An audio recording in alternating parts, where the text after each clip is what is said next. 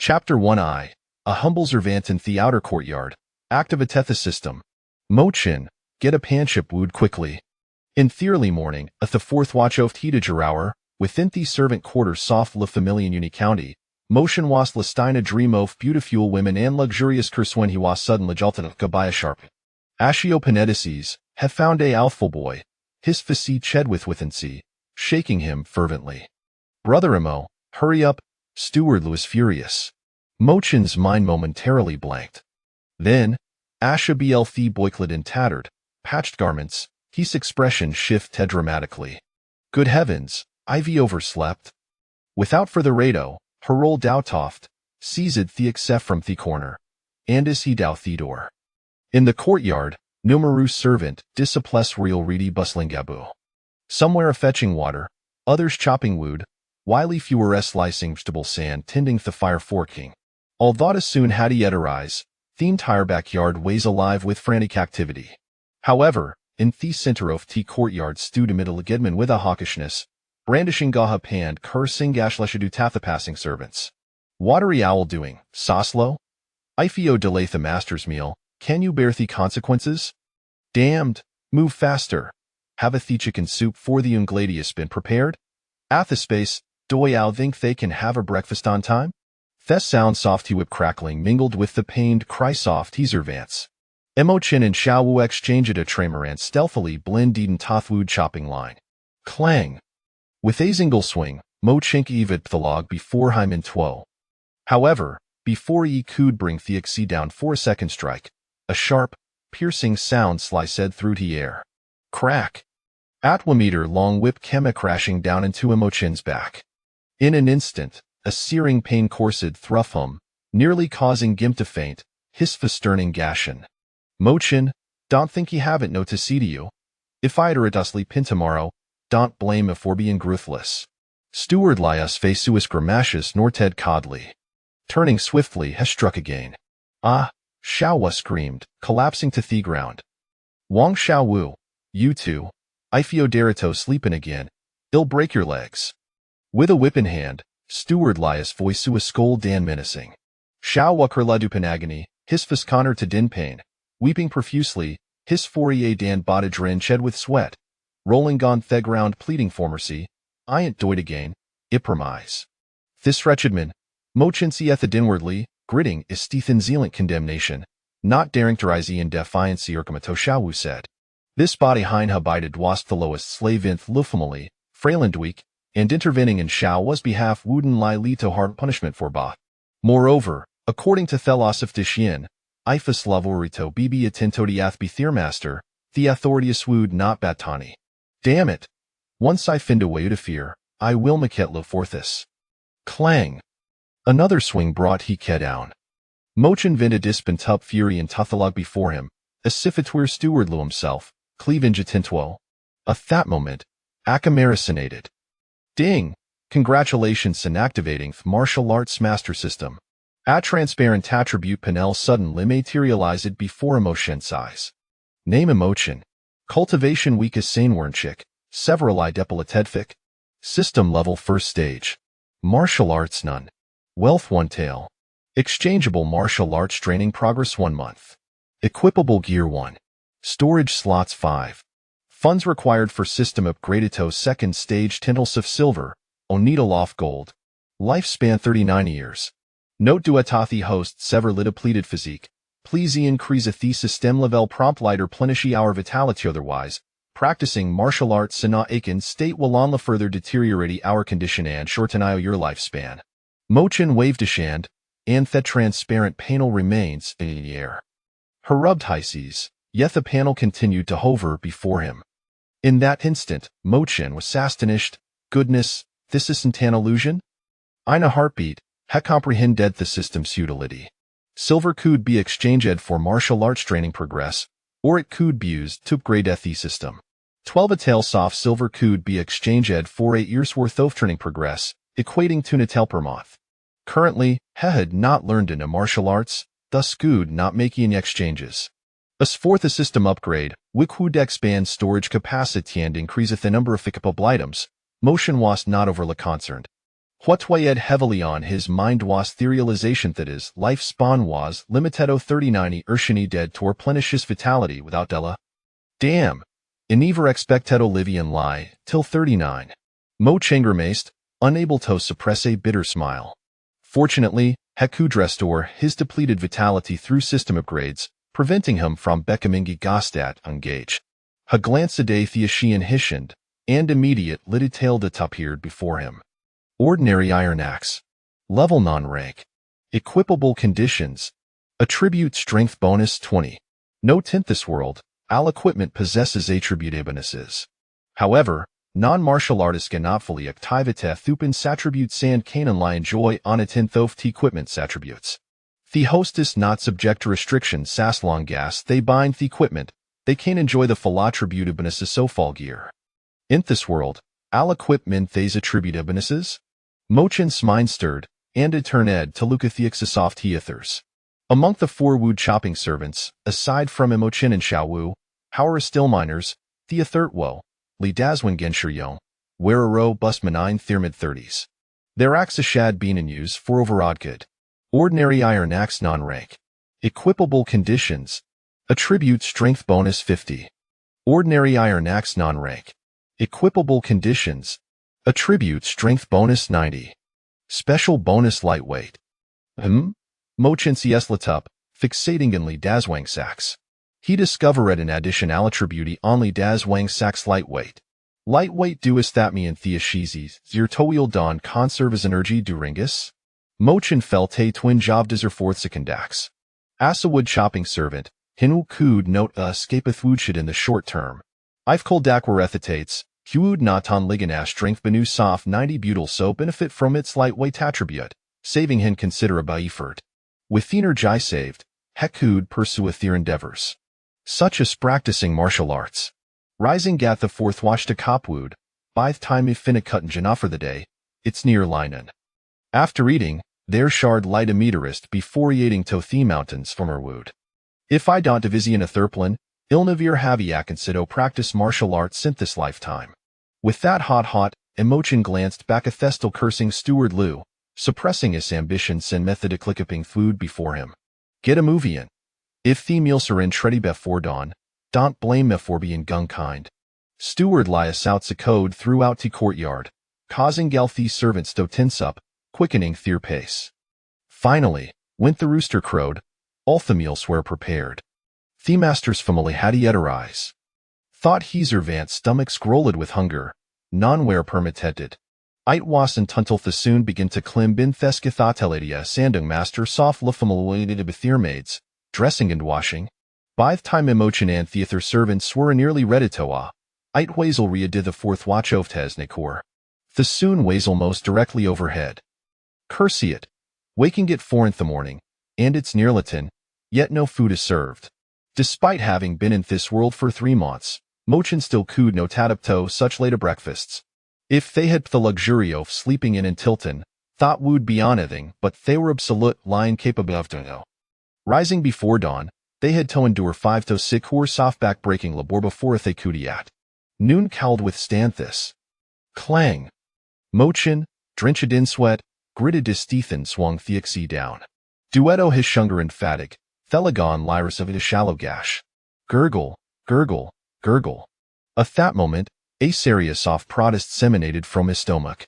Emochin internet to see Xiaowu, 3 ear Sayunger than himself, Palian gout, his lips drained off color. Hishin Strembledasha struggled to lift Theish, having failed to dose a for much of the morning.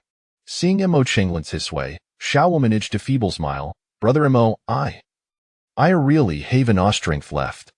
Could you help me cop this bun liofwood? Consider it a detail you. Mochin had intended to see Helok's strength as well.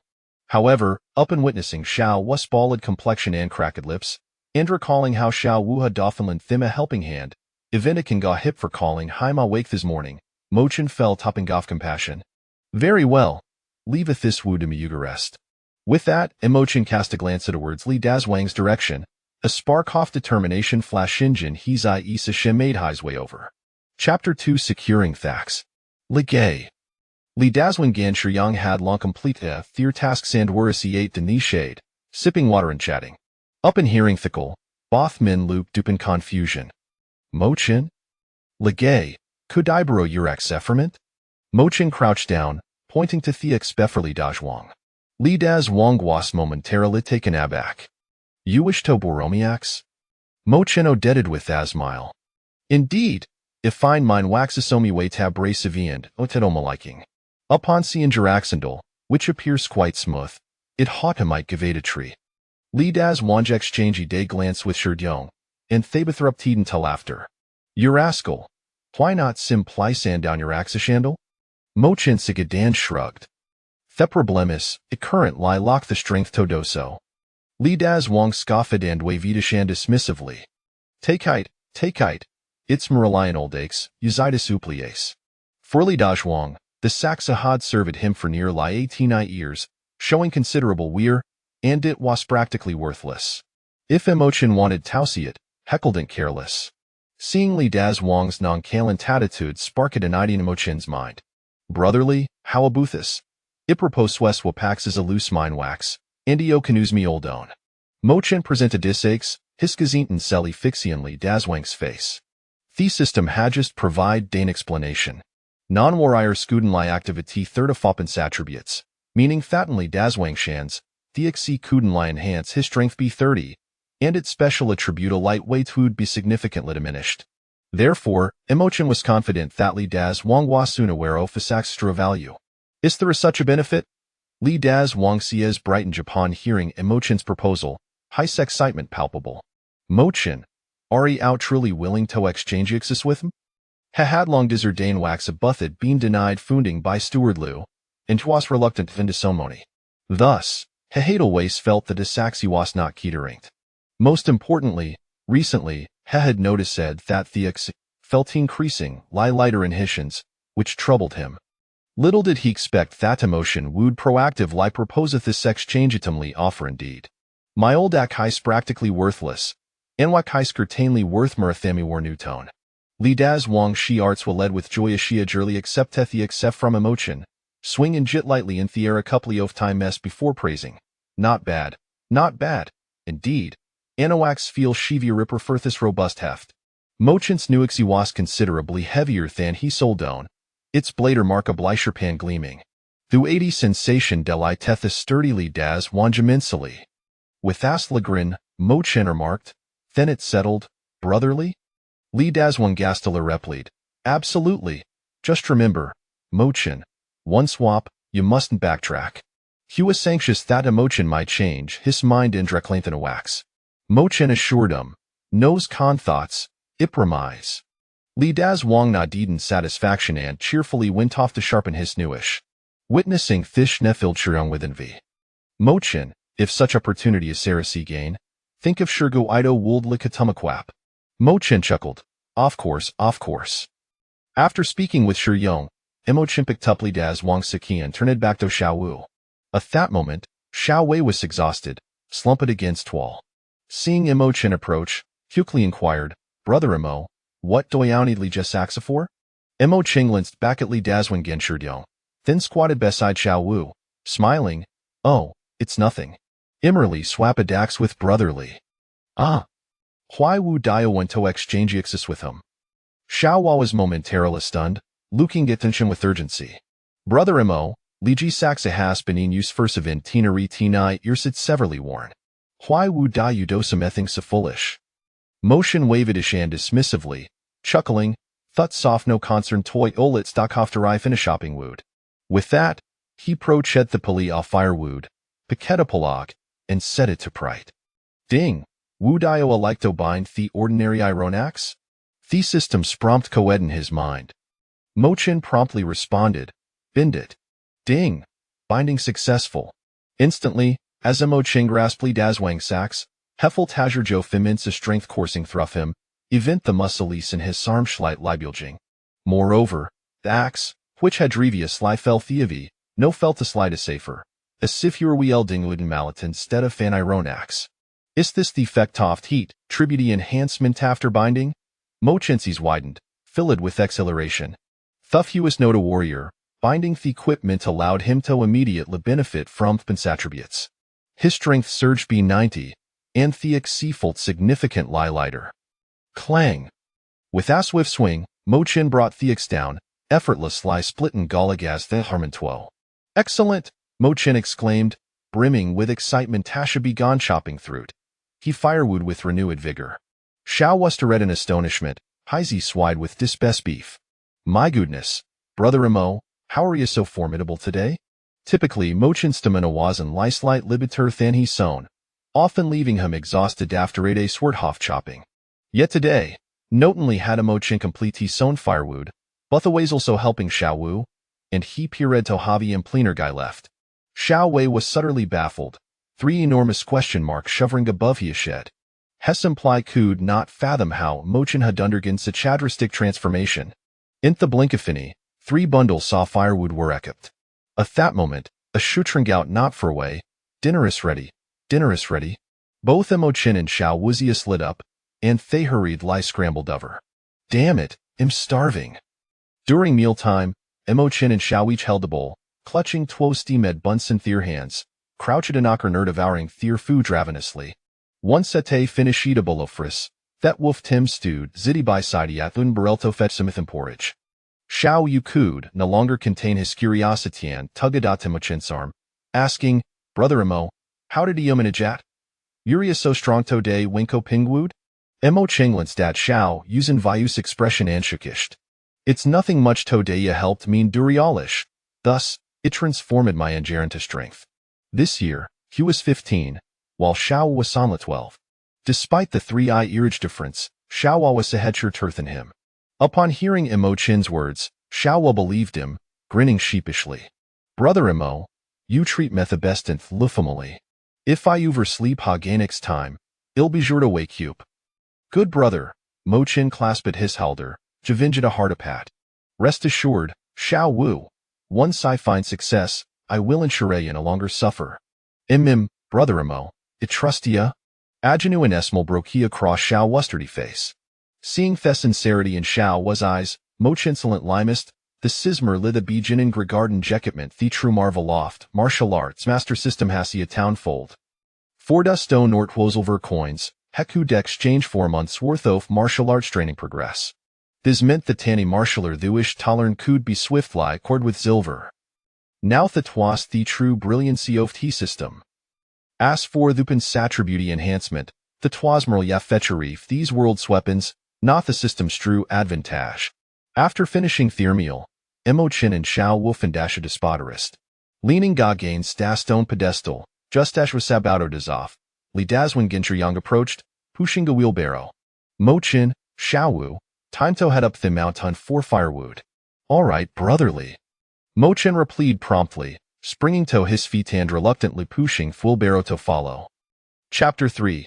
The Guardians contest and wood chopping. As they traversed the backyard and approached the front courtyard, Mo Chin and his companions were met with the resonant and authoritative voice of admonition emanating from the neighboring yard.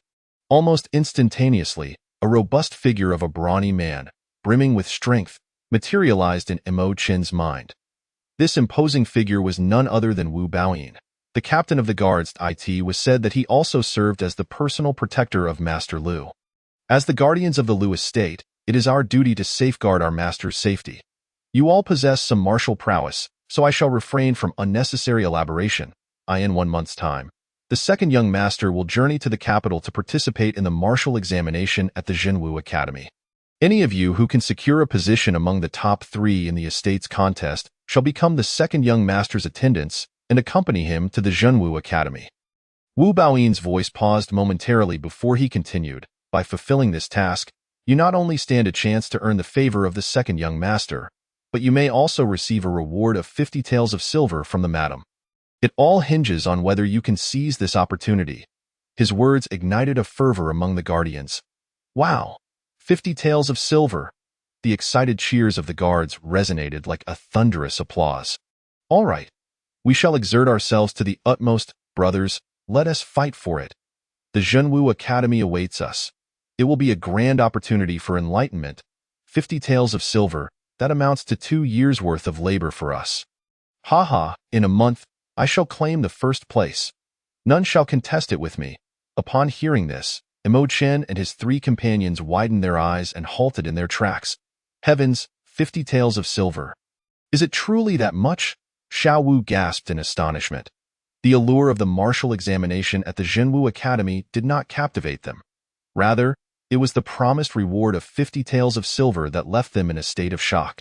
Within the Liu estate, their meager wages as laborers amounted to a mere 600 won a month, averaging a scant 20 won per day, barely sufficient to support a family. In stark contrast, the guardians of the neighboring yard not only earned higher wages but also received various benefits and rewards. These guardians could earn up to 2 taels of silver monthly if they were to secure a top 3 finish in the estate's contest and accompany the second young master to the capital for the martial examination. They would be handsomely rewarded with an additional 50 taels. Such was the envy of Li Dazhuang, whose eyes gleamed with desire. In the realm of Daxian, 1 tael of gold equated to 10 taels of silver, while 1 tael of silver equated to 1,000 won of copper coins. The reward of 50 taels of silver indeed constituted a significant sum. When converted to copper coins, it amounted to 50,000 won, a sum that Li Dazhuang had never encountered in his lifetime. Yet, the guardians only needed to place within the top 3 to have the opportunity to accompany the second young master and potentially earn such a reward. It was impossible for them to suppress their feelings of disparity. Let us not dwell on it too much. Did you not hear? This money is not easily earned. First, one must possess the skill to become a guardian. Second, one must secure a top 3 finish in the contest. And finally, one must protect the second young master on his journey to the capital for the martial examination. As for us, the mere laborers, alas, it is best we refrain from such ambitions. Shi Yong shook his head, letting out a resigned sigh as he pushed the wheelbarrow forward. Behind him, Imo Chen listened to their discussion, his fists clenched, and his eyes gleaming with an intense yearning. If I can become a guardian, I would receive 2 taels of silver each month. If there are additional tasks, there could be substantial rewards, to be honest. I am quite tempted. The system's upgrade to the second tier required 10 taels of silver and 1 tael of gold. At present, achieving this goal seemed quite difficult for Imo Chen. Additionally, pursuing martial arts was no simple matter. As the saying goes, the poor excel in literature, while the rich excel in martial arts. A martial artist without financial backing would struggle to even afford basic sustenance, let alone weapons, precious medicines, or healing elixirs. Thus, practicing martial arts necessitated a significant amount of silver. In the Liu estate, as a bonded servant, Imo Chen's dream of mastering martial arts seemed unattainable.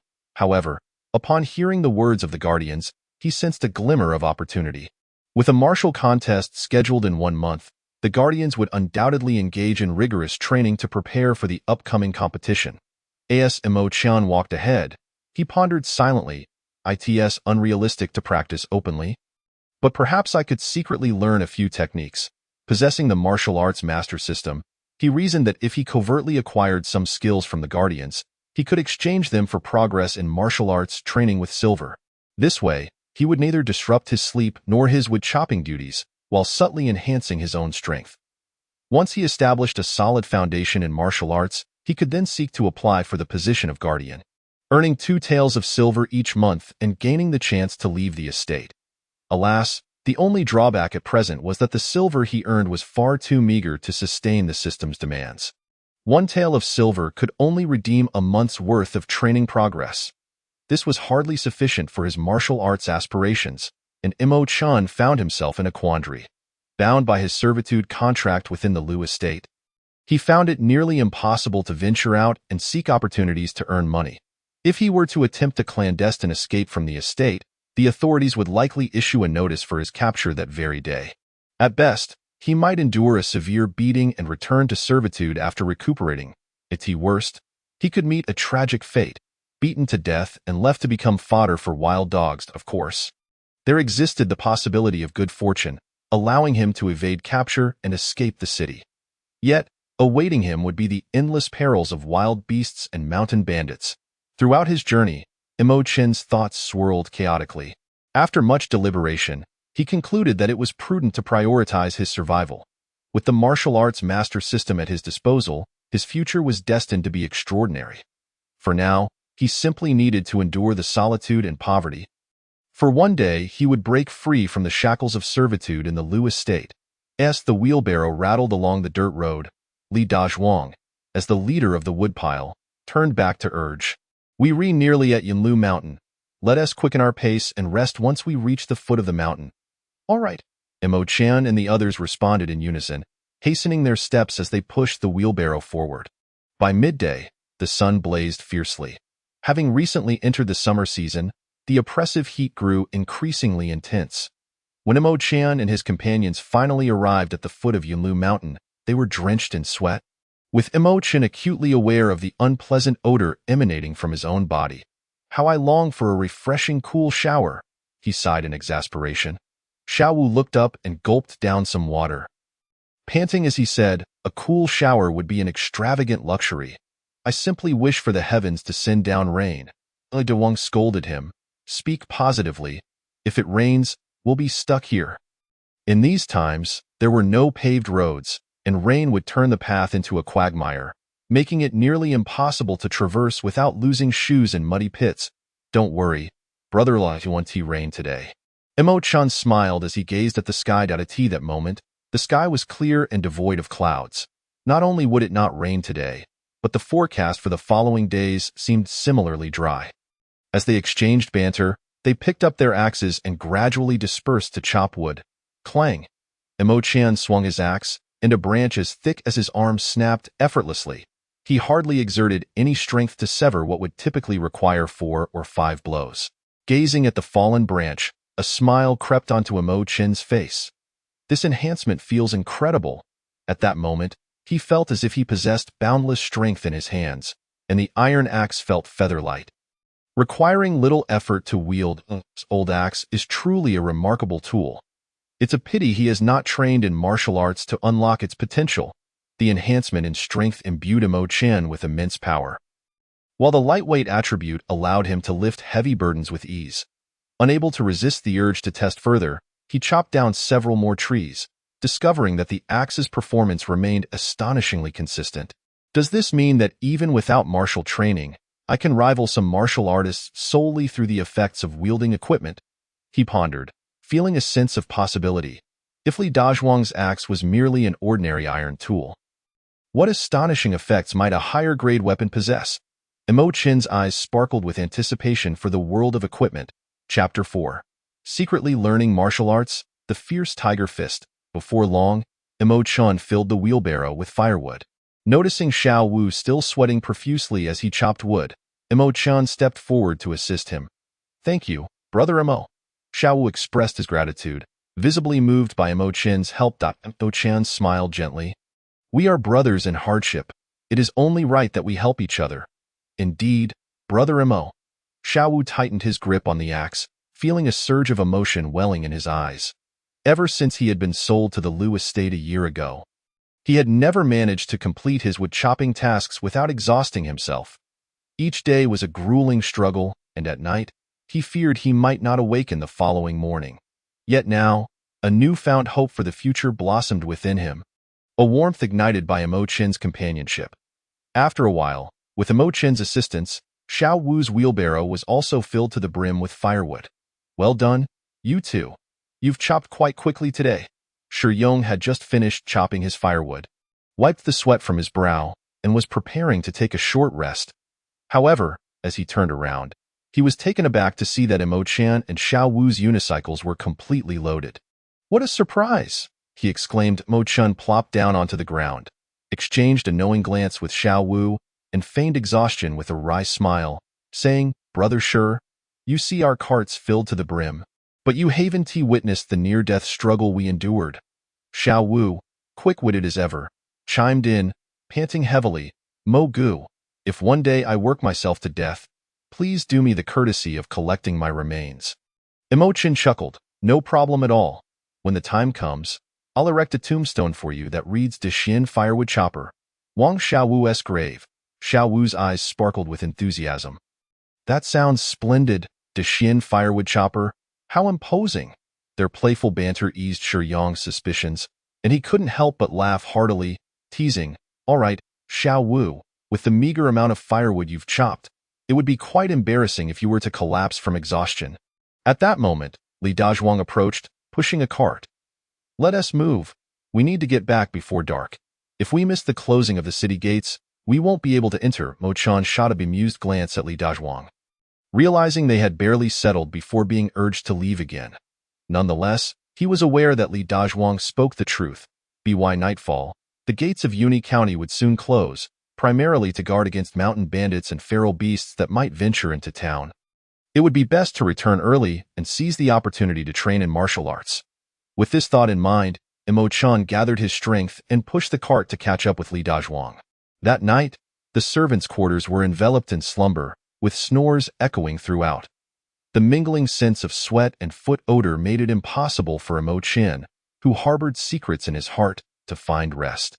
Glancing left and right, he noticed that the other servants were sleeping soundly. He quietly donned his clothes and slipped outside. He wondered if the guards were practicing martial arts during the night. With only a month left until the internal martial arts competition, the reward of 50 taels of silver, coupled with the chance to accompany the second young master to the Jinwu Academy for broader experiences, would undoubtedly stir many hearts. Mo Chan had sneaked out that night to take a gamble, hoping to see if the night watch guards would be training, so he could secretly learn a move or two. Under a moonlit sky dotted with sparse stars, the incessant chirping of crickets filled the air. Mo Chan tiptoed forward, and before long, he arrived at the front courtyard. Just as he was about to scale the wall, a low voice of reprimand echoed from next door. "Fierce tiger out of the forest, angry tiger roars, black tiger strikes heart, starving tiger pounces." Mo Chan's spirits soared. There were indeed people training. Excitedly, he hurriedly climbed the wall and peered over. In the courtyard, a robust man clad in black guard attire was practicing with the ferocity of a tiger, performing a series of powerful punches. At times, he would unleash a flurry of strikes, while at others, he would pivot and twist his waist, followed by knee strikes and bowing stances. The sheer force of his movements was overwhelming, instilling in Mo Chan an immense pressure, as if he were being targeted by a famished, ferocious tiger. If I were to stand before him, I would likely be knocked down in a single blow. Mo Chan observed hungrily, mentally noting the movements, even mimicking them with his hands to deepen his memory. The R&B warrior was terrifyingly strong, yet his recall was somewhat lacking. After a brief observation, Mo Chan only grasped a rough idea of the techniques. Just when he found it challenging to retain the information, a notification chimed in his mind. Beginner level, Fierce Tiger Fist, not yet mastered. Mo Chan was momentarily stunned. Was the system implanting memories? The instant the notification sounded, he suddenly found himself equipped with the complete repertoire of the Fierce Tiger Fist techniques.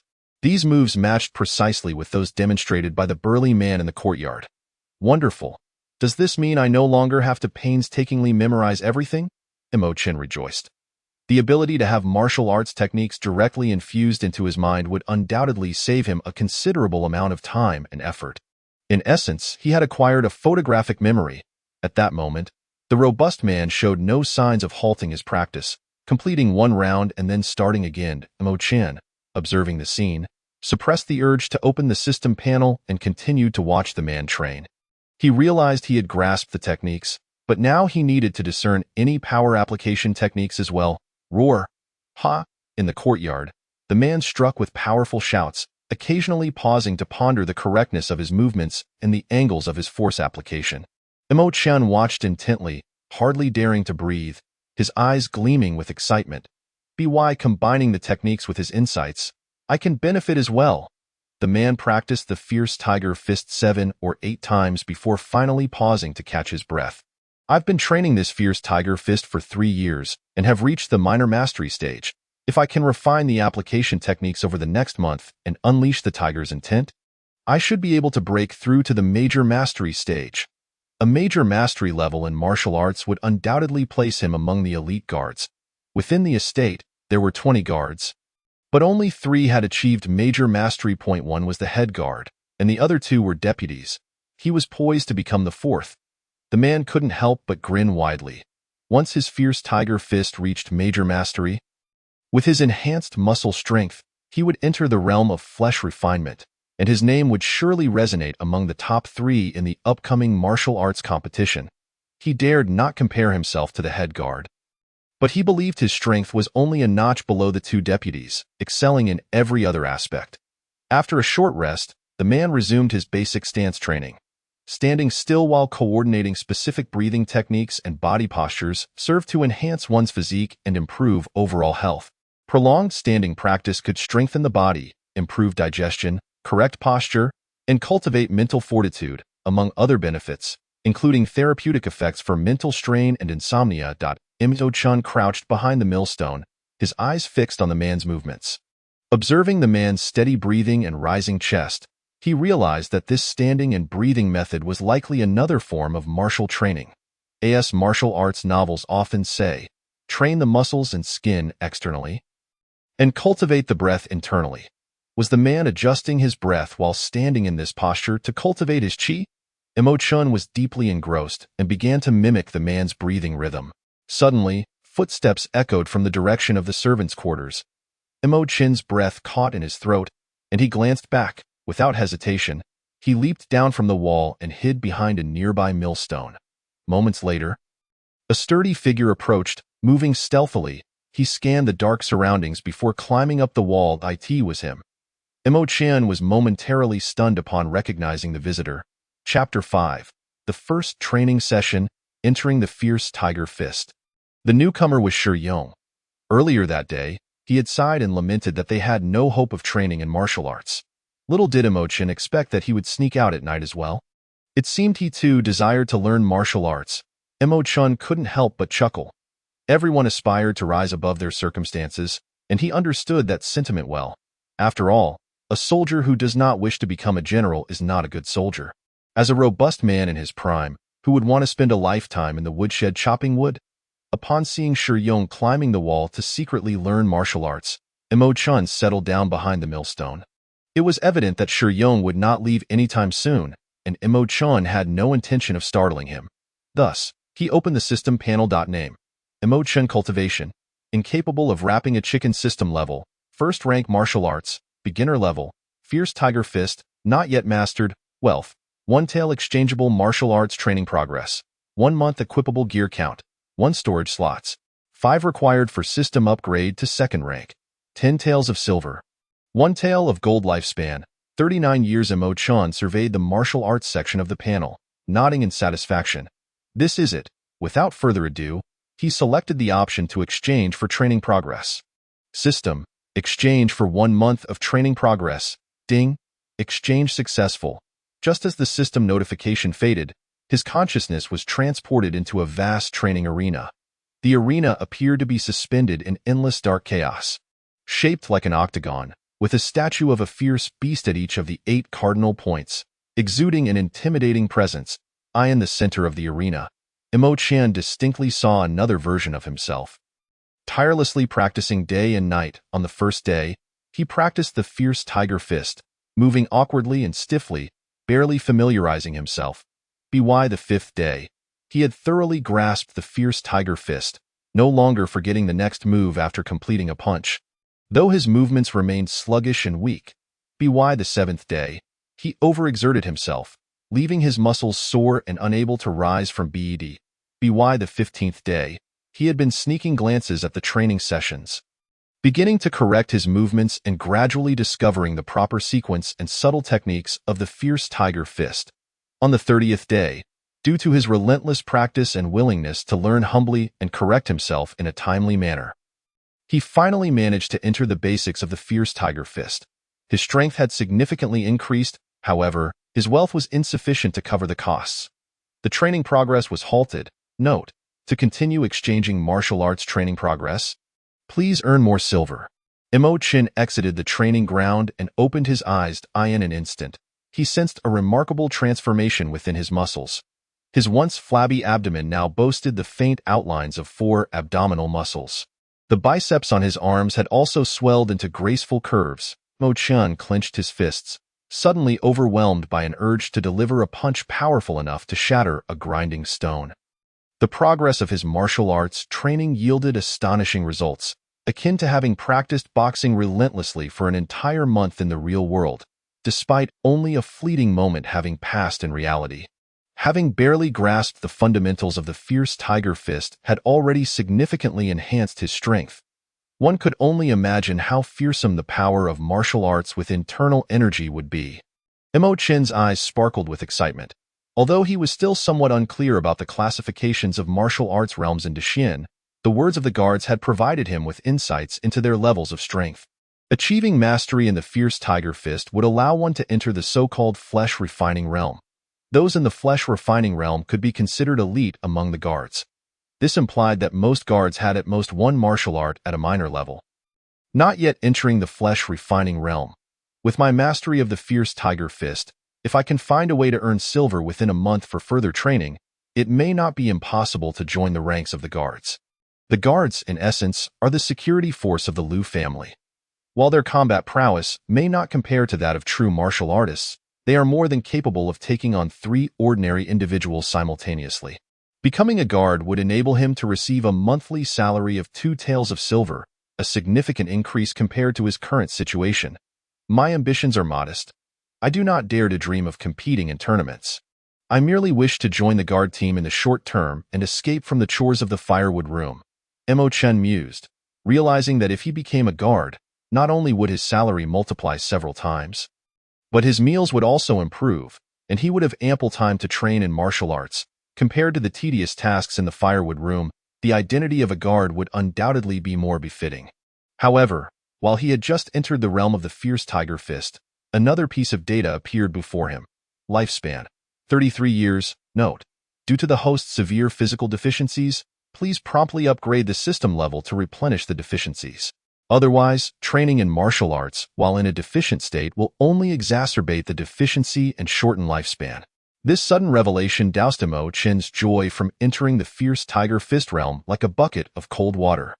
At that moment, a faint sound of footsteps approached from the direction of the servant quarters. More people. Mo Chen raised an eyebrow at the noise, concealing his complex emotions as he looked outside. He then spotted Shi Yong, who had been eavesdropping on martial arts techniques, hurriedly jumping down from the wall, darting behind the grinding stone.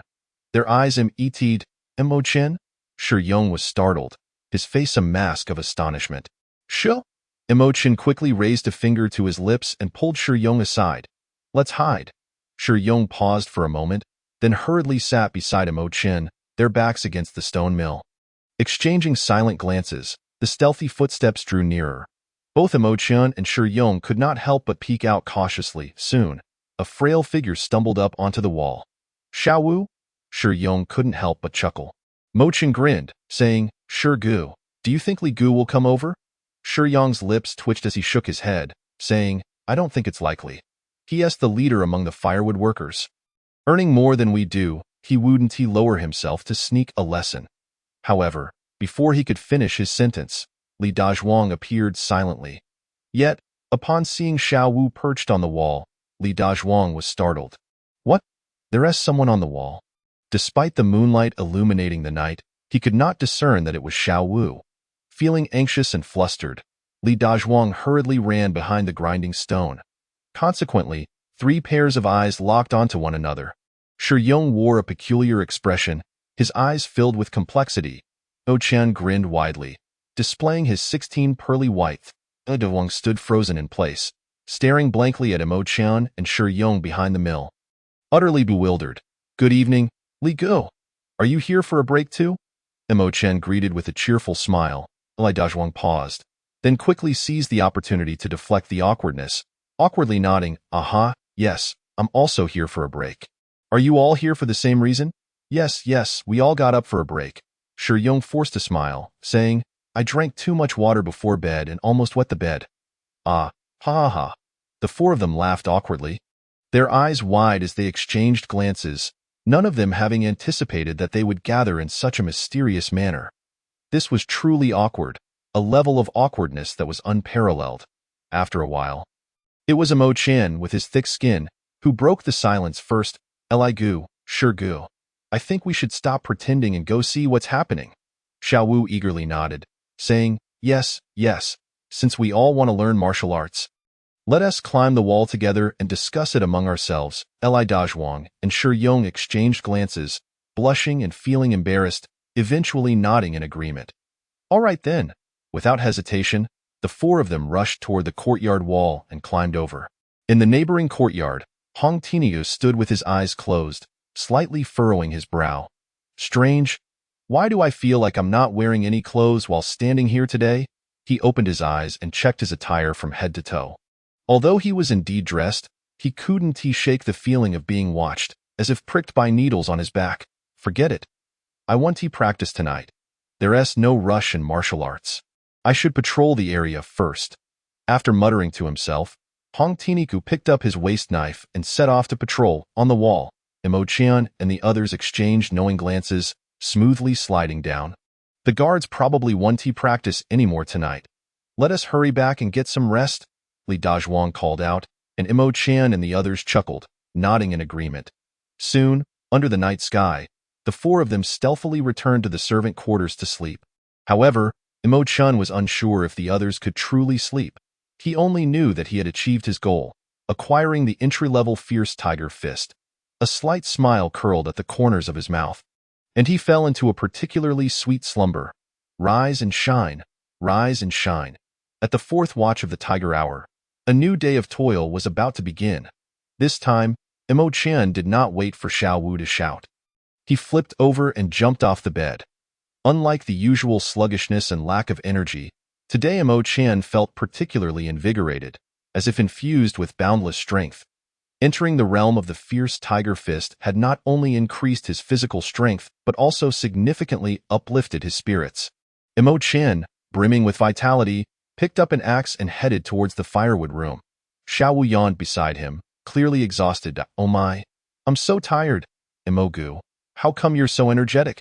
Imo-chan chuckled, saying, I slept quite well last night, so naturally, I feel good and I envy you. Xiao Wu sighed, his face contorted in despair. Laboring feels like a funeral. Upon reaching the firewood room, Li Dazhuang and Shi Yong were also yawning incessantly. Heavy dark circles under their eyes. They had only chopped 3 bundles of firewood when they were already yawning repeatedly. Damn. I couldn't sleep a wink last night after returning. Me too. My mind has been preoccupied with thoughts of learning martial arts. I want to be going tonight. My body can't take it. I've come to terms with it. At my age, I've long passed the prime for learning martial arts. Li Dazhuang shook his head, letting out a heavy sigh. Shi Yong also chuckled bitterly, saying, That's true. We're getting old and can't keep up with the stamina of the younger folks. I understand. Men are considered adults at 16. After turning 16, one can marry, have children, and participate in governance or military service. Li Dazhuang and Shi Yong were both over 35, and in a society where the average lifespan of commoners is only 50 to 60 years. Their age was indeed not considered young. Imo-chan, you seem particularly lively today. Noticing Imo-chan energetically chopping firewood, Shi Yong couldn't help but express his admiration. Imo-chan paused his axe, pretended to wipe off sweat, and said, Gu, I'm not like you with the luxury of time to overthink. Last night, I came back and fell straight asleep. I had no energy or strength to ponder anything else. Upon uttering these words, Imo-chan brought down his axe, cleaving the firewood before him in two. Shi Yong and Li Dazhuang observed Imo-chan's actions and simultaneously shook their heads in resignation. Indeed, mastering martial arts was not as effortless as one might hope. As night descended, Imo-chan stealthily climbed up to the wall once more. Li Dazhuang and the others had abandoned their pursuit of martial training, leaving him to pursue it alone that evening. This time, the neighbor had changed. It was no longer Hong Tiniu from the previous night, but rather a slender, agile guard. The guard moved about the courtyard like a serpent, his motions a harmonious blend of softness and strength, with gentleness prevailing and firmness underlying. His steps were nimble and varied, and his rapid strikes were both precise and ruthless, targeting vital points with lethal accuracy. As he exerted his force, he emitted a hissing sound, using his voice to amplify his power, resembling a great snake coiling within the courtyard. This imposing presence frightened the crickets and mice in the corner, rendering them trembling and silent. Was this the serpent's palm technique? Imo-chan gazed at the guard's serpentine movements and the corresponding palm technique, his expression contemplative. The serpent's palm emphasizes a relaxed upper body and agile lower limbs, embodying fluidity and speed in its entirety. After practicing the serpent's palm a few times, the slender guard suddenly produced a cage and placed it before him, igniting an oil lamp, to Imo Chen's astonishment. Within the cage lay a white snake, as thick as a thumb. Hiss, hiss, hiss. The white snake sensed the presence before it and immediately became alert, its body coiling, head held high, its red tongue flickering in and out, constantly locking onto the slender guard's position. Excellent. The success of my white snake 9 transformations palm hinges upon you. The slender guard grinned maliciously, beginning to mimic the movements of the white snake. Watching this unfold, a spark of realization flashed through Imo Chen's mind. It dawned on him that martial training could indeed draw inspiration from the movements of beasts, in his previous life on Earth. He had never encountered martial arts, and thus remained oblivious to the fact that many martial disciplines were intertwined with the imitation of animal behavior. At that moment, Imo Chen recalled Yunlu Mountain. Every afternoon, they would go there to gather firewood. It was said that the mountain was not devoid of wild beasts. It was merely that the hunters had depleted the outer regions, which is why they seldom encountered them. If that were the case, could he not seek out some wild animals to observe and imitate? His tiger fist was only at the threshold of entry. Capturing a tiger for imitation was certainly unrealistic. However, he could venture deep into the mountains to search for them, and once he found tigers and snakes, he could meticulously observe and study their movements for imitation. In the pitch-black night, Imo Chen patiently observed the slender guard as he imitated the white snake. Utilizing the light of the oil lamp, he too discreetly mimicked the snake's movements, yet he could not grasp the essence of it. It was not until half an hour later, after the slender guard had repeated the white snake 9 transformations palm, that Imo Chen ceased his observation and returned to the servant quarters to rest. Unrefined white snake 9 transformations palm, not yet mastered. Lying in bed, Imo Chen opened the system panel. Indeed, the white snake 9 transformations palm appeared among the options. His heart remained unperturbed as he placed his hands beneath his head, gazing at the ceiling while allowing his thoughts to wander.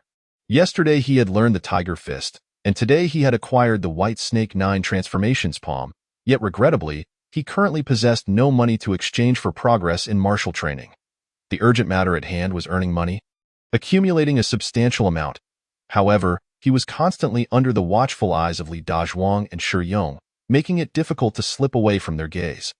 After much contemplation, Imo Chen concluded that he could not remain passive.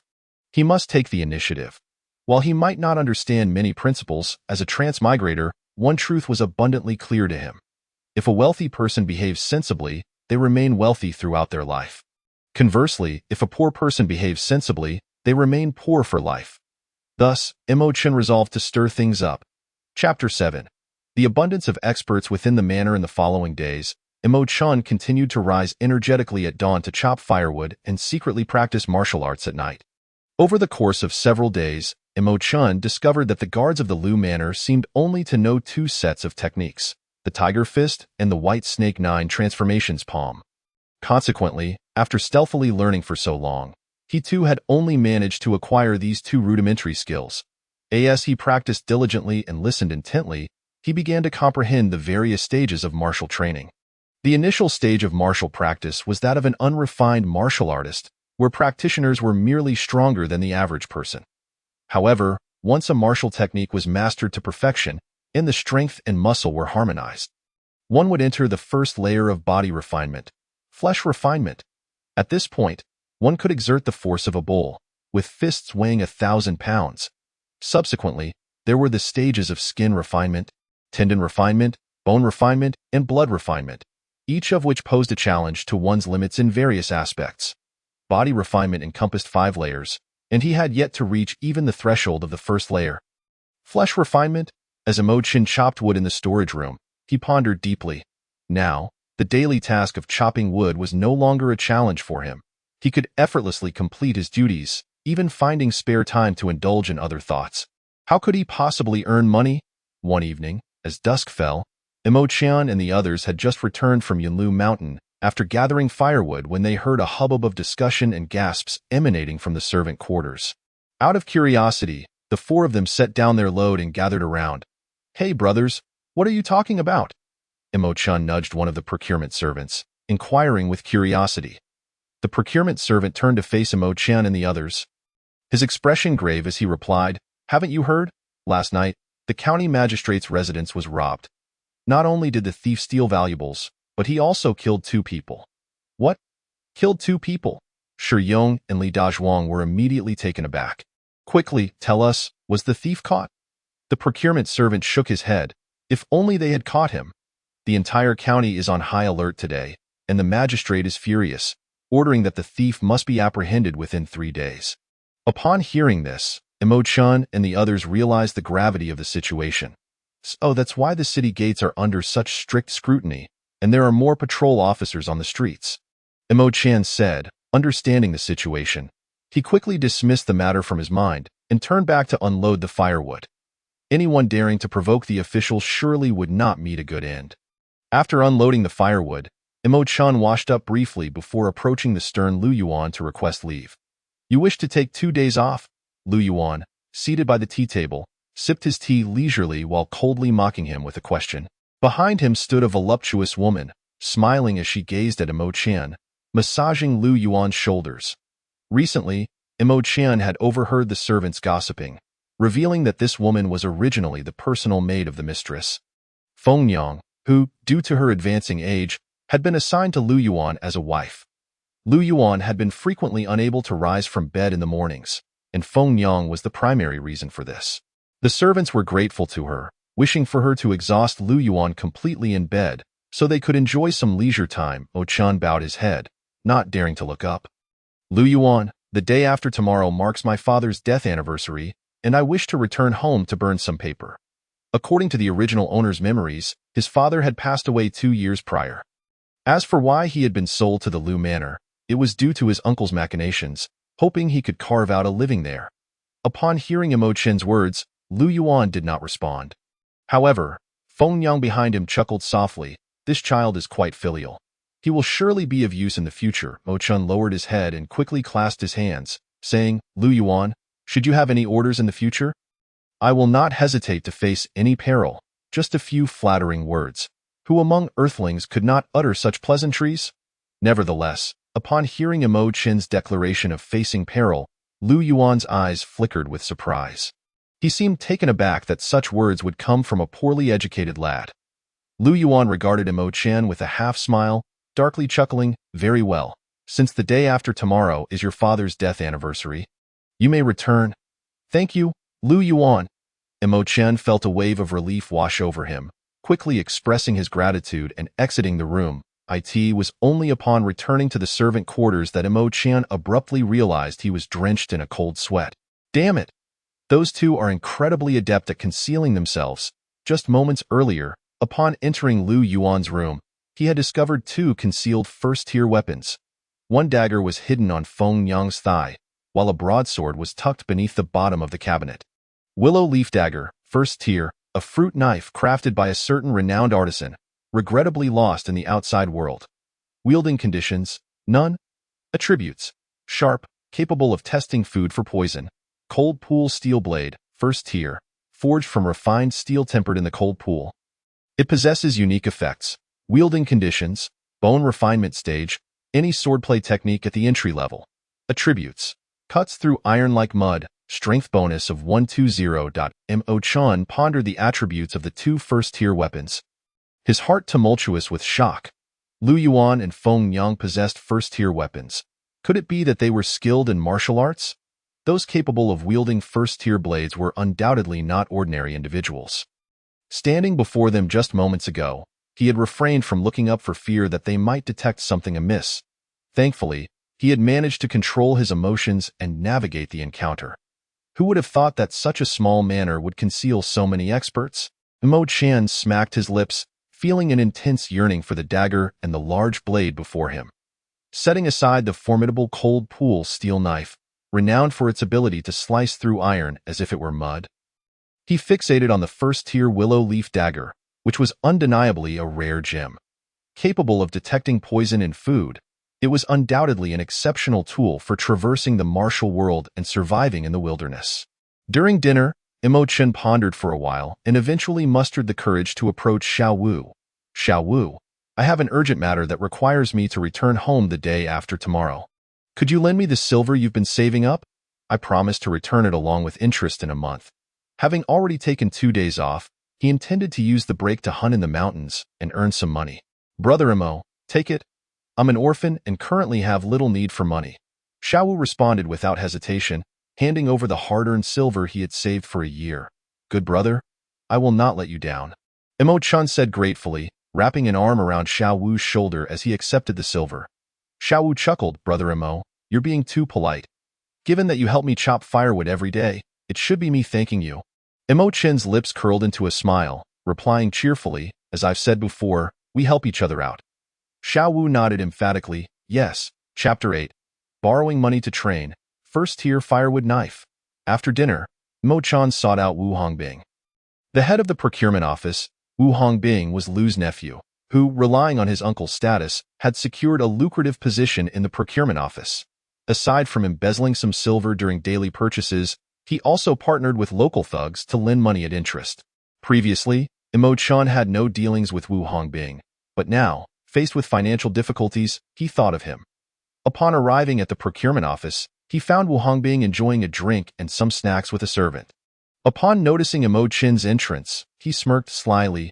Well, aren't you from the firewood department? We all know each other in this servant's courtyard. Mo Chan politely clasped his hands together, saying, Wu Gu, I came to ask if I could borrow some money. Oh? Wu Hongbing's eyes lit up, grinning. You know the rules for borrowing from me, don't you? Mo Chan nodded. 9 out, 13 back. Wu Hongbing praised. Correct. How much do you wish to borrow? Mo Chan hesitated briefly before gritting his teeth and stating his request, 12 taels. With a 2-year repayment period. Both Wu Hongbing and the servant beside him were taken aback. Goodness, you're just a servant from the firewood department, borrowing such a large sum? Can you repay it? Mo Chan replied sternly. Wu Go, just tell me if you can lend it. My contract is with the Lu family. I'm not going anywhere. Wu Hongbing stood and circled around Mo Chan, scrutinizing him before sneering. As long as you dare to borrow, I can lend. However, for 12 taels, I can only give you 1 year to repay. If you can't pay it back after that, I have plenty of ways to ensure you do. Ignoring his threat, Mo Chan calmly nodded. All right, no problem. Wu Hongbing smiled slightly and returned to the tea table. Come here, kid. Write me an IOU. Moments later, after Mo Chan completed the IOU, he left the procurement office with 11 taels of silver. Upon returning to the servants' courtyard, he found many already asleep. Mo Chan lay on his bed, took a deep breath, and opened the system's training arena. Exchange, train in the fierce tiger fist for a year. Ding, exchange successful. As the system's voice faded, Mo Chin's consciousness shifted to the training arena. On the first day, he began practicing the fierce tiger fist. By the 3rd month, due to his diligent practice, stealthily observing others and constantly comparing and analyzing, he successfully broke through to the small achievement stage. In the 5th month, while chopping wood, he encountered a fierce tiger and, in a life-or-death escape, observed the tiger's true hunting prowess, prompting deep contemplation. By the 7th month, recalling the scene of the tiger's pursuit, he integrated his insights into his fist technique, finally grasping the true essence of the fierce tiger. With a punch, all his muscles coordinated into one, achieving mastery in his technique. Current training level, body refinement stage 1, muscle refinement. Mo Chan opened his eyes, somewhat surprised that even in the training arena, he could encounter a tiger. It seemed he had misunderstood the nature of his training. He had always thought that practicing in the arena was akin to being locked away in a small dark room, but in reality, his experiences there were rich and varied. If encountering a tiger while chopping wood was possible, perhaps meeting a dragon or phoenix was also within the realm of possibility. As long as he didn't die during training, he silently prayed to all deities. Feeling the surge of muscle power from mastering the fierce tiger fist, he felt a thrill. Now that I've mastered the fierce tiger fist and entered the muscle refinement stage, one punch possesses the strength of a bull. This truly is the power of 1,000 pounds. This kind of strength was something he had never even dared to dream of before. Yet now, it had become a reality. It seemed that martial arts training was not overly difficult for him. He wondered about those guards who struggled for 3 to 5 years without even achieving a major breakthrough. What poor talent they must possess if I can master the fierce tiger fist in a year. My martial arts talent must be quite commendable, Imogen thought, feeling a sense of pride that, of course, this was merely his own assumption. The true measure of martial talent could only be gauged by consulting seasoned warriors. Nevertheless, he believed that, regardless, his martial talent should be slightly superior to that of the average guards at the manor. Glancing again at his lifespan, which had dwindled to 28 years, he shook his head helplessly, deciding to expedite the upgrade of his system level. Otherwise, he might end up exhausting himself before he could become a martial arts master. Lost in thought, he unknowingly drifted into slumber. The next day, after returning from chopping wood at Yunlu Mountain, Imogen found an iron shop in the city and walked inside. "Shopkeeper, do you have any firewood knives for sale?" The shopkeeper was a burly middle-aged man, around 40, who continued hammering iron as he turned to point towards the corner, gruffly saying, "There are firewood knives piled there. Choose as you like." "Great." Imogen nodded and approached to select. The knives on the ground were divided into two piles. One was newly forged, while the other was somewhat worn. The worn pile had only 3 knives, one of which was a blackened blade with a chip. Imogen bypassed the new knives entirely, directing his gaze towards the 3 old firewood knives. Upon closer inspection, he found himself captivated. Among the 3 old knives, the broad blackened one emitted a faint glow. Black iron firewood knife, first tier. An ancestral firewood knife passed down for 5 generations. Origins lost to time. Its unique characteristics developed over a century of use. Wearing conditions, none. Attributes, entry-level firewood knife technique, strength increase of 120. Special bonus, critical hit chance of 1%. Wow, a critical hit? Imogen exclaimed in delight.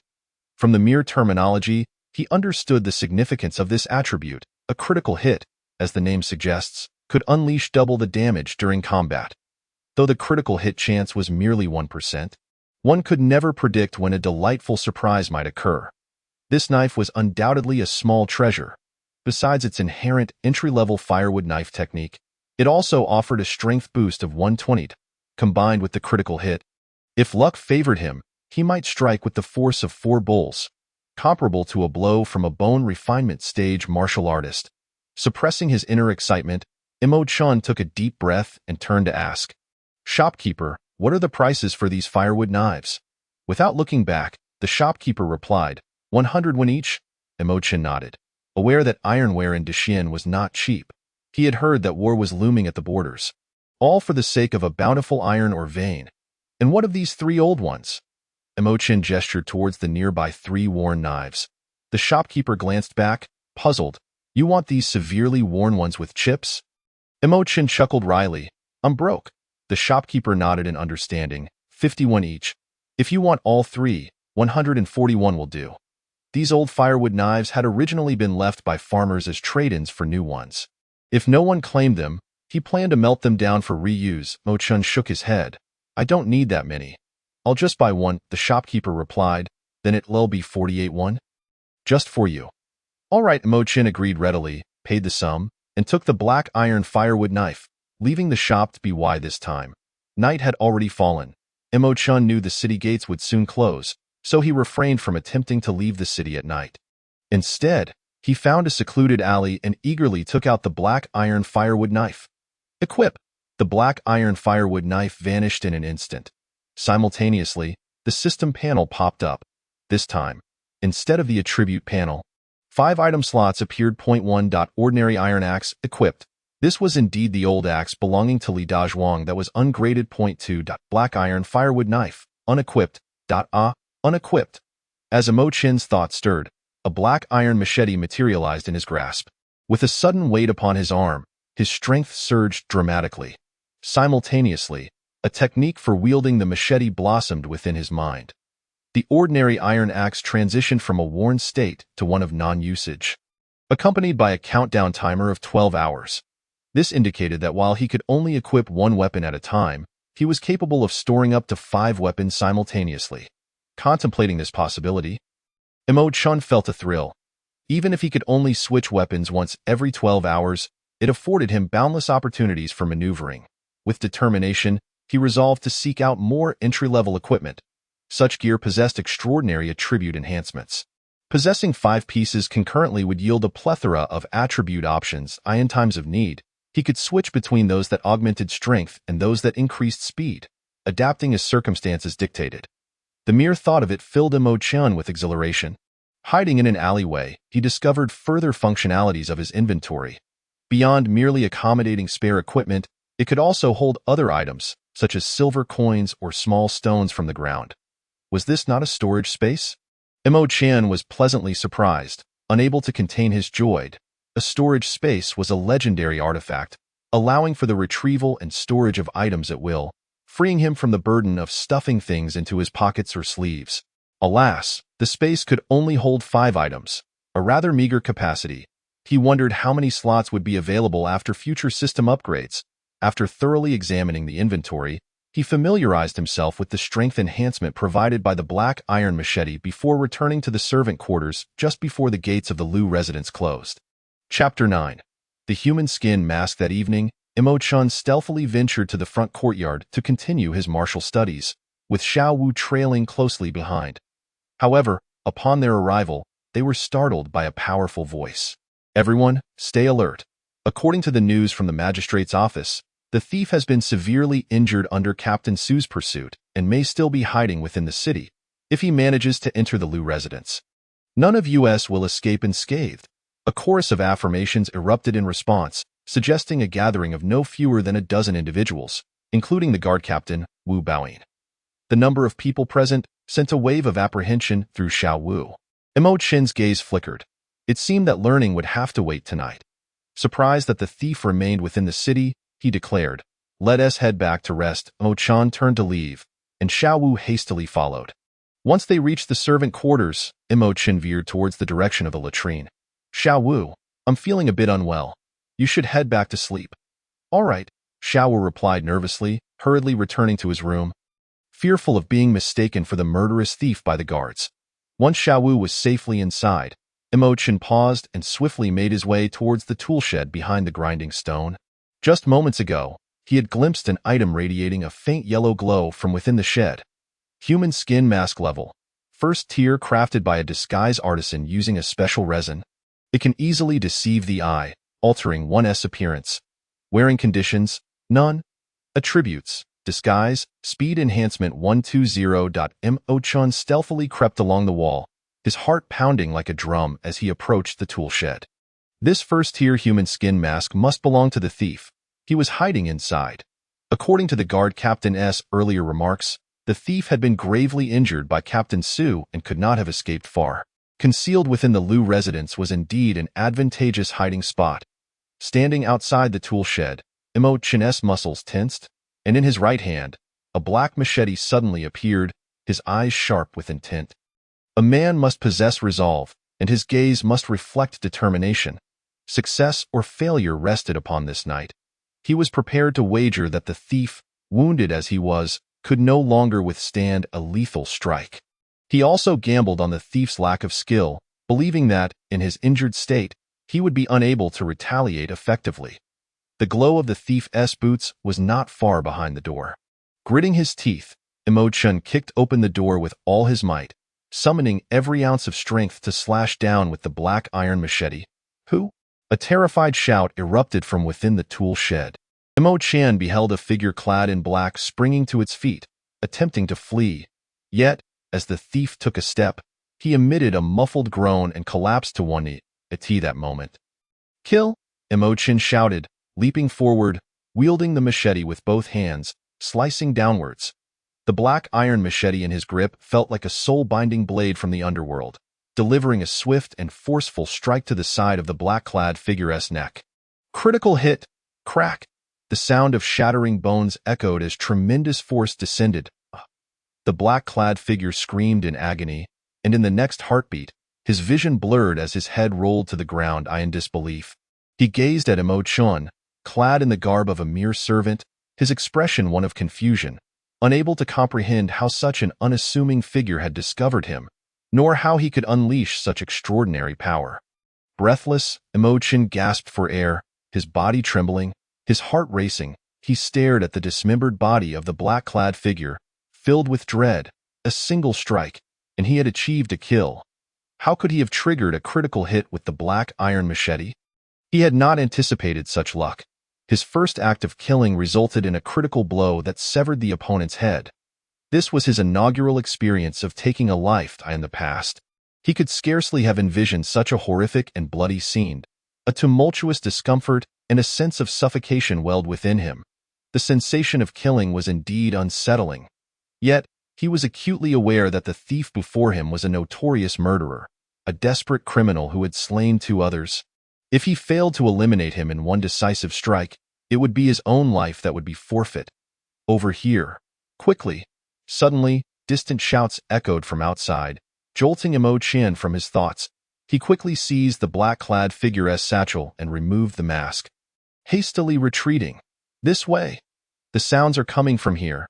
The shouts grew nearer, accompanied by the sound of footsteps rushing towards him and others vaulting over walls. Within moments, the area surrounding the tool shed was swarmed with guards from the Liu residence, armed with clubs and knives. There's someone. Get him. It's a corpse. The guard captain, Wu Baoyin, strode forward, his hand resting on his waist knife. Upon seeing the body of the black-clad figure, his expression shifted dramatically. As he crouched down to examine the corpse closely, he was struck by a surge of shock and tumultuous emotions. It's that thief. He was killed within the Liu residence. This evening, a wanted poster had already circulated throughout the city.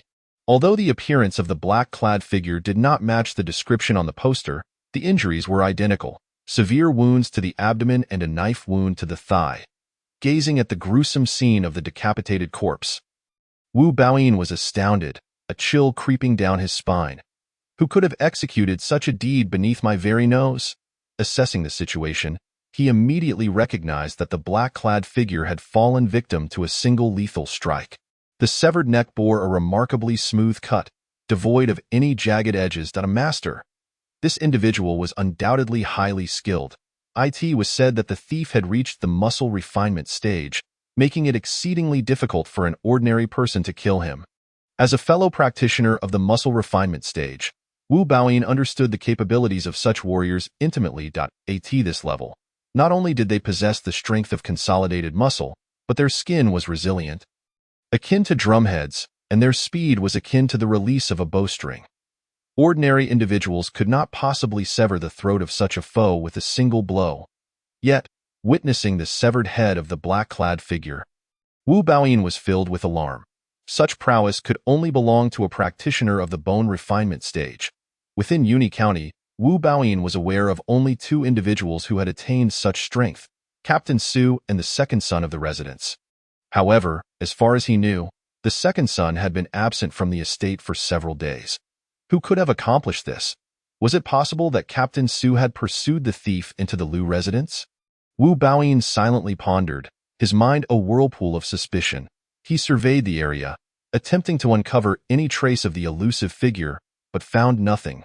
Captain, how shall we handle this corpse? A deputy captain inquired gravely.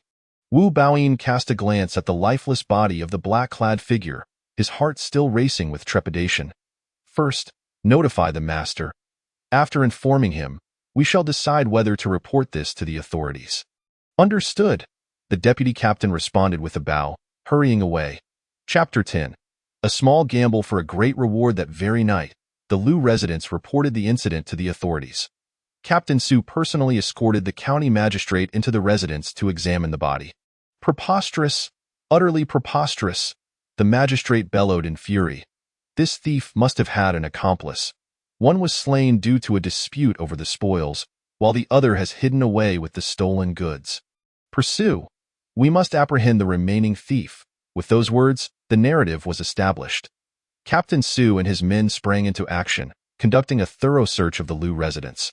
Although the elder Liu was displeased, he had no choice but to cooperate with the investigation, especially since the county magistrate had not found any of his silver or jewels on the corpse. The elder Liu was further unsettled, fearing that the magistrate might accuse him unjustly. Eventually, even Mo Chen and the other servants were summoned to the courtyard for questioning. What is your name? Mo Chen. Age? 14. What did he do tonight? Mo Chen looked at the questioning officer with a bitter smile. Aside from a trip to the latrine, he had spent the rest of the time sleeping indoors.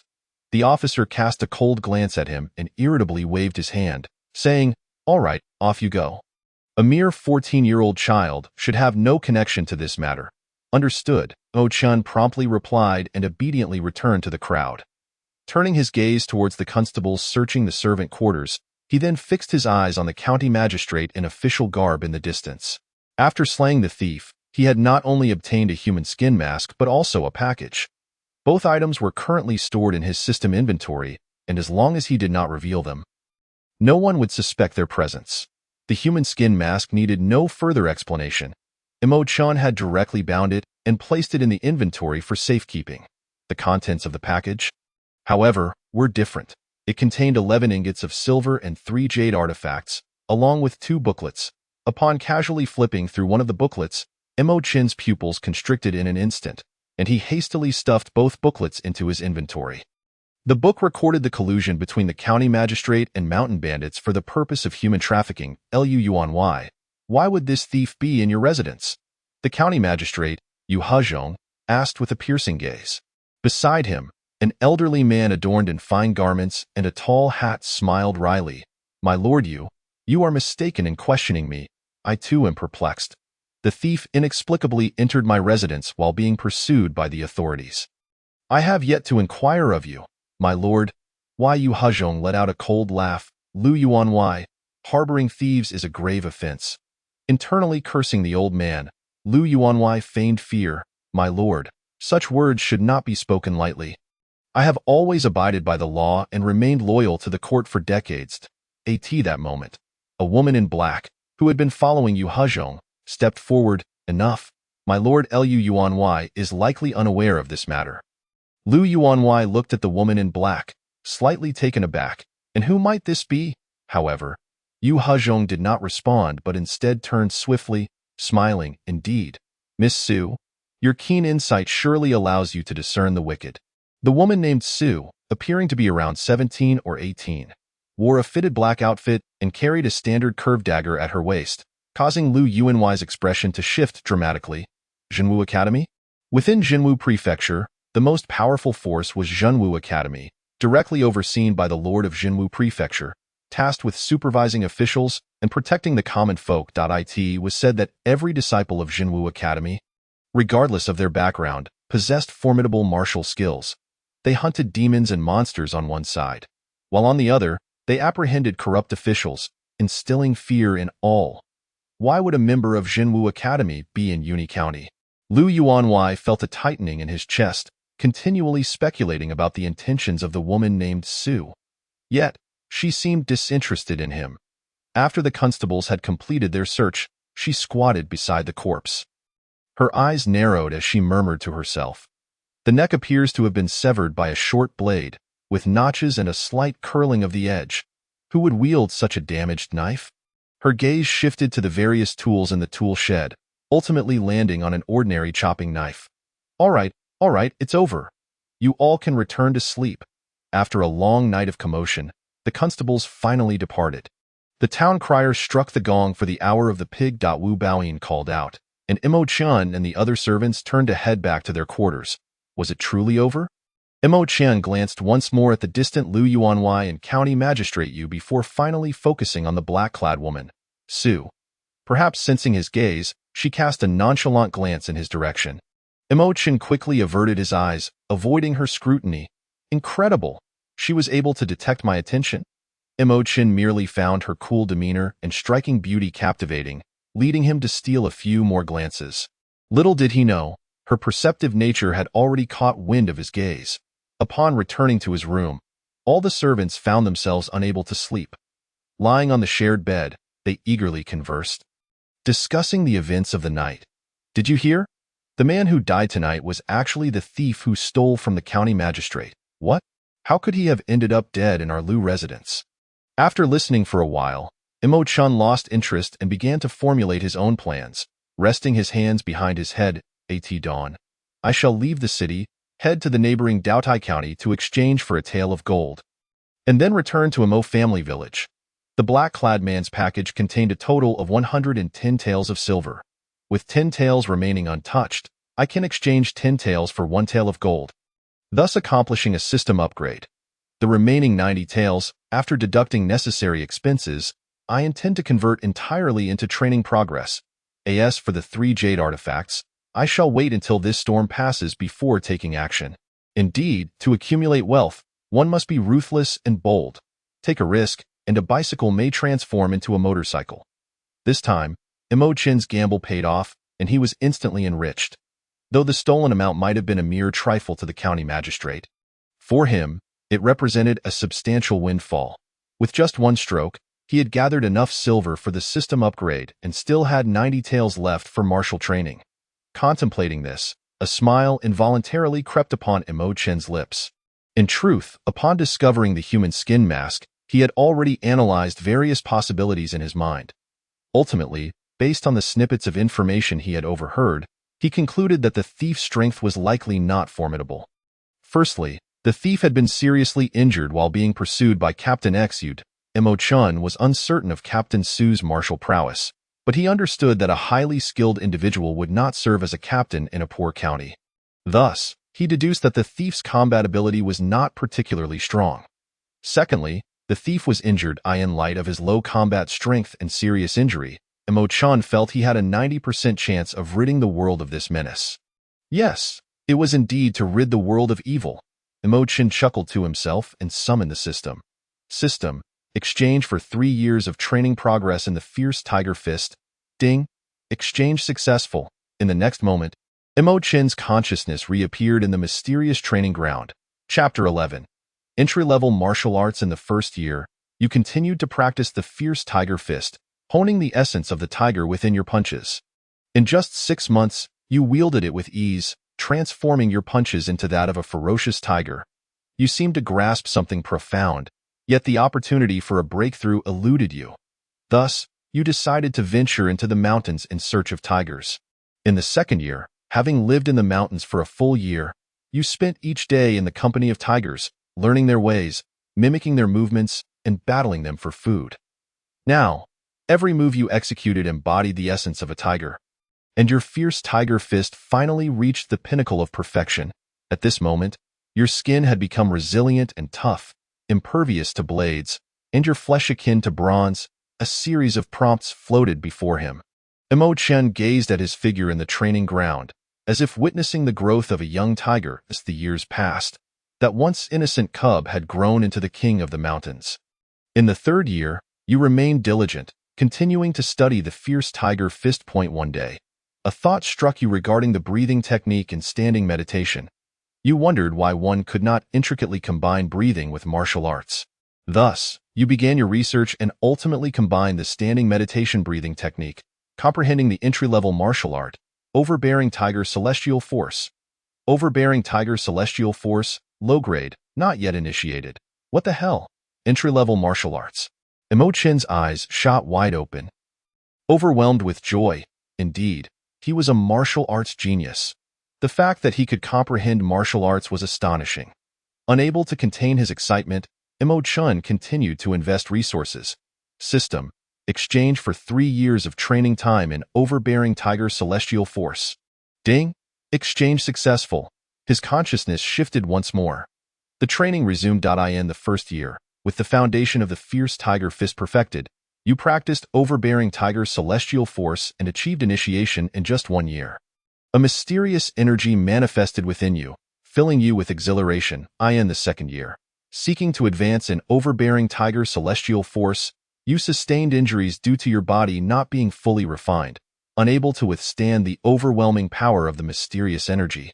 In the third year, having healed from your injuries and learning from your mistakes, you decided to pause your training in Overbearing Tiger Celestial Force. Patience is a virtue. You adjusted your mindset, shifting your focus to practicing the White Serpent 9 Transformations Palm. Completion of the White Serpent 9 Transformations Palm. 3 years of training progress came to an end, and a glimmer of understanding blossomed within Imo-chen. It turned out that the purpose of body refinement was to establish a solid foundation.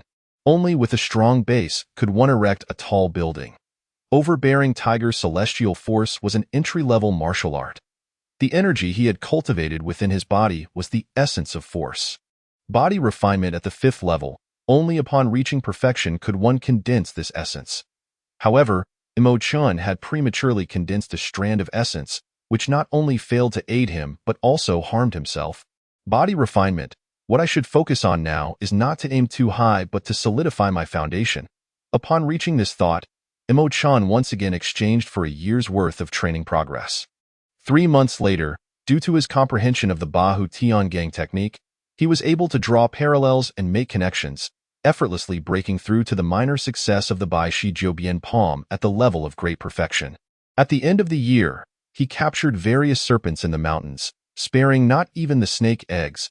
By observing meticulously and immersing himself in imitation, his tendons became akin to those of a snake, bending and pressing down, springing forth like a great bow, achieving the pinnacle of the Bai Shi Jiubian palm. As his consciousness returned to reality, Imo Chin abruptly opened his eyes, cold and merciless. Akin to a great python descending in that instant, all the idle disciples engaged in conversation suddenly fell silent, collectively shivering. What was happening? Why did I suddenly feel a rush of anxiety? I felt it too. Inexplicably shuddering, I have a sense of being watched by a ferocious beast. Strange. This temperature should be rising. O Chen swiftly retracted the aura of the white snake, internally chuckling to himself. He had not anticipated that the fully realized Bai Shi Jiubian palm would possess such formidable power. A mere chilling gaze was enough to instill fear in all those around him. During his training, Imo Chun had spent day and night in the company of snakes, having long since integrated every movement and expression of the serpents into himself. After reaching the great perfection of the Bai Shi Jiubian palm, he directly refined his tendons. It could be said that Imo Chun's strength had undergone a tremendous transformation, whether in terms of muscular power and membrane resilience, or the tendons throughout his body. He was no longer the Imo Chun of just a few days prior. His height had even increased significantly. As of now, with the great perfection of the Menghu fist and the Bai Shi Jiubian palm at its pinnacle, even without the critical damage bonus from the black iron dagger, he could easily slay that man in black. A smile crept onto Imo Chin's lips. After achieving great perfection in the Menghu fist, his muscles and membranes had undergone significant changes. Now, combined with the great perfection of the Bai Shi Jiubian palm, he had entered the third level of body refinement, the realm of tendon refining. In Imo Chin's view, within the Lu Manor, there should be no guardian capable of defeating him. The first time he had secretly learned the Menghu fist, witnessing Hong Tainyo practicing martial arts, it had felt akin to encountering a master of the martial world. However, upon reflection, his movements now appeared as if a child were taking their first steps, riddled with flaws, each strike lacking strength and precision. Imo Chan understood that this was the cognitive shift brought about by the elevation of strength and perspective. Perhaps when he ascended to an even higher realm and looked back at the present, he would find himself exceedingly weak. Contemplating this, Imo Chan chuckled softly to himself. Tomorrow he would leave the manor, so it was best to sleep now.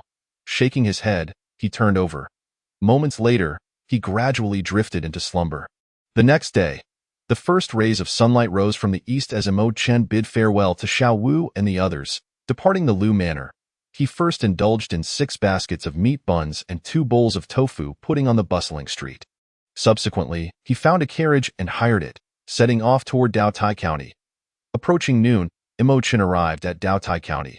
Gazing at the throngs of vehicles and pedestrians at the city gate, he felt a surge of emotion. It had been 3.5 months since he arrived in this world, and this was his first time leaving the Lu Manor. Even within Yuni County, he rarely had the opportunity to wander freely in the nation of Daxian. Slaves possessed no rights or freedoms. Others seemed to have long since become accustomed to this system. However, Imo Chan was different. Having traversed from Earth in the 21st century, enduring the exploitation and abuse of slave owners without any freedom, for him, it was undoubtedly a matter of survival. I will first exchange for gold, then seek out a bookstore or martial arts hall to inquire about cultivation realms. With this thought in mind, Imo Chan noticed a prosperous money shop and stepped inside. Honored guest, how may I assist you? A smiling attendant approached. I wish to exchange currency, Imo Chan stated directly. Certainly. This way, please. The attendant's eyes lit up, enthusiastically leading Imo Chan to the tea area. After a brief moment with a cup of tea, Imo Chun emerged from the money shop with a pained expression. This money shop is truly outrageous. Exchanging for a tale of gold cost him 2 strings of cash and fees, which made his heart ache. However, if he did not exchange, it would be difficult to find another large city within 10 miles or so. Weighing the inconvenience against the cost, he preferred to spend money for convenience. Ultimately, this exchange had still netted him an additional 92 taels of silver. He would consider ways to increase his income once the system upgraded. Finding a secluded corner, Imo Chun subtly stepped inside. Upgrade. As the gold entered his inventory, Imo Chun immediately summoned the system. Ding! Do you wish to consume 10 taels of silver and 1 tael of gold to upgrade the system? Confirm. Ding! Congratulations, upgrade successful. In the next moment, Imo Chun felt a golden light flash before him, and a transparent attribute panel reappeared. Name. Imo Chun Cultivation. Body Refinement Realm System Level. 2nd Tier Martial Arts. Low-grade Bahu Tiangang, not yet initiated. Menghu Fist, Great Perfection. By Shijiu Bian Palm, Great Perfection, etc. Wealth. 6 taels and 701 exchangeable martial arts training progress. 6 months equipable items. 2 storage space. 10 lifespan. 49 years. Chapter 12. The heroic rankings of the Jianghu immediately. The conditions for upgrading the system to the 3rd tier appeared in Imo Chun's mind. He felt a pang of unease. To upgrade to the 3rd tier. It required 100 taels of silver and 5 taels of gold? Such demands were rather steep. Gathering enough funds for the 2nd tier upgrade was purely due to his fortunate encounter with an injured thief. But now, with the system demanding 100 taels of silver and 5 taels of gold for the 3rd tier upgrade, could he continue to rely on luck? Nonetheless, from the system's prompts, it appeared that once he upgraded to the 3rd tier, his physical deficiencies would be completely remedied, and he would no longer need to worry about lifespan issues. One step at a time, Imo Chun shook his head. The system's upgrade indeed brought immense benefits. Not only did it extend his lifespan, but the number of items he could equip increased from 1 to 2, while his inventory expanded once more. Furthermore, according to the system's description, it seemed that upgrading to a higher tier would unlock new functionalities. Eagerly, Imo Chun donned the human skin mask. In an instant, he was astonished to find that his body felt significantly lighter. As if he were walking on springs, with a swift movement, he leaped several meters away in the blink of an eye. Witnessing such a remarkable increase in speed, Imo Chun felt an exhilarating thrill. The human skin mask not only allowed for disguise but also enhanced his speed and reaction capabilities. Originally, after achieving great perfection in the Bai Shi Jiubian Palm, his body's reaction and speed had already seen considerable improvement. Now, with the addition of the human skin mask, he gained a 120 speed boost. His speed effectively doubled, akin to donning the relic of the Winter Empress. As of now, he had yet to practice lightness skills. Once he did, his speed would surely soar even higher. With this thought, anticipation flickered in Imo Chun's eyes. Just the mere fantasy of soaring across rooftops filled him with fervor. However, the most vital attribute of the human skin mask remained its capacity for disguise. Additionally, the mask did not need to be worn on the face to activate its attributes. As long as it was in the inventory while in a worn state, he could summon and dismiss it at will. Returning to the alley, with a thought, a layer of skin quickly enveloped his face. Once the skin fully covered all his facial skin, a cold and handsome visage with striking eyebrows and starry eyes replaced Imo Chun's original appearance. He wondered if he could revert to his former stunning looks. Imo Chun raised an eyebrow, searching for a reflective surface, but upon finding none, he reluctantly gave up. After familiarizing himself with the human skin mask, Imo Chun sought out a bookstore to inquire about martial arts books. Martial arts manuals? The shopkeeper, a middle-aged man, greeted Imo Chun with a smile. I'm afraid we don't have any martial arts manuals here. Most martial artists do not easily part with them for sale. Seeing Imo Chun's disappointed expression, the shopkeeper's gaze flickered, and he continued with a smile. However, we do have a ranking of Jianghu talents brought back from the capital. Would you be interested in taking a look? Imo Chun's interest was piqued, and he nodded. All right, let's see it. Certainly. The shopkeeper smiled faintly and turned to retrieve a thin booklet from behind the counter. Handing it to Imo Chun. Imo Chun received it and examined it. He noticed a line of large characters and a line of smaller ones on the bound booklet, the heroic rankings of the Jianghu. The Zhanwu ranking. Turning to the first page, he read, In the Jianghu, heroes and legends arise in waves. A single blade, a single sword, a solitary boat, traversing the world with unrestrained spirit. We, as martial artists, must forge ahead without fear, standing tall with our blades, exuding a formidable aura. Who dares to challenge us? Signed at the bottom was the name of Tianyu Lu. Tianyu Lu, Emo Chun silently noted. Just this introduction ignited a spark of passion and impulse for the Jianghu within him. The subsequent content, he surmised, would surely not disappoint. Indeed, upon turning to the second page, it delved right into the main topic. The Zhenwu ranking featured a total of 100 slots. The top 10 were predominantly disciples of the Zhenwu Academy. The first was a true disciple of the Zhenwu Academy, Dan Tai Xiasang, cultivation level, the great perfection of the five elements realm. The last entry, an inner disciple of the Taihe martial arts school, Shun Jiyun. His cultivation level, the great perfection of the condensation realm. Mo Qin merely glanced at the leaderboard, but was instantly captivated by the sect powers and cultivation realms listed within.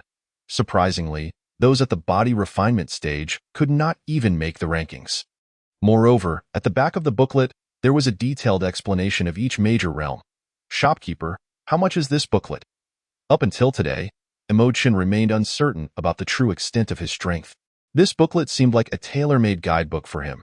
The shopkeeper, with a cheerful smile, extended a finger and said, "Dear customer, this booklet is not expensive at all.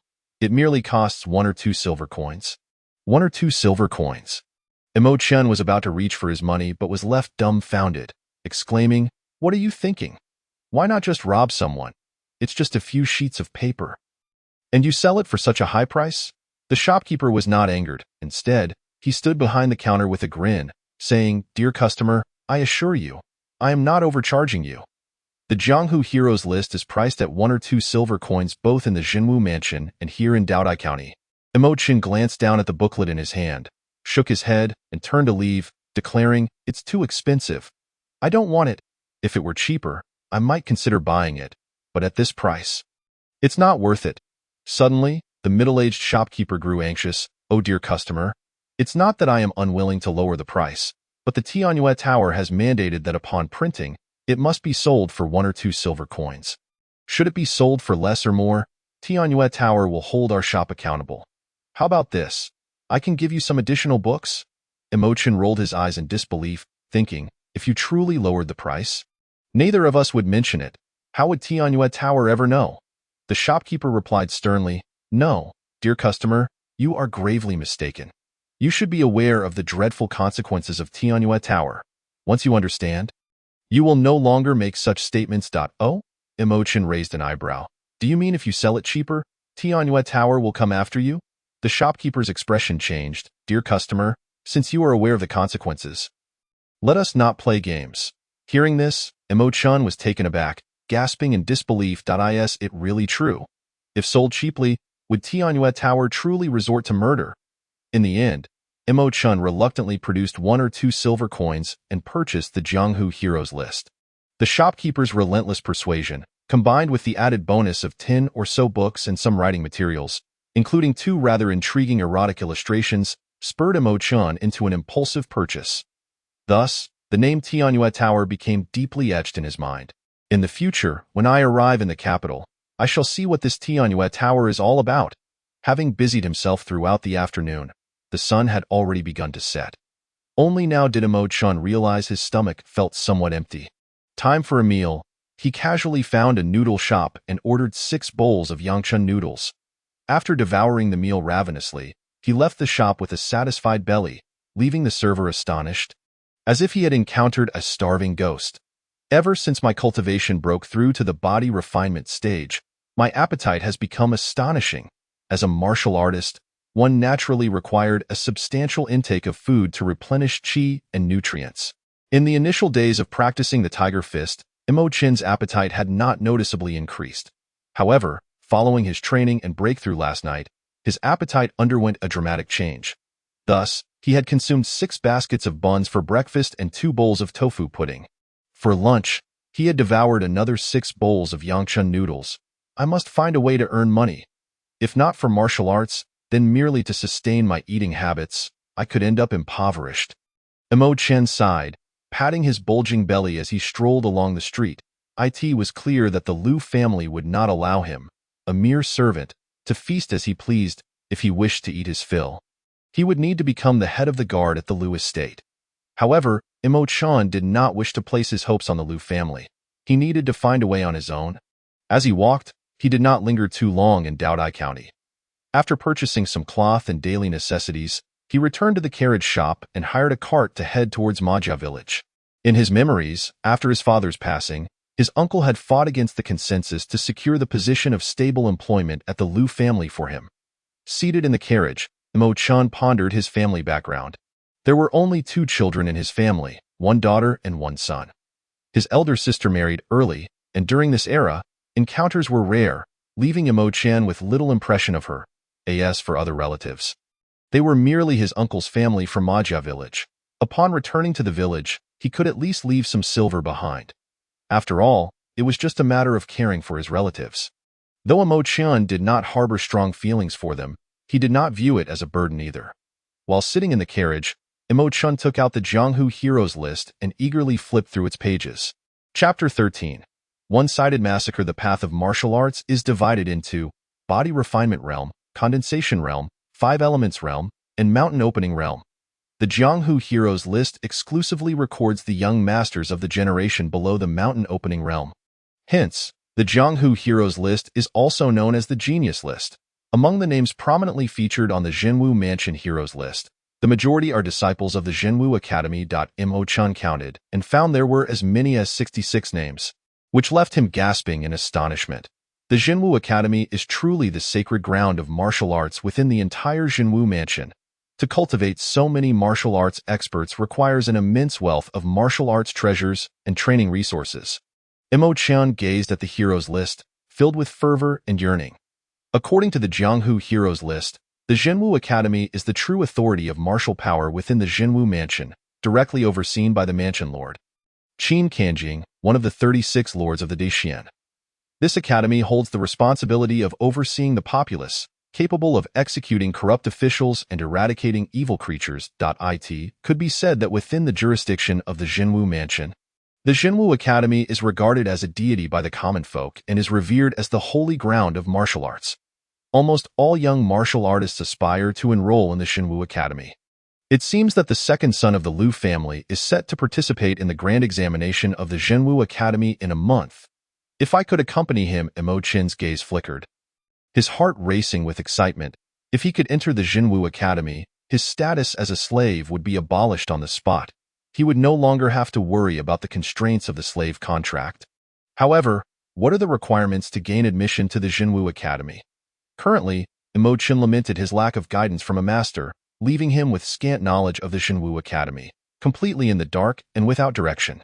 Thus, he resolved to exhaust every avenue to earn money and focus on enhancing his own cultivation. 2 hours later, amidst the jolting of the carriage, Imo Chan arrived at the outskirts of a small mountain village cloaked in night.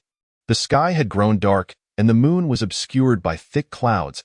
However, the entrance to the small village was ablaze with light, filled with the sounds of commotion, and cries echoed in the air. My son, Xiaoying, let go of my Xiaoying, damn it, you bandits."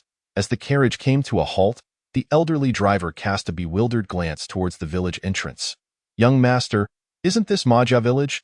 Imo Chan also jumped down from the carriage, furrowing his brow as he gazed ahead. The scene from his memory aligned with the sight before him. Imo Chan nodded. This is the place. It appeared that something had happened up ahead.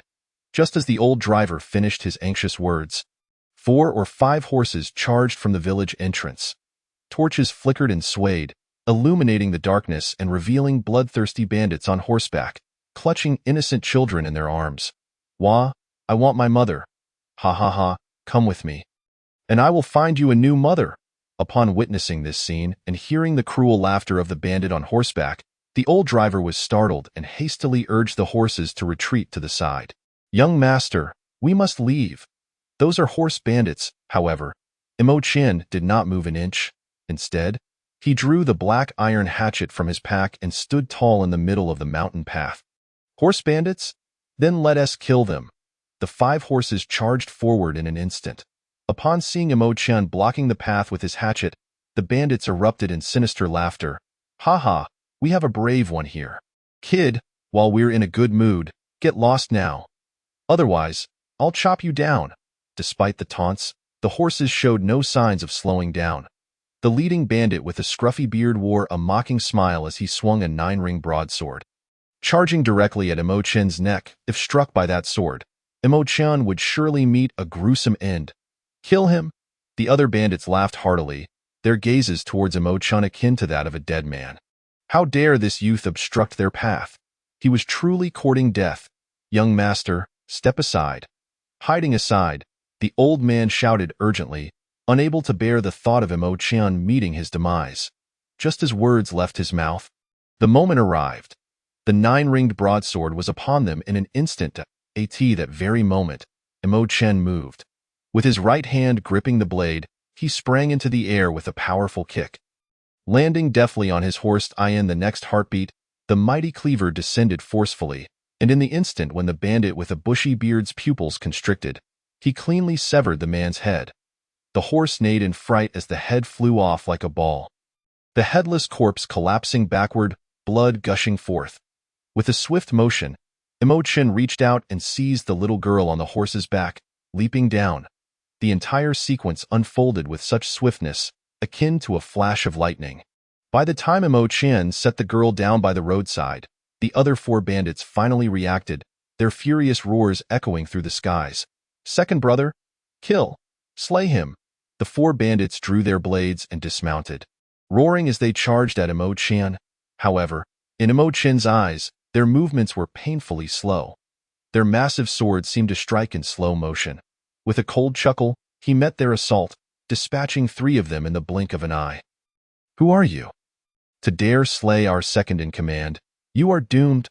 The last bandit trembled in fear, his face as pale as death, gazing at Imo Chen, who resembled a god of death, retreating in fright yet still attempting to intimidate. "Who am I?" Imo Chen replied nonchalantly, raising his cleaver. "I am the woodcutter of Dexin." With those words, he thrust forward. The last bandit's eyes widened, blood gushing from his mouth and nose as he glanced down at the cleaver embedded in his heart.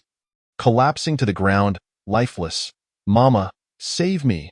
Please, save me!" At that moment, cries erupted from the children on horseback. Imo Chen did not hesitate.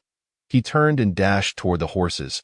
Possessing the cultivation of muscle refinement, his speed exceeded that of an ordinary person by more than double.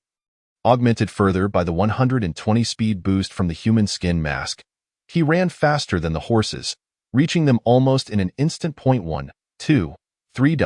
And one fell off the horse, crying on the roadside. In the grass, the old coachman hid in astonishment. Was this truly the boy from his cart? In the village, a group of strong laborers pursuing them stood dumbfounded with their hoes in hand. "My heavens, what has happened? We just rushed over, and the bandits have all been slain." Upon seeing Imo Chen safely return with the 4 children, everyone erupted in excited cheers. "Hero, we have encountered a martial hero. You are Imo Chen?" At that moment, a young man among the villagers, gripping an axe tightly, suddenly recognized the unmasked Imo Chen and exclaimed in disbelief, "What? Imo Chen?" This exclamation drew the astonishment of all the villagers from Imo family village. They turned to Imo Chen, recognizing that familiar face. "Imo Chen, it truly is you, Imo Chen. How could it be you?" "My heavens, Imo Chen, since when did you acquire martial skills?" "Sixth brother, its sixth brother returned." Imo Chen's cousins rushed toward him, their faces alight with joy as they embraced him. "What a lad! You are truly remarkable." Upon seeing his cousins, warm memories from the original owner's past flooded back, and he couldn't help but smile. Elder brother, second brother, third brother. On the way back to Imo family village, he had not donned the mask, so everyone recognized him almost instantly. Hey, let us go home." Elder brother Imo Feixiong joyfully slung an arm around Imo Chen's shoulder as they walked toward the village. "Wait," Imo Chen suddenly spoke up. "Sixth, do you have something to say?" Elder brother Imo Feixiong inquired curiously. "I still have something to retrieve." Then, under the astonished gazes of the entire village, Imo Chen calmly began to search the bodies. Chapter 14. As martial practitioners, we must uphold righteousness. From the 5 corpses, he managed to find 7 taels of silver. He also confiscated 5 ordinary iron broadswords, inwardly cursing the bandits for their poverty. How could a group of bandits venture forth with only 7 taels of silver? However, better than nothing. Killing these 5 bandits was not in vain. 7 taels would suffice for 7 months of cultivation progress. As for the horses, Imo-chan shook his head. In this era, horses were strategic resources, and with his current status as a laborer, he had no means to sell them. Even if he dared to sell, no one would dare to accept. Besides, these bandits were criminals. Their horses were naturally stolen. Just then, a loud thud. A group of villagers, men and women alike, knelt before Imo-chan, bringing their children along. Imo-chan, thank you for saving the children. You are our benefactor. Please allow us to pay our respects. Relatives of the children, with red-rimmed eyes, knelt on the ground, bowing 3 times to Imo-chan. Surprised, Imo-chan rushed forward to assist them, exclaiming, "No, no, please stand." "Good." The villagers cheered, their spirits lifted at the sight. The village girls gazed at Imo-chan with admiration, their eyes sparkling. Imo-chan is so handsome. He is incredibly powerful now. If only I could marry Imo-chan. Once, Imo-chan was the epitome of a frail boy in the village, often falling ill and only speaking when in the company of his robust cousins. Yet now, no one present could have anticipated that he single-handedly vanquished 5 fearsome bandit warriors. Everyone, please rise. There is no need for such formality. As the villagers continued to kneel, Imo-chan persistently helped them up, stating, the bandits' act of abducting children was inherently wrong. Moreover, I am also from Imo family village. How could I stand idly by? Well said. A resounding voice rang out. Uncle Imo Zhengsheng stepped forward, patting Imo-chan's shoulder in commendation. Good lad, you've grown taller and sturdier in just a year. Uncle, Imo-chan called out, feeling awkward in his memories. After the original owner's parents passed away, it was this uncle who had raised him almost single-handedly. Imo-chan, you have done a tremendous service for the village. Uncle Imo Zhengsheng sighed with a wry smile as he assisted the kneeling villagers. Third uncle, at your age, please get up. This lad Imo-chan doesn't deserve such grand gestures. Several cousins also stepped forward to help. Second aunt, please rise. Uncle Kai, please get up. Little Shirtu, this is your 6th brother, Imo-chan. The 3-year-old boy named Little Shirtu gazed up at Imo-chan with wide eyes and a childish voice said, 6th brother, thank you for saving me. No need to thank me. Imo-chan ruffled the boy's hair, a smile gracing his lips. The villagers nearby beamed with kindness at this sight. Village chief, what shall we do with the corpses of these bandits? At that moment, a middle-aged man pointed at the 5 bodies, asking with concern. The murmurs of the crowd swiftly quieted down. All the villagers turned to Imo Zhengsheng, awaiting his decision. Uncle Imo Zhengsheng glanced at the bodies, his expression turning serious. Fei Xiong, Yunbao, here, elder brother and second brother responded in unison, stepping forward. You 2 will go to the county town tomorrow morning to report to the authorities. These bandits hail from Hefeng Mountain, and they dare to disturb the common folk and abduct children. The county magistrate will certainly not let them off lightly. Understood. The elder and second brothers clenched their fists in agreement. Upon hearing the name Hefeng Mountain, Imo-chan's heart skipped a beat, his expression changing drastically. Hefeng Mountain?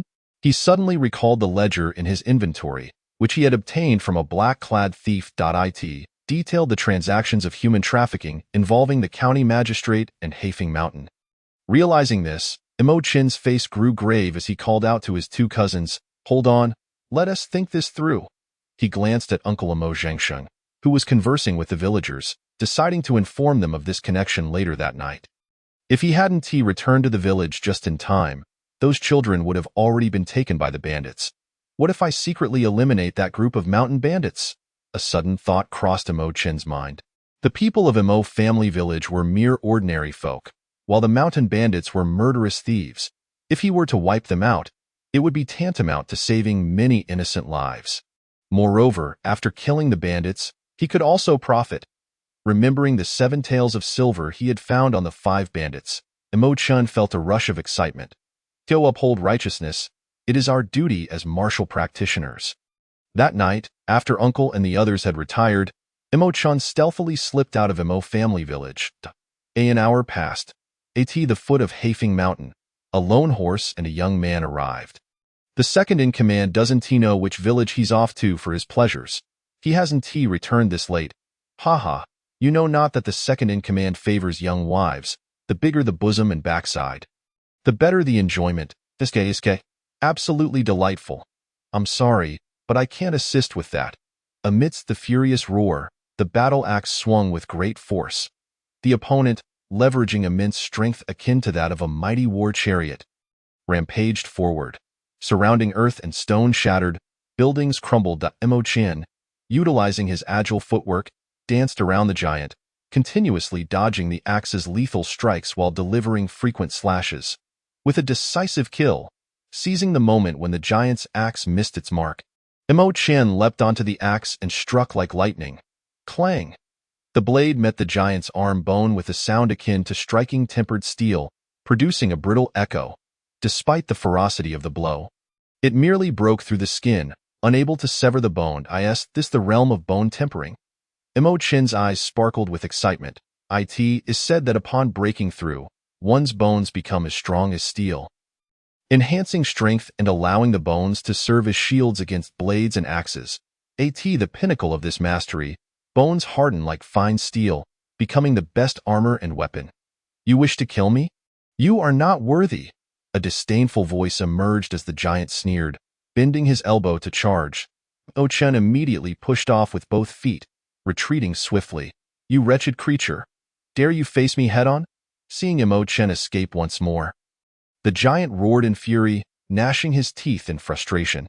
After battling for so long, he believed his strength could crush all, yet he had not even grazed the hem of Imo-chan's attire once. Imo-chan, having distanced himself from the giant, scoffed, "You scum! Do you think you are worthy of facing me? Have you lost your mind?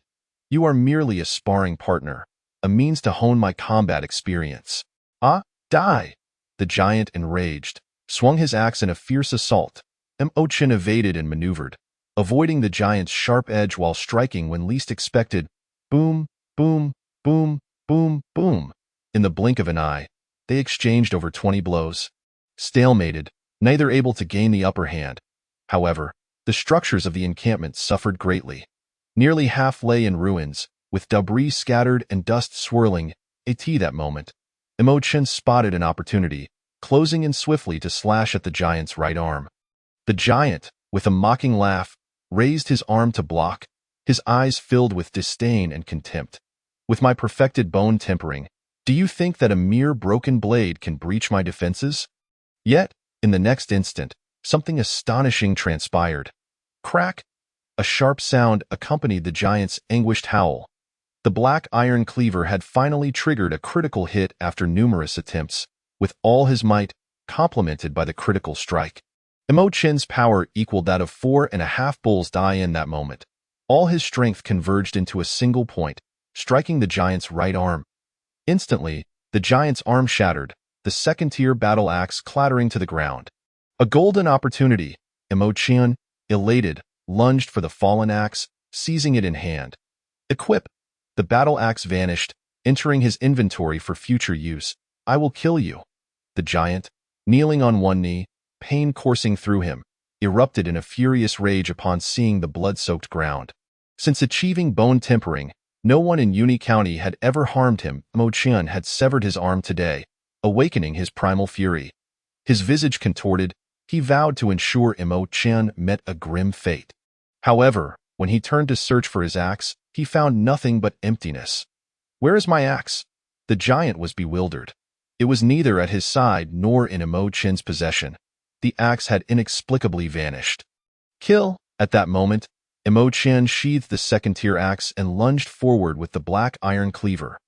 The giant, lacking time to search for his weapon, bellowed in fury, confronting Imo-chan with bare hands.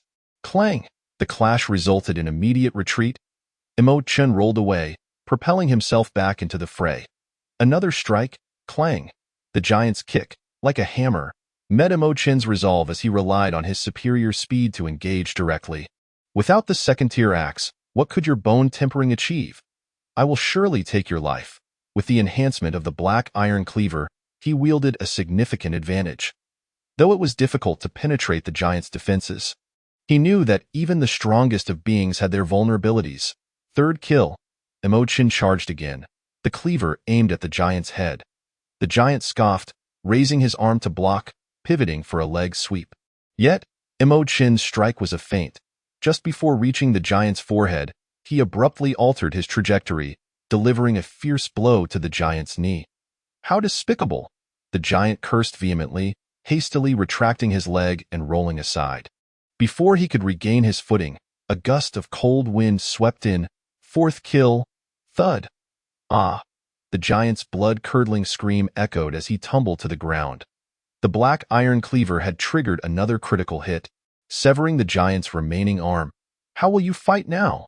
With both arms lost, the giant curled helplessly on the ground, veins bulging in agony, desperation etched in his eyes. Who are you? Why do you attack my Black Wind stronghold? The giant, face smeared with blood and sweat, looked pallid, his gaze filled with despair. Who am I? Imogen grinned menacingly. I am the woodcutter of Dexin. With that, the blade flashed, striking brutally at the giant's neck. The giant's eyes widened in disbelief, confusion washing over his features. Dexin woodcutter? What in the world? With a final breath, filled with indignation, confusion, and astonishment, the giant succumbed to death, his eyes forever unclosed. Finally, he's dead. Imogen gazed at the corpse beneath his feet, drenched in sweat, panting heavily. This battle with the giant marked his first real combat experience since beginning his martial journey. Though fraught with shortcomings and flaws, the outcome was ultimately his victory, despite having reached the realm of muscle tempering. When compared to seasoned warriors, he recognized his many inadequacies. Reflecting on the brutal skirmish, Imogen acknowledged his weaknesses. His rapid progression had outpaced his mental and combat experience. Had he not encountered a bone-tempered bandit tonight, he might still have been reveling in his recent breakthrough to muscle tempering. If a bone-tempered bandit requires my utmost effort to defeat, what would it be like against one in the blood-tempering realm? Or the condensation realm?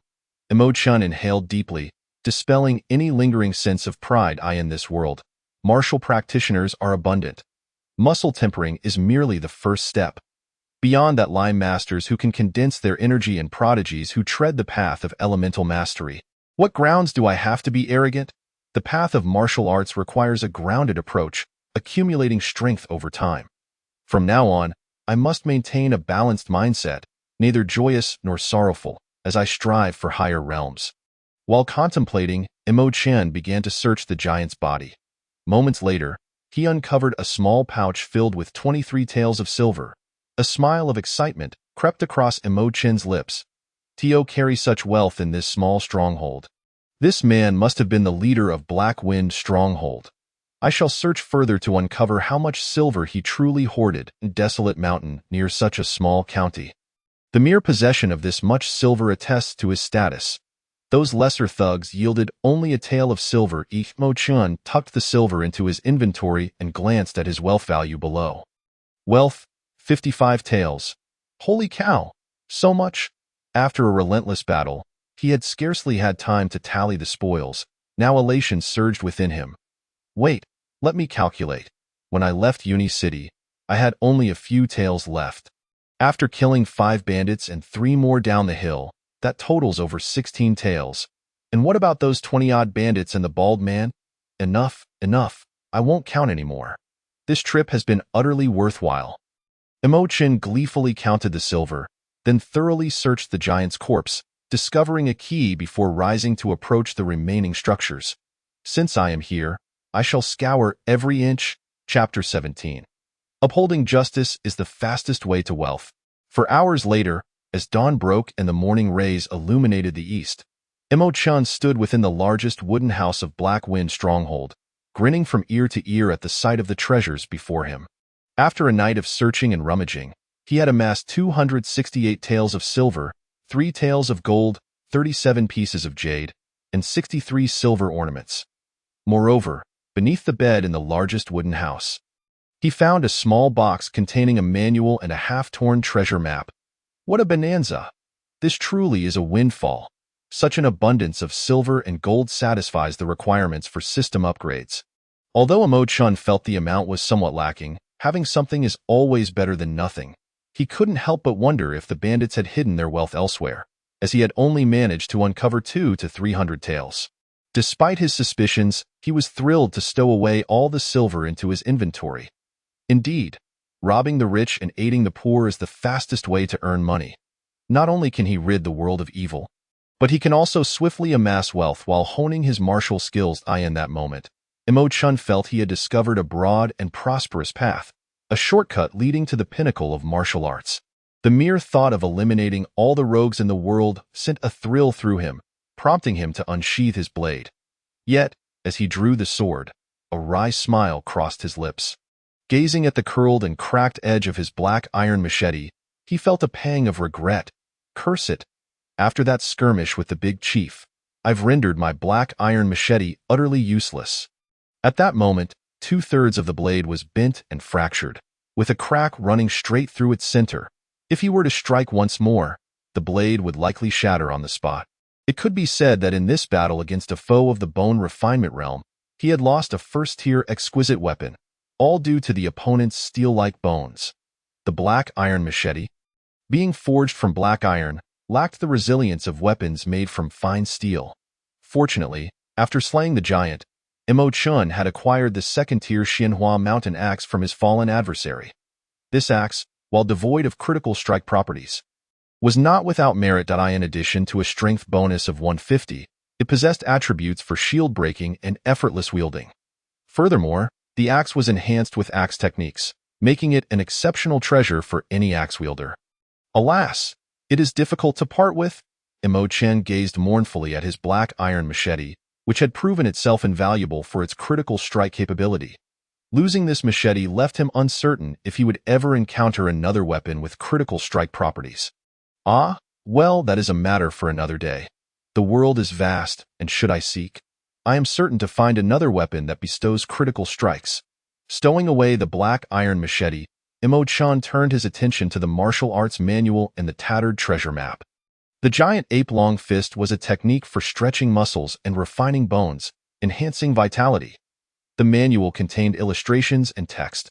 The image depicted a person mimicking the combat moves of a colossal ape, while the text detailed the training methods and benefits of the techniques. Imo-chun quickly flipped through it, and the system panel immediately displayed the title of the manual: Inferior Grade Giant Ape-long Fist, Uninitiated. A martial art of the horizontal refinement tier. Quite promising, Imo-chun had not anticipated such a delightful surprise.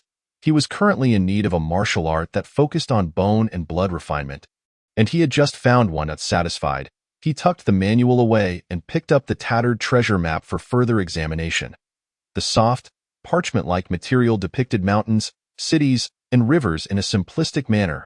Red marked a particular valley. Yet the essential information and directional indicators were missing. Without this vital information, it would be nearly impossible to locate the treasure. Imo-chun shook his head and put the treasure map away. He then gathered the jade artifacts and silver jewelry before leaving the wooden cabin. Last night, while searching the Black Wind stronghold, he had discovered a dungeon. Inside, 7 young maidens and 3 children were imprisoned. Due to the inky darkness and uncertainty about the presence of any surviving bandits, Imo-chun had refrained from rescuing them immediately. Now, with the dawn brightening the sky, he had thoroughly looted the Black Wind stronghold, and it was time to release them so they could return home. He made his way to the dungeon, where a strong stench of decay and mildew assaulted his senses. Covering his nose and mouth, he frowned as he ventured deeper into the dungeon. Perhaps hearing his footsteps, cries erupted from within. "Please, let us go, woo-woo, I beg you. I do not wish to be sold into a brothel. Wah, I want my mother." The cries echoed as Imo-chun reached the entrance, where the maidens and children were already in tears. "Everyone, step back," Imo-chun exclaimed as he drew the Xianhua axe, aiming at the chains on the door. With a resounding clang, the axe struck, sending sparks flying as the iron chain broke apart. He pushed open the wooden door. "You all take the children and follow me down the mountain." "No, we do not want to be sold." The group of maidens turned pale with fear, retreating and huddling together, too frightened to step outside. Imo-chan furrowed his brow. If you don't leave, do you plan to stay here for the rest of your lives? The bandits on the mountain have all been eliminated. You can go home. Having said that, he turned and walked away from the dungeon. Damn it! This dungeon reeks. Those bandits are such fools. If the hostages fall ill, how will they be sold? If I were in charge of these hostages, bah! I am a good person. What do I care for hostages?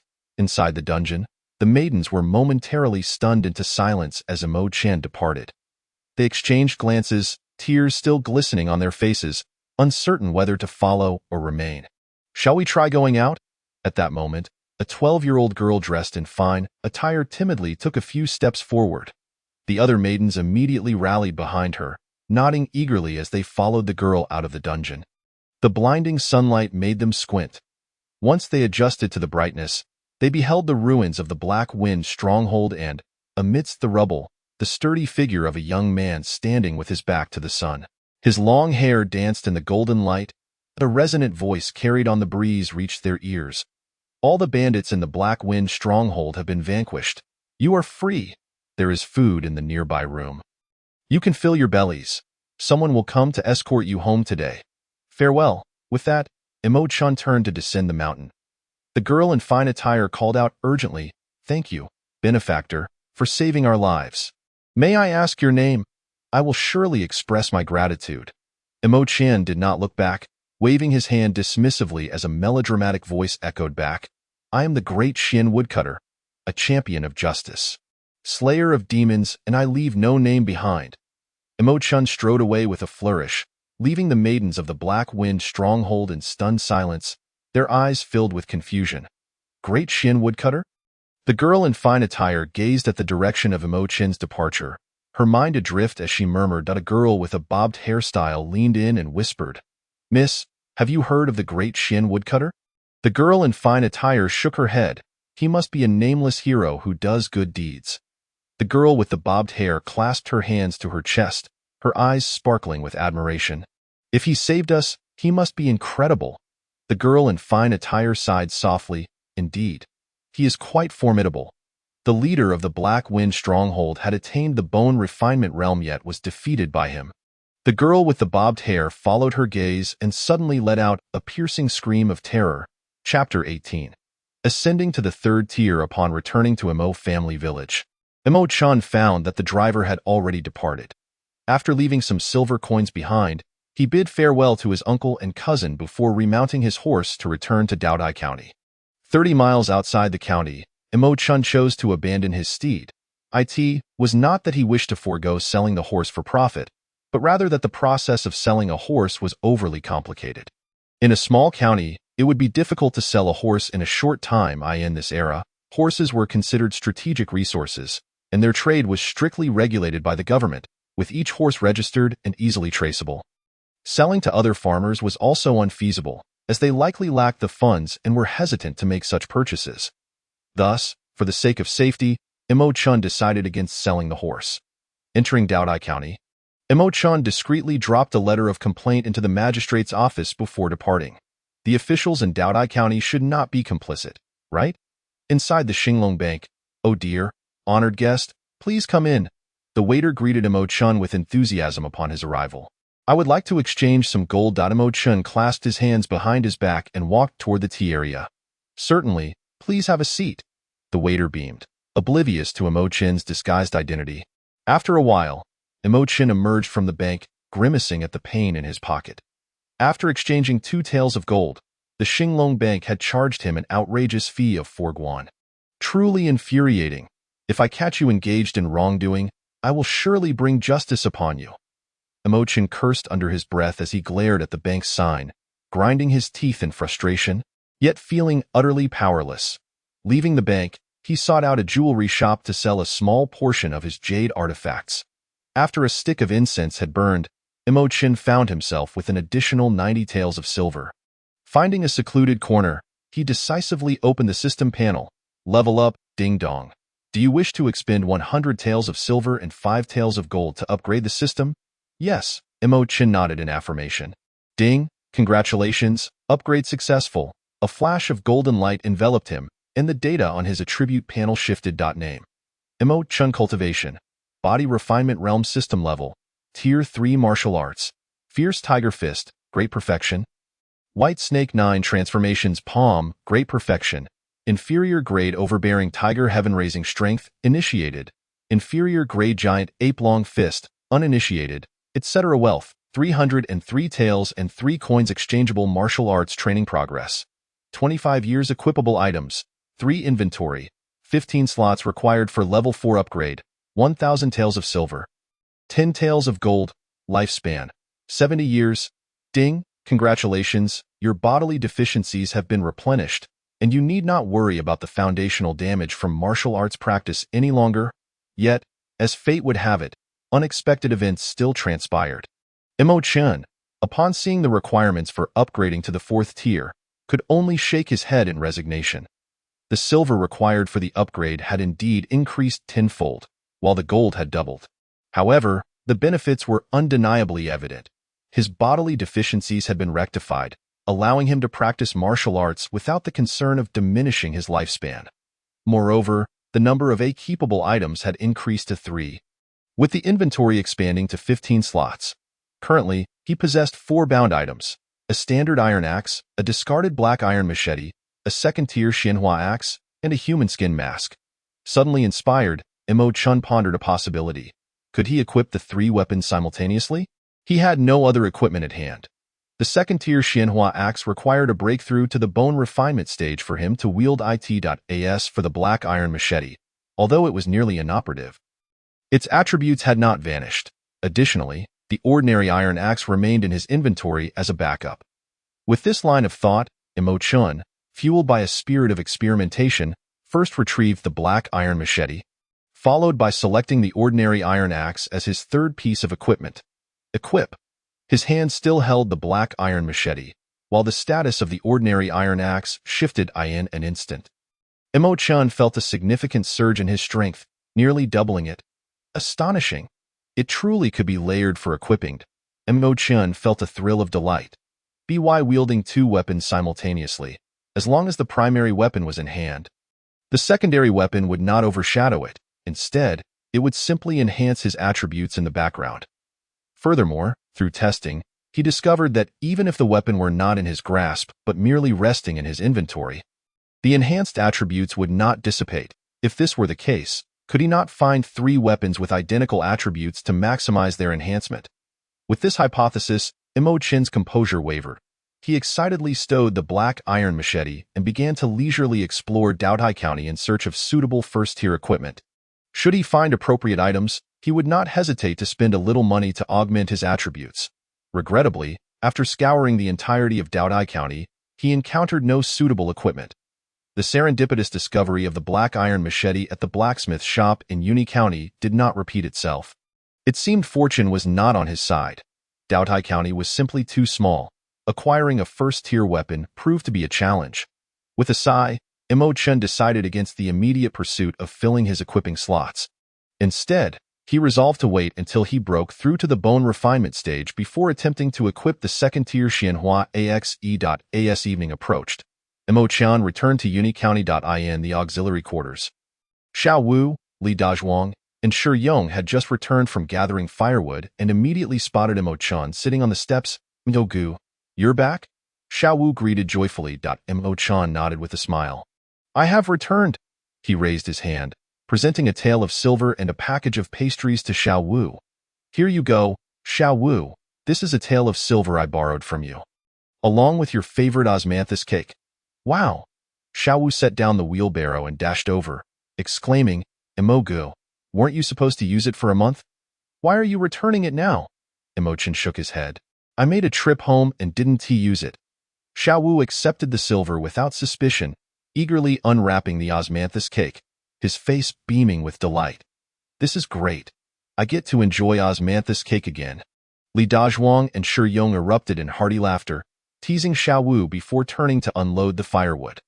Once Imo Chun and Xiao Wu were alone, Xiao Wu suddenly leaned closer, clutching the osmanthus cake, and whispered, "Imo Gu, something strange has been happening these past few days.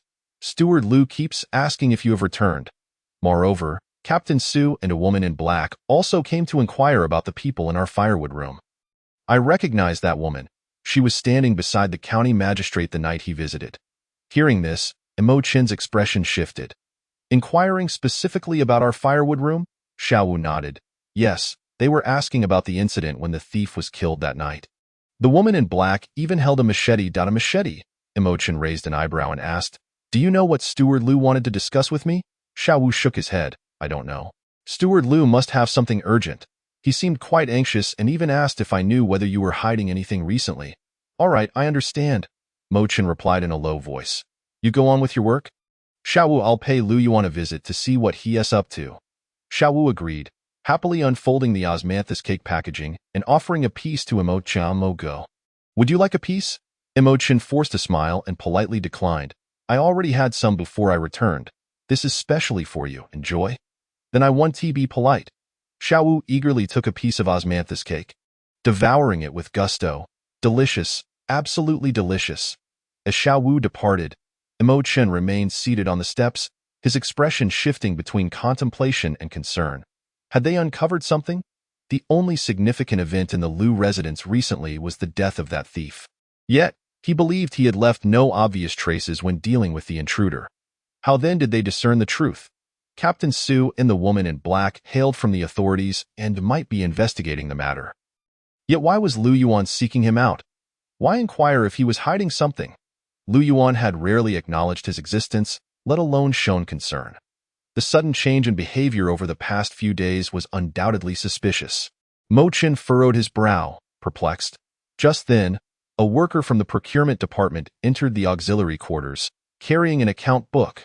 Mo Chen instinctively turned to glance, and his gaze locked onto the account book with intensity. Chapter 19. Exceptional Martial Arts? The account book. Could they all be searching for it? Mo Chen's mind raced, clarity dawning upon him.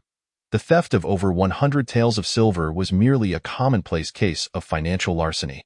However, if an account book were to be stolen, the county magistrate would undoubtedly lose sleep over it. Was Liu Yuan involved with the county magistrate's affairs? With this thought, Imo Chen sprang to his feet. Heading straight for the sleeping quarters of the auxiliary workers. The sky was dimming, and the workers had not yet finished their tasks. The sleeping quarters were empty. Mo Chen closed the door behind him, leaning against the wall, and retrieved 2 account books from his inventory to examine. The first contained records of the county magistrate's dealings with the Black Wind stronghold and the trafficking of individuals from the brothels in the county town. Suddenly, Imo Chen's pupils constricted, shock washing over him as he beheld a familiar shop named Jiu Yuxian. How could this be? Was Liu Yuanwei involved in human trafficking as well? Gu Yuxian was Liu Yuanwei's antique jade shop. With Liu Qingshan as the proprietor, Liu Qingshan was well known for his benevolence and kindness, generously distributing alms to the needy and beggars on an annual basis outside the city. Yet now, Liu's shop had appeared in this account book. Imo Chen felt his understanding of the world shatter into fragments. Truly, one cannot judge a person's heart by their appearance. Imo Chen clenched his fists, a glint of disdain and mockery flashing in his eyes. In that moment, he perceived Liu Yuanwei's family as beasts feeding on the blood of innocents.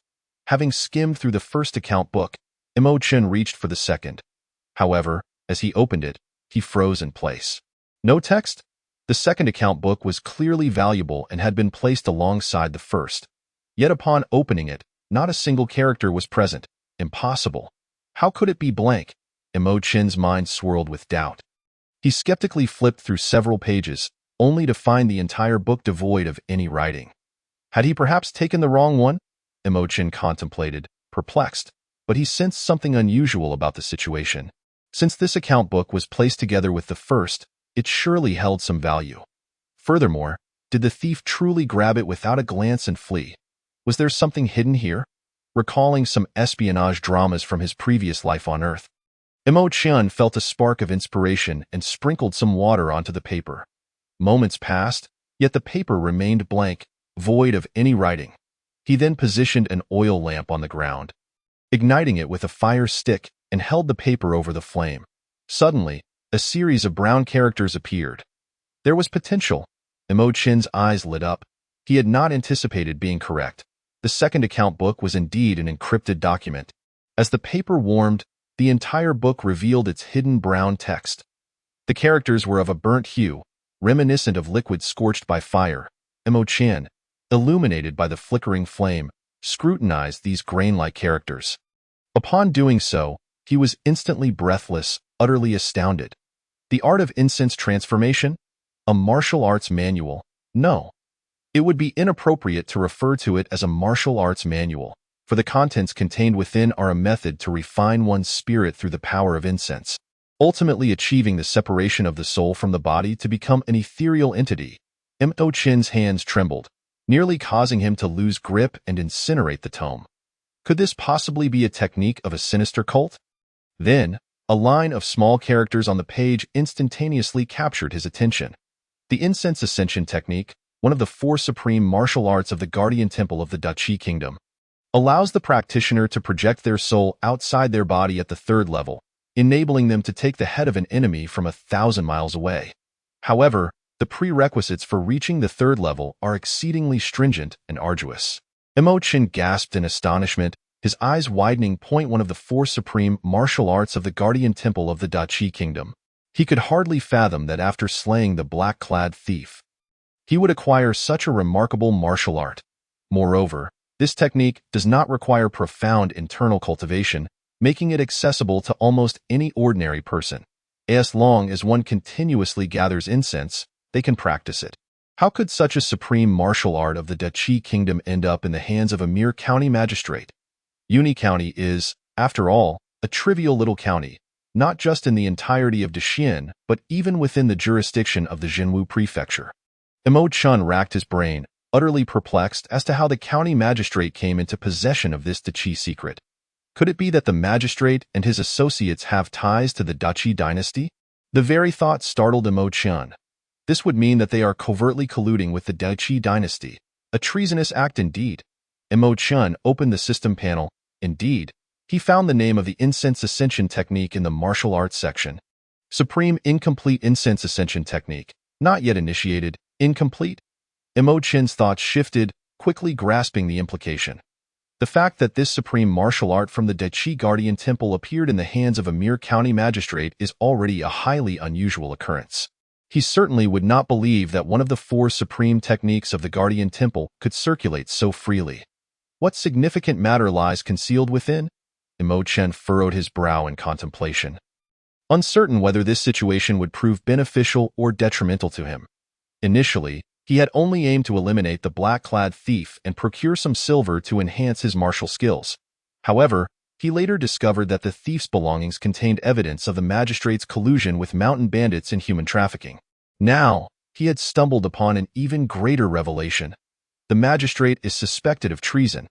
Mo Qian felt that what began as a simple incident involving a thief was spiraling increasingly out of control.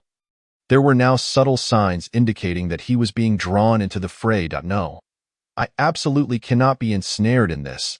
The grave sin of treason is one I cannot afford to bear. Mo Qian extinguished the oil lamp, his thoughts heavy as he tucked away the ledger and the manual. Rising to his feet, at present, he had no one to rely on. He could only depend on himself. In this voracious estate of the Liu family, the only path available to him seemed to be the enhancement of his martial prowess. Otherwise, he would be at the mercy of Liu the steward and Feng Yang, both of whom are hidden martial experts within the estate, while also being under the watchful eyes of the magistrate, head Su, and that black-clad woman. Mo Qian felt a profound sense of insecurity, a nagging feeling that he could be captured at any moment. I must hasten to elevate my cultivation. Approaching the common area, Mo Qian was about to sit cross-legged and enter the training ground when the door to his chamber was suddenly thrust open from the outside. Following that, a cold, middle-aged figure entered, hands clasped behind his back. Mo Qian. A chill ran down Mo Qian's spine as he turned to face the newcomer. Liu Yuan? What brings him here? Mo Qian's eyes flashed, and he respectfully clasped his fists. Greetings, Chief Steward Liu. Mo Qian, you are quite adept at concealing yourself, aren't you? Liu Yuan's eyes narrowed, resembling a venomous serpent as he scrutinized Mo Qian from head to toe. Examining him meticulously, Mo Qian cast a glance at him and replied nonchalantly, Chief Steward Liu, I do not comprehend your words. What do you mean by hiding deeply? Liu Yuan let out a cold chuckle. Someone wishes to see you. Follow me. With that, he turned and exited the servant quarters. Mo Chun hesitated for a moment before following suit. Chapter 20. The second young master within the courtyard of Chief Steward Liu. A young man clad in green was practicing martial arts with vigor. Lu Yuan led Mo Chan to stand respectfully beside him. The table in the room was laden with delicacies and wine, lanterns flickering to life, while Feng Yang set a wooden basin and towel upon a rack at the entrance. Upon seeing the young man in green, Mo Chin's heart stirred. The second young master? The youth practicing his punches was none other than the renowned second young master of the Liu family, Lu Jianshan. It is said that Lu Yuanwei has only this one son remaining after decades. His other two sons had perished in accidents. As for his daughters, they were not held in high regard by Lu Yuanwei. Thus, this sole surviving second young master holds an unparalleled status within the Liu family, wielding nearly absolute authority. Once the young man completed his set of punches, Lu Yuan respectfully approached him, saying, "Second young master, the individual has been brought." Lu Jianshan took the towel handed to him by Feng Yang, wiping the sweat from his brow as he turned to look at Mo Chen.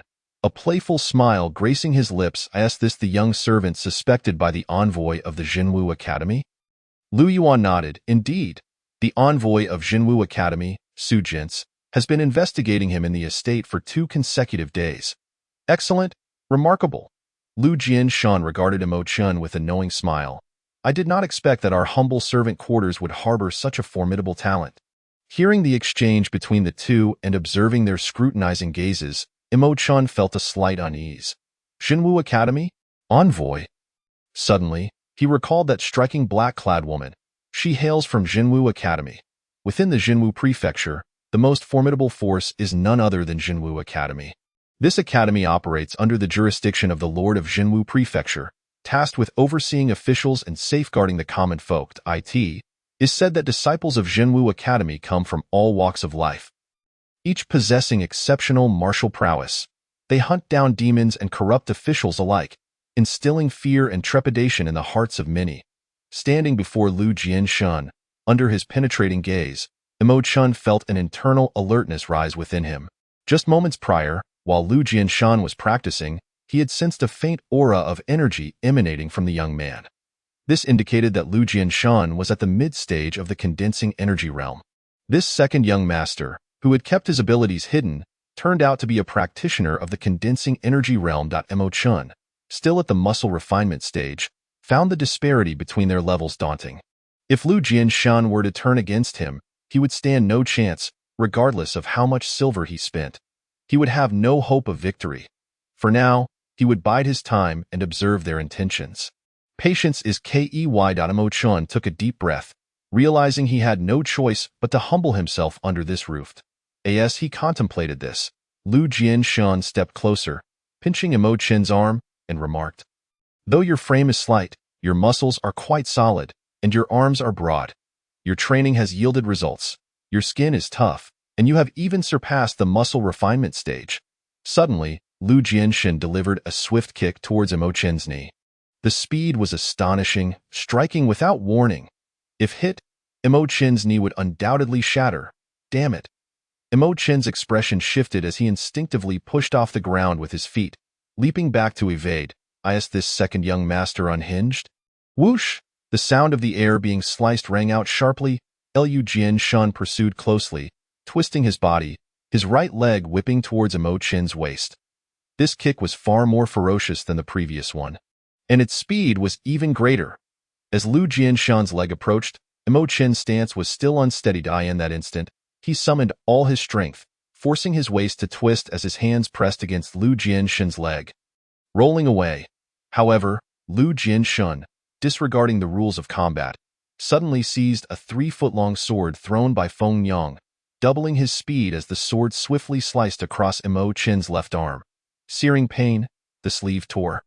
Skin ruptured, muscles damaged, and blood spurted forth. "You scoundrel!" Mo Chen cursed inwardly. Yet, Lu Jianshan discarded the sword and began to clap his hands, laughing heartily. "Excellent, excellent. Your reflexes and speed indicate you have mastered the muscle refinement stage." Mo Chen landed a few steps away, responding with cold indifference. This brat has indeed surreptitiously learned martial arts. He can execute the fierce tiger fist and the white snake 9 transformations, Lu Yuan sneered. His gaze fixed intently on Imo-chan. Just a few exchanges, the trio immediately discerned the techniques embedded in Imo-chan's movements, the fierce tiger fist and the white snake 9 transformations. These two techniques are practiced by the guards of the Lu estate and were also imparted by the second young master himself. Speak. When did you begin to steal these martial arts? Lu Jianshan inquired with a subtle smile. Since he had been uncovered, Imo-chan saw no reason to feign ignorance. He remained cautious and clasped his fists. To answer second young master, I began learning them approximately 3 months ago. Given that both techniques had been recognized by them, claiming he had practiced them since childhood would be utterly implausible. 3 months? The trio was taken aback, their expressions awash with disbelief. You mean to say you reached the muscle refinement stage in just 3 months? Lu Jianshan's gaze bore into Imo-chen's face. Imo-chen's eyes flickered as he lowered his head. Indeed, impossible! Lu Yuan and Feng Yang exclaimed in unison, their disbelief evident. Imo-chan glanced at them, deliberately curling his lip. What is so impossible about it? Is the muscle refinement stage truly that difficult?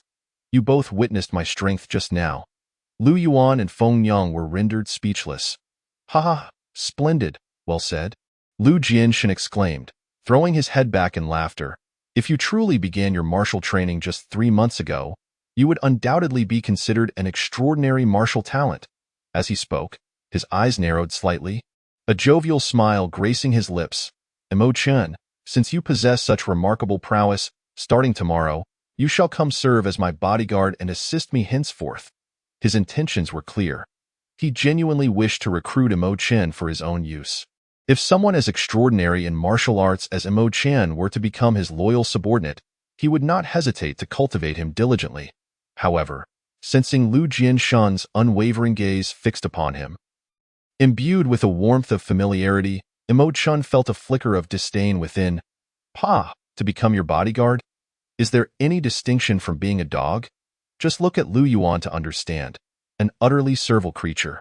Nevertheless, he feigned excitement, hastily clasping his fists in gratitude. Your subordinate is most grateful for the second young master's recognition. Excellent. Lu Jianshan beamed at Imo-chen's acceptance, then turned to issue a command. Feng Yang, swiftly fetch my healing ointment.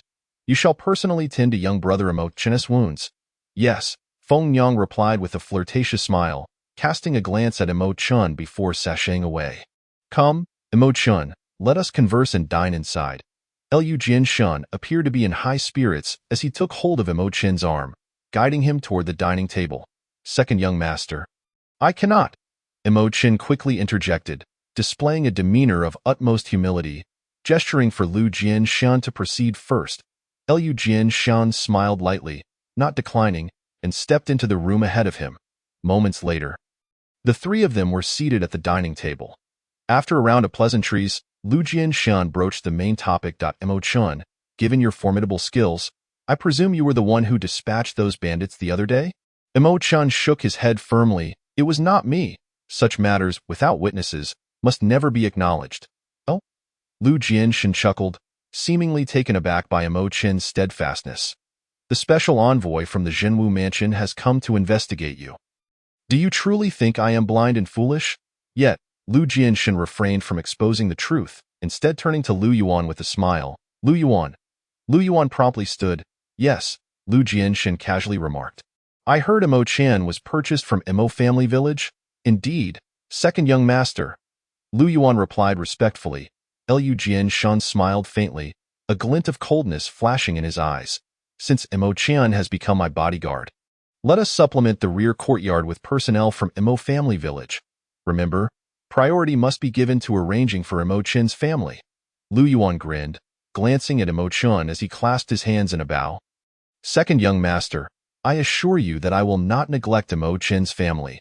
Hearing their apparent overtures of goodwill, which harbored veiled threats, a surge of chilling murderous intent erupted within Imo-chan. How dare they threaten me? However, his current strength was insufficient to confront the formidable Lu Jianshan.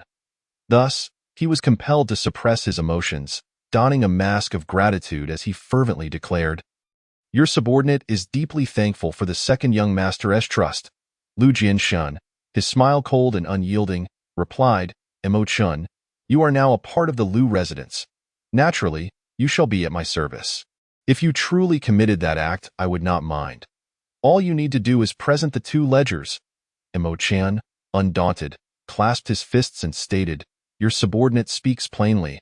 I genuinely know nothing of any ledgers. If the second young master does not believe me, let Steward Lu search through anything belonging to me. The 2 ledgers resided within his system's inventory. Even if Lu Jianshan searched thoroughly, they would remain undiscovered. For a moment, the atmosphere grew thick with tension. A hint of murderous intent flickered in Lu Jianshan's smile, a fierce aura radiating from him.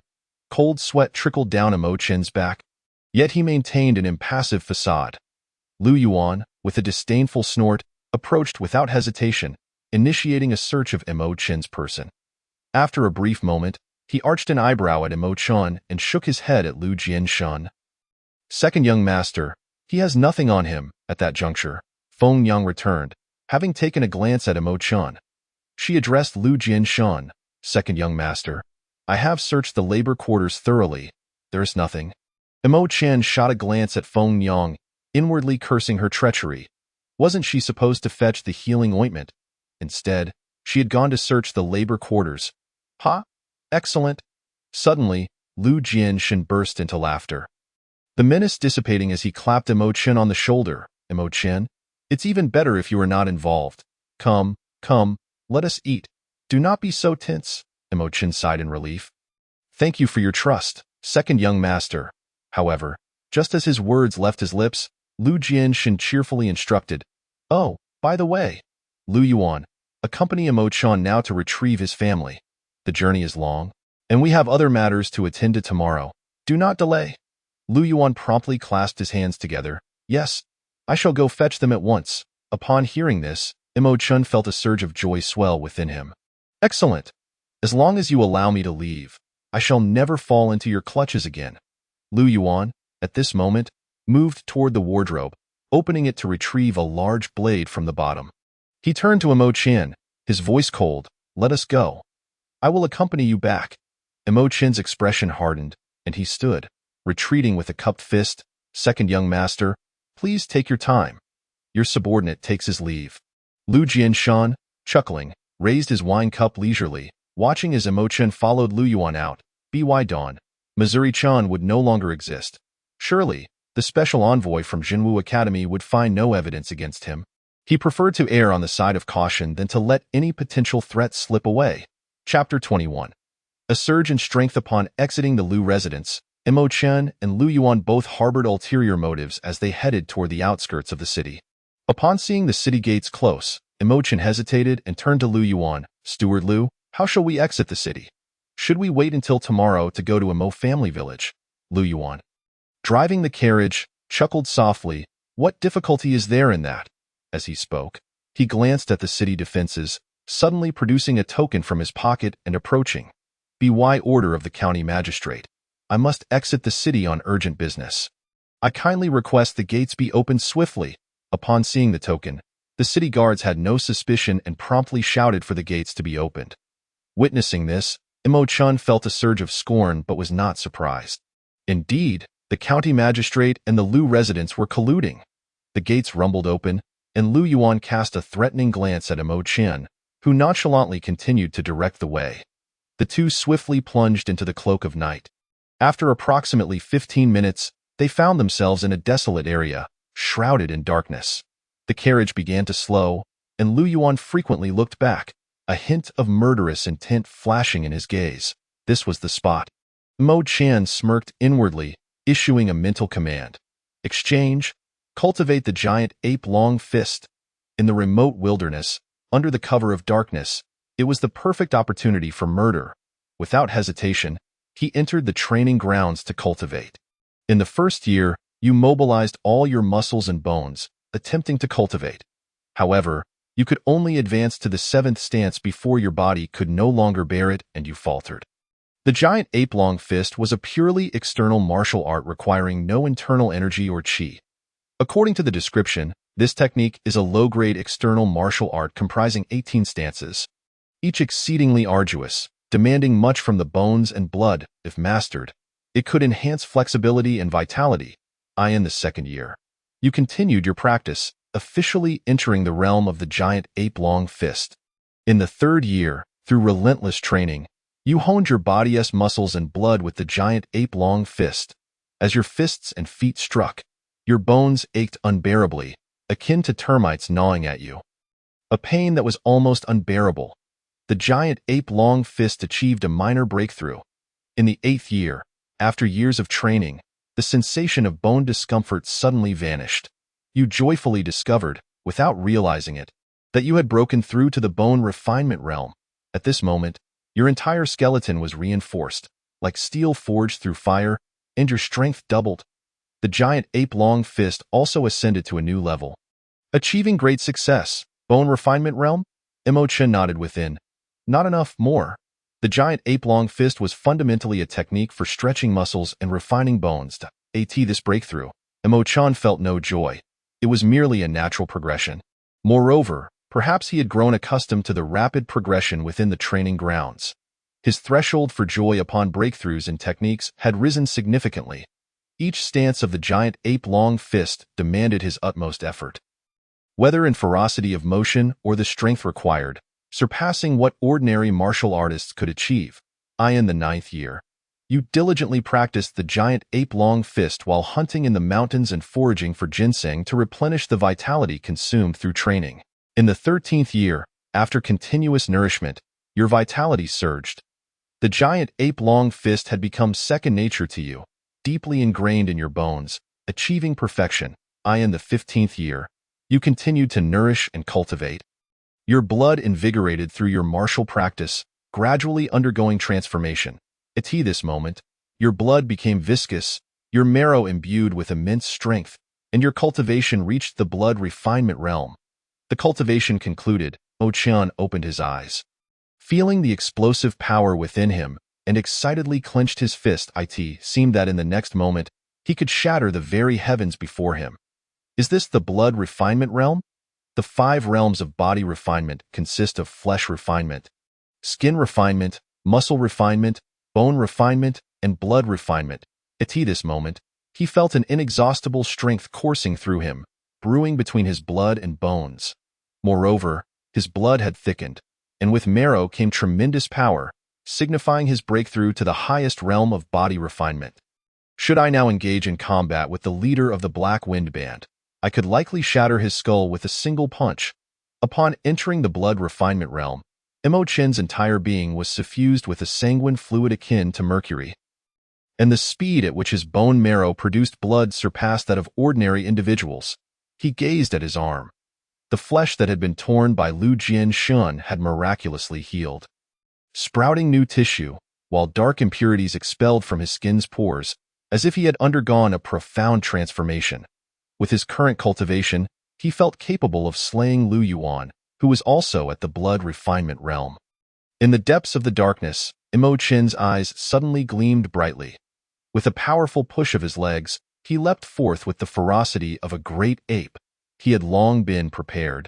And in that moment, a massive silver axe appeared in his grasp, descending upon the silhouette before him without a hint of hesitation. Kill! The ordinary iron axe amplified his strength by 90. The black iron cleaver added 120. The Xianhua mountain opening axe granted an impressive boost of 150. Breaking shields felt as light as a feather. In total, that amounted to a staggering 360 in strength enhancement. Under the explosive force of Imo-chan, the second-tier Xianhua mountain opening axe descended, as if to cleave a mountain in two. How dare you! A furious roar erupted. Lu Yuan reacted swiftly, sensing something amiss the moment Imo-chan moved. Yet, under Imo-chan's preemptive strike, he was still a beat too late, shouting loudly as he braced himself and turned to block with his sword. A gust of wind howled as the Xianhua axe struck down heavily onto Lu Yuan's raised blade. Clang! The deafening sound of metal clashing reverberated. The axe, imbued with tremendous force and speed, showed no signs of halting. It cleaved Lu Yuan's weapon, sending it crashing to the ground. What kind of monstrous strength is this? Lu Yuan bellowed in shock and anger, his hands bloodied and mangled from the impact. However, Imo Chen offered no reply, refusing him the opportunity to ponder. He swung the axe once more, unleashing all his power. Die! The blade sliced through the air, producing a deafening whistle. With the enhancement of 3 weapons, Imo Chen's strength reached its zenith. The mere weight of the axe bore down such that it could send shivers through the very core of a person. Imo Chen, you cannot kill me! Lu Yuan, caught off guard by Imo Chen's sudden surge in power, hastily attempted to evade. Yet, Imo Chen's cultivation had undergone a significant transformation. He had ascended to the blood refinement realm. With the augmented strength from 3 weapons, he possessed the capability to annihilate Lu Yuan. Cannot kill you? Why should I refrain? Imo Chen sneered coldly, harboring no intention of mercy. I've long wished to slay you. Your actions with that whip condemned you to this fate. The axe fell with ferocity. Lu Yuan, in a desperate bid for survival, cursed and fled. You dog! If you dare to kill me, the second young master will surely avenge me. He realized that there was no possibility of blocking Imo Chen's axe. Tonight, he was fated to meet his end at Imo Chen's hands. Your second young master can go to hell. Crash! A scream erupted. Lu Yuan's body was cleaved in 2 by the axe, blood splattering everywhere. His upper half crashed to the ground, while his legs continued to run in vain. Ah! Lu Yuan writhed in agony, howling as his pain reached a crescendo. Yet, Imo Chen looked down from above, devoid of any compassion, and brought down a 3rd axe in fury. Die! Crash! The axe descended. The screams ceased. The world fell silent in an instant. Lu Yuan's eyes widened, and until his last breath, he could not comprehend how Imo Chen had managed to kill him, nor could he fathom the sudden amplification of Imo Chen's strength. Imo Chen exhaled softly, gazing at Lu Yuan's severed head. That bastard is finally dead. Since his arrival in this world, he had harbored a deep-seated resentment towards Lu Yuan. This scoundrel, relying on his position as the logistics chief of the Lu family, had treated them as mere nobodies. Particularly during the first month after Imo Chen's arrival, he had been mercilessly whipped by Lu Yuan almost daily. His body had been covered in lash marks, leading to a high fever that nearly cost him his life. Thus, failing to kill Lu Yuan would be insufficient to quench his thirst for vengeance, even if you are in the blood refinement realm. What of it? Reflecting on the recent battle, Imo Chen realized he had not employed any martial techniques. Rather, he had purely relied on the power augmentation from his breakthroughs in the blood refinement realm. The combined strength of the 3 weapons had resulted in an impressive 360 enhancement. Such might could likely overwhelm even a consummate practitioner of the body refinement realm. The confrontation with Lu Yuan had illuminated Imo Chen's combat prowess. In terms of sheer strength, ordinary blood refinement realm practitioners would find it exceedingly difficult to contend with him. His power was already comparable to some practitioners at the pinnacle of the body refinement realm. If he were to exchange his equipment for higher-tier weapons, his combat capability would ascend even further. If I donned 3 pieces of second-tier equipment, even an expert at the initial stage of the condensed chi realm would be within my reach. Having escaped danger, Imo Chen felt relatively pleased. Without further ado, he swiftly searched Lu Yuan's belongings. Lu Yuan carried with him 20 taels of silver notes and some loose silver coins. Imo Chen also picked up the first-tier cold pool steel knife from the ground. A satisfied smile gracing his features. This first-tier knife was an exceptional find. With a 120 strength enhancement and the ability to slice through iron like mud, ordinary blades would stand no chance against it. Chapter 22. Intermediate Grade True Ape Fist Equipping. The cold pool steel knife vanished from Imo Chen's hand. Subsequently, he replaced the ordinary iron axe with the cold pool steel knife. With this replacement, his strength enhancement surged to 390, nearly quadrupling his power. It was utterly terrifying. With a thought, Imo Chen opened the system panel once more to examine his wealth. 152 taels. Potential for martial arts training, 12 years. Upon seeing this figure, Imo Chen hesitated. Should he continue training in the true ape fist? The inferior grade Tyrant Tiger Heavenly Gang technique required one to reach the pinnacle of the body refinement realm before it could be learned. Otherwise, hastily condensing chi could inflict damage on one's internal meridians. Despite having already broken through to the blood refinement realm, he still lagged a step behind the pinnacle of the body refinement realm, unable to achieve the harmonious integration of flesh, skin, bones, and blood. Thus, he could not exchange for the Tyrant Tiger Heavenly Gang technique at this time, as for the Woodchopper technique. It was not worth spending money to enhance. Aside from that, it seemed he was left with only a fragmented version of the Incense Fire Ascension technique. If he wished to cultivate this rare and incomplete martial art, he would likely need incense. Obtaining incense was out of the question, as it required sculpting idols, building temples, and cultivating followers, in the Great Xuan realm. Such uncontrollable matters were strictly prohibited by the court. The 36 governors had also issued strict bans. With an almost zero-tolerance policy, any offenders would be executed, all to prevent infiltration by the Great Xuan Dynasty. I am still far too poor. Imo-chan shook his head, realizing that the martial arts he could cultivate were scarce and consisted only of the most fundamental techniques. If he relied solely on these basic methods, achieving mastery in the martial world would be exceedingly difficult. That woman in black is from the Guardian Martial Academy. Could I seek an opportunity from her? With the path of the second young master of the Liu family now completely blocked, Imo-chen recognized that if he wished to join the Guardian Martial Academy, he would need to devise his own means. The best option would be to establish a connection with that woman in black from the academy. If I can forge a relationship with the Guardian Martial Academy, I shall be able to embark on my cultivation journey. As he contemplated the academy's policy of recruiting disciples regardless of their background, his resolve gradually solidified. However, before that, he needed to elevate his cultivation once more to prepare for any unforeseen troubles. Continuing to exchange for 5 more years of the true Ape Fist. In the pitch-black night, Imo-chan steadied his breath and resumed his training in the first year. Although the true Ape Fist reached perfection, he remained unsatisfied and continued to train diligently day after day. By the 3rd year, he believed the true Ape Fist could be improved, and thus innovated upon the 18 forms, expanding them to 20. By the 5th year, he continued to innovate, enhancing the 20 forms to 24. The inferior grade True Ape Fist advanced to the intermediate grade True Ape Fist. Simultaneously, his cultivation became increasingly refined, and subtle signs of a breakthrough began to emerge. Training halted. Imo-chan was somewhat astonished. Intermediate grade True Ape Fist. Rather than breaking through to the pinnacle of the body refinement realm, he had innovated and advanced the True Ape Fist. Imo-chan was at a loss as to whether to laugh or cry. And he exchanged for another year of training time. Give me a breakthrough? In the 6th year, he diligently practiced the True Ape Fist but did not achieve a breakthrough. He exchanged for another year. Imo-chan felt somewhat exasperated. In the 7th year, the True Ape Fist achieved great success. What the hell? Imo-chan ground his teeth.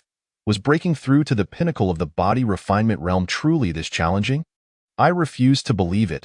In the 8th year, the True Ape Fist reached perfection. In the 9th year, he accumulated his efforts and finally broke through the barrier, integrating his flesh, skin, bones, and blood into the pinnacle of the body refinement realm. Exhaling, Imo-chan opened his eyes, feeling a profound lightness throughout his entire being. Blood flowed smoothly within him, akin to mighty rivers surging forth. This was an unprecedented sensation of ease, as if every fiber of his being could effortlessly expand and contract. With a deep breath, Imo-chan rose to his feet, spreading his legs and throwing a punch, executing the True Ape Arm Swing, boom, with the strength of a tiger and the ferocity of thunder. The upgraded Giant Ape True Fist seemed to have unlocked a new realm, granting Imo-chan an exquisite sense of control, as if his heart danced in tandem with his body. Had Liu Yuan still been before him at that moment, he felt that merely by a thought, his fist would instantly land upon Liu Yuan's head. This sensation was akin to shortening his reflex arc, the advancement of the giant ape-long fist. Coupled with the breakthrough to perfection in body refinement, elevated Imo-chan's combat prowess to new heights. Now, he could condense a wisp of vital energy. As the thought arose, a domineering essence immediately coalesced within him, swiftly coursing through his meridians until it reached the tip of his index finger. Imo-chan gazed at this minuscule, intangible energy with great curiosity. I felt as though a tuft of cotton had enveloped his fingertip. Could it be that I have directly stepped into the early stage of vital condensation? According to the records of the Jianghu Heroes list, the vital condensation realm is divided into 4 stages. early, mid, late, and great perfection. The early stage signifies the initial condensation of vital energy. At this point, the energy cannot be wielded freely, as it continuously accumulates within the dantian, strengthening it. The mid-stage corresponds to the outward manifestation of vital energy, known as external vital energy. During this period, the energy can envelop fists, palms, and feet, akin to armor, significantly augmenting power. In the late stage, the energy gathers mightily, capable of enveloping the entire body, resembling a battle armor. At this stage, ordinary blades cannot approach, and even skin cannot make contact. Upon reaching the great perfection of vital condensation, also known as internal vital energy, the essence can traverse through the meridians to protect the organs. At this point, one prepares for the breakthrough to the five elements realm. Mo Chen's current state was rather peculiar. During his body refinement, he fortuitously comprehended the tyrant tiger vital energy, thus cultivating a thread of vital energy. However, for him at that time, this thread of energy was not beneficial. It felt more like a wild beast that he could not control. Consequently, unable to suppress this thread of vital energy, Mo Chen chose to disperse it. Yet now, this vital energy could be condensed at will, emerging with but a thought. It was entirely different from the early stage of vital condensation described in the Jianghu Heroes list. This thread of vital energy was exceedingly agile. Not stagnant within the dantian, Mo Chen could not fathom the reason behind this, and thus chose not to delve deeper. Opening the system panel, he beheld his wealth, 44 taels. Glancing at the wealth column displaying 44 taels of silver, Mo Chen felt a headache coming on. Where could he procure a substantial sum? After pondering for a while, he could not devise a suitable plan. Fortunately, he still had over 3 years of cultivation progress to exchange. Mo Chen directly spent 24 taels to redeem 2 years of Tyrant Tiger Vital Energy training, stabilizing his early stage of vital condensation. Chapter 23. Why have you followed me, my lord? The following day, Mo Chen donned a human skin mask and changed into a dark long robe, disguising himself as a young gentleman as he returned to Uni County. His indenture contract still resided in the Lu Manor, and his registration was also at the county office in Uni. Hence he did not flee under the cover of night, nor did he intend to escape. Utilizing the disguise effect of the human skin mask, Mo Chen swaggered into the town. Waiter, bring me 10 baskets of steamed buns. He found a bun shop near the county office and seated himself facing the entrance. All right, esteemed guest, please wait a moment. The waiter called out and promptly served Mo Chen his buns. However, upon noticing that he was alone, he hesitated for a moment. Esteemed guest, are you truly going to eat 10 baskets of buns by yourself? Mo Chen cast a glance towards the county office entrance, raised an eyebrow. What? Can't I eat alone? The waiter quickly bent over, chuckling nervously. Oh dear, esteemed guest, forgive my tongue. I was merely concerned that you might not finish. Mo Chen said no more and simply placed a handful of coins on the table. Enough chatter, count the money and leave. Do not disturb my meal.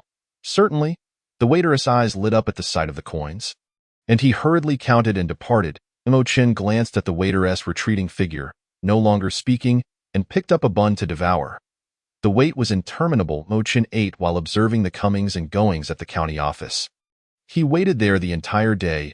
As night fell completely, and the bun shop closed, Mo Chen still had not spotted the dark-clad woman from the Zhenwu Academy. Could it be that she was not within the county office? Mo Chen furrowed his brow, feeling uncertain. He had assumed that the black-clad woman was closely associated with the county office, given that she was always accompanied by its personnel.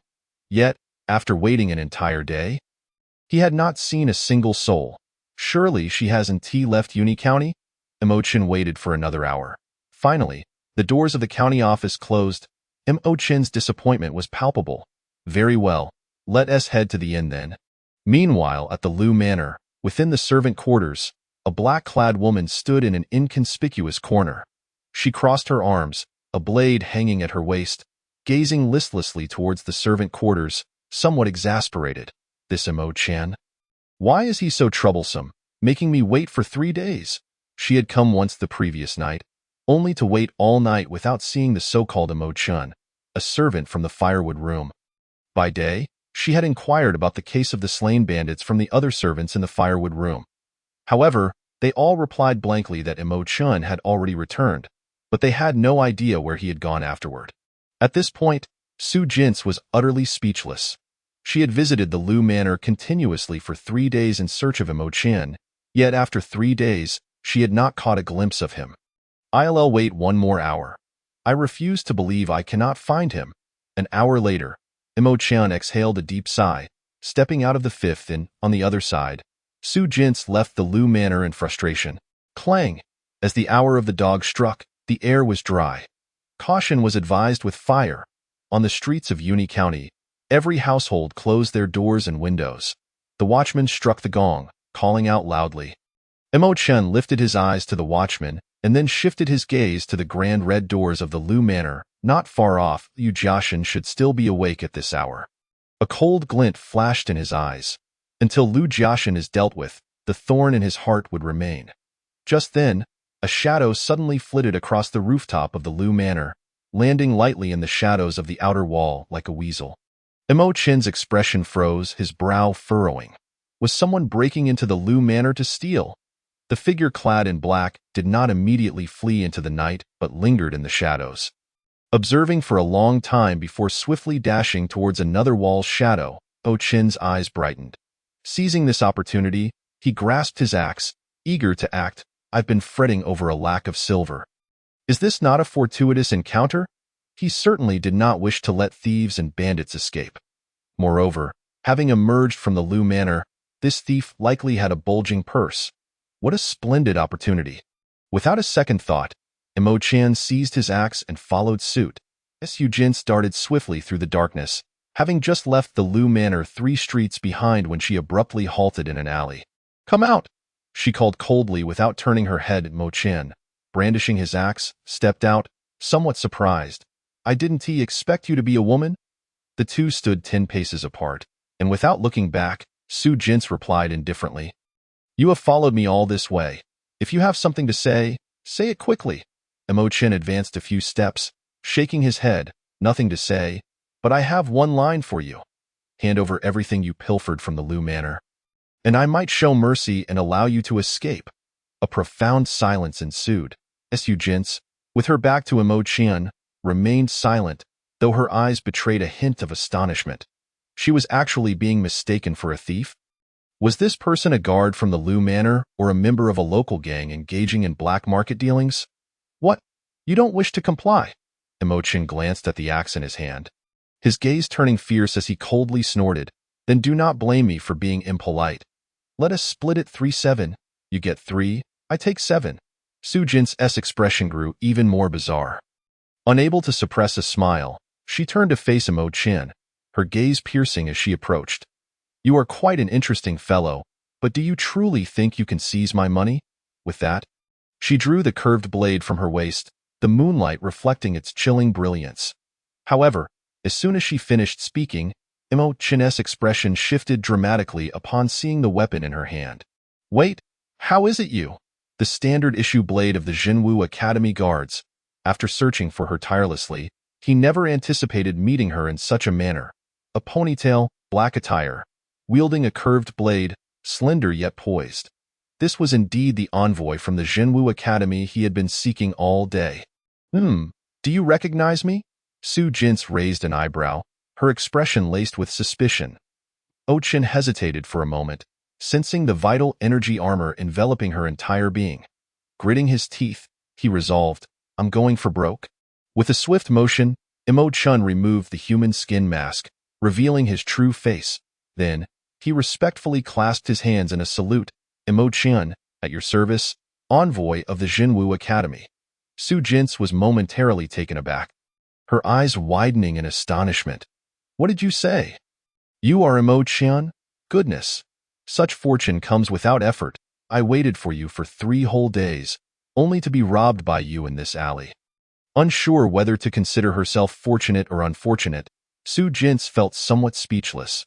She sheathed her curved blade and, with a perplexed expression, remarked, All right then, since you have come to me, let us proceed together. Very well. Imo Chun responded without hesitation, nodding in agreement. As Su Jin's took a couple of steps forward and observed Imo Chin's calm demeanor, she felt a twinge of confusion. Aren't you afraid of me? Imo Chin shook his head and replied, Not at all. I haven't done anything wrong, so there is nothing to fear. Quite the opposite, I would be eager to join your ranks. Then follow me. Su Jin glanced at Imo Chin a couple of times, but did not linger. Leading him onward. Chapter 24. I only want to kill within the city. In an inconspicuous, remote residence, Imo Chin sat patiently, awaiting developments. Meanwhile, Su Jin was frowning as she perused an account book alongside a young man. Curse those wretched officials. They have no conscience whatsoever. That scoundrel you orchestrated this burglary deliberately to hide this account book? I truly wish to sever his head. In the past 3 years, over 100 women and children have gone missing in Uni County. Alongside the Liu family and those mountain bandits, it's simply inhumane. The young man, appearing refined in his azure robe, was cursing vehemently, consumed by rage. In contrast, Su Jin seemed accustomed to such outbursts. Although her face was pale, her eyes displayed an unexpected calmness for her age. Senior Brother Chin, the evidence is irrefutable. How should we proceed? After finishing the account book, Su Jin turned to the young man beside her. It's infuriating that a county magistrate in a remote area colludes with bandits to engage in such despicable acts. What should we do? We should capture them and execute them. Chen Xianin slammed the table and shouted, As for that scoundrel we ought to bring him back and subject him to all 36 tortures of the dungeon. Make him wish for death. Su Jin nodded solemnly. Indeed, if we can extract more names from you and Zhong, we could thoroughly cleanse Uni County. Chen Xianin smirked. In my opinion, these peripheral counties should have been purged long ago. I don't understand how those old geezers up top have allowed this rabble to persist for 3 years. Su Jin rolled her eyes, exasperated, tapping her fingers on the table. Senior Brother Chen, be cautious with your words. While those old geezers deserve criticism, they are still elders of the academy. If they hear such talk, we could both be in serious trouble. What do I care? Chen Xianin scoffed. Those old geezers are always forming cliques, playing politics and suppressing us. Look at what they have turned the Jinwu Academy into. One day, when the eldest senior sister takes the stage, we shall lead the charge and eliminate those old fools. Su Jin found herself both amused and bewildered, hesitant to respond. Imo Chin, seated across from them, regarded Chen Xuanin's tirade with a quizzical expression. What is going on here? Is the Jinwu Academy not as united as it seems? It appears I have overheard some sensitive information. A moment later, Su Jin's gestured towards Imo Chin. What should we do with him now? Lu Jinshan likely won't spare him. If he returns to the Liu residence, his life will be forfeit. Annoyed, Chen Xianin replied, You handle it. I just want to go kill someone. I'm off with that. He stormed out of the residence in an instant. Only Imo Chin and Su Jin remained in the room. Su Jin glanced at Imo Chin, who promptly said, Su Envoy, you need not worry about me. I can ensure my own safety. He refrained from expressing his intentions at this moment, deeming it inappropriate to inquire about the Jinwu Academy just yet. Hearing Imo Chin's words, Su Jin shook her head. Imo Chin, since you provided us with evidence, we have a responsibility to ensure your safety. This residence is rented by us. You may stay here temporarily. Please refrain from venturing out over the next few days, and do not hesitate to let us know if you need anything. Imo Chin's eyes flickered, and he tentatively asked, I have no other requests. But I am in dire need of money. Can you provide some silver? Certainly. Su Jin replied without hesitation. As a reward for your provision of the account book, I can grant you 20 taels of silver. 20 taels of silver was a substantial sum for an ordinary family, enough to sustain a household of 5 for 5 years. However, for Imo Chin, it was hardly sufficient. Is that all? He blinked. Su Jin sighed. To be honest, we cannot afford to give more. All funds obtained from investigations must be submitted. All right then, Imo Chin nodded, choosing to accept the offer. 20 taels were better than none. Su Jin wasted no time and produced a silver note from her pouch. Placing it on the table. This is a silver note. You can exchange it for cash at Xinglong Bank in a few days. Imo Chin smiled slightly and took it without hesitation. Very well. You should rest now. We have matters to attend to. Su Jin stood, grasping the hilt of her blade. Once everything is resolved, I shall return to find you. Understood? Imo Chin nodded, rising to see her off. Su Jin's cast a lingering glance at Imo Chan before stepping outside, leaping onto the rooftops with remarkable agility. In no time, her figure vanished into the night like a shadowy feline. What remarkable agility!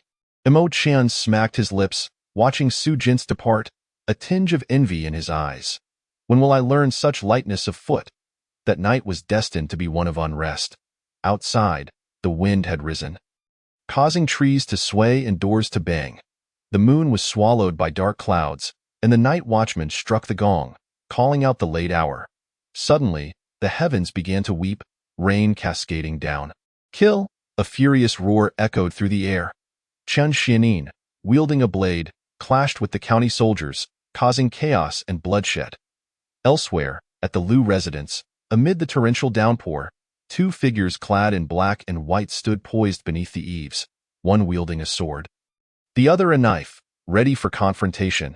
Liu Jinshan, why do you not surrender? Su Jin shouted coldly at the young man in white. Liu Jinshan, dressed in white and brandishing a long sword, laughed heartily.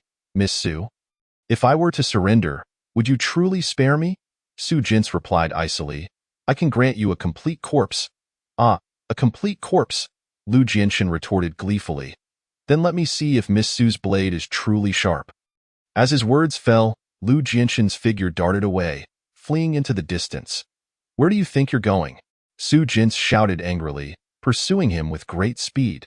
It was raining heavily as Imo Chan, wielding a flower-patterned battle axe, arrived at the entrance of the Liu residence. He glanced up at the pouring rain, then leapt over the wall into the estate.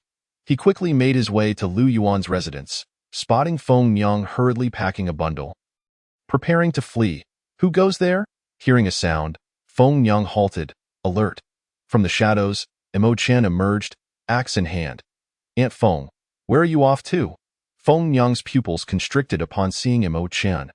However, recalling that the second young master had assessed Imo Chan's cultivation level as merely muscle refining, a flicker of disdain crossed her eyes. Get out of my way. Don't block my path. As she spoke, Feng Yang drew a dagger with her right hand, swinging it towards Imo Chen's neck. In her mind, as a bone-refining cultivator, killing a mere muscle-refining practitioner would be as easy as slaughtering a chicken. However, boom! She charged in with great speed. But when she was sent flying, she was met with a massive axe descending from above. Growing larger in her vision, bang! Her head shattered instantly, her limbs flailing before falling silent. Thank you for helping me sort my belongings. Imo Chan picked up the package from the ground, glancing at its contents before tossing it into the system inventory. Wealth, 288 taels can be exchanged for cultivation progress. 24 years low grade. Autumn water sword technique, not yet mastered, low grade. Blazing fire blade technique, not yet mastered, willow leaf dagger, tier 1. A fruit knife carelessly crafted by a certain renowned artisan. Unfortunately lost in the wild wearing conditions. None attributes. Sharp, suitable for food testing. Chapter 25. The worldview has collapsed. What a treasure trove. The demise of Feng Yang has once again brought a stroke of fortune to Imo Chan. Just when he found himself nearly destitute, unable to afford the resources for his cultivation, this unexpected turn of events has replenished his supplies, in addition to acquiring over 200 taels in silver notes. He has also obtained 2 inferior martial arts manuals and Feng Yang's fruit knife. Upholding justice and ridding the world of evil is indeed the noble pursuit of those who practice martial arts. With great delight, Imo Chan toyed with the willow leaf dagger in his hand, feeling that his food security had been significantly bolstered. The attribute of poison-testing food is exceedingly rare. Henceforth, as he traverses the martial world, Imo Chan harbored no concerns regarding his combat prowess. With the martial master system at his disposal, his rate of growth is unmatched by any rival. What he ought to worry about instead is the safety of the sustenance he consumes. Suddenly, a white figure darted past him, soaring over the rooftop. Imo Chan barely had time to glance up before the apparition vanished from sight. In that fleeting moment, 3 luminous names of equipment flashed before him. Moon Shadow Sword, Tier 2. Cloud Pattern Armor, Tier 2. And Gale Fox Fur Boots, Tier 2. The brilliance of these 3 Tier 2 items ignited a spark of astonishment within Imo Chan. Who is this person, to possess such a wealth of equipment? 3 Tier 2 items. How extravagant! Imo Chin marveled in disbelief. Where are you running? A sharp, commanding voice echoed, and a black figure streaked past, hot on the heels of the white apparition. Upon hearing that voice and witnessing the glow of the demon suppression blade, Imo Chin's heart raced. Su Jinshi? Is she also in the Lu Manor? Recalling the information from the ledger, Imo Chin's mind turned swiftly. The white figure that had just fled was none other than the second son. Lu Jinshin and Su Jinshi had come to apprehend him. Without hesitation, Imo Chin donned a disguise and swiftly followed in pursuit. With the 120 speed boost from the human skin mask, he barely managed to keep pace with the two figures, trailing them from a distance. Ahead of him, Lu Jinshin, in the mid-stage of chi condensation, donned the Tier 2 Gale Fox fur boots, moving with the swiftness of a rabbit and the grace of a swallow. Leaving Su Jinshi, whose cultivation surpassed his, far behind as he bolted toward the outskirts of the city. Su Jinshi, at the very least in the late stage of chi condensation, possibly even at great perfection, exhibited remarkable lightness of foot. Though she lacked footwear to enhance her speed, she was not far behind Lu Jinshin. The two swiftly exited the city, while Imo Chin, panting and nearly grinding his teeth in frustration, felt overwhelmed by their speed. How astonishingly fast they are! Lu Jinshin could be forgiven, given his Tier 2 Gale Fox fur boots, but Su Jinshi, without any speed-enhancing gear, managed to keep up with Lu Jinshin purely on her own merit, truly a marvel. This demonstrates the terrifying prowess of the martial arts lineage from the Jinwu Academy. Such mastery of lightness of foot, in Imo Chin's estimation, must certainly be classified as superior martial arts. Otherwise, it would be impossible to match the speed of someone wearing Tier 2 Gale Fox fur boots. If I ever enter the Jinwu Academy, my first endeavor will be to learn the art of lightness of foot. As Imo Chin trailed the two, his thoughts raced. If only he could master a technique of lightness of foot and devise a set of speed-enhancing equipment, he would feel immensely empowered. Just imagine, in any scenario of ambush or evasion, he would possess a foolproof means of ensuring his safety. Upon exiting the city gates, the wilderness lay shrouded in darkness. The rain poured down, and the night was as inky as ink, rendering visibility non-existent. Imo Chin gazed ahead, drenched and disheveled.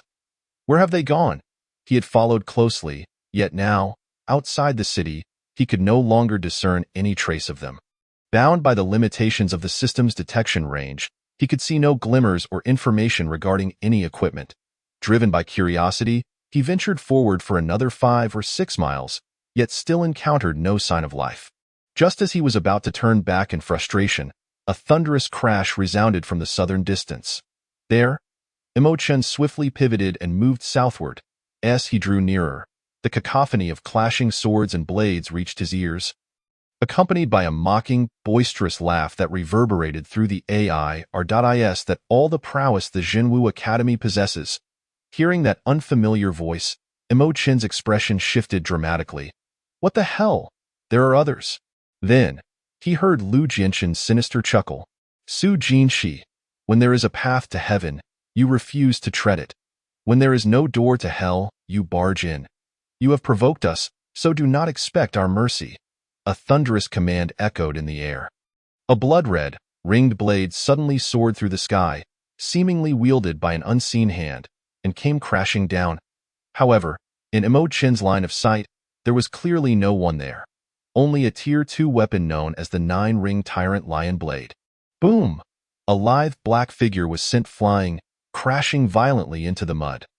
The tremendous force created a 2-meter-wide crater, as if a massive stone had pierced the earth, accompanied by a spray of rain. Su Jinshi stifled a groan, rising again without uttering a word, teeth clenched, and charged forth once more. What in the world is this? Imo Chin watched from a distance, taken aback. The air was devoid of anything, and the only figures visible on the ground were Su Jinshi and Lu Jinshin. Who, then, had delivered that mocking laughter? What was the 9-ring Tyrant Lion Blade doing in the air? Is it possible that ghosts truly exist in this world? An eerie spectacle, an existence that defies comprehension. Imo Chin's worldview shattered before him. Su Jinshi, I advise you to surrender. Lu Jinshin echoed her earlier words. If you kneel and submit, serving us, I would not mind leaving you with a complete corpse. Boom! Su Jinshi was once again sent flying by the aerial blade. This time, the protective aura surrounding her trembled violently, threatening to shatter, and the demon suppression blade in her hand was cleaved in two. She fell into the muddy water, gasping for breath as she spat out dark blood, her complexion pale as a sheet. Yet, the nine-ringed tyrant lion blade showed no intention of relenting. It glowed with a blood-red hue as it sliced through the air. Followed closely by another deadly strike. The blade whistled as it cut through the air, its murderous intent almost palpable. Boom! Su Jinshi rolled out of the way just in time, the blade's edge crashing into the ground. The earth shattered, the air trembled. A fissure, 5 to 6 meters long, split the ground, with the surrounding soil cracking and extending outward. This is bad, Imogen gasped, realizing that Su Jinshi was on the verge of collapse. He couldn't fathom why she didn't flee, but he knew he had to escape. He must not linger. If Su Jinshi were to perish, he would be easily discovered. With no hesitation, Imogen turned and sprinted back in the direction he had come. Observing the spectacle was sufficient. With his current strength, he could do nothing to save Su Jinshi. Even she, with her power at the late stage of qi condensation, was unable to withstand the onslaught. How could he, at the mere early stage of qi condensation, hope to make a difference? If he were to intervene, he would likely be struck down in an instant. It's not that I do not wish to save you. It's that I am truly powerless. Good luck to you, Imogen sighed deeply within his heart. Their brief encounter revealed that Su Jinshi was genuinely a person who sought to do practical deeds for the common folk. If she were to be harmed by traitors like Lu Jinshin, it would indeed be a great loss. As he ran, he sighed again. Yet, amidst the enveloping darkness of the night, after sprinting for several miles, he still had not caught sight of the city gates of Uni County. Could it be that I am truly lost? Imogen halted, wiping the rainwater from his face, furrowing his brows as he surveyed his surroundings. He recalled that he had headed west upon exiting the city, and then, upon hearing the sounds of battle involving Su Jinshi and others, he had turned south. However, now, retracing his steps based on his own sense of direction, he found himself utterly unable to locate Uni County. In the Great Xuan Dynasty, there were no compasses to rely upon. It was not yet daytime, and he could not use the sun as a reference. Imogen frowned deeply, deciding to change direction and search anew. He scanned his surroundings and, following his instincts, proceeded towards the left front. Unbeknownst to him, he ran another 3 or 4 miles. This place was desolate, with an abundance of trees and scattered stones, and he could faintly hear the sound of flowing water. Beside a narrow path, nestled among the bushes, stood a horse-drawn carriage. Is anyone there? Imogen paused his steps, eyeing the area warily. If he had not looked closely, he would not have immediately noticed the carriage concealed here. With the intention of asking for directions, he stealthily approached the carriage to observe. Is anyone there? No response. The chestnut horse that stood there, however, opened its eyes in surprise, taking 2 steps back and snorting.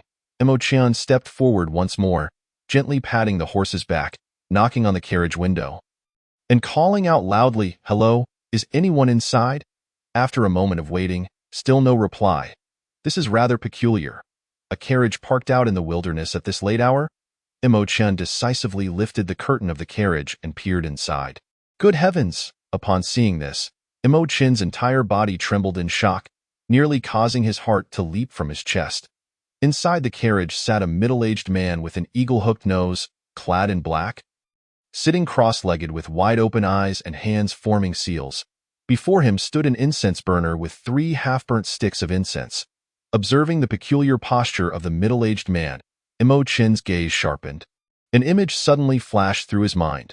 The incense fire divine method, the Yin spirit emerging. Imogen was abruptly reminded of the 9-looped Dominator blade he had seen fighting Su Jinshi earlier. Connecting this with the mysterious carriage parked by the roadside, his expression turned strange. Could you be the very Yin spirit that battled Su Jinshi? His luck truly defied the heavens. He had unexpectedly encountered the true form of that Yin spirit. With this thought, Imogen reached for the middle-aged man's money pouch, and in an instant, he found himself wielding an axe, striking down towards the man's neck. Splatter! Blood sprayed forth, the decapitation as effortless as chopping wood. Who is it? An enraged roar suddenly rolled in from the horizon. Mo Chun glanced back, seized the incense burner, and fled. Whoosh!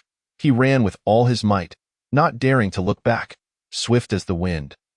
I can do no more than this. Take care, Su Jints. Mo Chen summoned all his strength to dash forward, disregarding everything else. Meanwhile, several miles away, Su Jints was nearly beaten to a bloody pulp. Just as her last vestige of vital energy was shattered, she lay despondently on the ground awaiting death. Suddenly, the massive blade in the sky appeared as if bound by an enchantment, frozen mid-air. Following this, a hysterical roar echoed across the heavens. Who is it? Then, the 9-looped Dominator blade, imbued with overwhelming killing intent, inexplicably abandoned Su Jints and flew north at breakneck speed. What? Su Jints gazed at the departing blade, her eyes reflecting weariness, yet more so a disbelief and bewilderment. At such a critical moment, her adversary chose to spare her, to grant her life. How could this be? 100 meters away, Lu Jianxin, who had been lurking nearby to observe the battle, was momentarily stunned. What is happening? Why did the Qingmu elder leave? He watched in disbelief as Su Jints clung to her last breath, just when he thought the Qingmu elder would surely sever Su Jints' head. That great blade suddenly froze in midair. Then, with a furious roar, the Qingmu elder shockingly abandoned the nearly lifeless Su Jints. Yes, he left. 3 enormous question marks popped up above Lu Jianxin's head, his eyes brimming with confusion. What on earth transpired? Why did he not kill her before leaving? Lu Jianxin turned back to gaze at Su Jints, who was slowly rising from the ground, and his expression suddenly twisted into a sinister glare. Damn it, I will kill her. With that, he brandished his second-tier Moonshadow sword, donned his second-tier Gale Foxhide boots, and in an instant, darted to Su Jints' side. Su Jints, die! A chilling voice rang out. Lu Jianxin charged towards Su Jints, his Moonshadow sword striking with the speed of lightning aimed at her throat. Killing move. With this thrust, Lu Jianxin held nothing back, unleashing his full power, releasing his outer vital energy. He aimed to achieve a decisive kill. No room for error. As Su Jints beheld this sword strike, she weakly raised her hands, then resolutely closed her eyes. I have done my utmost, she thought with a sigh in her heart. However, just as the moment was upon them, a spear whistled through the air, carrying an unmatched stream of vital energy, striking with unerring precision and overwhelming force directly at Lu Jianxin's throat. With this strike, the sword that Lu Jianxin had thrust halted just a hair's breadth from Su Jints' throat. Then, in Lu Jianxin's astonished and disbelieving gaze, his entire body was violently propelled away by the spear. Boom! The spear struck the ground, earth and stone shattered. Mud and water exploded. The ground trembled. Lu Jianxin was forcibly pinned to the earth by this sudden spear. At the edge of the deep pit, his entire head was driven into the ground, only his lower body remaining motionless, dead beyond revival. Su Jints suddenly opened her eyes. Upon seeing the dark spear embedded in the ground, her lips moved slightly, and darkness enveloped her vision as she fainted. Chapter 27. I cannot die in the darkness. 2 figures rushed forward. Upon seeing Su Jints, who was nearly a bloody mess, Chen Xianin nearly went mad with rage. Su Junior sister, those bastards. I will make them pay dearly. The other figure was a young woman, around 18, dressed in a green skirt, her figure lithe and graceful. Her features were exquisitely beautiful, with a cascade of black hair flowing down her back. However, her gaze was sharp, her expression frigid, and her every movement commanded fear. Upon witnessing Su Jints' serious injuries, she calmly glanced at Lu Jianxin, who lay dead beneath the spear, quickly surveying the battlefield before making arrangements. Junior brother Chen, you take Su Junior's sister back to heal. There is still a 5 elements realm expert here. I will deal with them. Yes, senior sister, be careful. Chen Xianin, aware of his limited strength, could not assist the woman, and suppressing his furious killing intent, he agreed and swiftly carried Su Jints back to the city. Once Chen Xianin departed with Su Jints, the woman withdrew the dark spear and collected Lu Jianxin's 3 pieces of gear. Frowning as she scanned her surroundings, the Great Xuan Dynasty truly has no intention of giving up. There were no signs of any third person nearby, yet the traces of a third party were evident everywhere. Such a situation could only imply one possibility: the incense-eating spirit of the Great Xuan Dynasty. Whoosh! The woman, spear in hand, darted away, using a trace of energy to track her target. Inside the carriage, the Qingmu elder gazed at his own corpse, utterly driven mad. He had sent his Yin spirit forth to slay his enemies, only to find his true form brutally slain, a most cunning tactic. Today, he had assumed that it would only take a cup of tea's time to eliminate Su Jin's.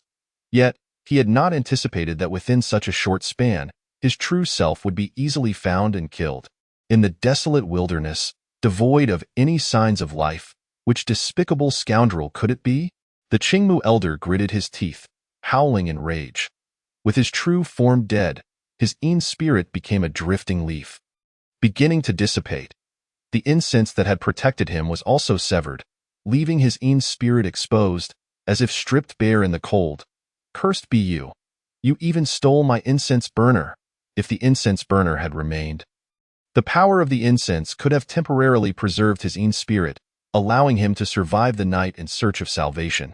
Yet now, with the incense burner stolen, it was nearly impossible for him to last until dawn.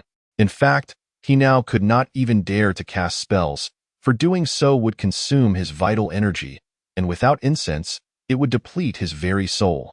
Consuming his soul was tantamount to courting death. Clang! At this moment, after a tempest of anger, the last remnants of incense had been consumed around the Yin spirit of the venerable Aoki. The 9-section Overlord Lion Blade, which he had wielded, lost its buoyancy and clattered to the ground. Gazing at the fallen blade, Aoki suddenly felt an icy chill enveloping his entire being, rendering him utterly powerless.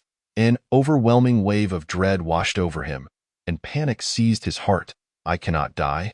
I must not die. There must be a way. There has to be a way. Yet, at this very moment, he found himself utterly incapable of departing.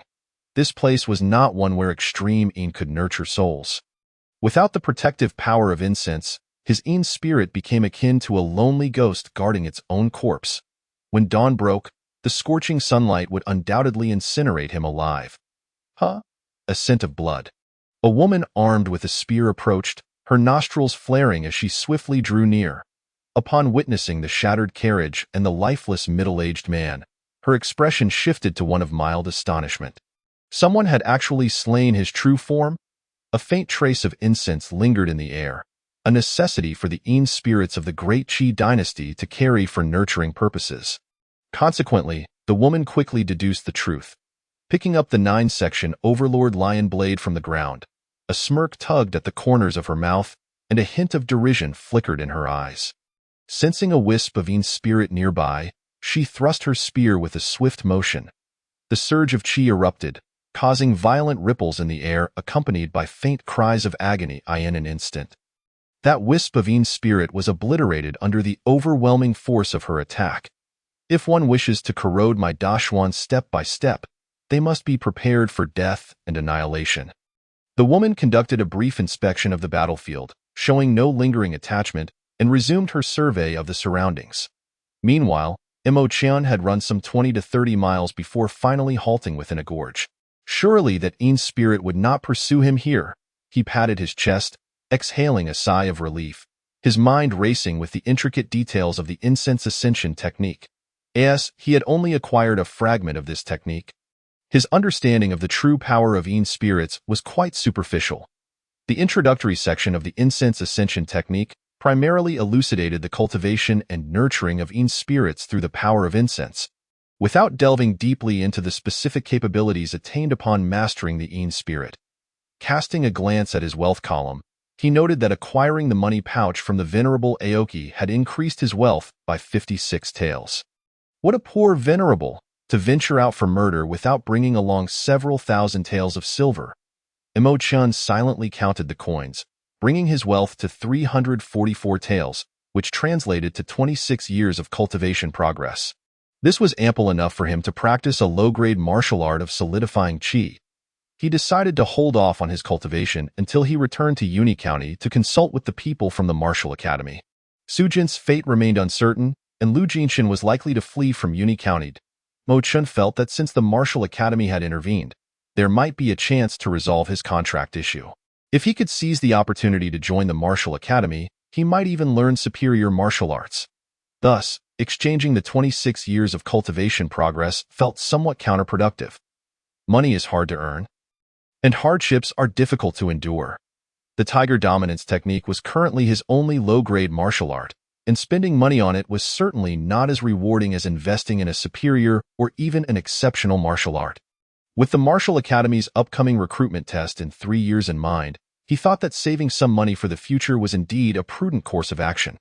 After waiting for about a stick of incense worth of time, the heavy rain transformed into a light drizzle.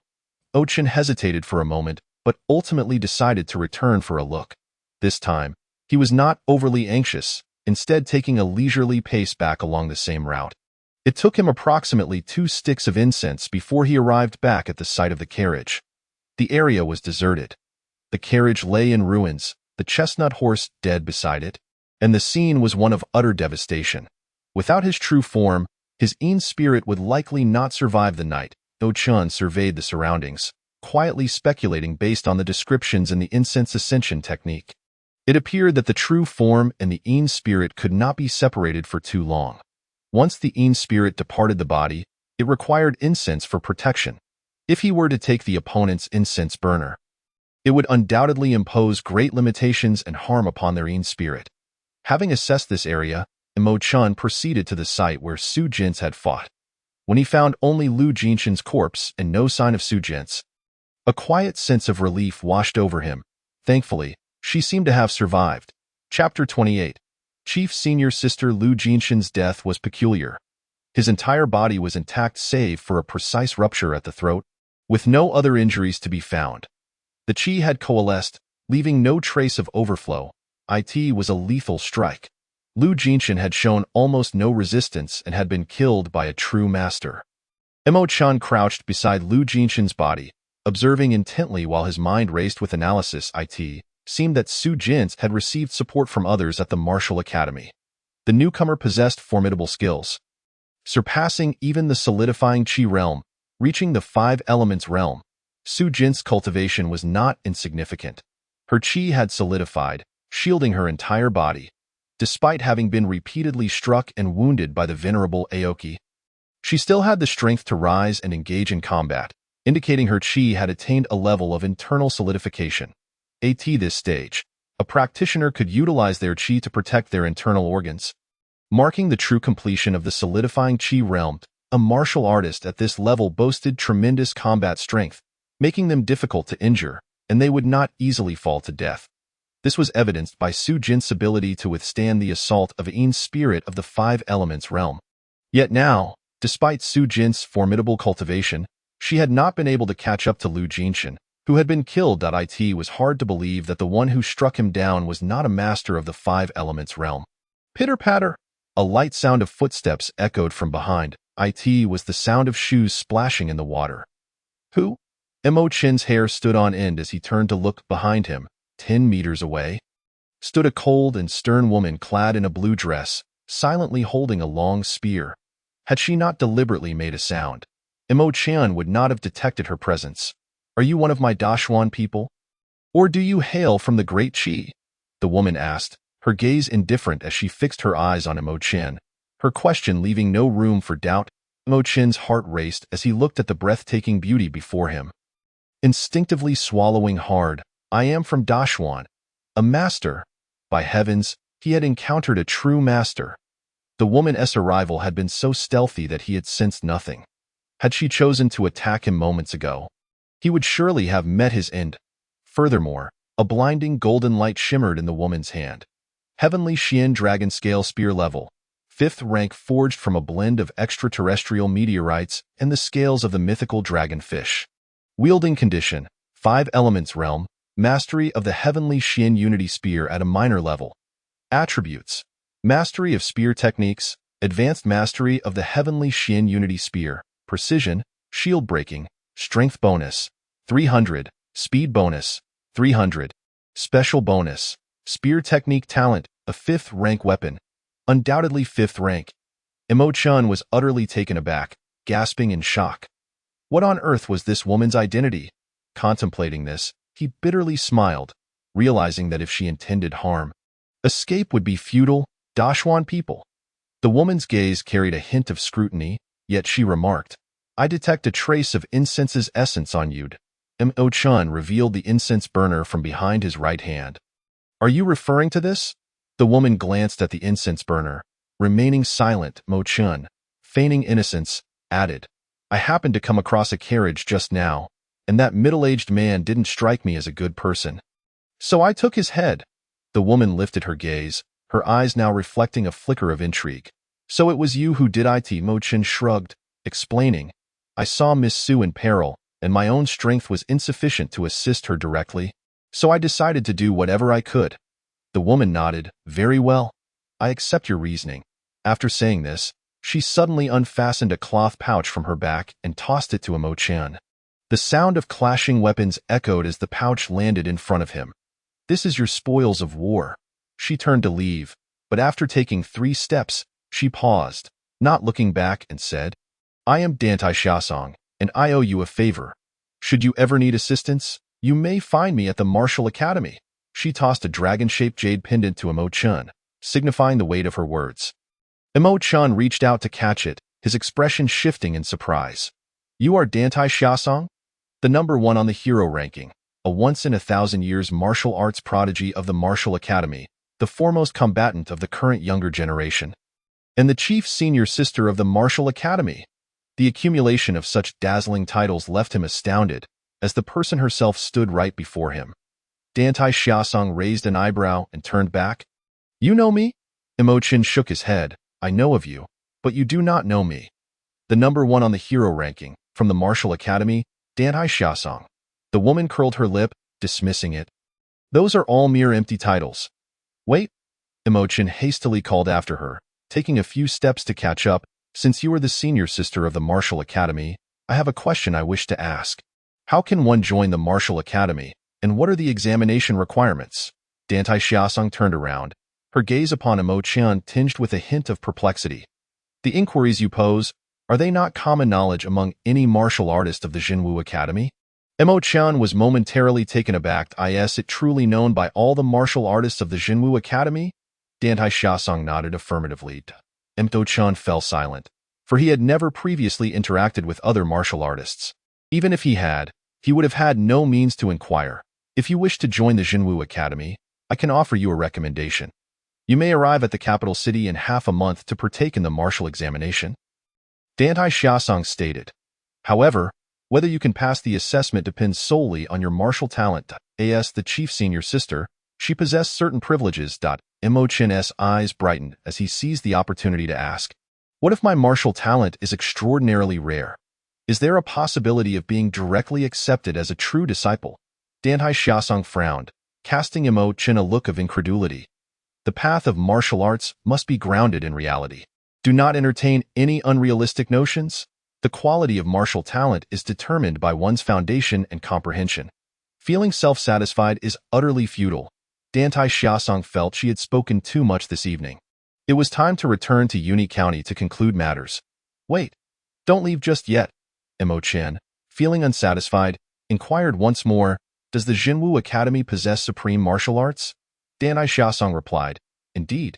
Imo-chan, still curious, continued, is there such a thing as immortals in this world? You know, those who can fly and possess eternal life? I must take my leave. Dantai Xiaosong glanced back at Imo-chan without answering and turned to depart. Wait for me. Imo-chan hastily picked up his belongings and sprinted to catch up. However, upon noticing Imo-chan closing in, Dantai Xiaosong immediately quickened her pace, vanishing in an instant, leaving him behind by several dozen meters. Imo-chan halted, staring ahead, utterly speechless. Damn, that woman runs incredibly fast. She was a formidable master at the 5 elements realm, possessing extraordinary lightness of foot. There was no way he could keep up. It was a pity he had no time to ask her more about martial arts. Imo-chan shook his head and sighed. He had finally encountered a highly skilled master, yet he had many more questions to ask. However, Dantai Xiaosong seemed reluctant to engage in conversation. There was nothing he could do to compel her. Forget it. In half a month, when I arrive at the capital, I will naturally encounter more martial artists. With this thought, Imo Chun felt a surge of anticipation. Chapter 29. I have matters to attend to. After Dantai Xiaosong departed, Imo Chun found himself alone in the desolate wilderness. He opened his large package, and at once, 4 weapons of different colors sprang into view. Moon Shadow Sword, second tier. Attributes: entry-level Moon Shadow Sword technique. Sharp, strength bonus of 150. Cloud Pattern Armor, second tier. Attributes: damage reduction of 20, lightweight, chi recovery speed increased by 150. 9-loop Tyrant Lion Blade, second tier. Crafted by the Qingmu Hall of the Great Qi National Temple. Wearing conditions: Incense God Ascension Technique, second layer. Attributes: Incense God Ascension Technique, third layer. Effortless weightlifting, and Een Spirit Strength increased by 150. Swift Wind Fox Fur Boots, second tier. Made from the fur of a 3-tailed fox that has just gained intelligence. Possessing unique effects. Wearing conditions: initial stage of Qi condensation. Attributes: light as a swallow, nimble, speed bonus of 150. Special bonus: lightness of foot talent. Upon seeing the detailed attributes of these 4 pieces of equipment, Imo Chin's face broke into a broad smile. This senior sister from the Zhenwu Academy was indeed generous. 4 pieces of second-tier equipment, simply bestowed upon him. He had not anticipated such fortune to fall from the heavens. Equip with a thought, all 4 items entered his inventory, their status changing to standby.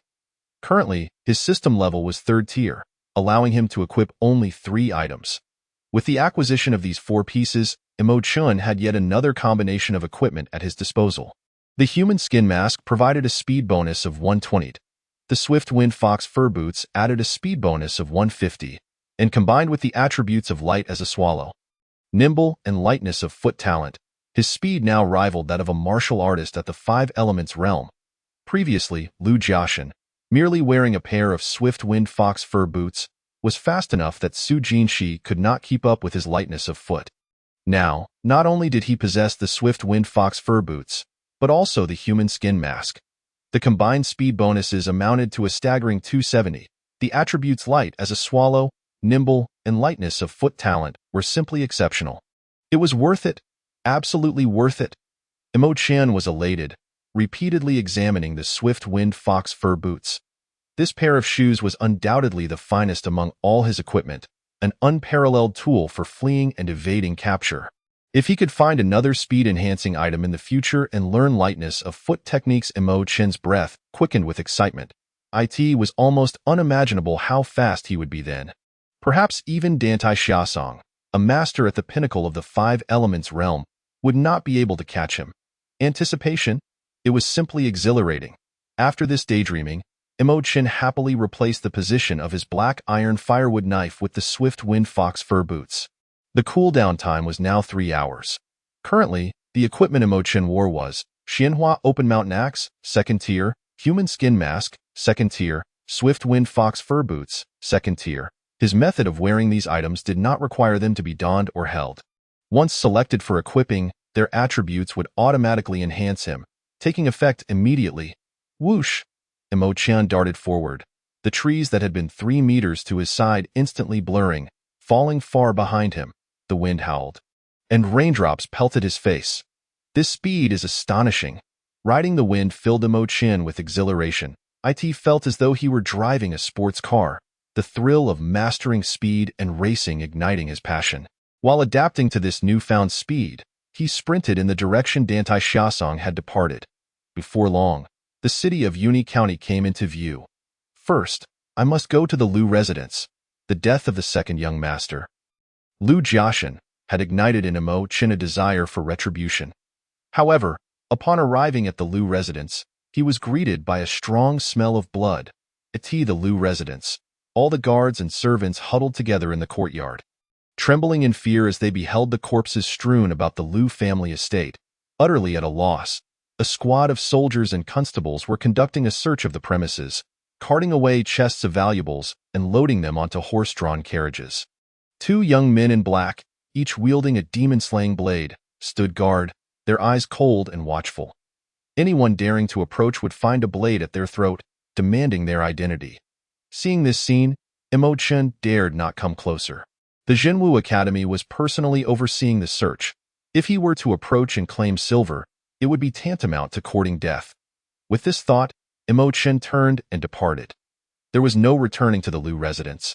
Nor could he go back. He made his way toward the civilian house arranged for him by Su Jinshi, planning to wait until the following day to bid farewell to Lu Wu and the others. Winding through the county town, every household had their doors and windows tightly shut, the silence enveloping the streets. Just as Imochen reached the entrance of the civilian residence, he felt a sudden chill envelop him, as if he were being locked onto by a surge of qi. "Who goes there?" Danhai Xiaosong's voice came coldly. "It's me." Imochen pushed the door open and entered.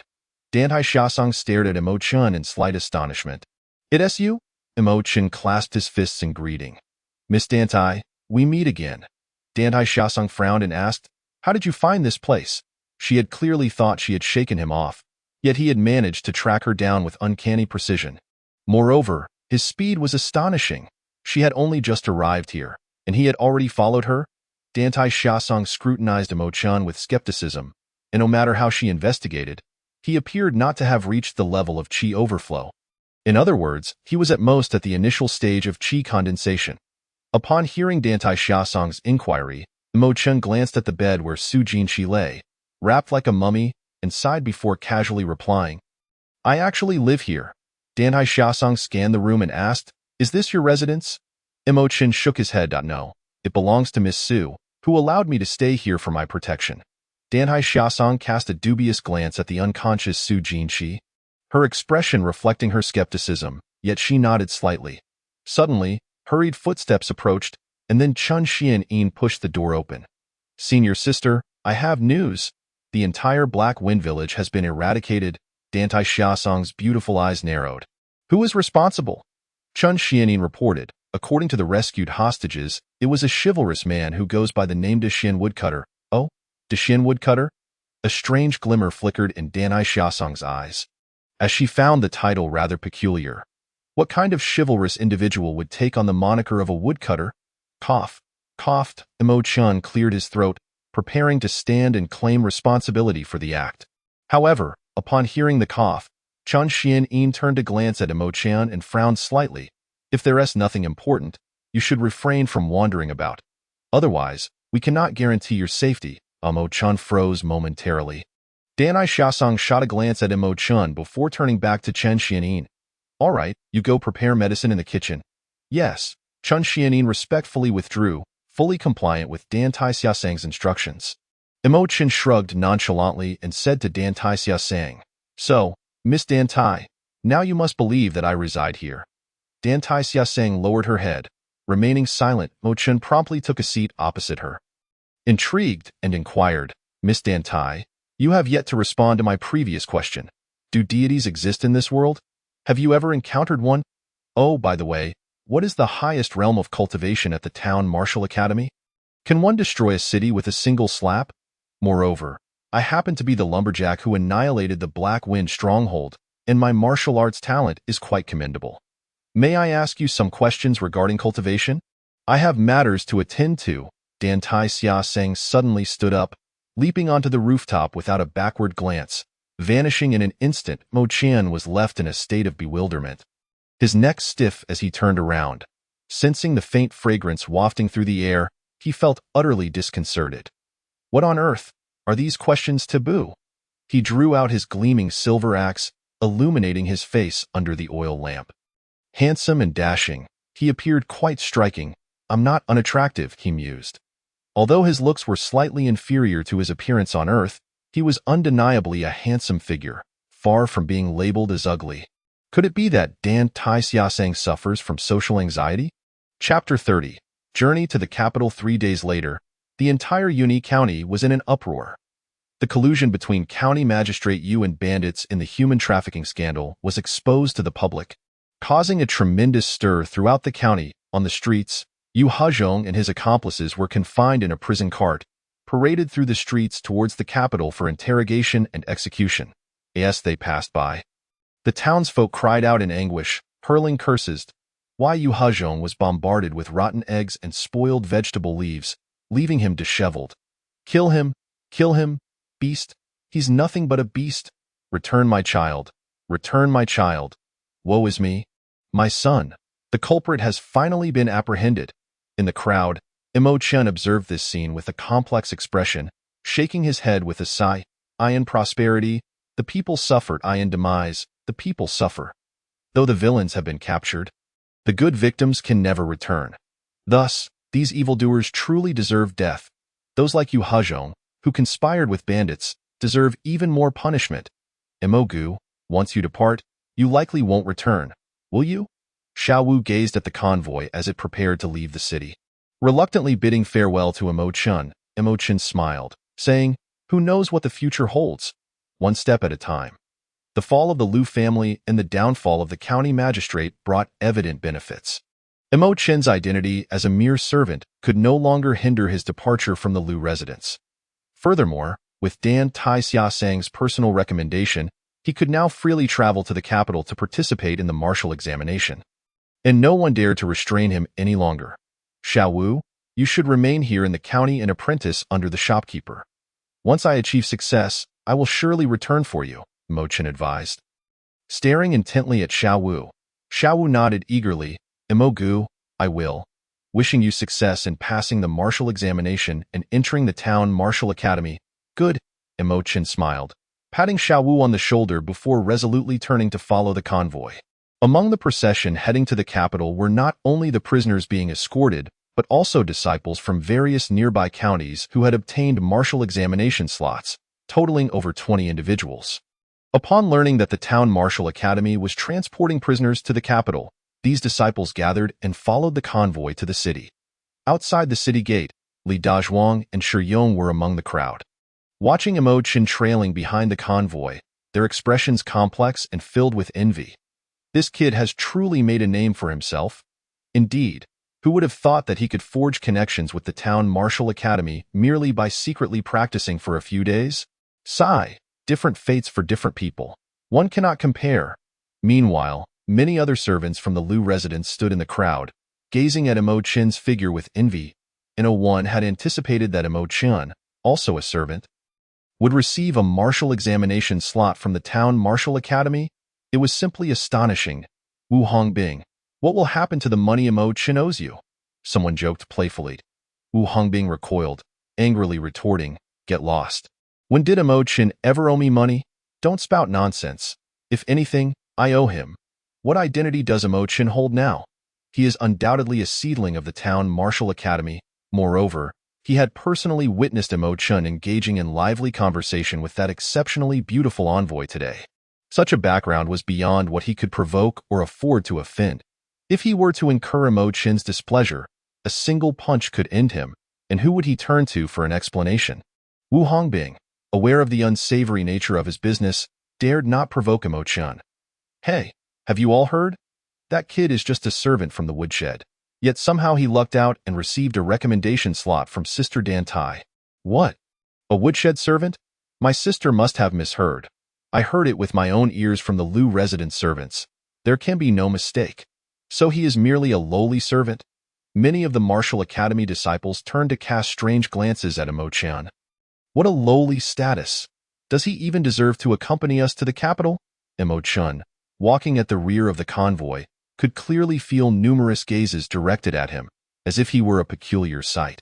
Curiously looking around, he noticed the disciples from the martial academy wearing expressions of mockery and derision, pointing and whispering among themselves. Upon meeting his gaze, they displayed no shame, instead raising their chins in arrogance. Sneering down at him disdainfully, goodness, is this group gossiping about me behind my back? Witnessing this scene, Imo Chen could easily infer that they must have looked down upon him upon discovering his servant status and were excluding him. Whatever. Imo Chen shrugged, thinking to himself, people will say what they want. When it comes to pride, with his martial arts master system, Imo Chen felt more prideful than anyone else. They were merely a group of self-important individuals, unworthy of his time. Soon, the convoy left the boundaries of Yunyi County. Chan Xianyin was at the front of the convoy, escorting the prisoner Yu Hezhong. Dan Taixiasang and Su Jinsei sat in the middle of the cart, engaging in conversation. Are you saying that this Imo Chun has practiced martial arts for less than half a month? Dan Tai Xiasang stared at Su Jinsei, her eyes wide with astonishment.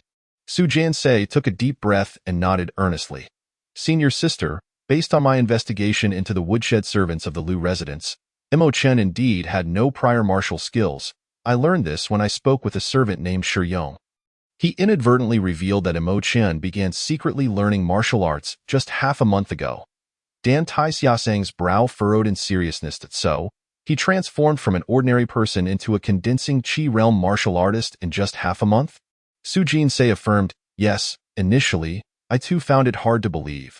But after conducting a more thorough investigation, I am convinced that his background and experiences are spotless, with no doubts to be found. Dan Tai Xiasang fell silent, seemingly deep in thought.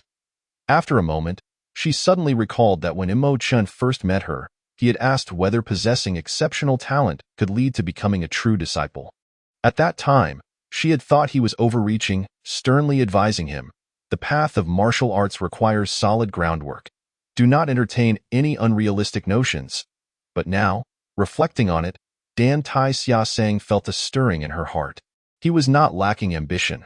Rather, he possessed truly astonishing talent. Upon this realization, she found it hard to believe.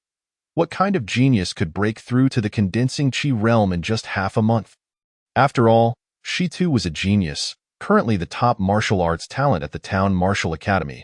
But how long did it take her to progress from an ordinary person to the condensing Qi realm? The answer was, a full 2 years. With this thought, Dan Tai Xiasang suddenly felt her breath quicken, her hands clenching into fists. Junior sister Su. Su Jinsei nodded. Senior sister, what is it? Dan Tai Xiasang decisively stated. During our break, I will find an opportunity to test Imo Chen. If he truly is an extraordinarily gifted genius, I shall promptly report this news to our master. Su Jinsei smiled slightly. That sounds just right. Dan Tai Xiasang lifted the curtain, her beautiful eyes gazing outside. It's he, the rear of the convoy. A handsome young man dressed in dark clothing, carrying a bag, was leisurely trailing behind. Chapter 31. Moderate root bone? Jinwu Academy, one of the 36 prefectures of the Xuan Dynasty, stands as the largest force within Jinwu Prefecture. It is said that the academy's origins trace back to the private military camp of the Qin family within Jinwu Prefecture. Over time, the Qin family ascended to the position of the rulers of Xuan, transforming their former military camp into the now dominant Jinwu Academy. 300 years later, although the Qin family is no longer the sovereign of Xuan, Jinwu Academy has flourished immensely. Today, it boasts an external disciple count of 30,000, internal disciples numbering 3,000, and over 100 direct disciples. The academy is a veritable cradle of talent, teeming with formidable individuals. Yuni County lies approximately 4,000 miles from the capital of Jinwu Prefecture. Calculating based on the speed of a carriage, they are expected to arrive at the capital in roughly 10 days. Along the journey, all disciples preparing for the martial examination are brimming with excitement, continually enhancing their cultivation and discussing strategies for success. As he listens to their conversations, Imo Chen gains a clearer understanding of the entirety of Xuan. The founding ancestor of Xuan divided the realm based on merit, with the 36 prefectures governed by 36 martial experts from distinct martial families, rather than by his own descendants. This method of division resembles the allocation of shares on Earth. Within the Xuan dynasty, all share a common fate. When one flourishes, all flourish. When one suffers, all suffer. Thus, the safety and stability of Xuan are no longer the concern of a single entity but a collective interest. As for the stability of the ruler of Xuan, it appears quite solid at present. In a world where strength dictates authority, only the powerful possess a voice. If one lacks sufficient strength yet forces themselves into the position of ruler, it would undoubtedly lead to their own demise. Consequently, a saying has circulated within Xuan that surprises even Imo Chen. The ruler of Xuan rotates, with the 36 prefectures co-governing the realm. Such a system is indeed unique. Imo Chen muses to himself, in this way, martial prowess becomes synonymous with power. Power brings not only resources for martial training but also status, wealth, beauty, and respect, among other things. Thus, the path of martial arts naturally becomes the ambition of all within Xuan.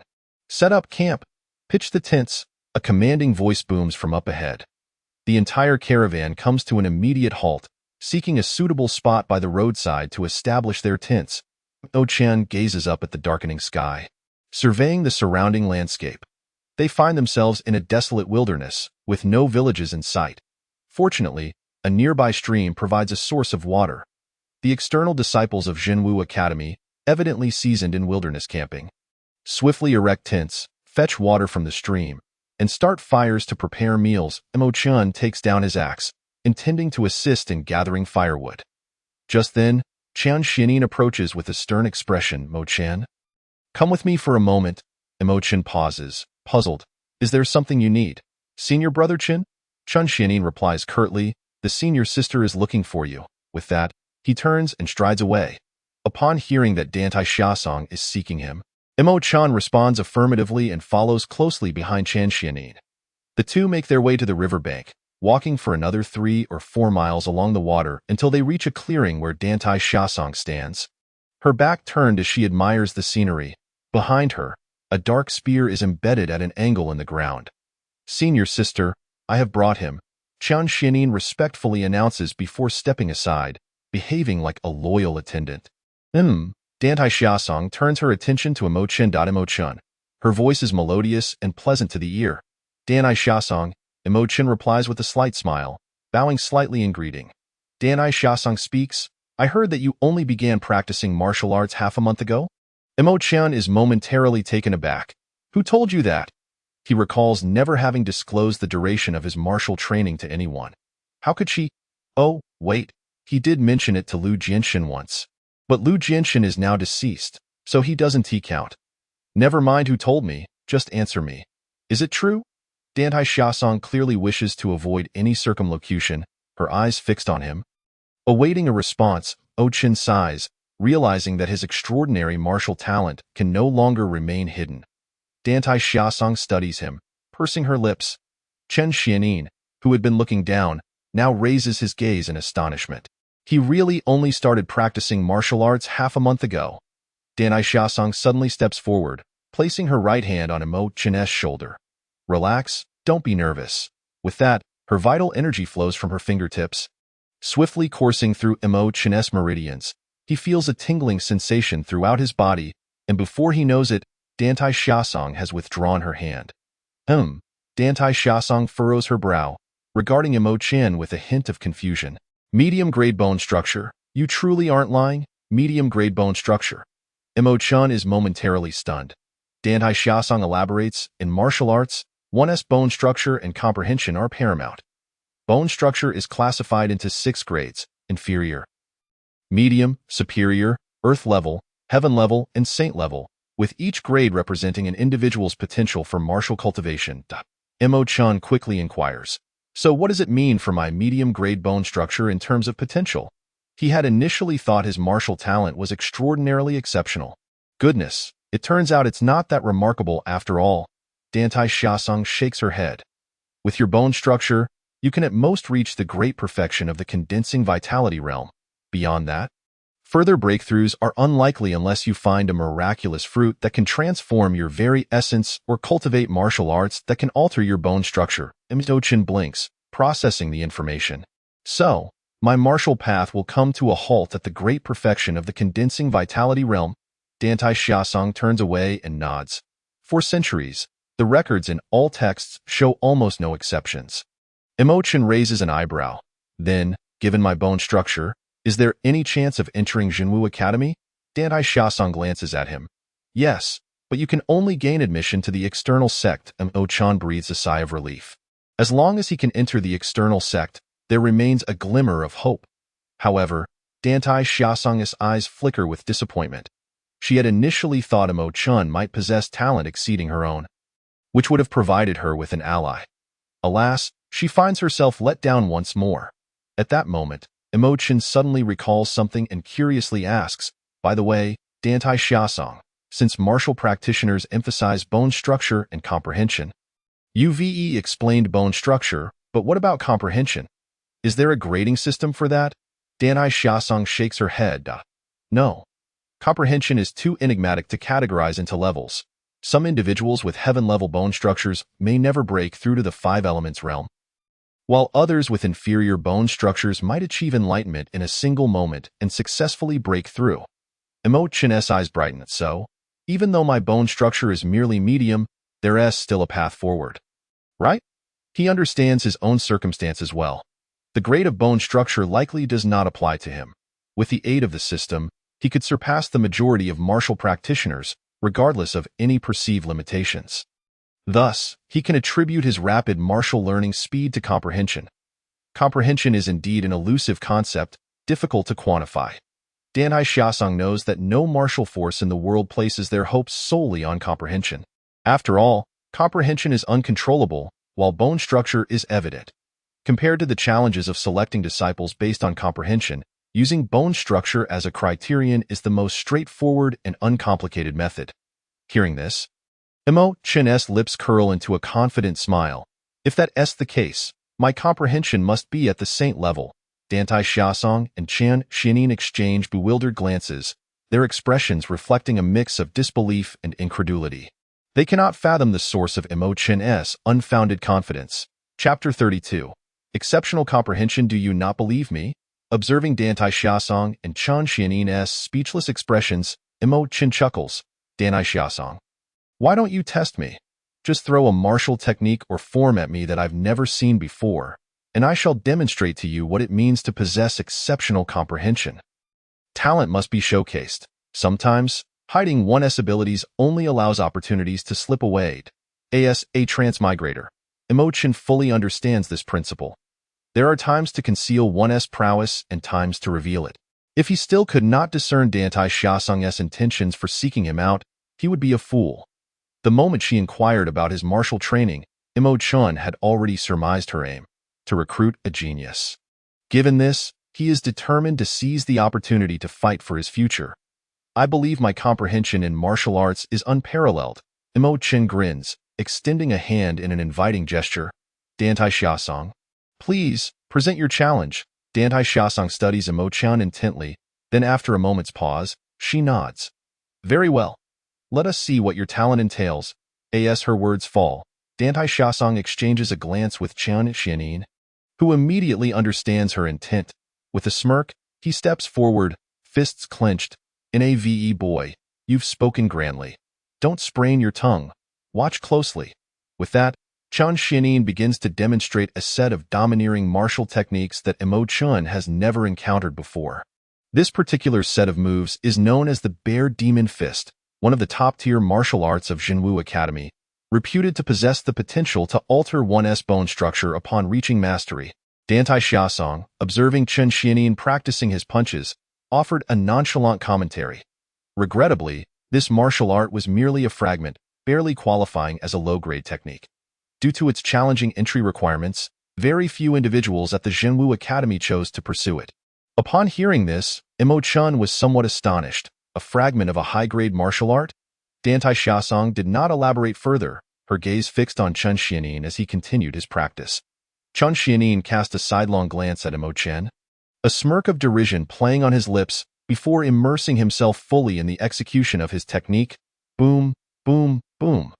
The great strength bear demon fist primarily emulated the ancient magic bear, and with each step Chan Xianin took, it was as if the bear itself had descended, causing the ground to tremble. His powerful arms swung with ferocity, the air crackling with sonic booms. With a forceful shoulder charge, he struck like a bear against a tree, sending shockwaves through the air, shattering rocks with ease. In just 7 or 8 moves, everything in the vicinity was laid waste by the overwhelming force of his punches. The technique contained an explosive power, coupled with an unparalleled vitality. Chen's eyes widened in astonishment, drawing a sharp breath.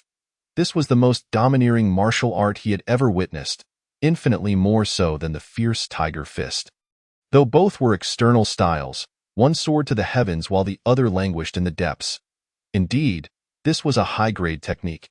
Even in its fragmentary state, it was incomparable to ordinary martial arts. The explosive force and thunderous speed exhibited by the great strength bear demon fist thoroughly shook Missouri Chen to his core. If I had employed this set of punches last night, I could have easily slain Lu Jianxian, even in the mid-phase of condensation. The mastery of power in the great strength bear demon fist was expressed in a manner Mo Chun had never conceived before. It appeared clunky, yet was incredibly swift, rendering it nearly impossible to defend against.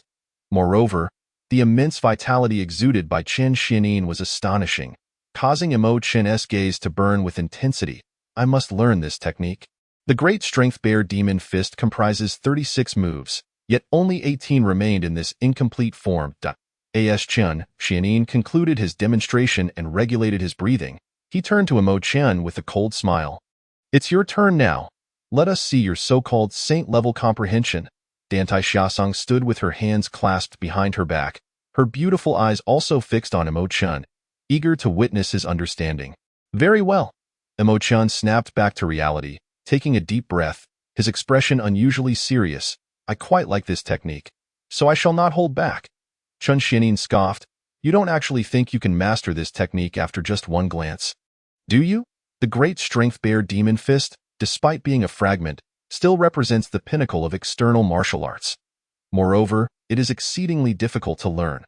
Over the past 300 years, countless disciples at the Zhenwu Academy have attempted this technique, only to ultimately abandon it. And Chen Xuanin's view, how could Mo Chen, with his mediocre aptitude, possibly grasp it after just one viewing? To think one could master such a high-grade martial art with a mere glance is nothing short of ludicrous. Chen Xianin curled his lip, regarding Mo Chen with evident disdain. Dantai Xiaosong frowned and shot him a glance. Where do you derive all this nonsense? Be quiet. If you continue to chatter, you may as well leave. Yes. Chen Xianin shrank back, obediently standing to the side of Dantai Xiaosong. Mo Chen observed this scene with indifference, a smile creeping across his face. Since both of you are so eager, allow me to demonstrate what true comprehension looks like. He settled into a cross-legged position and closed his eyes to eye in his mind. He commanded, System. Exchange for the great strength bear demon fist, cultivating for 24 years. Go all in. Just moments ago, Chen Xianin had finished demonstrating the 18 moves of the great strength bear demon fist. Immediately, the corresponding martial art information appeared on Mo Chen's system panel. High-grade fragmentary great strength bear demon fist, not yet initiated. Thus, with the exchange complete, his consciousness instantly transported him to the training ground. In the first year, he mobilized all his muscles and bones, attempting to cultivate the great strength bear demon fist. However, after merely 3 moves, his body could no longer withstand the strain, and he collapsed. In the 3rd year, he gritted his teeth and persevered, using the great strength bear demon fist to temper himself, sweating profusely each day, expending tremendous vitality. His appetite surged, able to consume 3 pots of rice in one sitting. By the 7th year, he had become quite familiar with the great strength bear demon fist, yet still had not made any headway.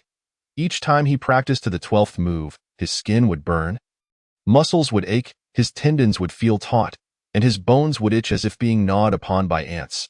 A torment worse than death. In the 10th year, through sheer willpower, he finally overcame the agony of practicing the great strength bear demon fist. From then on, he regarded pain as a form of training and exhaustion as motivation, working harder and more diligently. In the 13th year, he finally initiated the great strength bear demon fist. Mo Chen felt a slight relief in his heart. Wow, this technique is truly quite challenging. For other martial artists, 13 years would slip away like sand through fingers, leading many to choose to abandon their pursuits. However, Mo Chen was different. Although his comprehension was lacking, he could continue practicing through the system, merely sacrificing a portion of his silver. Once more, he exclaimed, continuing his training.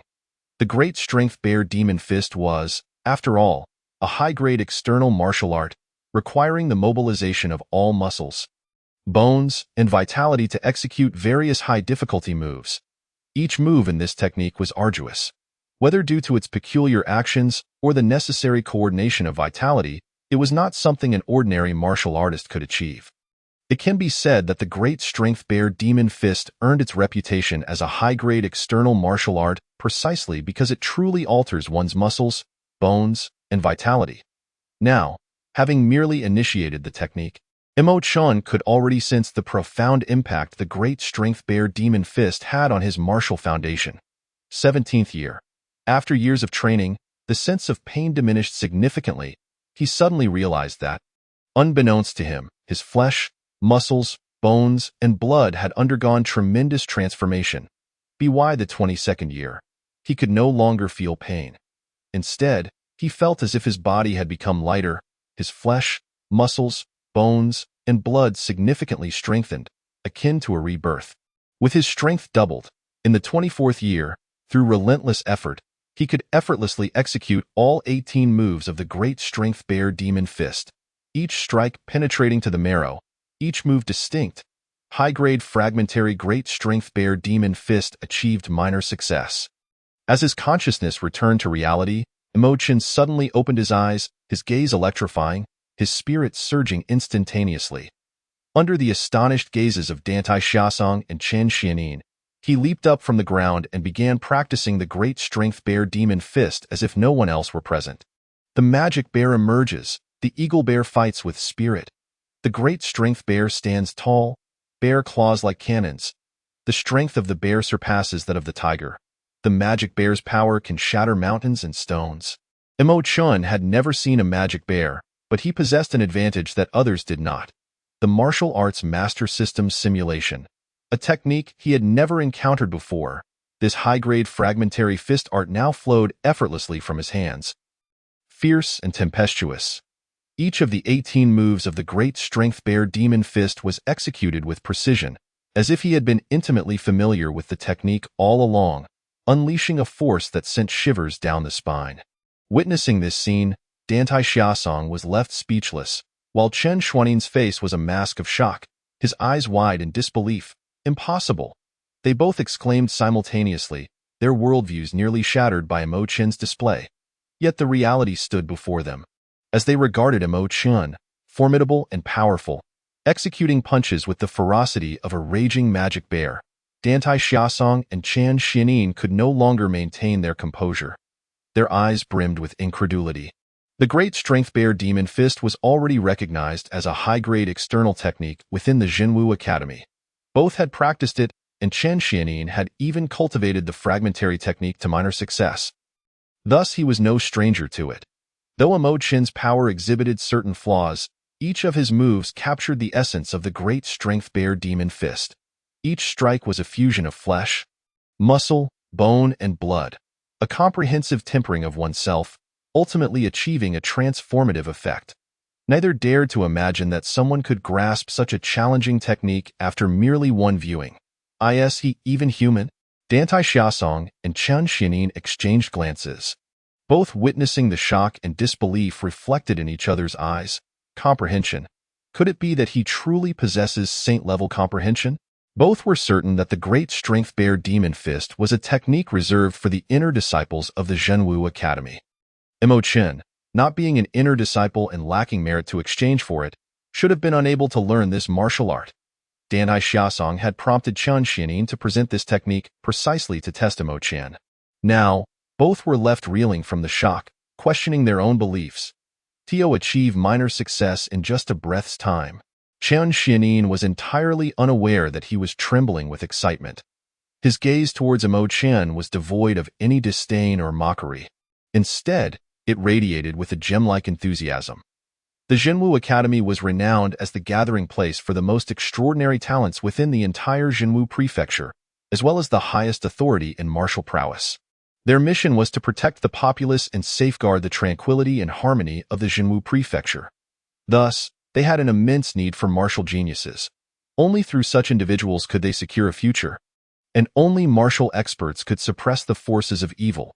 To their astonishment, they had discovered a prodigious talent like Imo Chun in a small county. Chen Xianin could hardly contain his exhilaration. He could almost envision a bright future for the younger generation of Jinwu Academy. With him on board, the aspirations and goals of the senior sister were thoroughly assured. Chen Xianin danced with excitement, his eyes gleaming with joy as he looked at Imo Chun. Just wait, you old fogies in the Elder Council. One senior sister isn't enough, is it? Then let us add a junior brother. In a few years, You all shall step aside for our generation to take your seats in the Elder Council. At that moment, after finishing the Great Bear Demon Fist, Imo-chan was slightly out of breath. He paused his movements, a smile curling at the corner of his mouth as he turned to Dan Tai Xia saying, Dan Tai, how did I fare? What do you think of my comprehension? Dan Tai Xia-sang's expression was uncharacteristically dazed, staring at Imo-chan as if he were an adorable panda. Her captivating eyes widened in astonishment, her exquisitely beautiful face reflecting pure shock. Sister, Chen Xianin? Witnessing Dan Tai Xia-sang's stupor, could no longer suppress his joy and called out. Dan Tai Xia-sang snapped back to reality, a sudden blush creeping onto her cheeks. She nodded and, with an effort to maintain her composure, replied, well, very well. Such formidable comprehension was indeed a first for her. Although her heart was tumultuous with excitement, the authoritative image of the senior sister forbade her from displaying any overt joy. Just well? Imo-chan inquired curiously, with my level of comprehension, can I become a true disciple directly? Junior brother Imo. Before Dan Tai Xia-sang could respond, Chen Xianin, unable to contain himself, dashed over with a wide grin, revealing his gleaming white teeth. Your comprehension has already surpassed that of 99% of the disciples. While I can't guarantee true disciple status, becoming an inner disciple is absolutely secure. I apologize for my earlier remarks. I truly failed to recognize your brilliance. Root bone and comprehension. Comprehension surpasses root bone. After all, root bone can be cultivated, but comprehension cannot be changed.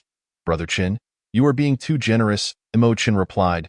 Pleased, as long as I can enter Jinwu Academy, everything will be possible. As for true disciple status, I'm not particularly concerned. Of course, starting from a higher point would make the journey easier. If it's feasible, I would strive for it. Chen Xianin, Dan Tai Xia-sang suddenly called out with a serious tone. Chen Xianin, startled, turned around, suppressing his excitement. Senior sister, what orders do you have? Are we plotting how to dismantle the Elder Council? Dan Tai Xia-sang shot him an icy glare, pointing eastward. You may leave now. Understood. Chen Xianin grinned widely, turning to run. After a few paces, he called back to Imo-chan, junior brother Imo. Once we reach the prefectural city, I will arrange a grand feast to welcome you. I have matters to attend to, so I shall take my leave. Dan Tai Xia-sang's expression was frosty, her eyes filled with menace. Imo-chan blinked, somewhat taken aback. This Chen brother was indeed an intriguing character. Ambitious, dream-driven, courageous, and capable, not to mention adaptable. Naturally, Imo-chan possessed similar qualities. Dan Tai, is there anything else? After Chen Xianin departed, only Dan Tai Xia-sang and Imo-chan remained. Imo-chan turned to the stunningly beautiful Dan Tai Xia-sang, clad in a blue dress, and smiled, inquiring, I brought you here for your talent, nothing else. Dan Tai Xia-sang continued, fixing her gaze on Imo-chan, with your talent, joining Jinwu Academy should pose no challenge. However, I must advise you, once you enter the academy, do not easily seek a master. Especially avoid taking any elder from the Elder Council as your mentor. Oh? Why is that? Imo-chan asked, puzzled. Dan Tai Xia-sang lifted the spear from the ground, her gaze cold as she looked into the distance, enunciating each word, because I suspect some elders in the Elder Council have become traitors. Imo-chan's eyes widened in disbelief. Traitors? This revelation was too shocking, causing his mind to momentarily overload. What is happening? Has there been some upheaval within the academy? Dan Tai Xia-sang sighed. This may be premature for you, but just remember, once you enter the academy, do not casually seek any elder as your master. Imo-chan nodded. All right, I will heed your advice. After only a few days of acquaintance, he could tell that Dan Tai Xia-sang was a forthright and remarkable woman. Her words were undoubtedly trustworthy. Let us return and rest, Dan Tai Xia-sang declared, drawing her spear and leading the way. Imo-chan followed suit. Upon returning to the campsite, over 20 disciples were gathered around a fire, laughing loudly. Suddenly, one disciple raised an eyebrow and quietly alerted the others, Hey, look, that servant named Imo-chan is back with the senior sister. In an instant, the crowd turned to gaze behind them. Upon seeing Dan Tai Xia-sang and Imo-chan walking side by side, they exchanged peculiar looks, displaying expressions of envy and resentment. Curse it! This servant is truly fortunate. Who knows what the senior sister sees in him? One exclaimed, captivated by Mo Chin's handsome features. Pfft, no matter how handsome. He's still just a lowly servant, another scoffed. Perhaps the senior sister merely has him doing chores at Jinwu Academy. Nearby, a young man observed the girl's infatuation and grimaced, glaring at Mo Chin. Just wait and see. Others echoed his sentiment, exactly. No way the senior sister would ever take a liking to him, Suyi. I've heard you're a distant cousin of Elder Sunday. Should we seize an opportunity to deal with this brat? The youth named Suyi sneered. Just wait and see how I handle him. From a distance, Mo Chin overheard the whispers of the disciples, but he had no desire to engage in conflict with them. Instead, he turned to Dan Taixiasang. Dan Taixiasang paused, turning her head. From now on, just call me senior sister. Mo Chin obediently complied. Sister. Dan Taixiasang frowned slightly and corrected him. Senior sister. Mo Chin instinctively glanced at her chest. All right, senior sister. Dan Taixiasang acknowledged with a hum, continuing forward. You may now ask your questions. Mo Chin hurriedly inquired. Do you have any lightness skill martial arts? Dan Taixiasang responded, yes, but I cannot teach you. According to academy rules, you must pass the martial examination first before learning any internal martial arts. Mo Chin raised an eyebrow. But you taught me the Great Bear Demon Fist? Dan Taixiasang's expression shifted. Such a challenging technique. Who could have known you would truly master it? She paused, turning to face Mo Chin seriously. Mo Chin, remember this. Once you enter the academy, do not showcase the Great Bear Demon Fist. Otherwise, both you and I will face severe punishment from the Elder Council, even risking our lives. Recalling Dan Taixiasang's earlier mention of traitors within the Elder Council, Mo Chin took a deep breath and nodded earnestly. Rest assured, I understand the weight of this matter. Dan Taixiasang scrutinized Mo Chin, then turned to enter a tent they had erected. In the following days, nothing of significance transpired. The journey was long and monotonous. Even the disciples of the martial academy lost their enthusiasm for conversation, appearing listless and drowsy. However, the only noteworthy event was that Mo Chin no longer needed to walk. He was personally invited by Dan Taixiasang to ride in the carriage. This incited frenzied jealousy and envy among the martial academy disciples. Even the outer disciples of Jinwu Academy in the convoy yearned to devour Mo Chin alive. For within the carriage were not only the stunningly beautiful Dan Taixiasang, but also the strikingly elegant Su Jinqi. Along the way, laughter from the girls frequently echoed from within the carriage, further darkening the expressions of those outside. Curse it! This Mo Chin must be a sycophant. Indeed, just from the sound, one can tell he's utterly shameless. I initially thought the senior sister admired his martial talent, but it seems she's been duped by this smooth talker. Humph. He truly is unaware of his impending doom. I heard that the eldest elder's grandson, Lu Jun, is pursuing the senior sister. If he offends Lu Jun, he won't know how he meets his end. Aside from Lu Jun, the son of the governor, Qin Feng is also pursuing the senior sister. And thus Mo Chin has already paved his way to demise. The disciples cast scornful glances at the carriage, their derisive laughter echoing. They all lamented Mo Chin's bleak future. Who does he think he is to entertain thoughts of the senior sister? Merely a lowly servant. Does he aspire to be a toad wishing to eat swan meat? Inside the carriage, Mo Chin, blissfully unaware of the envious disciples' disdain, was engrossed in narrating tales of strange happenings to Dan Taixiasang and Su Jinqi. There was once a scholar who was brutally slain by bandits, his head hanging limply upon his chest. Once the bandits departed, his family reattached his head, intending to take him home for a proper burial.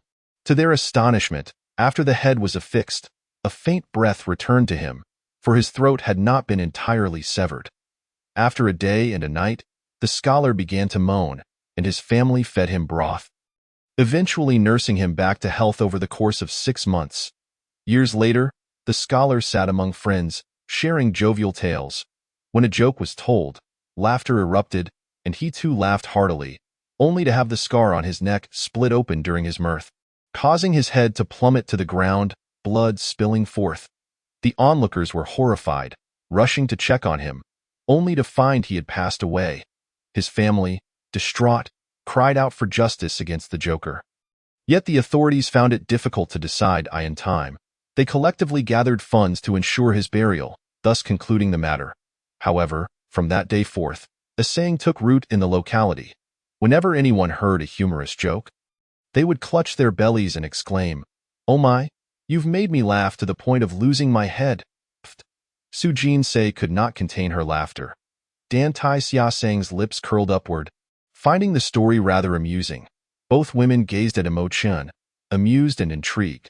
Su Jin-se inquired with a smile, "Imo Chen, where do you glean these peculiar tales?"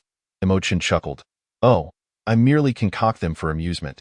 Su Jin-se praised, "I never would have guessed you possessed the talent of a storyteller." Imo Chen grinned, "Truth be told, before I embarked on martial training, I dreamed of becoming a storyteller, sharing tales, reading books, and traveling leisurely. What a delightful life that would be." Su Jin-se nodded, acknowledging that such a life would indeed be quite satisfactory for an ordinary person. Dan Tai Xiasang remained silent, her beautiful eyes fixated on Imo Chen, brimming with expectation. Unbeknownst to Imo Chen, he caught a fleeting glimpse of her eager expression, momentarily taken aback. This expression had manifested on numerous occasions, always during his storytelling. Did this senior sister have a penchant for tales? Chapter 35. Defiance against authority. On the seventh day, the traveling caravan finally arrived at a county town, eliciting exuberant cheers from all. After leaving behind those tasked with guarding the prisoners, the others rushed into the town to procure supplies. Imo Chen, along with Dan Tai Xiasang and Su Jin-se, entered a tavern. With a loud clap of silver, Imo Chen announced, "Waiter, bring forth a splendid feast." "Certainly. Please hold on." The delighted waiter scurried off to inform the kitchen. Observing the two beautiful ladies at the table, it was clear that the young gentleman in the dark robe was no stranger to wealth. Perhaps he was the scion of a powerful family. Within the tavern, numerous disciples from martial arts academies were dining. Upon hearing Imo Chen's call and witnessing his intimate demeanor with Dan Tai Xiasang, jealousy and resentment darkened their expressions. "Why not join us for a feast and share some fine wine?" Suddenly, a lewd laugh echoed from across the room. Imo Chen and his companions turned to see two young men by the window, one clad in white, fanning himself, and the other in pink, his pallid complexion marred by a lascivious grin. Dan Tai Xiasang and Su Jin-se frowned, regarding them coldly. Yet, it was Imo Chen who cheerfully declined, "Thank you for your kind offer." "But I think not." The young man in pink sneered at Imo Chen. "Who the hell are you to speak?" "Get lost with that." He staggered over, liquor jug in hand, towards Dan Tai Xiasang. "Dear maiden, if you wish not to come to me, I shall come to you. Today, I am smitten. What would you like to eat? I shall treat you." Just as he was about to sit, Imo Chen kicked the chair away. Thud! The young man fell heavily, landing on the ground in a drunken heap, wine splattering everywhere. "You impertinent wretch!" The young man in white's expression darkened upon witnessing this chaos. He snapped his fan shut and stood, furiously rebuking in broad daylight, "You dare to oppress the innocent. Guards, take them away for severe questioning." "Yes." Agitated footsteps approached. 4 constables rushed in, surrounding Imo Chen and his companions. "You three are causing trouble. Please come with us." One constable sneered. Imo Chen remained seated, calmly sipping tea, and replied with a smile, "I see you are courting death." At this moment, Dan Tai Xiasang and Su Jin-se's faces darkened ominously, their eyes glinting with murderous intent. In the light of day, how could one dare to oppress the common folk? Moreover, the one who had called for aid was none other than the county's constables. Was this not a slap in the face to their martial academy? Dan Tai Xiasang swiftly drew her blade and severed the head of the leading constable. Blood splattered everywhere. "Wow!" The entire tavern erupted in horror. "Bring your county magistrate to me." Dan Tai Xiasang's face was ashen, her gaze icy with rage. The 3 constables paled significantly. "You dare to commit murder?" The body convulsed, collapsing into the arms of the young man in pink, who screamed in terror, "Murder! Murder!" The young man in white trembled, his lips ashen, pointing a trembling fan at Dan Tai Xiasang. You dare to commit murder in broad daylight?" Dan Tai Xiasang coldly snorted. "I shall give you one chance. Summon your county magistrate." Su Jinsei rose, slamming her waist knife on the table, her voice icy. It is your choice, life or death. You will pay for this. The young man in white, unable to withstand the pressure of fear, fled with the 3 constables and the young man in pink, leaving in a panic. Alas, what a disappointment! Imo-chan shook his head, lamenting. I had hoped for a fine meal, yet I encountered such chaos. The tavern's owner and waiter, drawn by the commotion, ascended the stairs only to recoil in shock at the sight. Su Jinsei stepped forward, producing a gold ingot. This shall serve as compensation for your losses. The owner hurriedly accepted it, repeatedly expressing gratitude. Thank you, brave lady. After they departed, a table laden with food was soon brought by the nervous waiter. Imo-chan and his companions remained unperturbed, eating leisurely while awaiting further developments.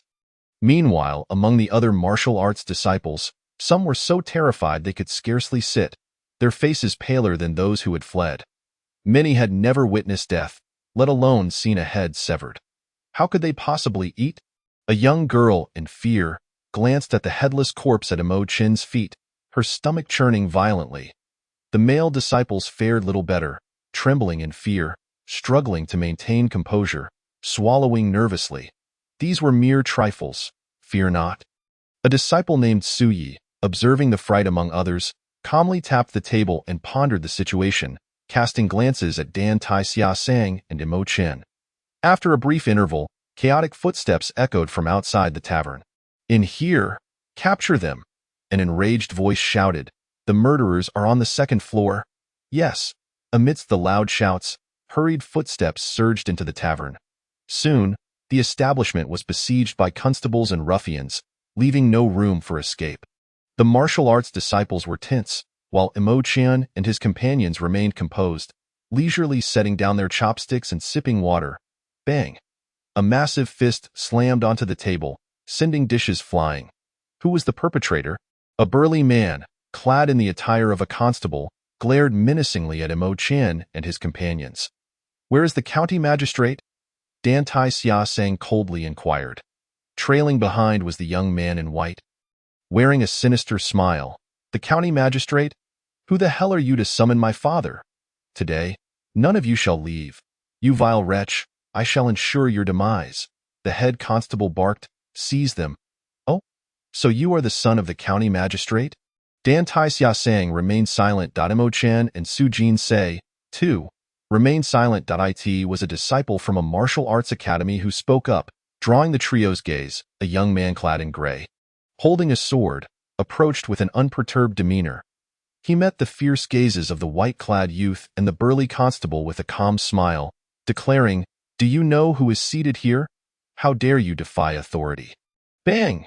You blind fools! A voice resonant with authority thundered forth, accompanied by a forceful slap upon the table, startling the young man clad in white.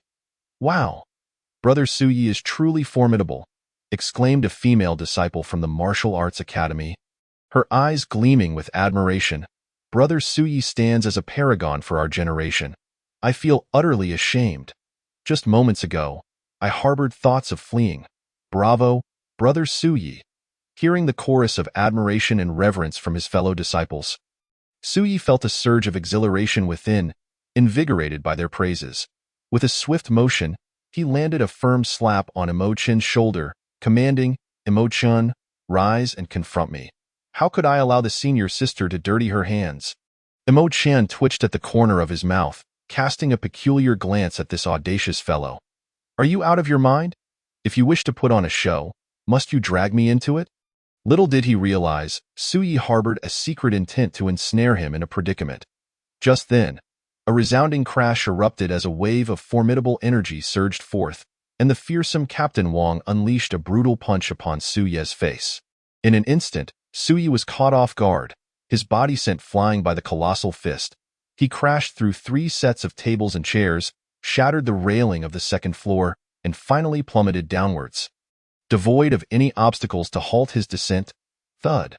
Suyi's eyes widened in shock, his spine contorted in agony, and with a violent spurt of blood and teeth, he fell unconscious. What audacity to strike the table in front of me! Captain Wong retracted his fist, gazing down at Su Yi with a derisive sneer. The entire second floor fell into a stunned silence, a palpable stillness enveloping the space.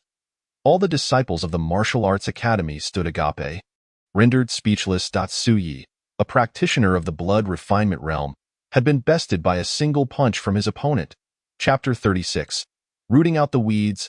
Seize them, Captain Wang bellowed, raising his hand to apprehend Mo Chen and his companions. However, Mo Chen rose to his feet, exhaling a sigh. That gentleman was right. How could you lowly lackeys compel the senior sister to act? Allow me to handle this.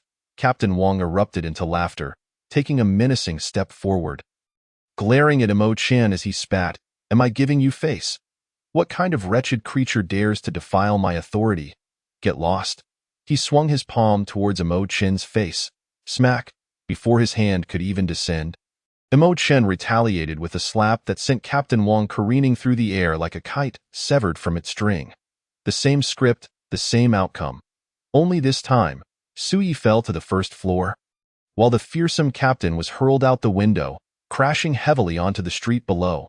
Face down, limbs sprawled in a star-like formation, he lay motionless. Hiss!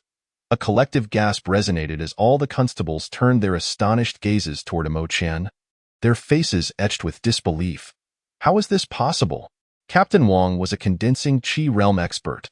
He was the most formidable fighter in Yushan County, boasting formidable prowess in the vicinity of Yushan County.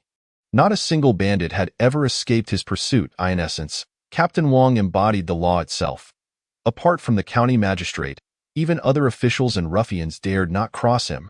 Yet now, the fearsome and powerful Captain Wang had fallen before this young man, unable to withstand even a single strike. All present were left utterly flabbergasted, their minds reeling in shock. The contrast was stark. One was decisive in action, the other overwhelmingly powerful. You stay. The rest, go summon reinforcements. Mo Chen instructed calmly, pointing at the young man in white, addressing the other constables. If I do not see your county magistrate within the span of a tea break, prepare to collect his son's corpse. The young man in white fell to his knees, wailing and begging, I was wrong. I realize my mistake. I failed to recognize the mountain for its grandeur. Please, brother, spare me. Ladies, I implore you, have mercy. I shall never dare again. Mo Chen retorted, why did you not say this sooner? If apologies held any weight, what use would the martial academy serve? Dantai Xiaosong and Su Jin's exchanged glances, their eyes brightening as they silently applauded Mo Chen's words. How exceedingly bold indeed. By keeping the young man in white as a hostage, the county magistrate would undoubtedly be compelled to appear. The two women chose not to interfere with Mo Chen's handling of the situation, instead watching with keen interest as he took charge. This junior disciple, whom they had come to respect, was truly exceptional. Not only was his martial prowess astonishing, but his ability to navigate such predicaments was equally remarkable. Go summon them, quickly, bring my father. The young man in white, realizing Mo Chen's unyielding demeanor, was struck with terror and called out frantically. The two constables rushed out of the tavern in a flurry to notify the county magistrate. Moments later, in less than the time it takes to sip tea, a horse-drawn carriage sped toward them. County Magistrate Zhang Haichong, drenched in sweat, ascended to the second floor, extending his arms in a distant gesture of reverence. I, Zhang Haichong, Magistrate of Yushan County, pay my respects to the envoy of the Martial Academy. On his way, he had inquired in detail about Mo Chen and his companion's appearances. Upon learning that many bore curved blades at their waists, he gasped in shock. The envoy of the Martial Academy had arrived. Upon seeing County Magistrate Zhang Haichong, Mo Chen turned to Dantai Xiaosong and said, Senior sister, I leave the rest to you. After all, he was not yet a disciple of the Martial Academy. It was not his place to intervene further in matters concerning the magistrate. Very well, Dantai Xiaosong remarked with admiration, rising to her feet, and directly placing Su Jin's demon-suppressing blade upon the shoulder of County Magistrate Zhang Haichong. The magistrate, gripped by fear, cried out in panic, Spare me, envoy. I had no knowledge of my son's offense against you. As soon as I heard, I rushed over. With that, he turned and kicked the young man in white, furiously berating, You wretched spawn! Look at the trouble you've caused. The young man lay on the ground. Weeping, father, help me, help me. Zhang Haichong, gritting his teeth, looked at Dantai Xiaosong and pleaded, Envoy, I beseech you, consider my years of service to Yushan County and spare my son. Dantai Xiaosong nodded, granting him mercy. Both Zhang Haichong and the young man rejoiced. However, before they could express their gratitude, a flash of steel glinted. Zhang Haichong's head was severed in an instant. A piercing scream echoed throughout the tavern. The young man in white was rendered limp with terror. A foul stench wafting from beneath his robes, Dantai Xiaosong spoke coolly, but sparing you is out of the question. As a local magistrate, daring to misuse the authority and power of the county office to oppress and exploit the common people is unforgivable. Such a person must be executed without hesitation. Allowing such a person to remain unpunished would be to disregard the well-being of the populace and undermine the very foundation of the Martial Academy. Disciples of the Martial Academy, heed my command. Dantai Xiaosong suddenly turned, her voice cold and commanding. Here. All external disciples knelt in unison, their expressions grave. Seize the Yushan County office. Root out all corrupt officials throughout the county. Any who resist or attempt to flee shall be executed without mercy. Yes. Su Jintz reclaimed the demon-suppressing blade and led the charge, declaring, Let us depart. All external disciples of the Martial Academy swiftly formed ranks and exited the tavern in an orderly fashion, dispersing in all directions. Inside the tavern, all the disciples, including Imo Chun, gazed in awe at the unfolding scene, their hearts profoundly shaken. Initially, they had been unclear about the extent of the Martial Academy's power. Witnessing the events today was akin to receiving a stark lesson in reality. The significance of the Martial Academy resonated within them, igniting a sense of righteous valor and a profound obligation to protect the common people. Rather than merely serving as an oversight institution for the martial prefecture, the Martial Academy was, in truth, the very embodiment of the prefecture's centralized power, a formidable force. Imo Chan mused silently. This first-hand experience of the Martial Academy's operations had granted him a deeper understanding of the institution. The Martial Academy did not merely capture the hearts of the gentry and the powerful. It captured the hearts of the people. Only by garnering the support of the populace could the Martial Academy continuously draw upon a wealth of talent to strengthen itself and perpetuate the martial legacy. Throughout history, those who win the hearts of the people gain dominion over the realm. Whether on earth or in the Great Xuan, this principle is invariably true. Contemplating this, Imo Chun inhaled deeply, his gaze settling upon the young man in white.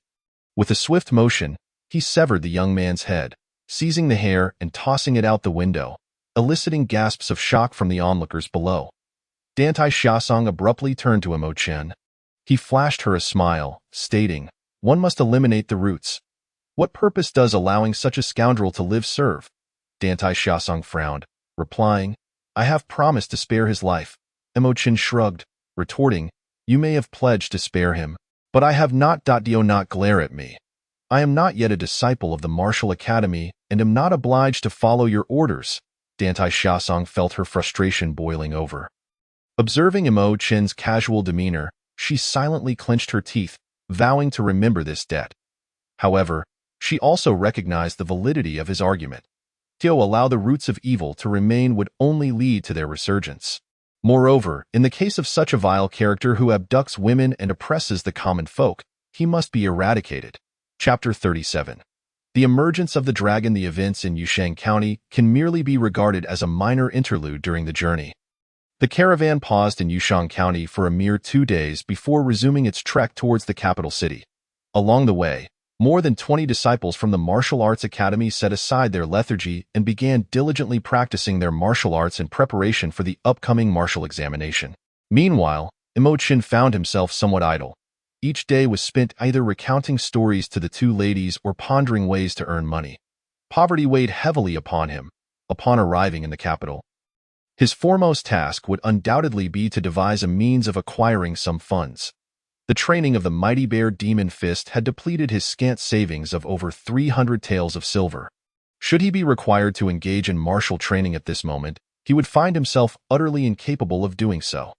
Fortunately, while sharing tales with Dan Taixiasang and Su Jinsei during their journey. He had also gleaned a wealth of information regarding the capital city. Thus, upon their arrival, he was not entirely in the dark. 4 days passed in the blink of an eye on this particular day. As the sun rose, shouts erupted within the campsite. "Awake, awake! We shall reach the capital this evening. Everyone, rise and prepare to depart." Excitement filled the air as jubilant cheers ensued. All were ready to set forth. Along the route, the entire caravan could hardly contain their exhilaration, engaging in animated conversations. The capital, the heart of our Jinwu prefecture. I hear it is exceptionally vast and prosperous. This is my first visit. Me too. I am so looking forward to it. They say the capital is home to 3 million inhabitants. Who knows if that's true? Of course it's true.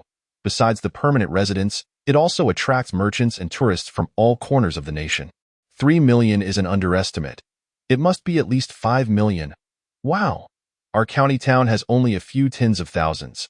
The capital is simply enormous. Listening to the discussions around him, Imogen gazed ahead with a sense of yearning. A colossal ancient city? Indeed, he was eager to behold it. As the caravan pressed on, twilight descended, and a great dark silhouette emerged in the distance, nestled against the mountains.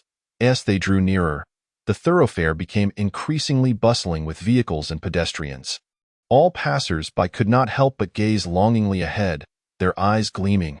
"Look, that must be the capital. I can already see the buildings. The city walls are so high. Are those people flying? My goodness, what a magnificent bird. On that mountain behind, there are clouds and palaces. That mountain is home to the Jinwu Academy. That is our destination. The Jinwu Academy is situated atop the misty Yunwu Mountain, to the north of Jinwu Prefecture. Legend has it that the name Jinwu is intrinsically tied to this mountain in ancient times. A great dragon serpent resided there, possessing human-like intelligence and even taking on a humanoid form, naming itself Wu Jiao. However, after a failed transformation into a true dragon, the creature's temperament soured into one of brutality and bloodlust, leading it to devour the innocent. Enraged, the martial experts of humanity united their might to set a powerful formation that sealed the great serpent beneath Yunwu Mountain, ensuring it would never again see the light of day. Thus was born the Jinwu Prefecture. Millennia later, the Jinwu Academy arose amidst the clouds of Yunwu Mountain, becoming the epicenter of power and martial prowess for the entire Jinwu Prefecture. "Ah, we have finally returned." Su Jinsei lifted the curtain of the carriage, gazing at the distant mountains with a gentle smile. Dan Taixiasang and Imo Chun leapt from the carriage, their eyes drawn to the buildings obscured by the mist. "Is that the Jinwu Academy on the mountain?" Imo Chun inquired in astonishment. Dan Taixiasang nodded, a smile gracing her lips. "Indeed, we have arrived." Imo Chun fixed his gaze upon the distant peaks, enchanted by the sight of pavilions and towers, rising like a dreamlike paradise. He had never encountered such breathtaking beauty before. At that moment, a roar echoed in the distance, resonating like a dragon's cry. He turned his gaze towards Yunwu Mountain, where a colossal azure dragon serpent appeared, coiling majestically before vanishing in an instant. Imo Chun's expression shifted to one of shock. He hurriedly stepped forward, rubbing his eyes and looking again. The immense shadow of the dragon had already dissipated. Simultaneously, within the martial arts arena, the statue of a dragon serpent that guarded the space trembled violently. The statue appeared to come to life, exuding a vibrant energy and letting out a resounding dragon's roar before falling silent, as if it had never stirred at all. Could the external dragon serpent evoke a response from the statue within the martial arena? Imo Chun's heart raced with astonishment. Even more incredulous was the realization that beneath the Jinwu Academy, a dragon serpent truly lay sealed. And this dragon serpent was of immense size, stretching 1,000 feet long, adorned with 5 claws and shimmering scales of azure, radiating a captivating divine light, exuding an air of majesty. Beep detected the potential for upgrading the martial arena with a divine beast. Capturing a divine beast will enhance the martial arena's level, permanently increasing the probability of fortuitous encounters during training by 20, the likelihood of sudden enlightenment by 20, reducing injury probability during training by 20, and increasing recovery speeds of vital energy, health, and spiritual nourishment by 20. Whoa, whoa, whoa. The system's reminder reverberated in his mind. A series of attributes for upgrading the martial arena bombarded Imo Chen's thoughts. He was utterly stunned. No, that is a dragon serpent. You want me to capture a dragon serpent? Although capturing the dragon would grant him tremendous enhancements to the martial arena, it was a dragon serpent, not a mere snake. Even capturing a small snake would require time and effort, let alone a dragon serpent. However, unbeknownst to Imo Chen, his heart raced, and his muscles quivered with excitement. Clenching his fists, he felt a surge of exhilaration and challenge beckoning him to gaze toward Yunwu Mountain. I have 8 divine beast statues in my martial arena. Does that not imply that capturing 8 divine beasts would activate them all? The first upgrade would enhance all attributes by 20 if I managed to upgrade 8 times. Would that not mean an increase of 160 across all attributes? With that thought, Imo Chen's blood surged with fervor. Activating all 8 divine beast statues would result in an increase of 160 in both enlightenment and fortuitous encounter probabilities. This was extraordinary, coupled with the permanent enhancements to recovery speeds of health, vital energy, and spiritual nourishment. What martial art could he not master? The dragon serpent lay sealed underground, yet he still possessed a certain chance of success. Imo Chen took a deep breath, forcing himself to calm. The rewards for upgrading were enticing. Extremely enticing. Yet, one must possess the strength to seize such opportunities. For now, he needed to focus on the martial examination at the Zhenwu Academy. Once he entered, he would enhance his strength before contemplating how to capture the dragon serpent. Chapter 38. The capital of Zhenwu Prefecture. The mountain was in sight, yet they still walked for an hour before reaching the city gates. Upon lifting his gaze to the 4 grand arched gateways in the imposing city wall, the disciples erupted in excited exclamations. Wow! How magnificent! Is this truly the capital? Zhenwu Prefecture, Zhenwu Academy. I have arrived. Upon seeing the gates, all the disciples of the Martial Arts Academy shouted with enthusiasm, drawing smiles from many passers-by. Flanking the gates stood 4 black-armored soldiers, their steely gazes scanning all who entered and exited.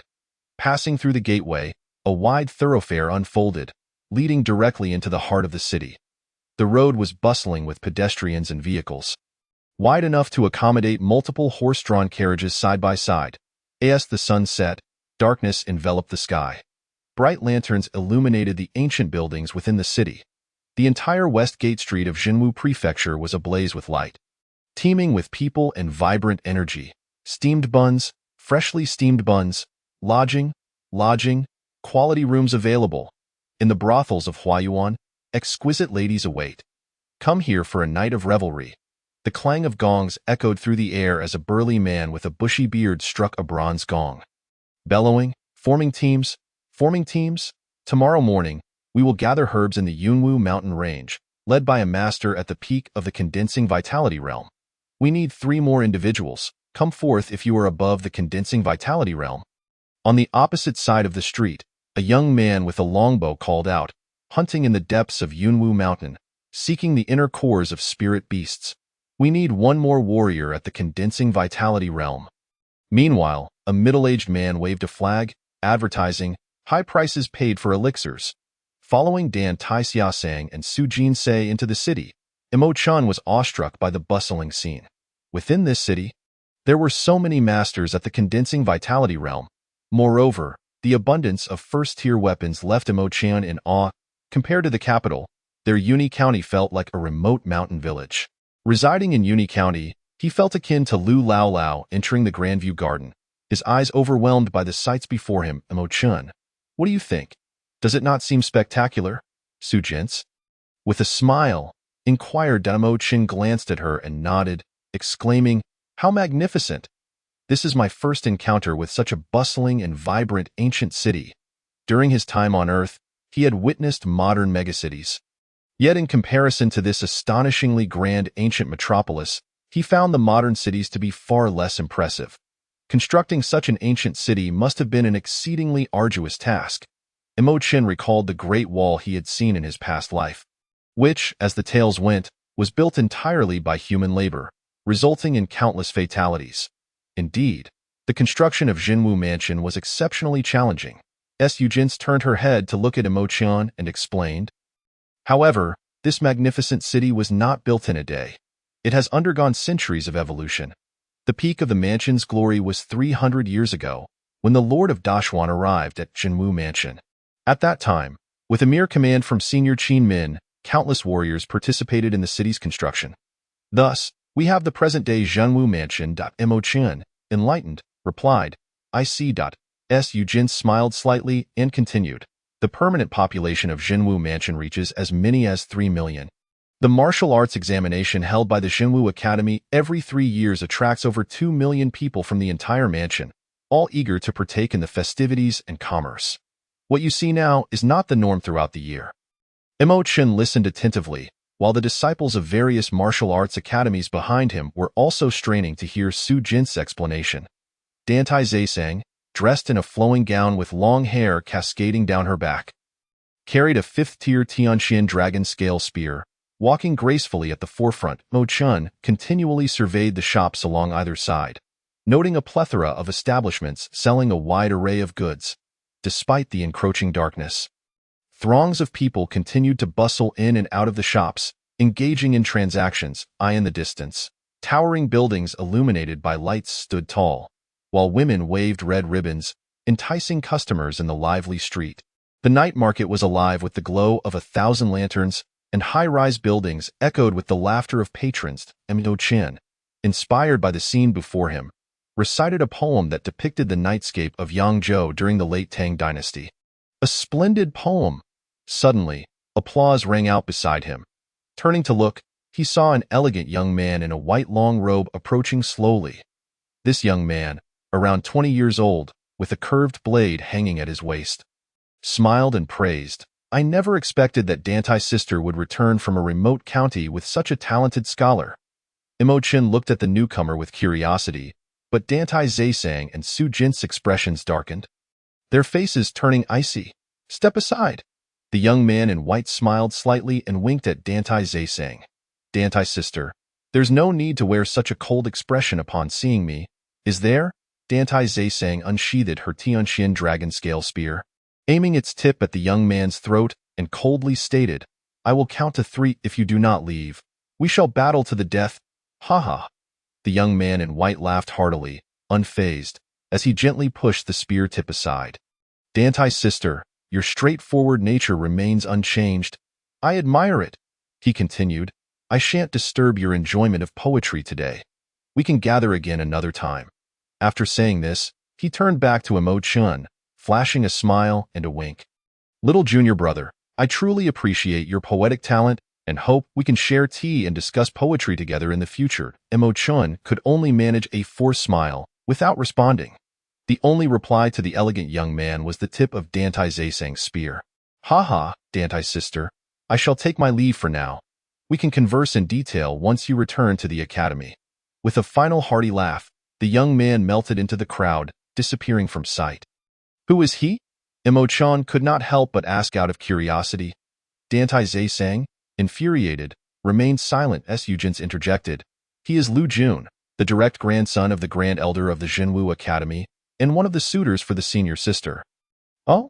Mo Chen looked at Dantai Zaisang in surprise, never expecting that the young man he had just encountered was indeed her admirer. Why does he call the senior sister junior sister? Su Jin sighed. Because he entered the academy before the senior sister, possesses formidable strength, and was the previous chief disciple of the Jinwu Academy. Mo Chen raised an eyebrow. The previous chief disciple. Su Jin nodded, explaining, the Jinwu Academy has a position for the chief disciple, which is determined solely by strength, not seniority. Any powerful individual may challenge the chief disciple, and upon victory, they not only gain the title but also enjoy the benefits associated with it. That Lu Jun has held the position for 8 consecutive years. But he deliberately lost to the senior sister in the recent challenge 6 months ago, all for the sake of pursuing her. The rest, you should understand. Mo Chen nodded in realization. I see. Hey, young masters. Looking for a place to stay? At that moment, a cheerful innkeeper approached from the entrance of a nearby tavern. How much for a night? Mo Chen inquired. The innkeeper replied with delight. A Tian-tier room is 10 taels of silver for 1 night. A D-tier room is 5 taels, and a Ren-tier room is 1 tael. A 4-person room costs 1 guan for a night. The disciples of the martial arts academies gasped in unison, their faces changing dramatically. Heavens, is it really that expensive? They had all come from small counties, and their pockets were not filled with much money. To find themselves unable to afford lodging upon entering the city was truly outrageous. Imo Chen's lips twitched as he instinctively glanced at his wealth. Upon seeing the balance of 3 guan of copper coins, his face turned green. 3 guan of copper coins. This is only enough for me to stay in a 4-person room for 3 days? No way. Absolutely not. How can I, a proud man of Dashuan, settle for a mere 4-person room? If I must stay, it should be a 5-person room, or even a 10-person room. Damn it, I am far too poor. Consequently, Imo Chen rummaged through his inventory for jade items and jewelry, determined to find an opportunity to sell them all. Hearing the cries of dismay from the disciples, Su Jin's shook her head.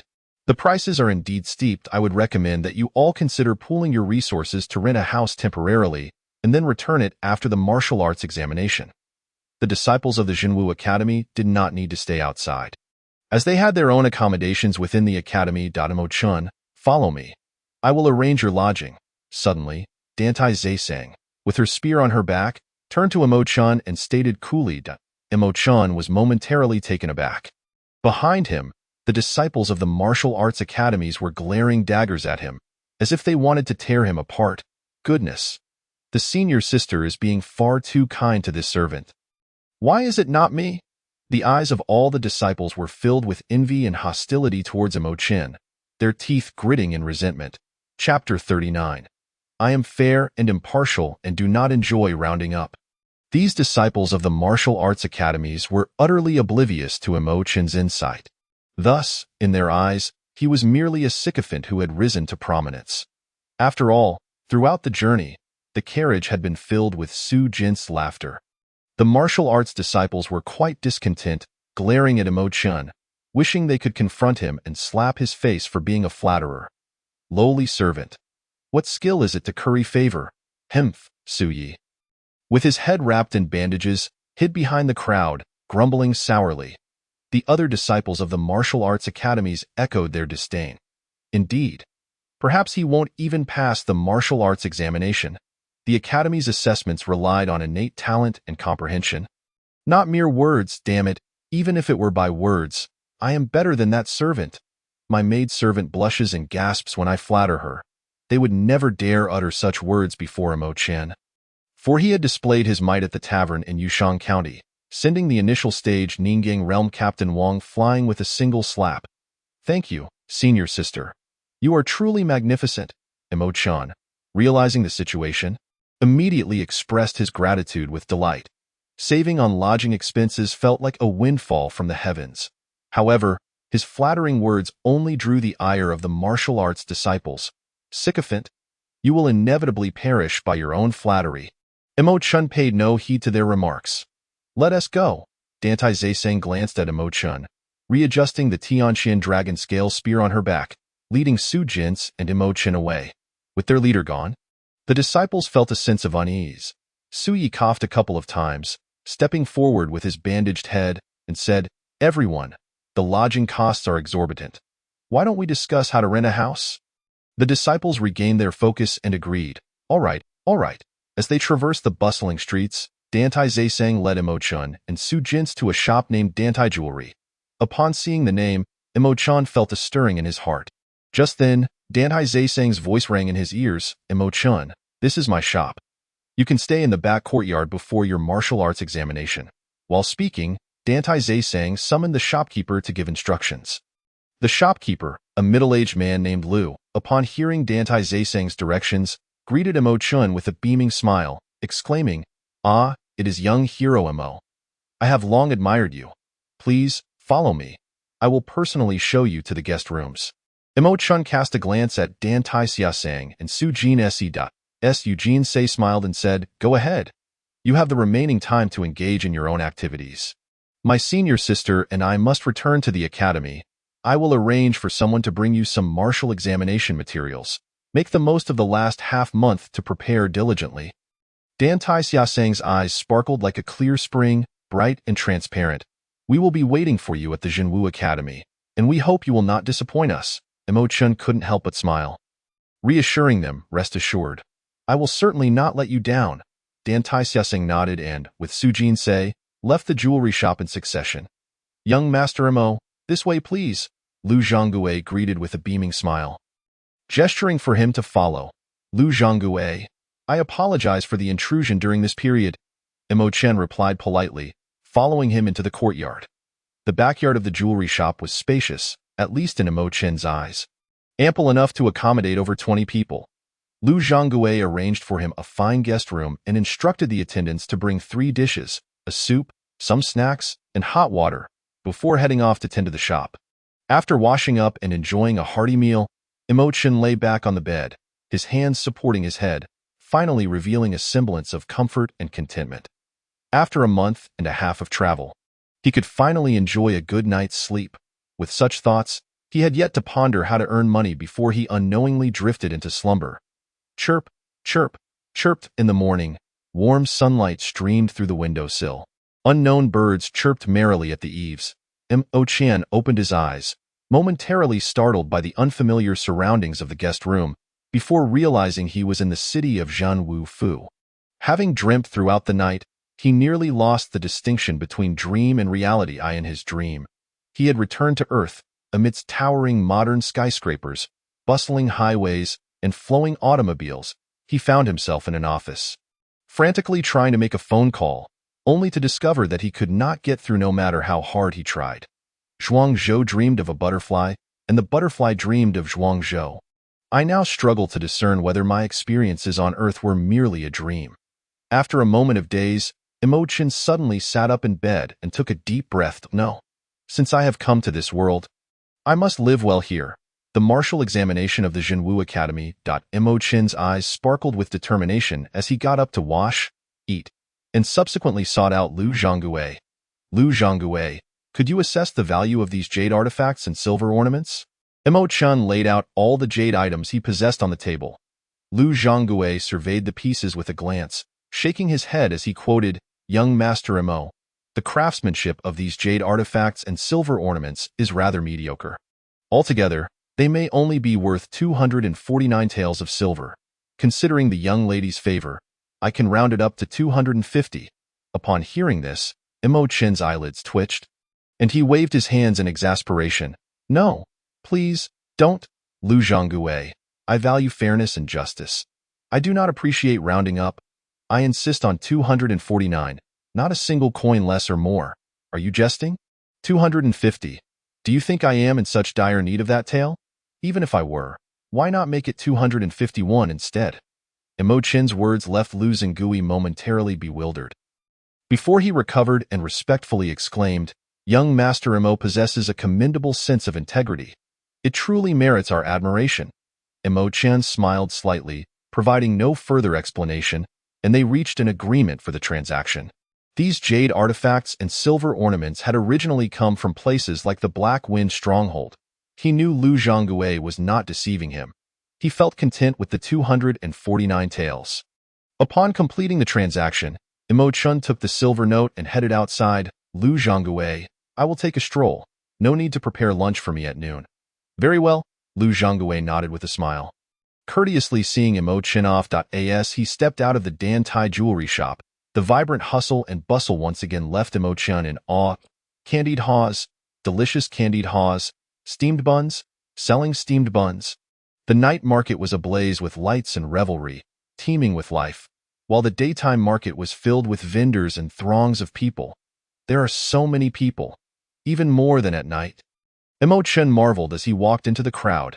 To his left was a first-tier golden hammer, and to his right, a second-tier fishbone whip. A bit behind him, a second-tier dagger awaited, while directly ahead, a third-tier longsword appeared. Wait, is that a fourth-tier weapon? Chapter 40. The most promising candidate for true inheritance. Imo-chen instinctively glanced toward the direction of the light, immediately spotting a tea house where a stone sign stood. Surrounded by a throng of onlookers, that fourth-tier weapon was a dark wolf-headed axe, hoisted onto the shoulder of a towering man, bare-chested and standing at least 2.5 meters tall. Hey, for this martial examination at the Zhenwu Academy, the one most likely to gain true inheritance is undoubtedly Situ Xin. with a ground-level root bone. Besides Situ Xin, Hu Shiqi from Anfeng County also has a chance at true inheritance. It is said that Hu Shiqi also possesses a ground-level root bone. Cut it out. Your information is too outdated.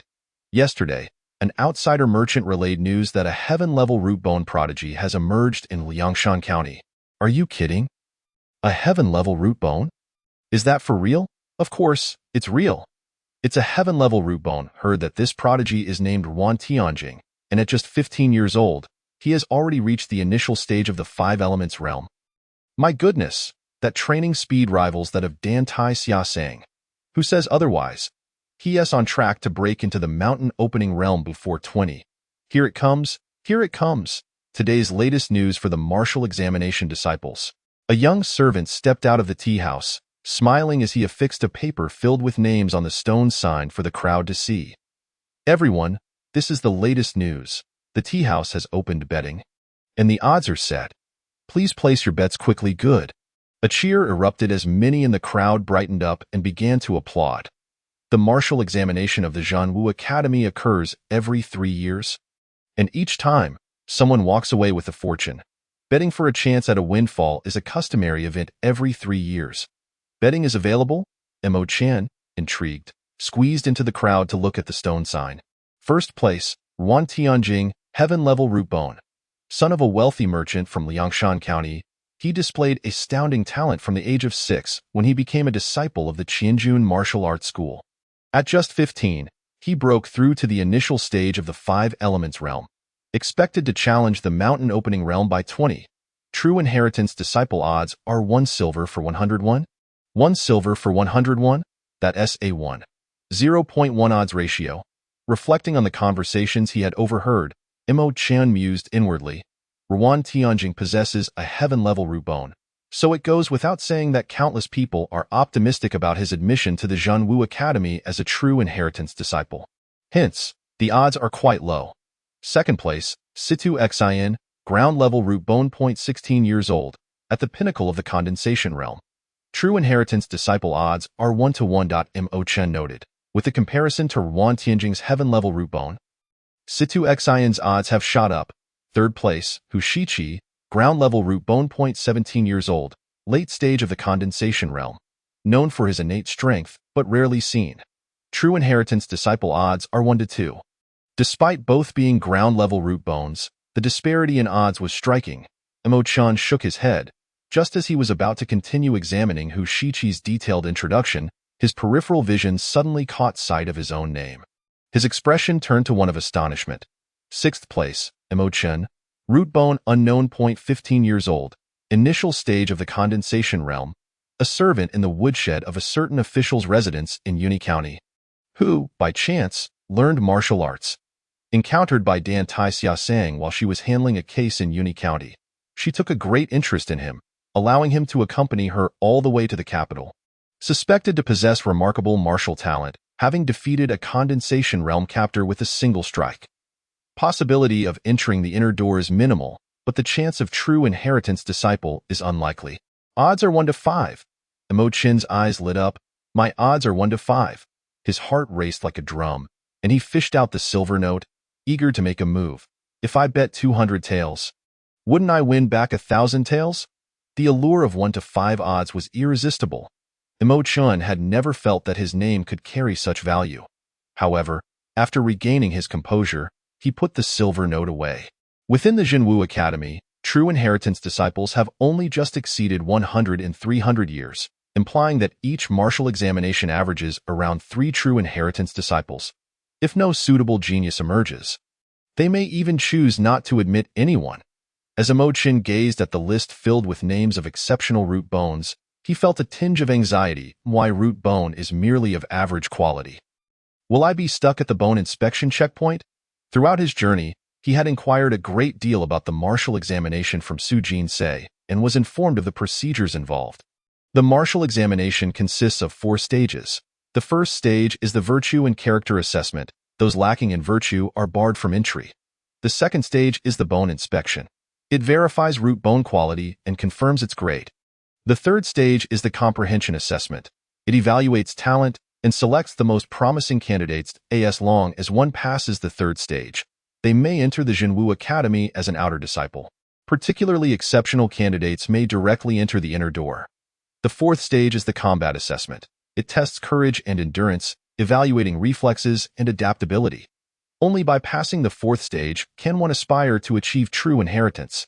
In the realm of discipleship, some are turned away at the very first hurdle due to their poor character. Others may advance to the second stage only to regretfully depart, hindered by their inadequate innate talent. Imo Chun pondered the possibility of being eliminated at this second stage himself. With a mediocre aptitude, he felt that he might barely pass through this threshold. However, to gain entry into the inner sanctum and pursue true transmission, his talents would fall short. His comprehension was predicated upon monetary means. Now, with his pockets utterly empty, the prospect of showcasing his comprehension was utterly impossible. Thus, the challenge once again circled back to the matter of earning money. Imo Chun felt a pang of frustration. How was he to earn a livelihood in such a short span of merely half a month? His eyes darted about the bustling crowd surrounding him. Suddenly, he caught his breath, struck by an ingenious method for quick profit: the food industry. In areas teeming with transient populations, the culinary sector was undoubtedly lucrative. Among the fastest ways to earn money was through fast food. With this thought igniting a spark within him, Imo Chun swiftly turned on his heel and dashed back to the Dantai jewelry store. Master Lu, behind the counter, Master Lu was engaged in conversation with two elegantly dressed women. Upon hearing Imo Chun's call, he lifted his gaze and inquired, "What can I do for you, young hero Imo?" Imo Chun asked, "Does senior sister have a restaurant?" Master Lu shook his head, responding, "Miss does not own a restaurant." Observing Imo Chun's smile gradually fade into disappointment, Master Lu's mind raced. However, Miss Su does have a dining establishment, though it has long been poorly managed and struggles to attract customers. Snap! Imo Chun snapped his fingers, excitement bubbling within him. Having a restaurant is sufficient. In that case, arrange for someone to deliver a message to Sister Su, expressing my desire to collaborate with her. Of course, no problem. Master Lu nodded, not probing further, and summoned a young servant to assist Imo Chun with the task.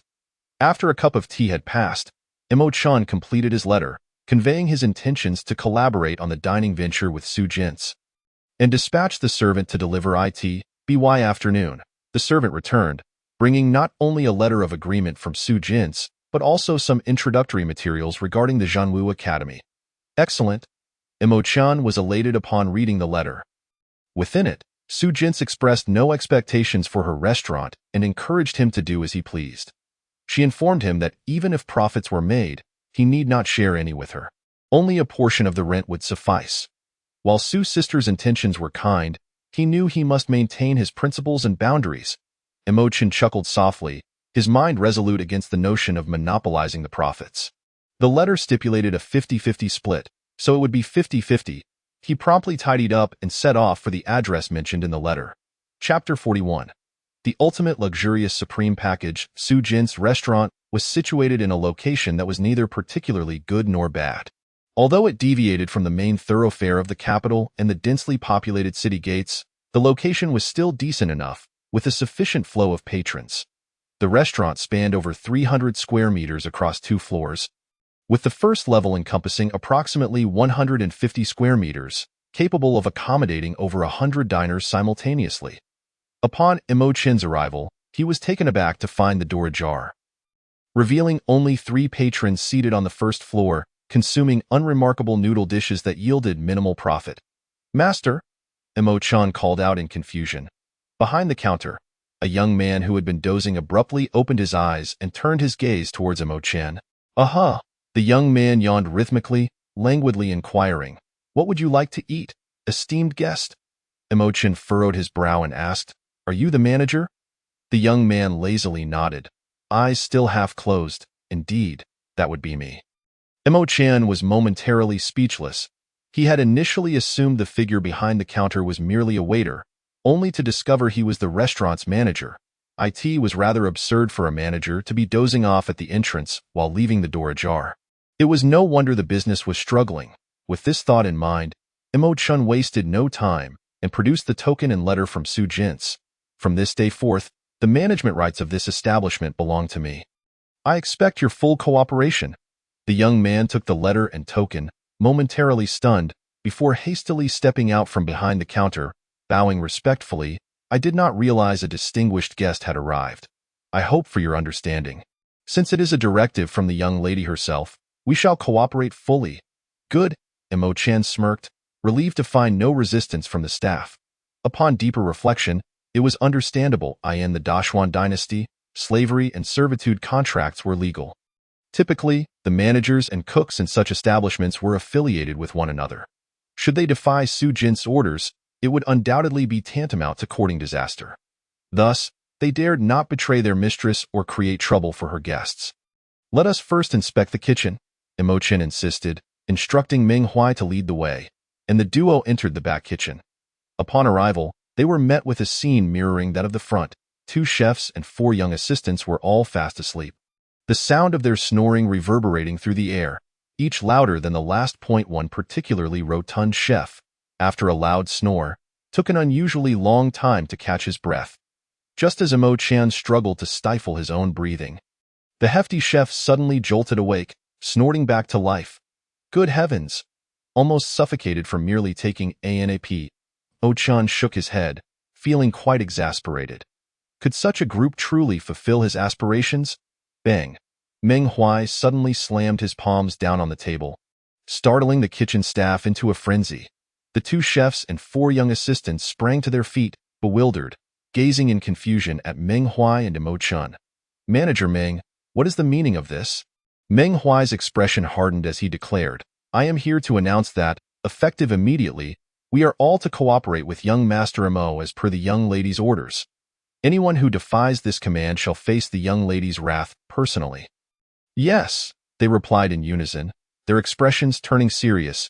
Imo Chan nodded and said, "The situation is not quite as dire as it seems. I have come to discuss a business venture with Miss Su.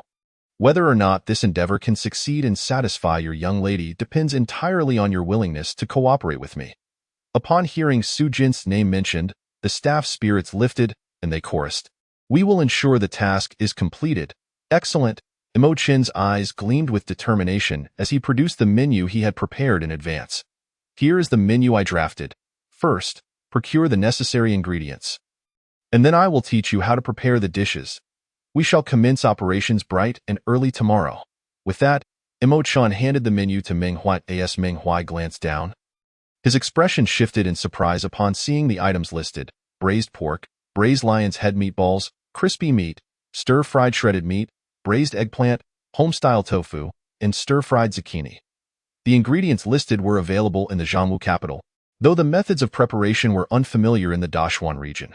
Meng Huai and the 2 chefs, having perused the menu, were left utterly perplexed. Nonetheless, confusion did not equate to doubt. They promptly sprang into action, scurrying off to procure the necessary items from various corners of the capital. When all ingredients were finally gathered, 2 hours had elapsed.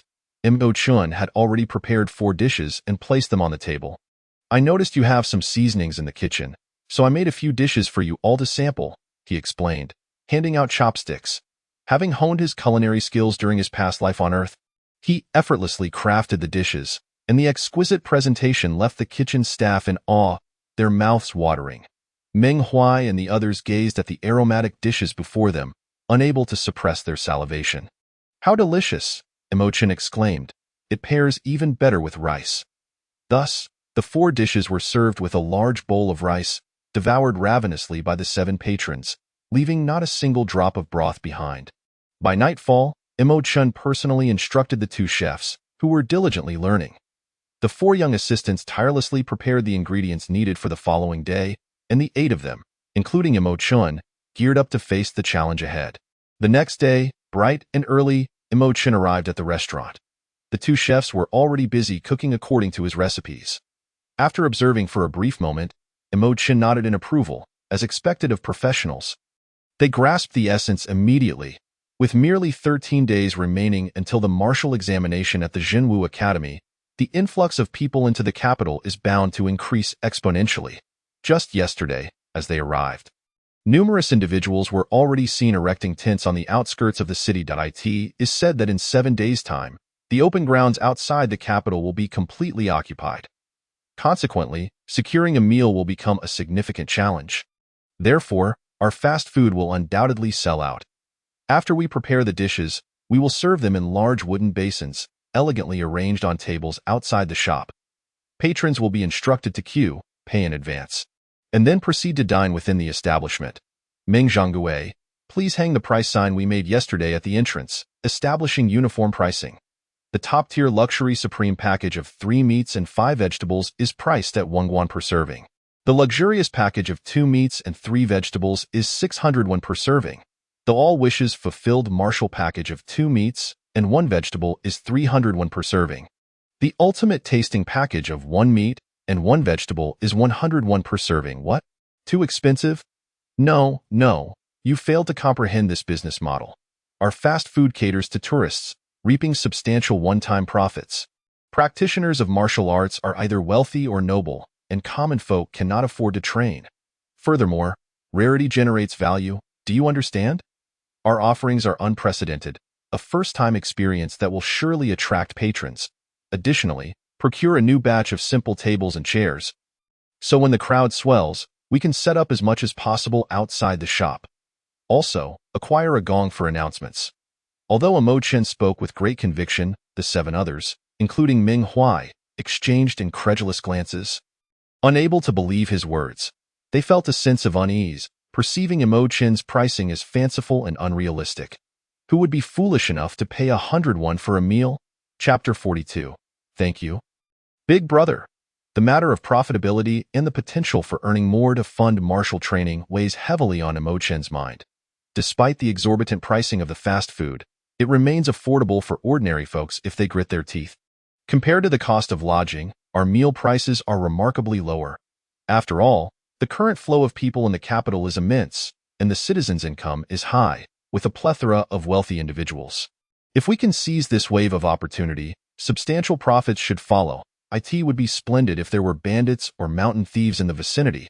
Mo Chen reminisced about the thrill of chivalry, where earning silver was swift and exhilarating. Alas, the formidable Jinwu Academy renders any notion of banditry a mere fantasy. They would never dare to cause trouble nearby, for they would meet their demise before Mo Chen could even arrive to uphold justice. As the clock struck 4, nearing noon, 8 large wooden basins filled with steaming dishes were meticulously arranged on the tables outside the shop. 2 large barrels of rice were opened, and a delightful aroma wafted through the air. Just as they finished setting up the meal, curious passers-by approached to take a look. "What is this dish? It smells divine," exclaimed one. "Why heavens, the cheapest package is 100 yuan per serving. They must be robbing us. The most expensive package is 1 yuan per serving." Hearing the astonished reactions of the onlookers, Ming Huai, clutching a gong, stepped outside, his heart racing. However, upon seeing the crowd's curiosity, he steeled his resolve and struck the gong. Clang, clang, clang. The resounding sound quickly attracted the attention of all passers-by, who paused to gaze. Ming Huai, looking at the crowd, called out loudly, "Our establishment is having a grand opening celebration with dishes prepared by top chefs from across the land. Don't miss out, folks.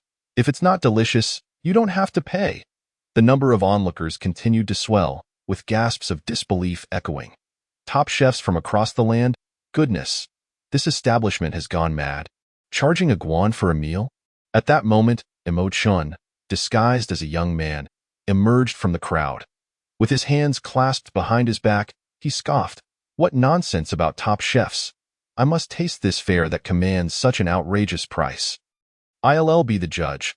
I can't believe you want to take the bait, good sir. Which package would you like?" Ming Huai, with a cheerful demeanor, inquired, knowing that Mo Chen had sent a decoy. "I'll have the supreme luxury package of 3 meats and 5 vegetables. I'm not short on money. What I seek is joy," Mo Chen declared, pointing grandly to the top of the sign. Clang! Ming Huai vigorously struck the gong, exclaiming with excitement, "Thank you, big brother, for the supreme luxury package. Wishing you all success and prosperity." The young servants bowed in unison, shouting, "Thank you, big brother." The onlookers were taken aback. Yet when they looked back at Mo Chen, they inexplicably sensed an air of authority about him, exuding the presence of a wealthy individual. Is the standard of dining this high? My goodness. I feel an inexplicable surge of excitement.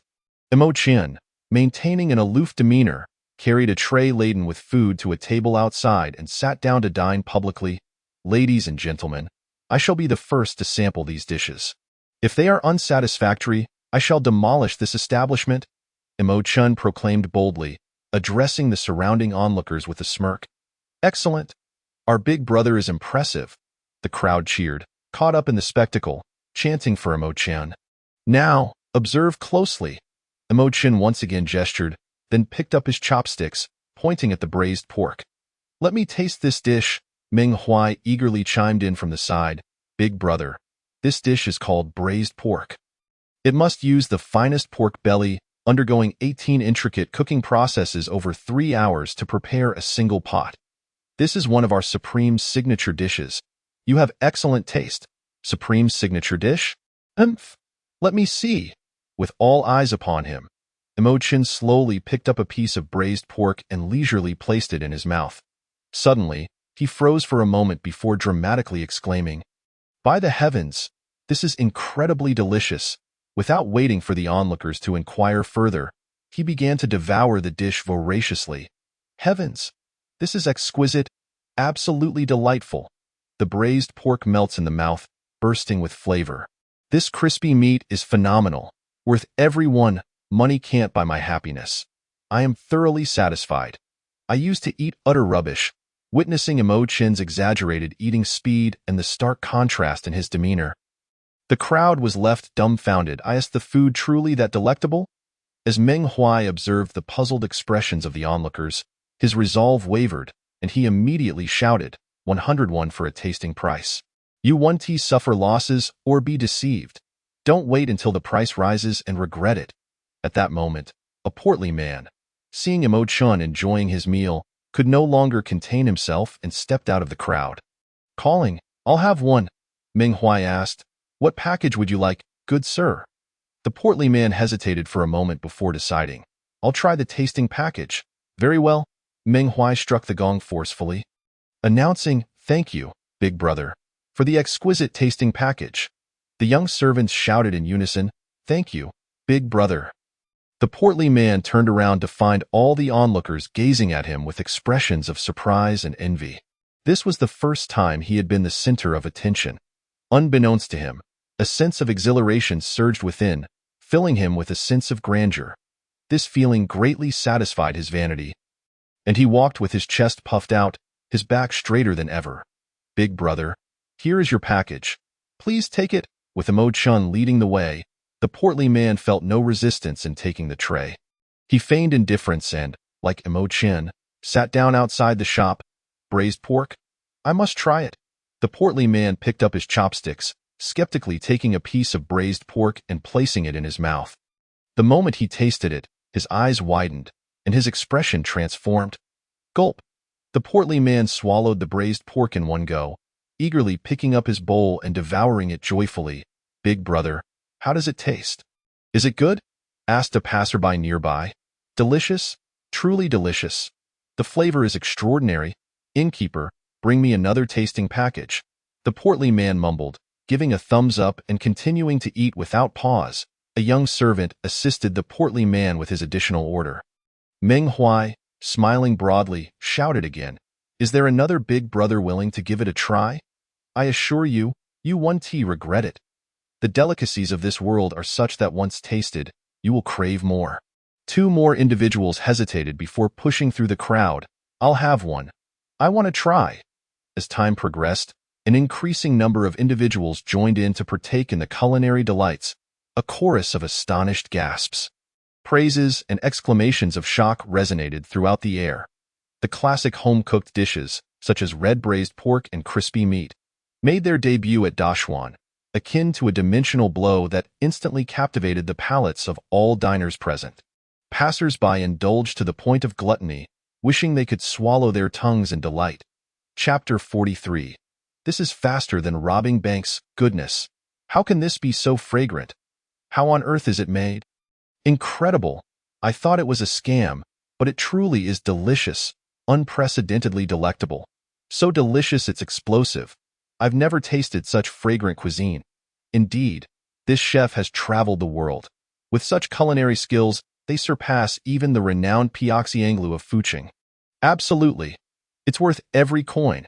I've traveled far and wide, and though I've tasted delicacies, this red braised pork is utterly to my liking. Waiter, bring me another 600 won set meal.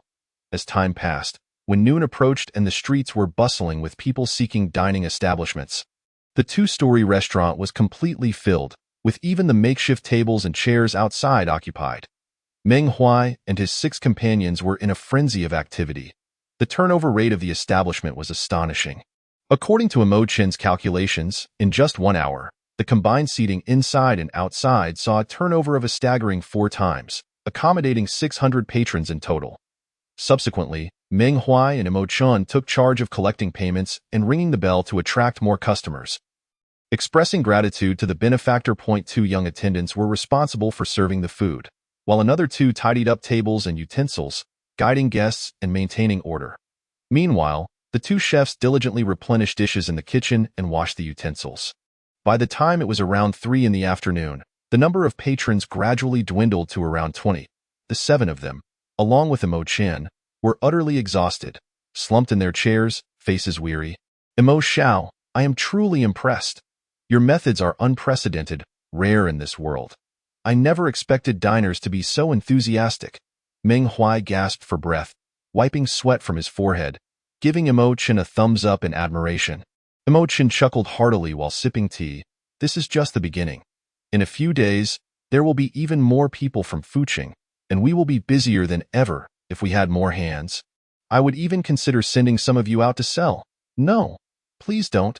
I can't handle it, Meng Huai replied with a wry smile, shaking his head vigorously. However, regarding the issue of staffing, Mo Chen also observed some existing drawbacks. For instance, the challenges of advertising and attracting customers, handling payments, the slow washing of utensils, and the inability to efficiently manage the queue when serving food. When customers requested additional dishes, timely delivery was often impossible. The 2 chefs in the back were unable to focus solely on cooking, and so forth. These issues collectively reduced the turnover rate by at least half, resulting in a significant loss of potential customers, which equated to lost revenue. Reflecting on these factors, Mo Chen remarked, Manager Meng, there will undoubtedly be another surge of customers in the evening, so prepare yourselves. Additionally, I have an idea. Calculate today's earnings and directly hire 30 more attendants to elevate our turnover efficiency and service quality. Turnover efficiency? Meng Huai was taken aback. Mo Chen elaborated. You can understand it as the number of times a table can be reused within an hour. I roughly observed that one table turned over 4 times in an hour, with substantial periods of vacancy in between. If we had sufficient staff, doubling that turnover rate would be easily achievable. Meng Huai nodded, somewhat understanding. All right, I'll calculate the accounts right away and then head to the pawn shop to hire staff. Mo Chen nodded with a smile, taking a hearty sip of tea. After a brief interval, Meng Huai completed the calculations and stared in astonishment at the money box and account booked. My goodness. We earned this much money, from the 4th quarter of the SI hour to the 1st quarter of the Shen hour. In just 2.5 hours, they had served over 1,500 patrons, with 70% opting for the 100 won tasting set. They had made a whopping 33 taels of silver. Upon seeing this figure, Meng Huai gasped, overwhelmed with shock. This is simply outrageous profit.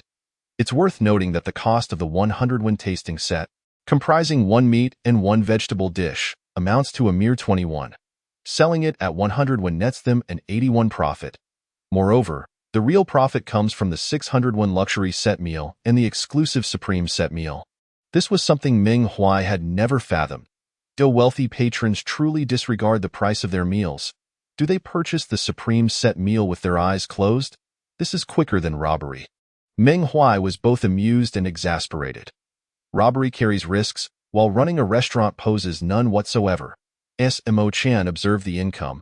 A smile crept across his face. If we factor in the afternoon and evening, we could easily earn 50 taels a day. In 13 days, that's 650 taels. Over the course of a month, that totals 1,500 taels. This is far more stable than wandering the world. Even though the number of people in Fuching will decrease significantly after the martial arts examination at the town martial academy, our set meals will still sell. It will merely reduce in sales volume and revenue. When that time comes, we can hold promotional activities to gradually lower prices. The number of diners will undoubtedly remain substantial. For Mo Chun, having a stable source of income is far superior to risking his life outside. It is said that the inner disciples of the town martial academy only receive one shop, while true disciples can acquire 5. If I could become a true disciple, wouldn't that mean expanding my business even further? The mere thought made Mo Chun envious, for he relied on silver to exchange for martial arts knowledge. For him, as long as he could earn silver, his martial arts cultivation would naturally improve. Thus, becoming a true disciple and gaining corresponding resource support is undoubtedly the best choice. I must strive for it. I must attempt to become a true disciple. If successful, not only would I gain a shop, but also access to numerous martial arts manuals. With sufficient silver, Mo Chun could invest in his cultivation. Attempting to become a true disciple is not an impossible dream. As for the restaurant's profit sharing, he had explained to Su Jins that it would be settled annually. Therefore, the money earned from the restaurant in the early stages could be freely invested in his training. The senior sister had mentioned that mastering the Great Strength Bear Demon Fist could alter one's innate constitution. Mo Chun mused, could I possibly use money to elevate this incomplete high-grade martial art to perfection? Although it would consume a significant amount of silver, if he were to challenge the true disciples, he must proceed with caution. Enhancing his constitution would be a worthwhile investment, whether for improving his own training speed or preparing for the second round of the martial arts examination. Moreover, having previously undergone 2 iterations of martial arts refinement, the Fierce Tiger Fist yielded the low-grade Ba Tiger Tian Gang technique, while the Giant Ape Long Fist produced the middle-grade Giant Ape True Fist. Mo Chun firmly believed that as long as he was willing to spend money, he could certainly refine the incomplete Great Strength Bear Demon Fist to completion in the training ground. He decided not to rush the refinement today. He would fully invest in his training 10 days later, right before the martial arts examination commenced. With these thoughts in mind, Mo Chun clenched his fists, his eyes gleaming with determination, his entire being infused with vigor. Chapter 44. Invitation from the Drunken Moon Tower's courtesan? 7 days passed in the blink of an eye. During these days, the population of the town martial academy's Fuching surged dramatically, creating a bustling atmosphere. Whether inside or outside the city, throngs of people filled the streets. With a steady stream of carriages and pedestrians. In this period, Mo Chun and his companions' fast food business soared, with daily revenues nearly tripling from its initial figures, earning over 140 taels of silver each day. Additionally, due to the hiring of 30 more attendants, Mo Chun found himself with more free time. On a typical day, he only needed to oversee operations in the restaurant, while spending the rest of the time behind the counter, familiarizing himself with all the information regarding the town martial academy. As noon approached, a young man clad in luxurious attire, accompanied by a charming young girl and an elderly servant, approached with smiles. "Esteemed guest, which set meal would you like?" The attendant warmly greeted, smiling brightly. The young man glanced at the wooden board displaying prices and meal names and casually replied, "2 of the most expensive." Clang! A resounding gong startled the 3. Before they could react, the attendant loudly proclaimed, "Thank you, esteemed guest, for ordering 2 top-tier luxury supreme set meals. Wishing you success in all your endeavors and boundless prosperity." "Thank you, esteemed guest." Inside and outside the restaurant, 30 attendants simultaneously shouted in unison, their voices booming, exuding an overwhelming presence. The young man and the charming girl paused in their steps, momentarily taken aback. They then noticed that all the diners and those waiting in line turned to look, eyes wide with astonishment. "Wow! 2 supreme set meals at once, how extravagant! This is a true benefactor. Clearly, a person of wealth. Indeed, just look at their attire and demeanor. They are on a different level. When will I also be able to enjoy a supreme set meal and bask in the spotlight? How magnificent!" Upon hearing the myriad of envious and admiring murmurs surrounding him, the young man clad in splendid attire found himself inexplicably seized by a sense of elation, coupled with the respectful calls of Big Brother from over 30 attendants. He was enveloped in a feeling of being esteemed. What a disgraceful trend! The young man scoffed disdainfully, dismissing the adulation, and took a seat alongside the charming young lady. Before long, an elderly servant brought forth a meal set for the young man and the delightful maiden, standing respectfully by, ready to serve. Yet, the young couple did not reach for their chopsticks immediately. Instead, their gaze was fixed upon Mo Chan behind the counter. The young lady, with a playful smile, remarked, "Even Ruan Tianjing is diligently honing his martial skills in these final days. And yet here he is, seemingly unperturbed, conducting business and selling meals." The young man shook his head and curled his lip, responding, "It appears he has resigned himself to the fact that he cannot compare to Ruan Tianjing and the others." As disciples preparing for the important examination at the martial academy, it was indeed curious that Mo Chun chose to focus on commerce rather than martial preparation.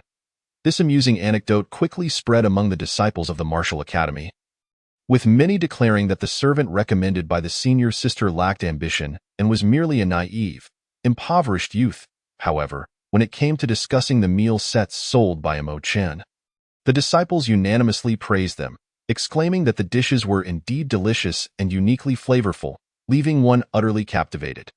Qin Feng and Qin Shiyue, the legitimate son and daughter of the esteemed Lord Qin Kanjiang, became aware of Mo Chen's existence after overhearing the inner disciples' discussions. Driven by curiosity, they decided to visit, eager to witness the prodigy personally recommended by Dantai Xiaosong. Alas, they were met with disappointment. Could a youth so engrossed in business truly be a martial genius? Both Qin Feng and Qin Shiyue found it hard to believe. Perhaps the senior sister had misjudged, as this was her first recommendation, and she likely lacked experience. As Qin Shiyue spoke, she reached for her chopsticks, blinking her eyes and tilting her head to gaze at the dishes. "How peculiar! Are they truly as delectable as they say?" Qin Feng grimaced but also picked up his chopsticks, dismissively saying, "Let us give it a try. It's just some food after all. Can it really be that extraordinary?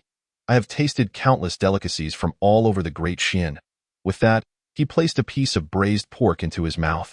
Moments later, he found himself devouring 10 portions of the extravagant supreme meal set. Even Qin Shiyue beside him ended up consuming 3 portions before she could stop.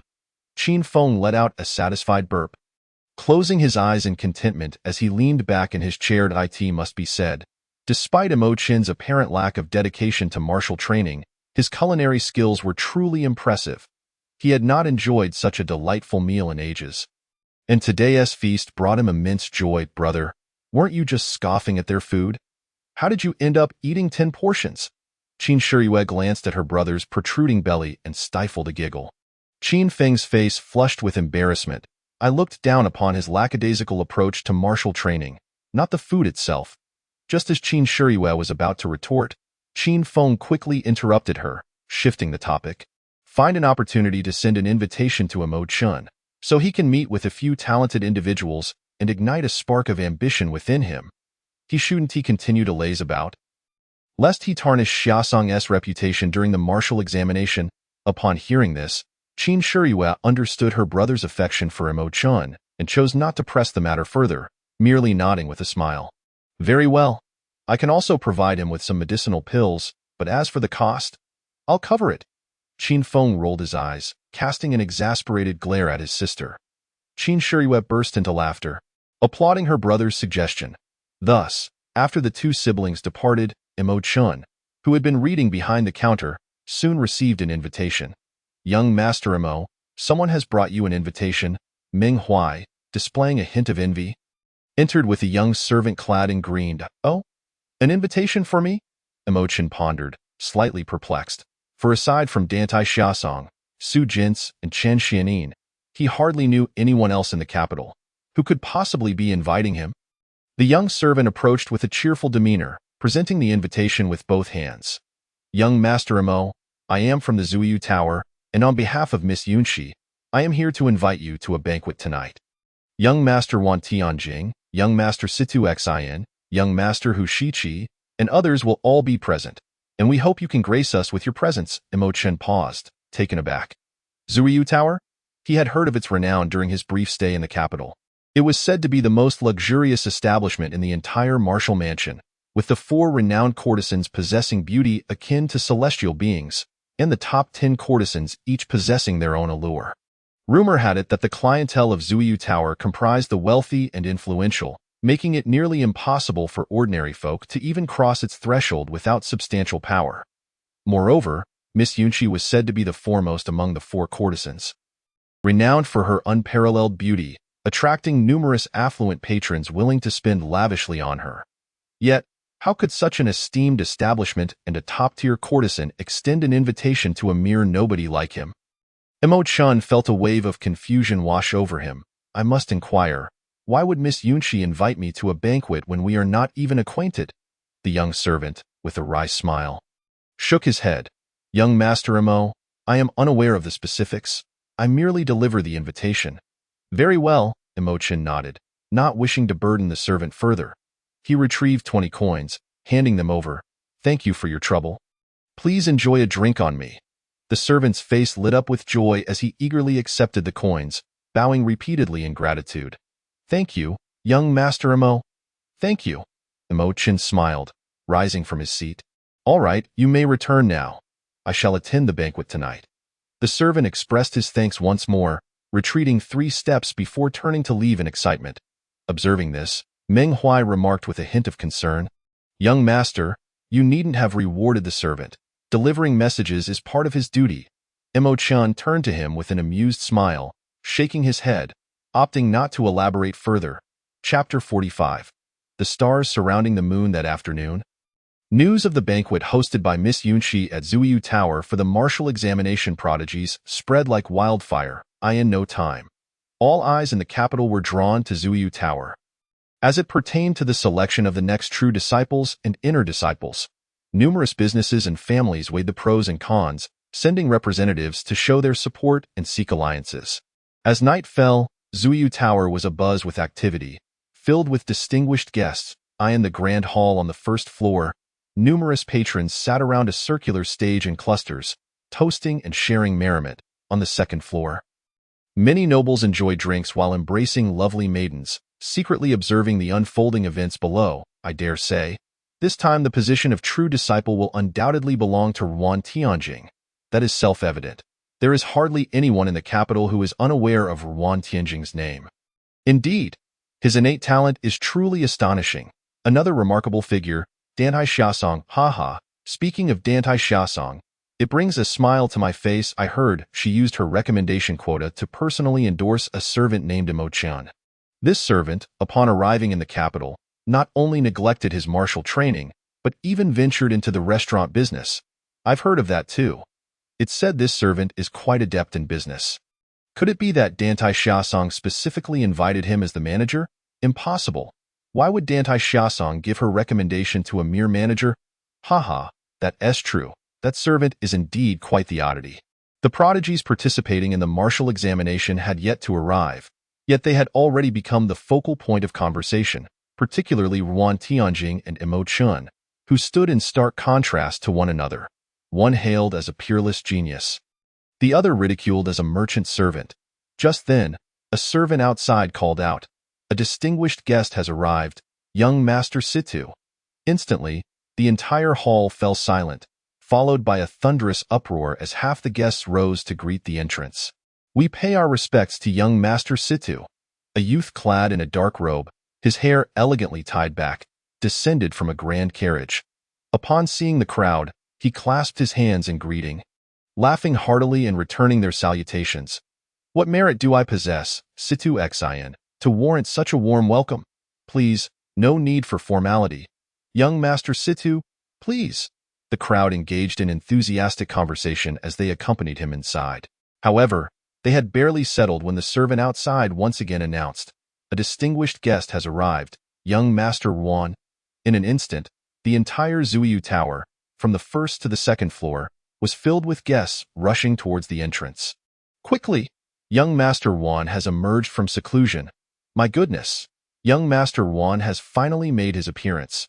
I must be the first to present my name card. With the arrival of Ruan Tianjing, the Zuiyu Tower became remarkably desolate. With 9 out of 10 rooms empty, even the musicians, unable to resist their curiosity, paused their instruments, rose to their feet and craned their necks to catch a glimpse.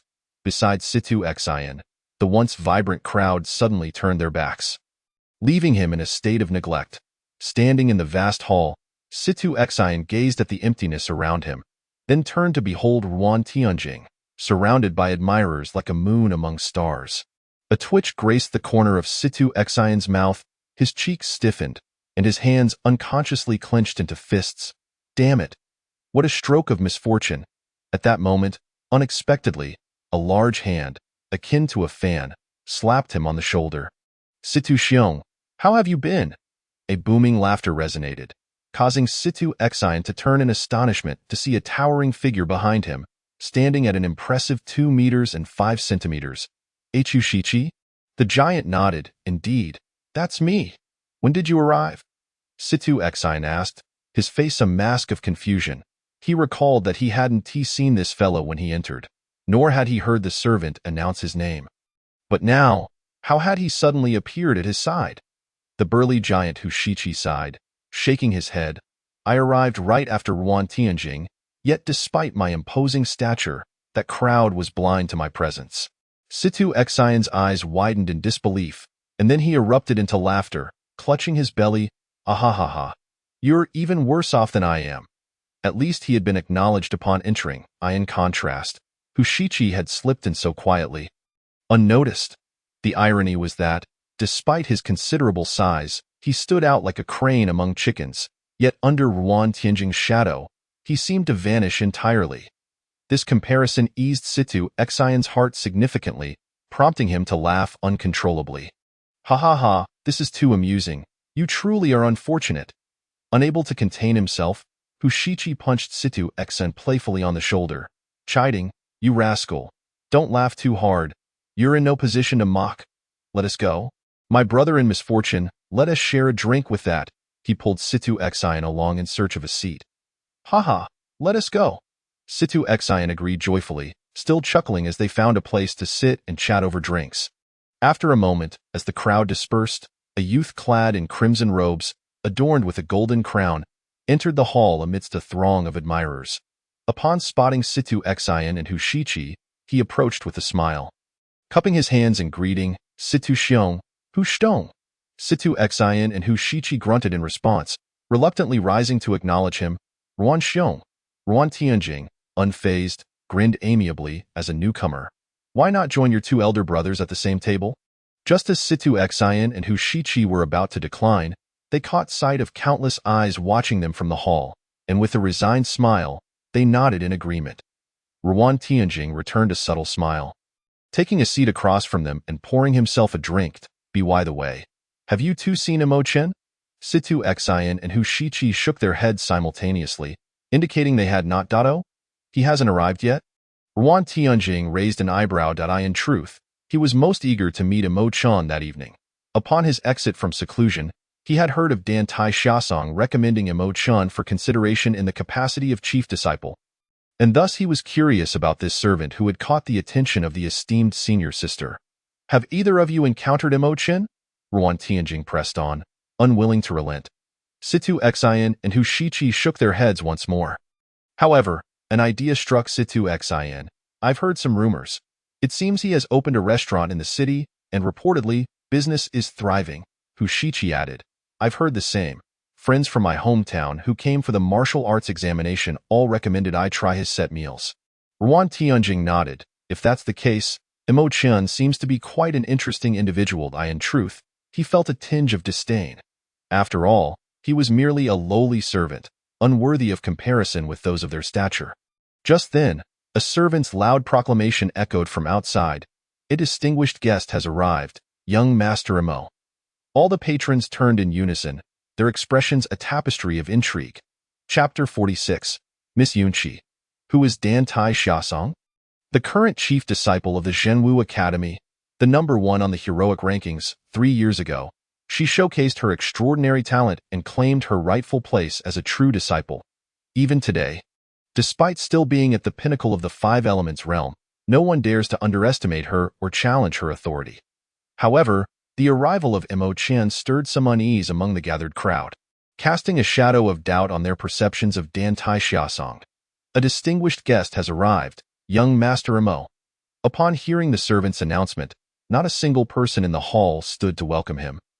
Nor did anyone show him any regard, in stark contrast to Ruan Tianjing's earlier entrance, which had been met with a flurry of attention. Imo Qin's arrival rendered the Zuyu Tower eerily silent. Guests exchanged glances, revealing smirks of schadenfreude, whispering to one another. Could this be the lowly servant that Dan Tai Xiaosong recommended? Indeed, it appeared he was not well received at all. Humph, just a lowly servant. Who would welcome him? Should we really go out of our way to greet a mere servant? Exactly. If he knew his place, he shouldn't have shown up to this banquet. How embarrassing, true. Miss Yunqi is hosting this banquet for gentlemen like Ruan Gongzi. What business does a servant have mingling here? He clearly lacks manners. The crowd exchanged disparaging remarks about Imo Qin, completely disregarding him. Particularly those surrounding Ruan Tianjing and Situ Xin, who eagerly disparaged Imo Qin while extolling Ruan Tianjing, further inflating his ego. Ruan Tianjing beamed, his heart swelling with pride, lifting his chin high. With my Tianji root bone, I shall undoubtedly ascend to the ranks of true disciples in the martial arts examination in a few days. Miss Yunqi has prepared this banquet for me, and I shall not let her down. Miss Yunqi, revered as the foremost beauty among the 4 flowers of Zuyu Tower, possessed a stunning visage that could captivate nations. Even many high-ranking officials in the city rarely caught a glimpse of her. Today, she had specially arranged this banquet to invite various talented disciples. The eyes of influential figures from numerous factions. This was undoubtedly a gesture of goodwill towards Ruan Tianjing, an attempt to curry favor with him beforehand. Thus, the fervor surrounding Ruan Tianjing intensified, as everyone sought to ingratiate themselves with him, fearful of missing out on potential connections. Just then, a chorus of gasps erupted, quickly crescendoing into a unified exclamation. Yunqi! It's Yunqi! Miss Yunqi is descending! Heavens! How breathtakingly beautiful! At the sound of the exclamations, every guest in the hall craned their necks upwards towards the 3rd floor. Soon, they beheld a stunning lady clad in a flowing pink gown, adorned with fluttering ribbons on her shoulders, her face veiled in white gauze. Surrounded by 6 maidens, she descended gracefully, resembling a living painting. Her attire was exquisite and elegant. Each step she took was like a lotus blooming, her skirt swaying like a poetic masterpiece. Ruan Tianjing's eyes widened, and he gasped in awe. Beautiful, absolutely stunning. He was utterly entranced, gazing at the mesmerizing beauty before him. Situ Xin found himself equally spellbound, his eyes fixated on Yunqi as she descended the staircase. In contrast, Hushichi remained composed, merely glancing her way before sighing and returning to his drink. Miss Yunqi, Yunqi. The guests on the 1st floor rose to their feet, excitement coursing through them as they cheered fervently. The patrons on the 2nd floor opened their doors wide, filling the corridors, all eager for a glimpse of Yunqi. Ruan Tianjing's heart raced, a look of sheer delight gracing his features as he approached Yun 11. As she reached the 1st floor, Ruan Tianjing flashed what he believed to be a charming smile. Bowing in greeting, Ruan Tianjing, honored to meet you, Miss Yunqi. Yunqi raised her lovely eyes, casting a fleeting glance at Ruan Tianjing before gently bowing. This humble servant has the pleasure of meeting young Master Ruan. Ruan Tianjing, with a smile still on his face, took a step forward, ready to speak, only to find Yunqi gracefully sidestepping him, heading straight for the entrance. What? Ruan Tianjing was momentarily taken aback, turning to follow her direction. The other guests were equally stunned, their gazes trailing after Yunqi. Then, the entire assembly of patrons on both floors of Zuyu Tower witnessed the arrival of Imo Qin, who had just stepped through the door. Who is this? At the entrance, a youth clad in a flowing green robe, with sword-like brows and starry eyes, resembling a jade tree swaying in the wind, approached the Zuyu Tower, accompanied by a respectful and enthusiastic attendant. With his hands clasped behind his back and a confident smile adorning his face, he was met by the quiet gaze of all those present within the establishment. Unfazed, he greeted the surrounding guests with a composed fist salute. I apologize for my tardiness. The streets were quite crowded at that moment. Yunqi, flanked by 6 maidservants, made her way gracefully towards him. Upon spotting Imo Qin, she exhaled a sigh of relief. grateful to have finally awaited this esteemed guest. For she was uncertain how she would explain to the Qin siblings otherwise. I am Yunqi, and I have the honor of meeting young Master Amo. Thank you for taking the time to attend this banquet amidst your busy schedule. Yunqi publicly bowed to Amo Chen. A collective gasp rippled through the assembly as astonishment filled the air. Amo Chen. Is he truly Amo Chen? What on earth is happening? Yunqi is actually welcoming Amo Chen herself? I see now. Yunqi descended early solely to meet Amo Chen, not to greet Ruan Tianjing. Who exactly is this Amo Chen? Isn't he just a lowly servant? In that moment, not only were the guests of the Zuyu Tower left in disbelief and shock, but even Amo Chen himself was taken aback. He gazed at Yunqi's enchanting visage and graceful figure, feeling somewhat flattered and bewildered, as if the entire scene were surreal. However, considering the guest list for today's banquet, he soon composed himself with a smile, realizing that Ruan Tianjing and the other promising talents preparing for the martial examination likely received the same treatment. After all, the organizer of this banquet was Yunqi herself. As this thought crossed his mind, Amo Chen felt a sense of ease and a light smile graced his lips. Miss Yunqi, you are too courteous. I am truly honored to receive your invitation. To express my gratitude, I have composed a poem as a gift for you. Yunqi was momentarily taken aback, her beautiful eyes blinking in surprise at the prospect of receiving a poem. At this, Ruan Tianjing could no longer contain himself. His eyes reddened with jealousy as he stepped forward, pointing an accusatory finger at Amo Chen, exclaiming, Amo Chen, as a mere lowly servant, do you even understand what poetry is? Amo Chen, puzzled, turned to Ruan Tianjing. May I inquire who this is? The attendant quickly introduced, Young Master Amo, this is young Master Ruan Tianjing. Suddenly enlightened, Amo Chen responded. Ah, so you are the one they call Ruan Tianjing? The attendant reiterated, Ruan Tianjing, ah, yes, Ruan Jing. I can be quite forgetful. By the way, Miss Yunqi, what was that whale you mentioned? Unable to hold back, Yunqi burst into laughter, covering her mouth. Nearby, the drunken C2Xian and Hu Shiqi also succumbed to laughter. Even many guests and courtesans on the first and second floors struggled to suppress their amusement, finding Amo Chen's quip delightfully sharp. In stark contrast, Ruan Tianjing's expression darkened, his eyes glinting with rage as he fixed a menacing glare upon Amo Chen. Amo Chen, it seems you are courting death. He, a prodigy since childhood, had always been the center of attention. Yet this evening, not only had he been ignored by Yunqi, but he had also been publicly humiliated by Amo Chen. A gentleman may be slain but cannot be dishonored. This grudge shall not be forgotten. Ruan Tianjing silently vowed to ensure Amo Chen would meet his demise during the martial examination, witnessing the venomous glint in Ruan Tianjing's eyes.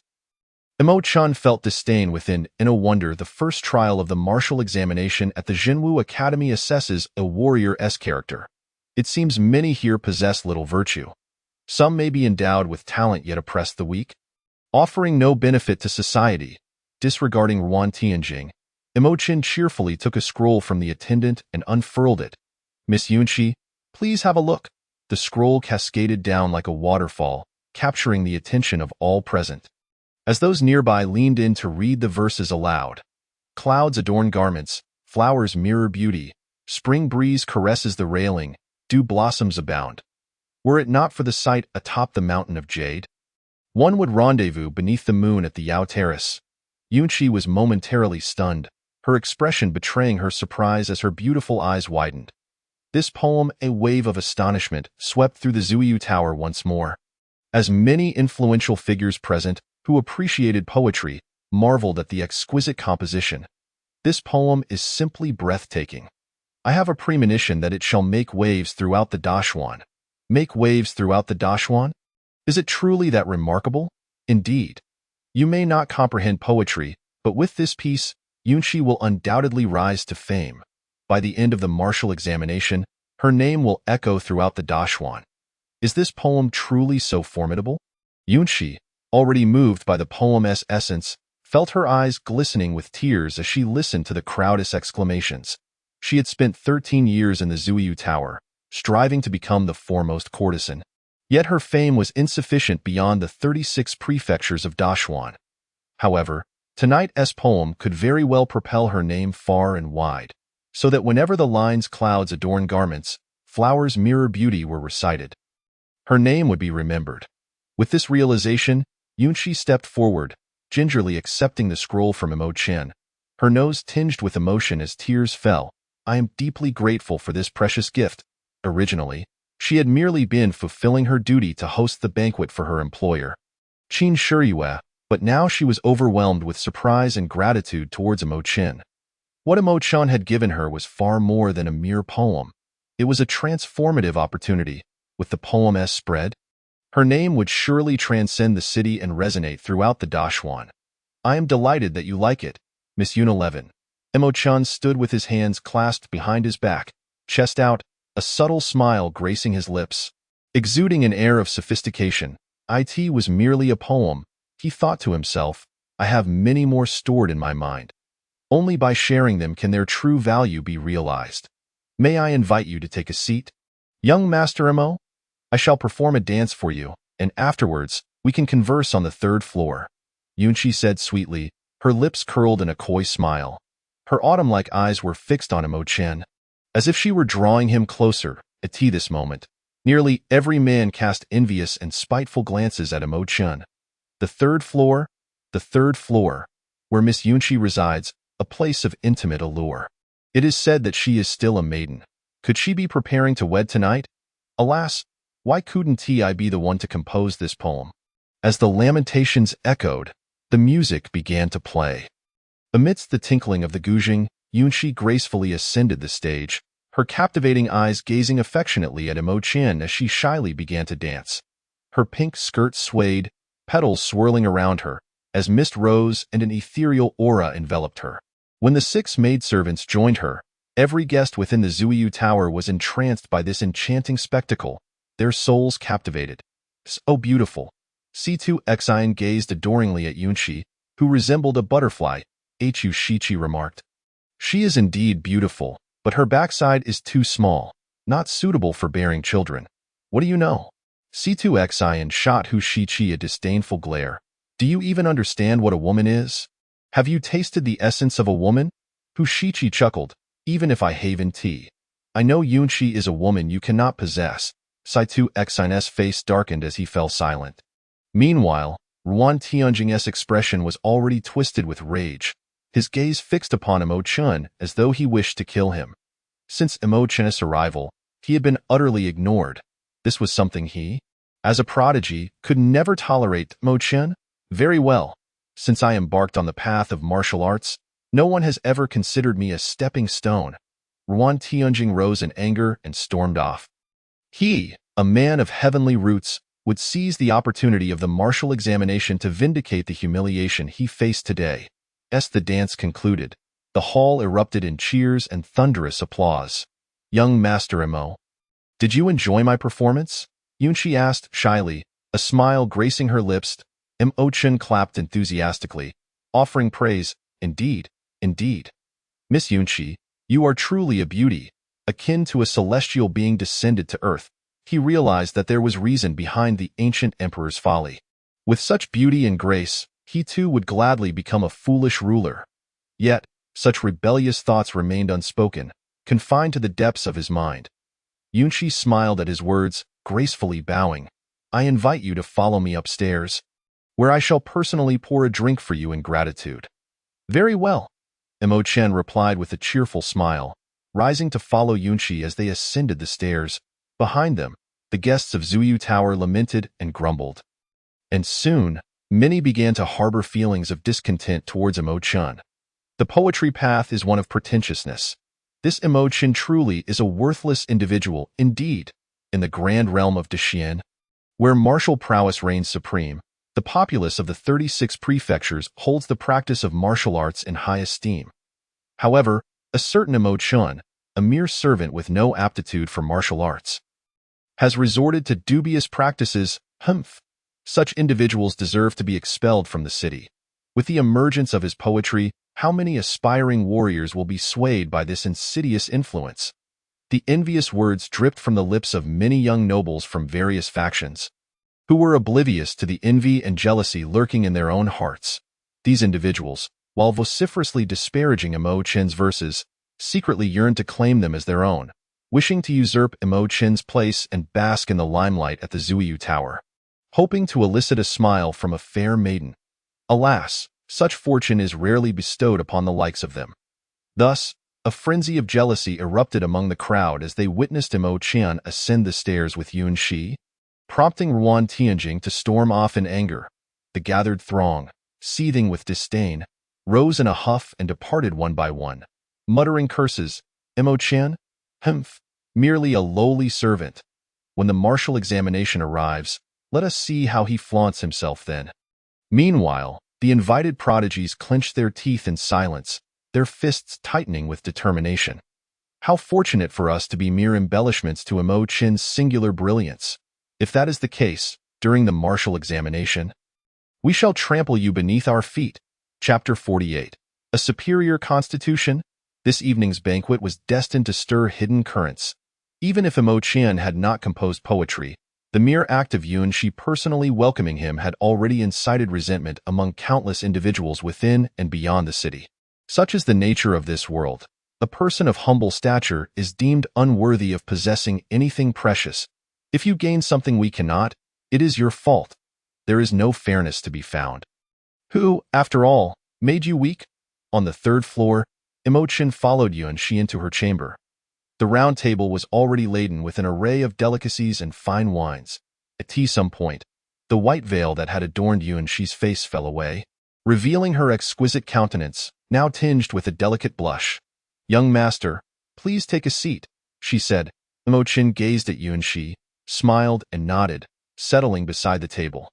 Yuan Shi stood before him, bashfully pouring wine, then, with both hands holding the cup, bowed slightly. "Once again, I thank you, young master, for your poem. Should I ever gain renown in Daxian, I shall forever remember your kindness." With that, she tilted her head back and drained the cup, leaving not a drop behind. "Excellent," Mo Chen exclaimed, offering his praise. Yuan Shi poured another cup, this time her expression more solemn. After setting down the wineglass, she cautiously opened the windows, glancing around before returning to Mo Chen's side. She lifted her cup and, with a hint of regret in her voice, said, "Young Master Mo, this second cup is my apology." Mo Chen was momentarily taken aback. An apology cup? The suddenness of it baffled him. Yuan Shi, her lips biting in embarrassment, cast a glance at Mo Chen. Leaning closer to his ear, she whispered, "Young Master Mo, tonight's banquet was arranged specifically for you." Mo Chen furrowed his brow, looking at Yuan Shi. "Arranged for me?"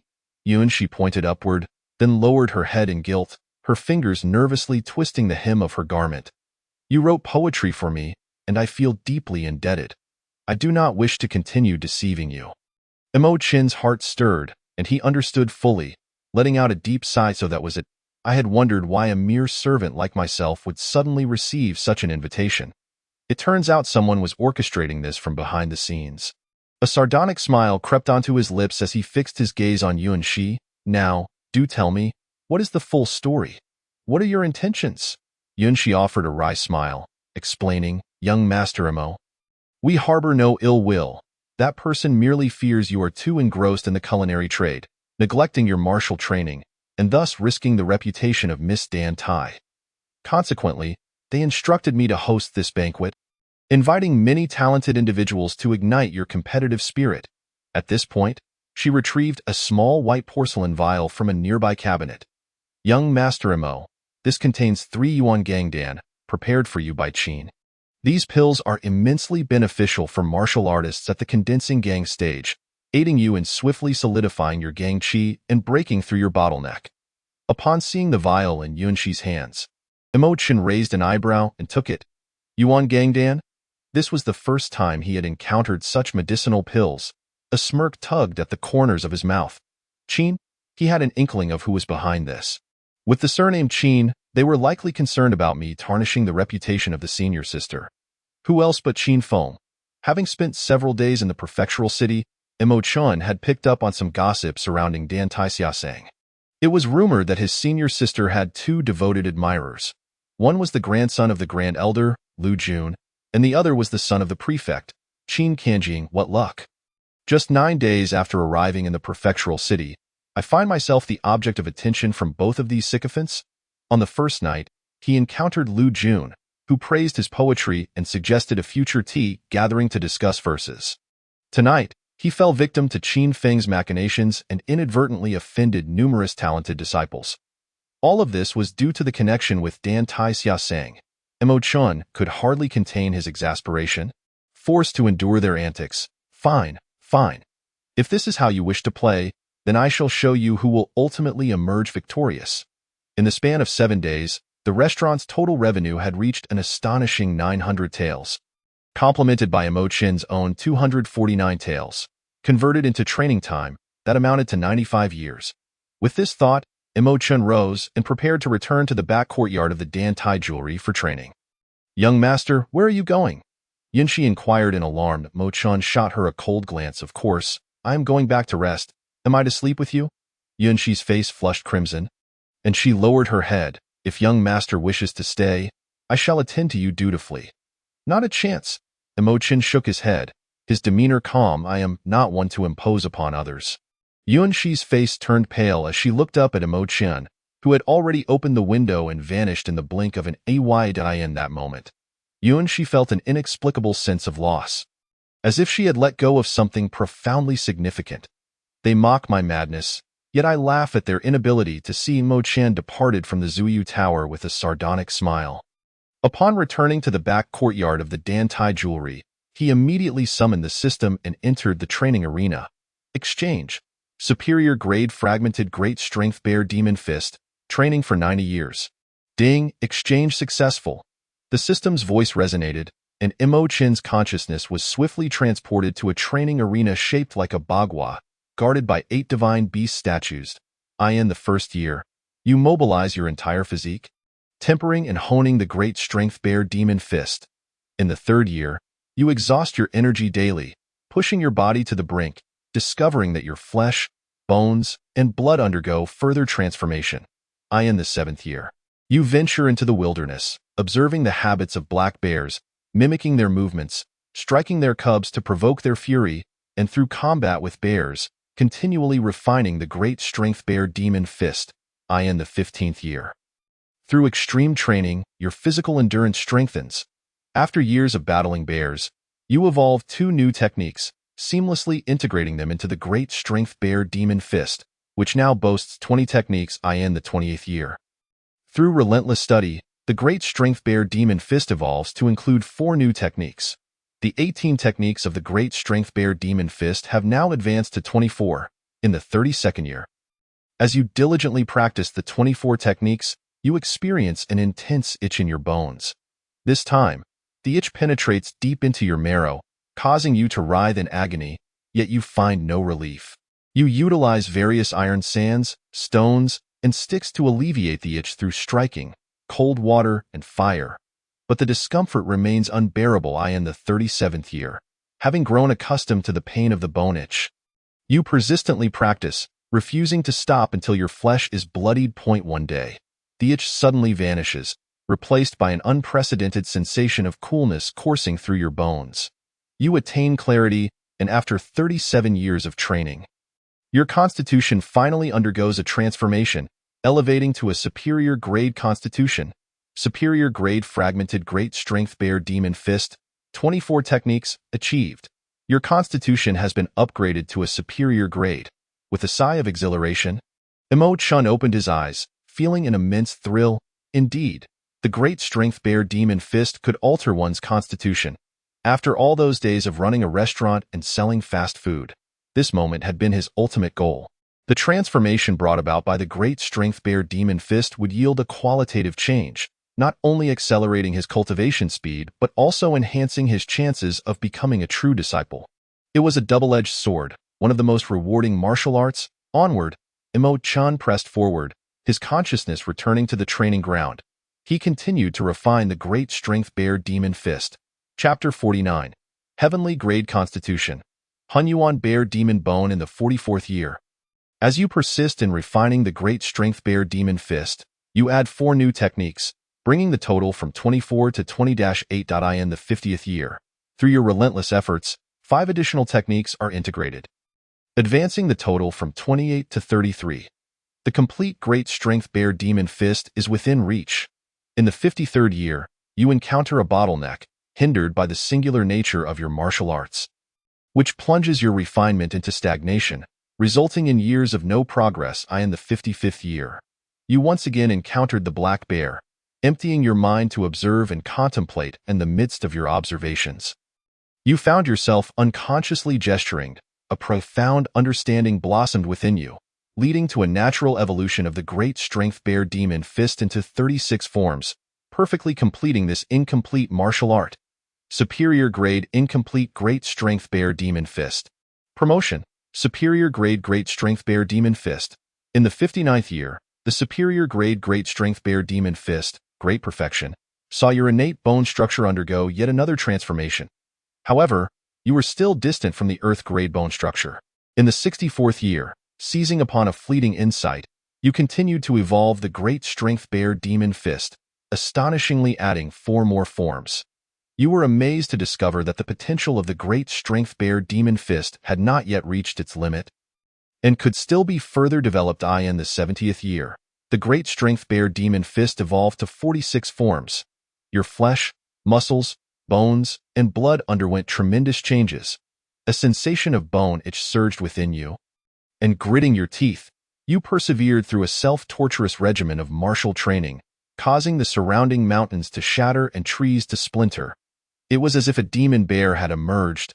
In the 73rd year, the Great Strength Bear Demon Fist evolved to 48 forms. Superior Grade Great Strength Bear Demon Fist. Promotion: Exceptional Grade Hunyuan Great Strength Bear Demon Fist. Your bone structure transformed into Earth grade bone structure.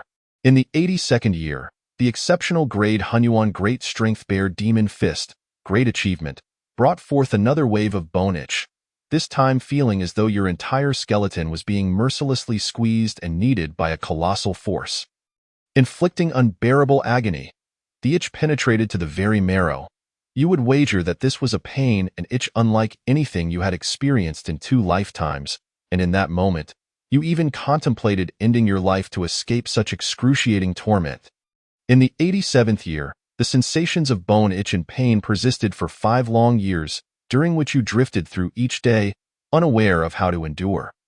Every moment was a torment, a self-inflicted ordeal of martial practice.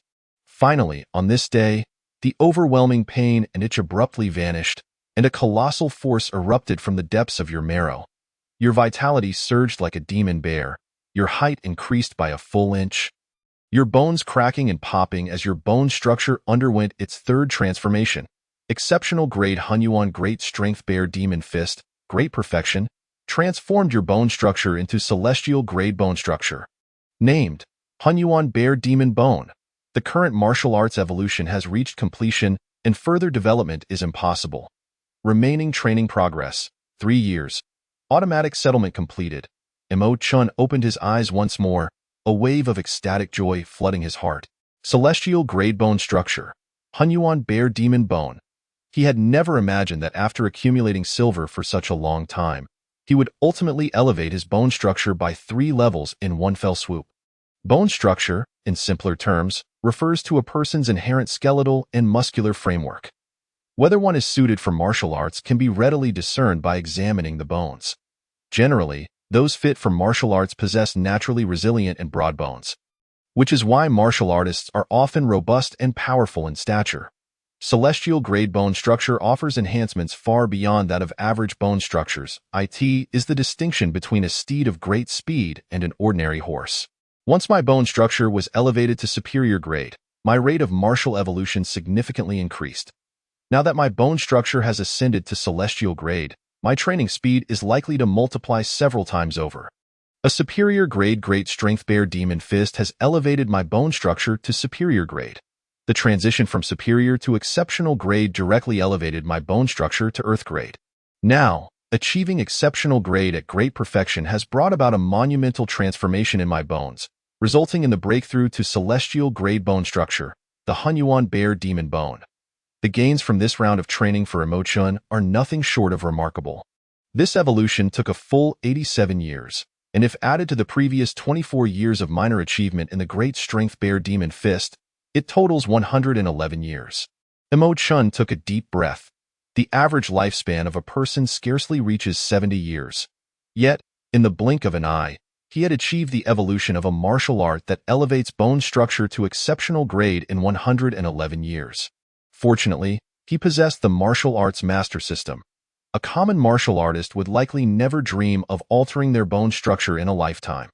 In this light, the Great Strength Bear Demon Fist seems somewhat redundant. For ordinary martial artists, mastering this fist technique is exceedingly difficult, often taking 1 to 2 decades just to grasp the basics. To cultivate it to minor achievement might require another decade or two. Thus, the possibility of altering one's bone structure may only occur once in an ordinary martial artist's lifetime. However, for individuals of exceptional talent, such as Dan Taixia, this martial art would struggle to further modify her celestial grade bone structure. Therefore, for Dan Taixia, this martial art serves merely as a means to strengthen her physical form, offering no substantial benefits in altering her bone structure.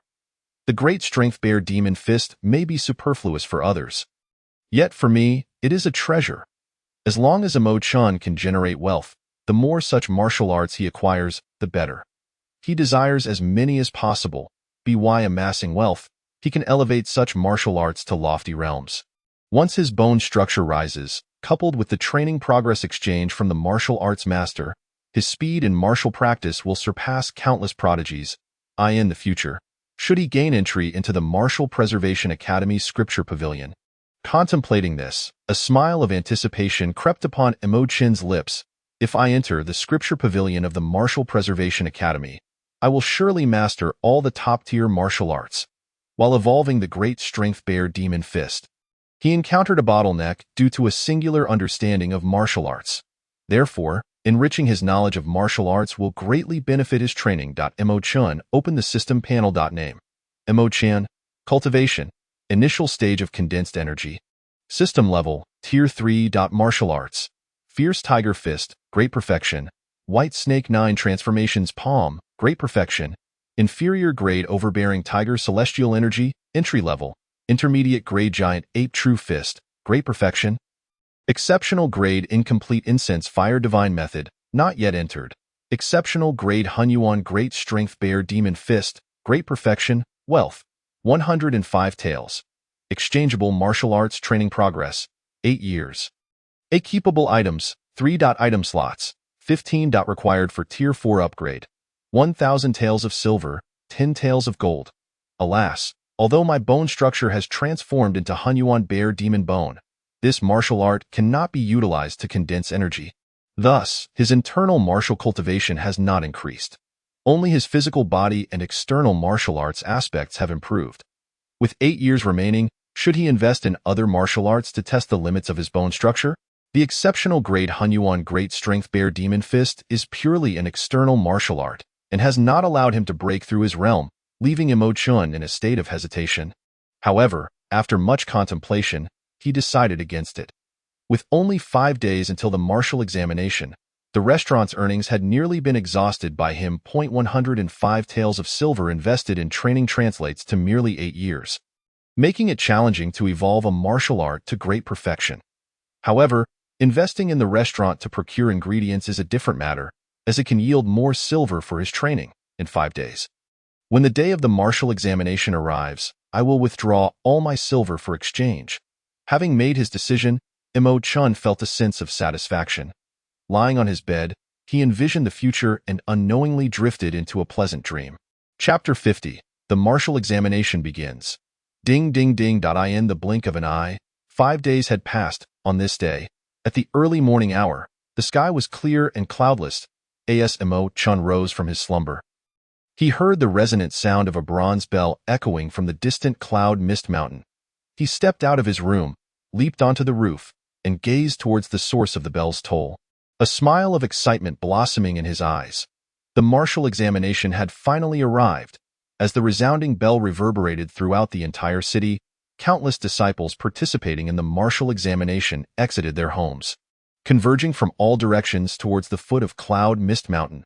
From afar, they resembled a black dragon flowing towards the summit. Young Master Mo Lu, the steward of Dan Tai Jewelry, and his attendants had also emerged from their quarters. Upon seeing Imo Chen atop the roof, they all looked up with smiles, clasping their hands in greeting. Young Master Imo, may you succeed in the martial examination and leap into the ranks of dragons. Wishing young Master Imo the best of luck in the martial examination, Imo Chen smiled slightly, returning the gesture with a bow. Thank you all for your care over the past half-month. I, Imo, shall not disappoint you. Farewell. With that, he leapt down from the rooftop, hurrying towards Cloud Mist Mountain. The Martial Preservation Academy holds a martial examination every 3 years. Within the Martial Preservation Prefecture, the academy is akin to heaven, controlling the fates of all.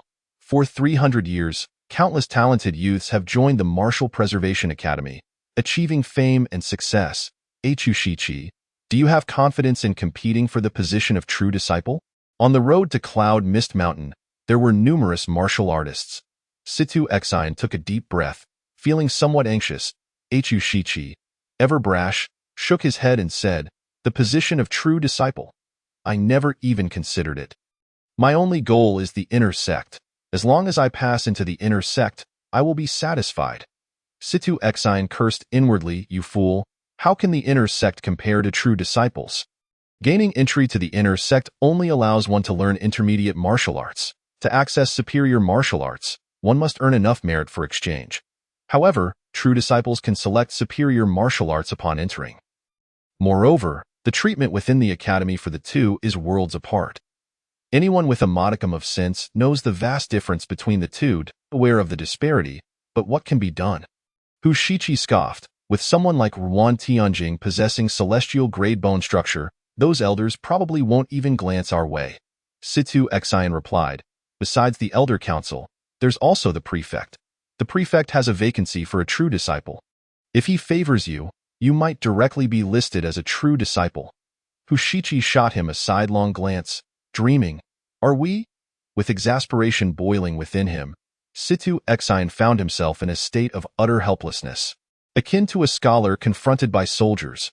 Meanwhile, on the other side, Ruan Tianjing was preparing for departure, flanked by a group of eager followers. Young Master Ruan, we have arranged the banquet and await your triumphant return.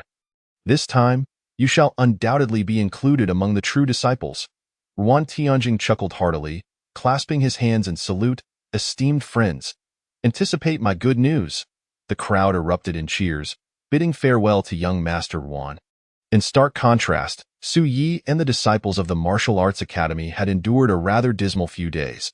Having failed to secure suitable lodging, they had exhausted their funds within merely 5 days at an inn and were now relegated to sleeping in the wilderness outside the city. At that moment, upon hearing the bell toll, the disciples sprang to their feet, dusty and disheveled, yet filled with fervor as they shouted, the martial examination has begun. It has finally commenced. Ha ha, today is the day I, Li Xuanyang, shall make my mark. Let us go. We must not be late. Su Yi, unperturbed, rose leisurely, plucking a stray blade of grass from his sleeve and casting it aside, before clearing his throat and frowning. Once the disciples turned to look at him, he feigned composure and remarked, what are you all in such a tizzy for? It's merely a martial examination. We haven't even entered the mountain gate yet. And you're already howling like banshees. What will the lord of the estate and the elders think of us? The disciples were momentarily taken aback, then nodded in agreement. Senior brother Su is right. Indeed, we are too excited and lacking in decorum. We must present ourselves well to the lord and the elders. Thus, the group stowed away their smiles, adopting serious expressions, and formed a line as they proceeded towards Yunwu Mountain. On the way, many disciples, upon witnessing this group of solemn-faced individuals, mistook them for outer disciples returning from a mission. A young man, spotting Su Yi leading the procession, hurriedly bowed and clasped his hands in greeting. Greetings, esteemed senior brothers. Su Yi was momentarily taken aback, pondering how this youth recognized him, when suddenly, he noticed all the disciples on the path gazing in their direction.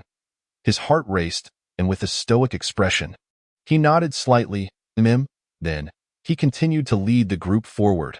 The others, witnessing Su Yi's acknowledgement, were taken aback. Good heavens! Could they truly be outer disciples returning from a mission? Many quickly stepped aside, bowing their heads in respect. We pay our respects to you, esteemed senior brothers. One salute led to another, and soon, a wave of disciples had cleared the path, respectfully exclaiming, "We pay our respects to you, esteemed senior brothers." Su Yi and his fellow martial arts disciples were left in a state of bewilderment. Exchanging confused glances, "What is happening? Why are they bowing to us?" The first to regain composure, Su Yi coughed twice and, with a forced bravado, addressed his companions, "Brothers, do you see this? This is our spirit. Everyone is awed by our presence. And we must maintain it." "Yes." The disciples responded in unison, their expressions growing more serious as they followed Su Yi up the mountain. Thus, along the way, every disciple bowed in reverence, calling out, "Esteemed senior brothers." When the group reached a point not far behind Imo Chin, he turned upon hearing the commotion, instantly frozen in place. What on earth? When did they garner such prominence? Leading the procession was Su Yi, whom Imo Chin recognized at once. The other disciples were familiar faces.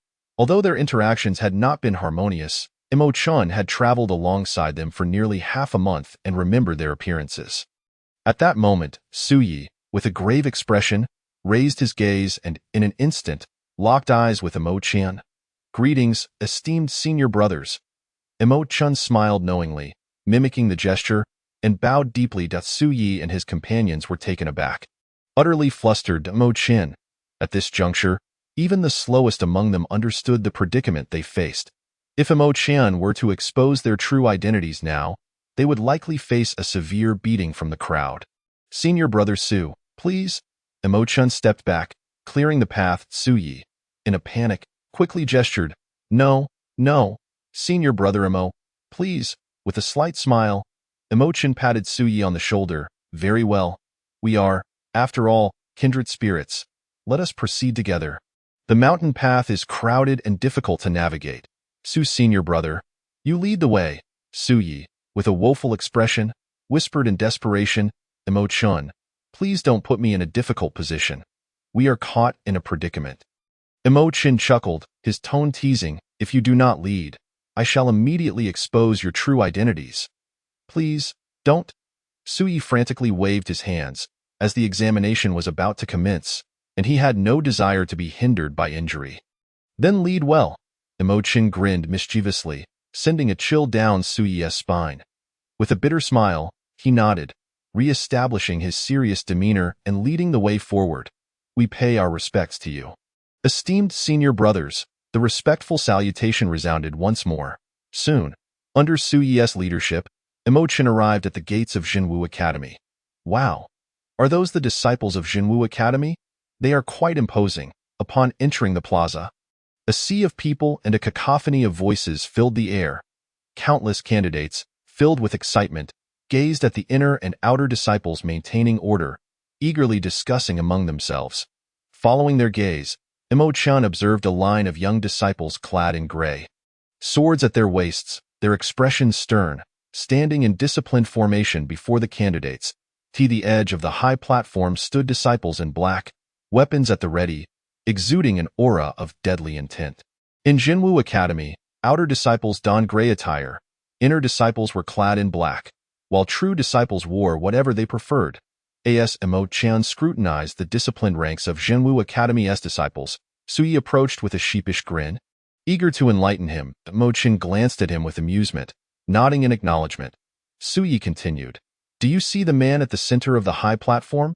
That is our Academy's lord, Qin Kanjing, currently the head of Jinwu Academy. To his left is the Grand Elder Lu Hongshan, and to his right, the bearded second elder son Shihai. And that seated woman in front of the senior sister is Qian Moran, the only female elder, rumored to be the second most powerful after the Lord."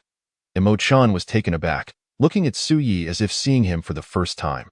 "How do you know so much about Jinwu Academy?" This fellow had traveled with him from the capital, and Imo Chin had yet to grasp the intricacies of Jinwu Academy's affairs. Su Yi seemed to know the names of numerous elders by heart, which truly astonished Imo Chin. "It's just a little hobby of mine.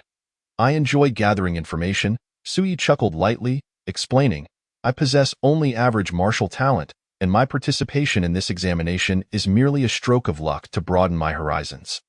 If I can join Jinwu Academy, that would be splendid. If not, it's of no consequence, Mo Chen nodded, understanding. He had underestimated Su Yi. It turned out that beyond his facade, he was quite adept at gathering information. Chapter 51. No Mercy. Before the gates of Jinwu Academy lay a vast, flat plaza. At this very moment, Lord Qin Kanjing and 10 elders were seated upon a high platform, gazing down at the assembled martial examination candidates with nods and smiles. Behind them stood a true disciple, casting a scrutinizing gaze over the disciples below. 3 years ago, we accepted only Dan Tai Xiaosong as a true disciple. I wonder how many promising candidates we shall discover this year. Qin Kanjing mused, his tone tinged with nostalgia. Tio has left. The Grand Elder Lu Hongshan turned slightly, remarking, I believe there are indeed a few promising candidates this year. I have heard that a young man named Ruan Tianjing is quite remarkable. Possessing celestial grade roots and having reached the initial stage of the 5 elements realm. Tio is right. The bearded second elder's son Shihai chuckled, stroking his beard. 3 years ago, Dan Tai Xiaosong joined the ranks of senior sister Qian. This year, I believe it is time for this Ruan Tianjing to come under my tutelage. Oh? The Grand Elder Lu Hongshan replied with a smile, that is rather unfortunate. I happen to be in need of a disciple myself. Since elder son desires him, I suppose we shall have to compete for his favor. Hearing this, the long-bearded elder squinted, turning to Lu Hongshan with a smile. If Elder Lu wishes to compete, then let us do so. Their gazes clashed, each carrying a hint of coldness. Enough, enough. Let us not bicker. Qin Kanjing interjected, exasperated.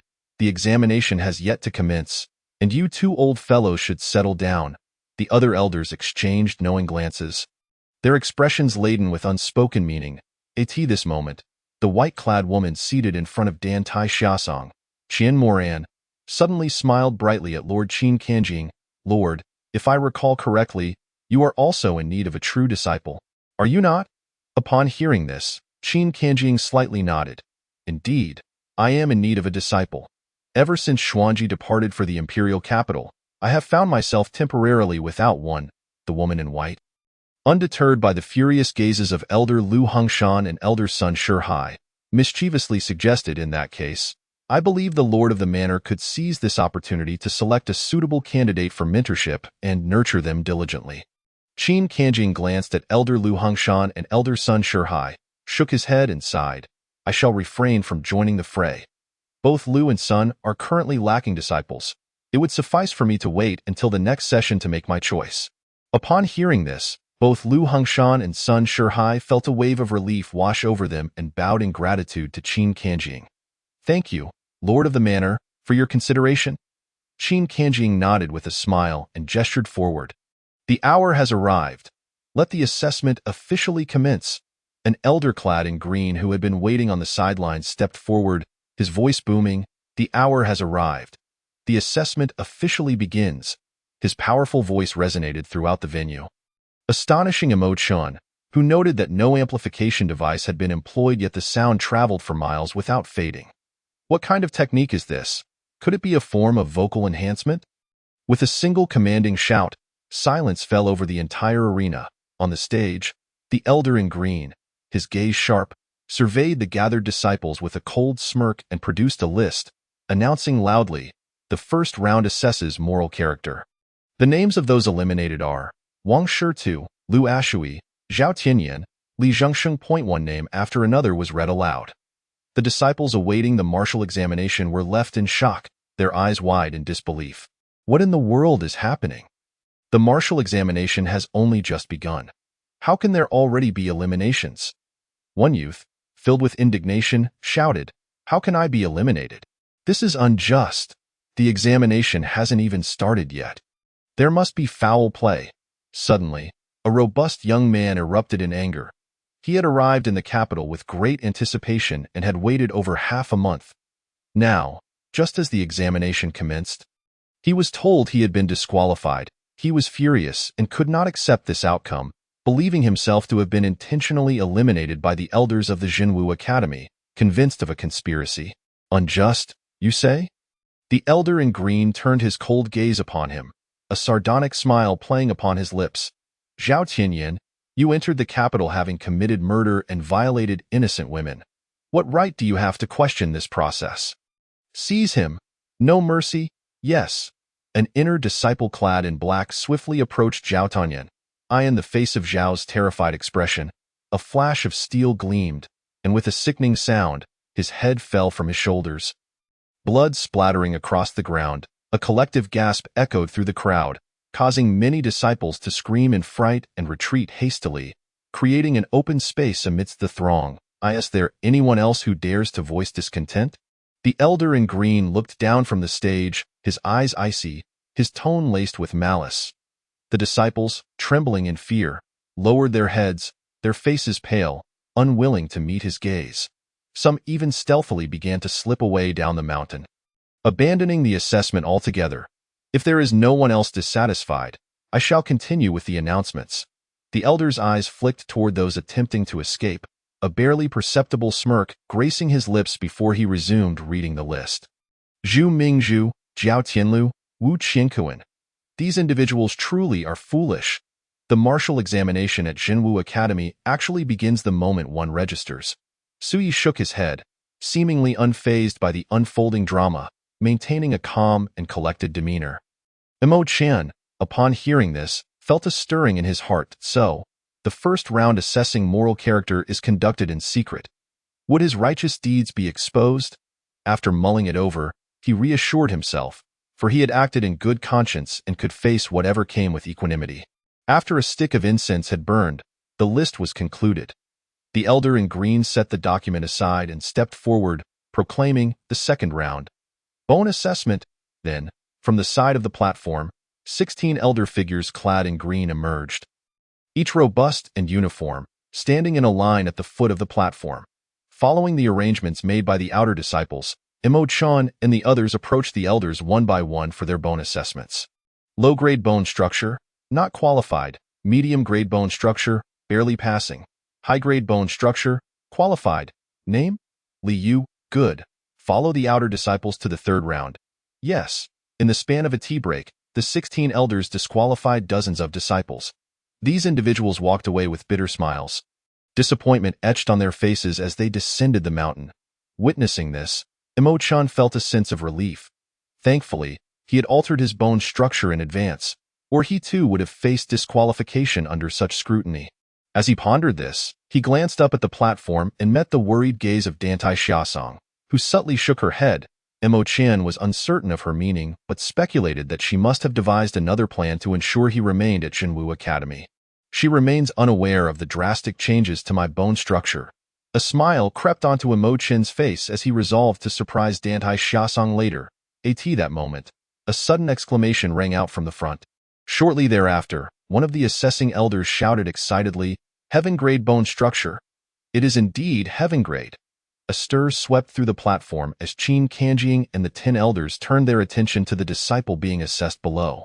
Elder Lu Hongshan and Elder Sun Shihai's eyes sparkled with excitement as they swiftly descended. Yuan Tianjing. It is he. The disciples watched in astonishment as a young man in white stood with a disdainful smirk. Exuding arrogance, Mo Chan noticed that Yuan Tianjing was looking directly at him, his expression mocking and provocatively challenging. Next, Mo Chan. Seeing Yuan Tianjing's provocative gaze, Mo Chan muttered an expletive and chose to ignore him. This Yuan Tianjing truly acted like a madman, harboring intense animosity ever since their first encounter.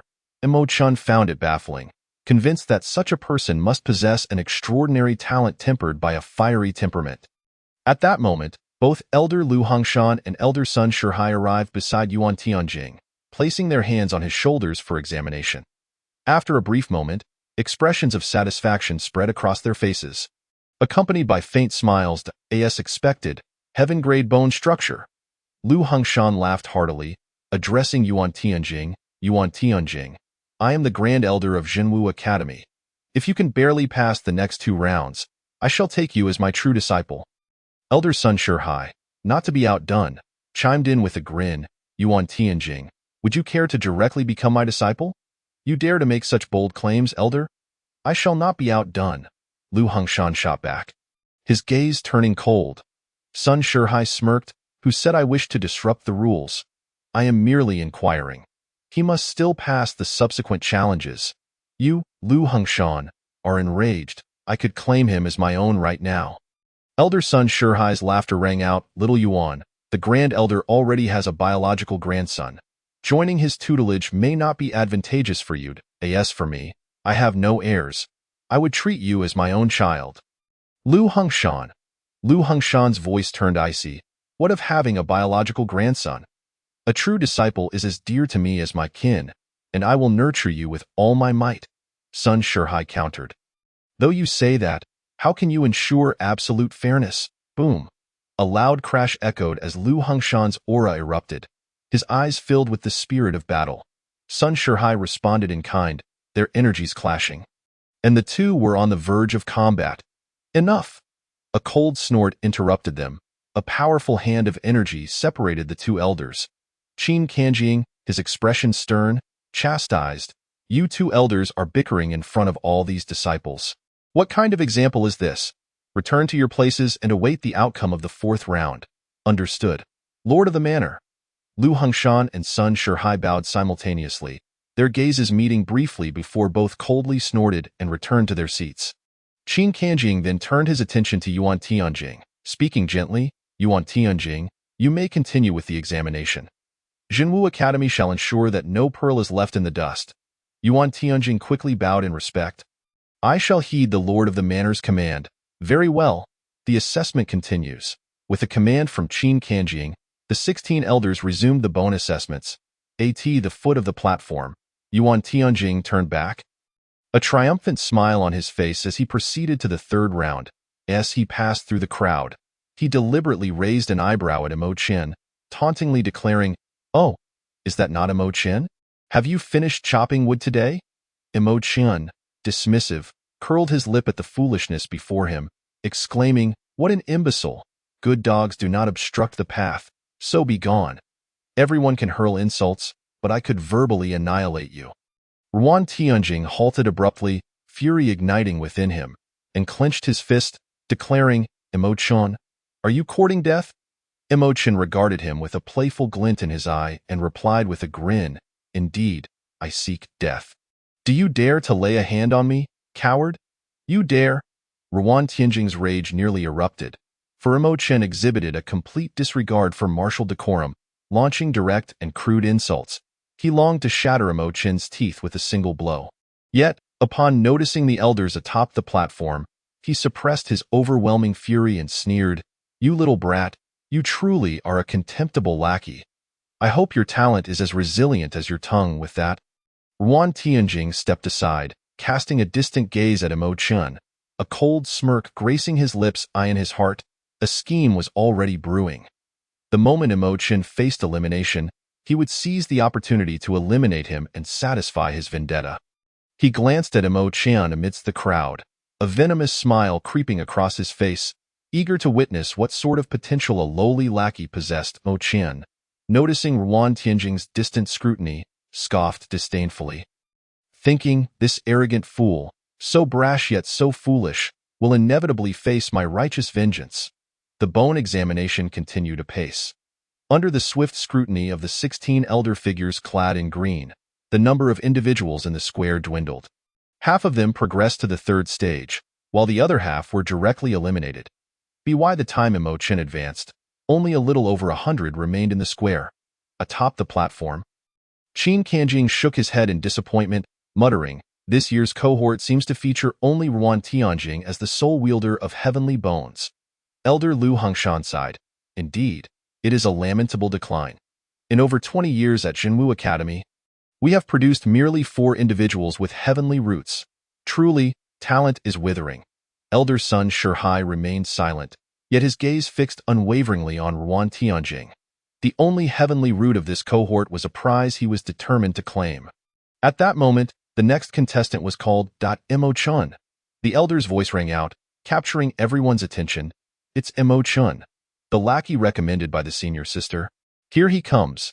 It's Imo Chen's turn. Ha ha, the mystery of Imo Chen's roots shall finally be unveiled. In the crowd, Situ Xian and Hushichi perked up, While Su Yi gaped in astonishment on the platform, Dantai Xiaosong narrowed her eyes, in the distance. Ruan Tianjing revealed an excited smile, a cruel glint flashing in his eyes. Dantai Junior's sister, is he the lackey you recommended? Lu Jun, standing behind Elder Lu, raised an eyebrow, a smile playing on his lips. Dantai Xiaosong huffed, offering no reply.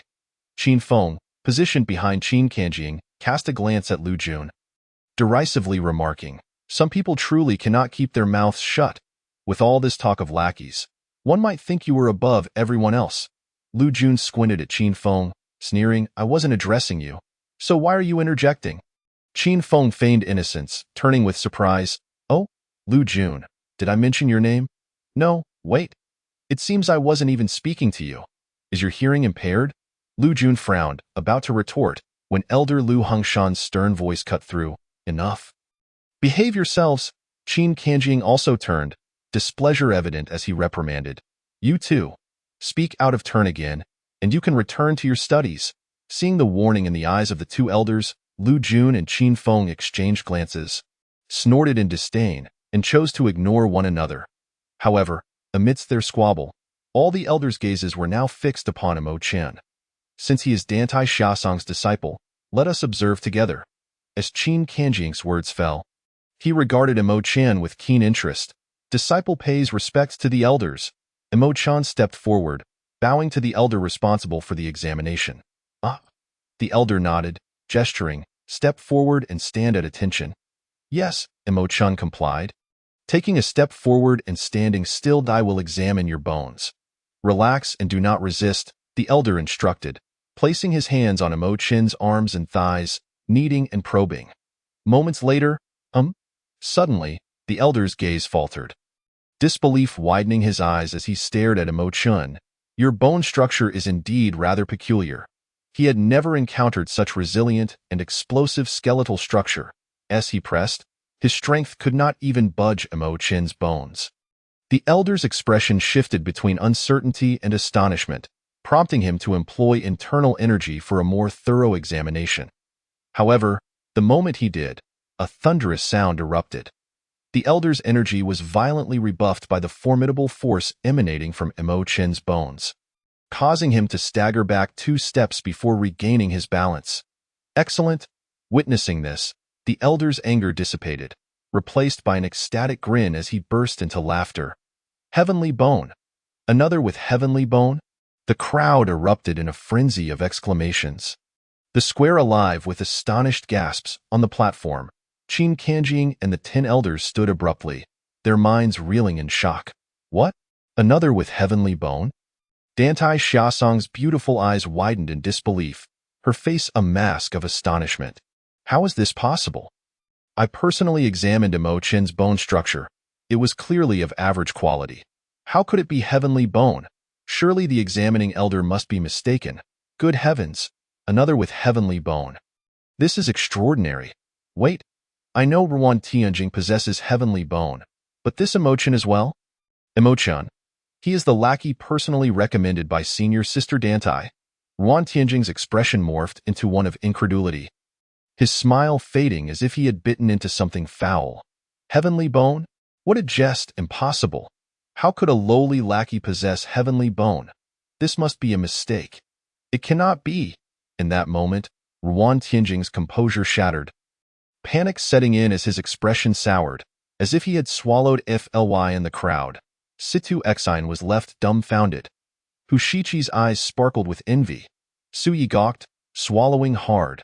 The disciples of the martial academy felt a chill run down their spines, their faces pale with shock.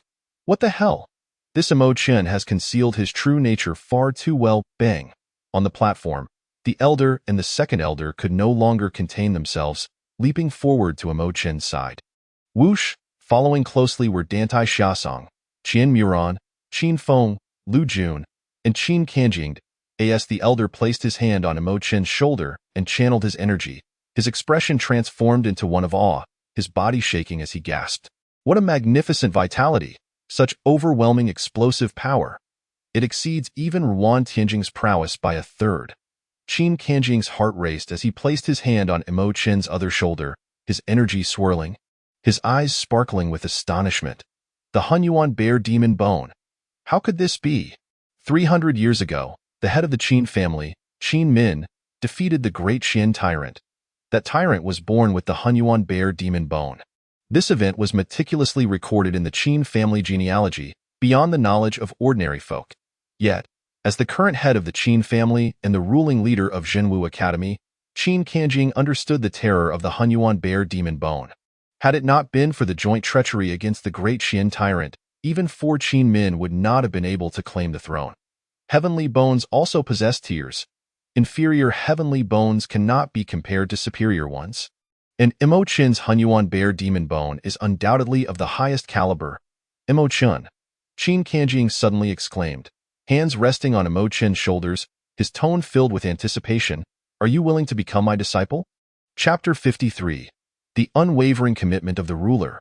A promise worth 1,000 gold. What? The moment Qin Kanjing's words left his lips, the entire assembly was taken aback.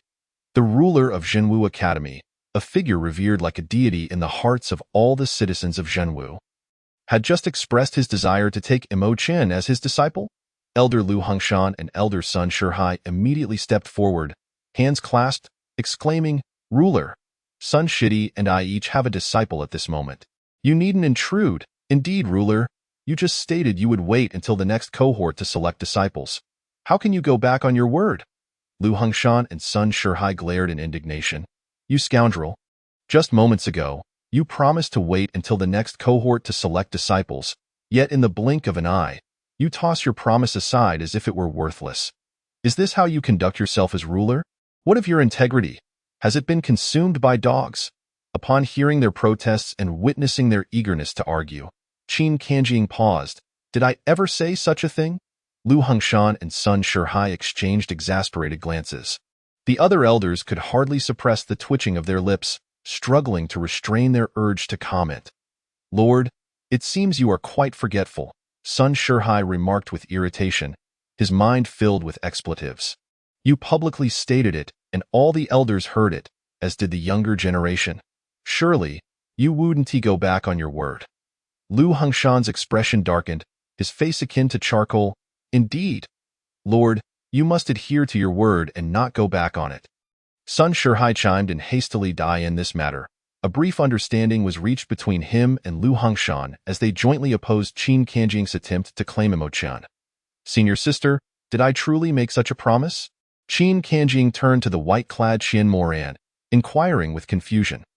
Qian Moran covered her mouth in laughter, casting a glance at the tense Lu Hongshan and Sun Shihai, and chose to speak truthfully. Lord, you indeed made a promise just now, and we all heard it. Lu Hongshan and Sun Shihai felt a slight relief in their hearts. Consequently, their gazes towards Qian Moran brimmed with goodwill. However, Qian Moran continued. Yet, I believe your promise was rather hasty. Her words caused Lu Hongshan and Sun Shihai to change countenance, their earlier ease evaporating. Senior sister. Ignoring their furious glares, Qian Moran grinned and said, Lord, if you value a talent like Imo Qin, you should hold on to him tightly. Do not let him slip away. After saying this, she turned to Imo Qin, who wore a peculiar expression, and winked at him, a playful smile gracing her lips, upon meeting Qian Moran's gaze. Imo Qin suddenly realized, so the Master Sister's mentor is on my side. Even if my innate talent is lacking, Qian Moran will lend me a hand. Thus, my entry into the Zhenwu Academy is practically guaranteed. With these thoughts, a smile crept onto Imo Qin's face, calming his heart.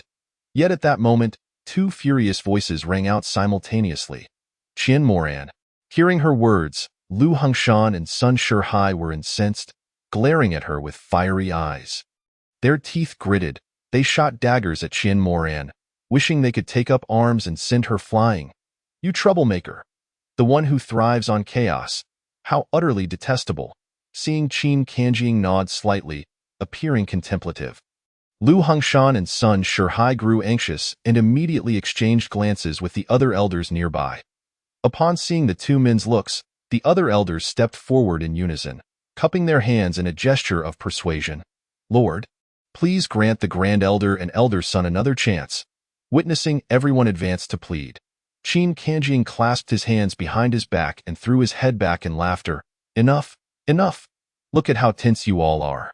It's just one true disciple. I, Qin, am not so petty. Since I made a promise, I shall keep it.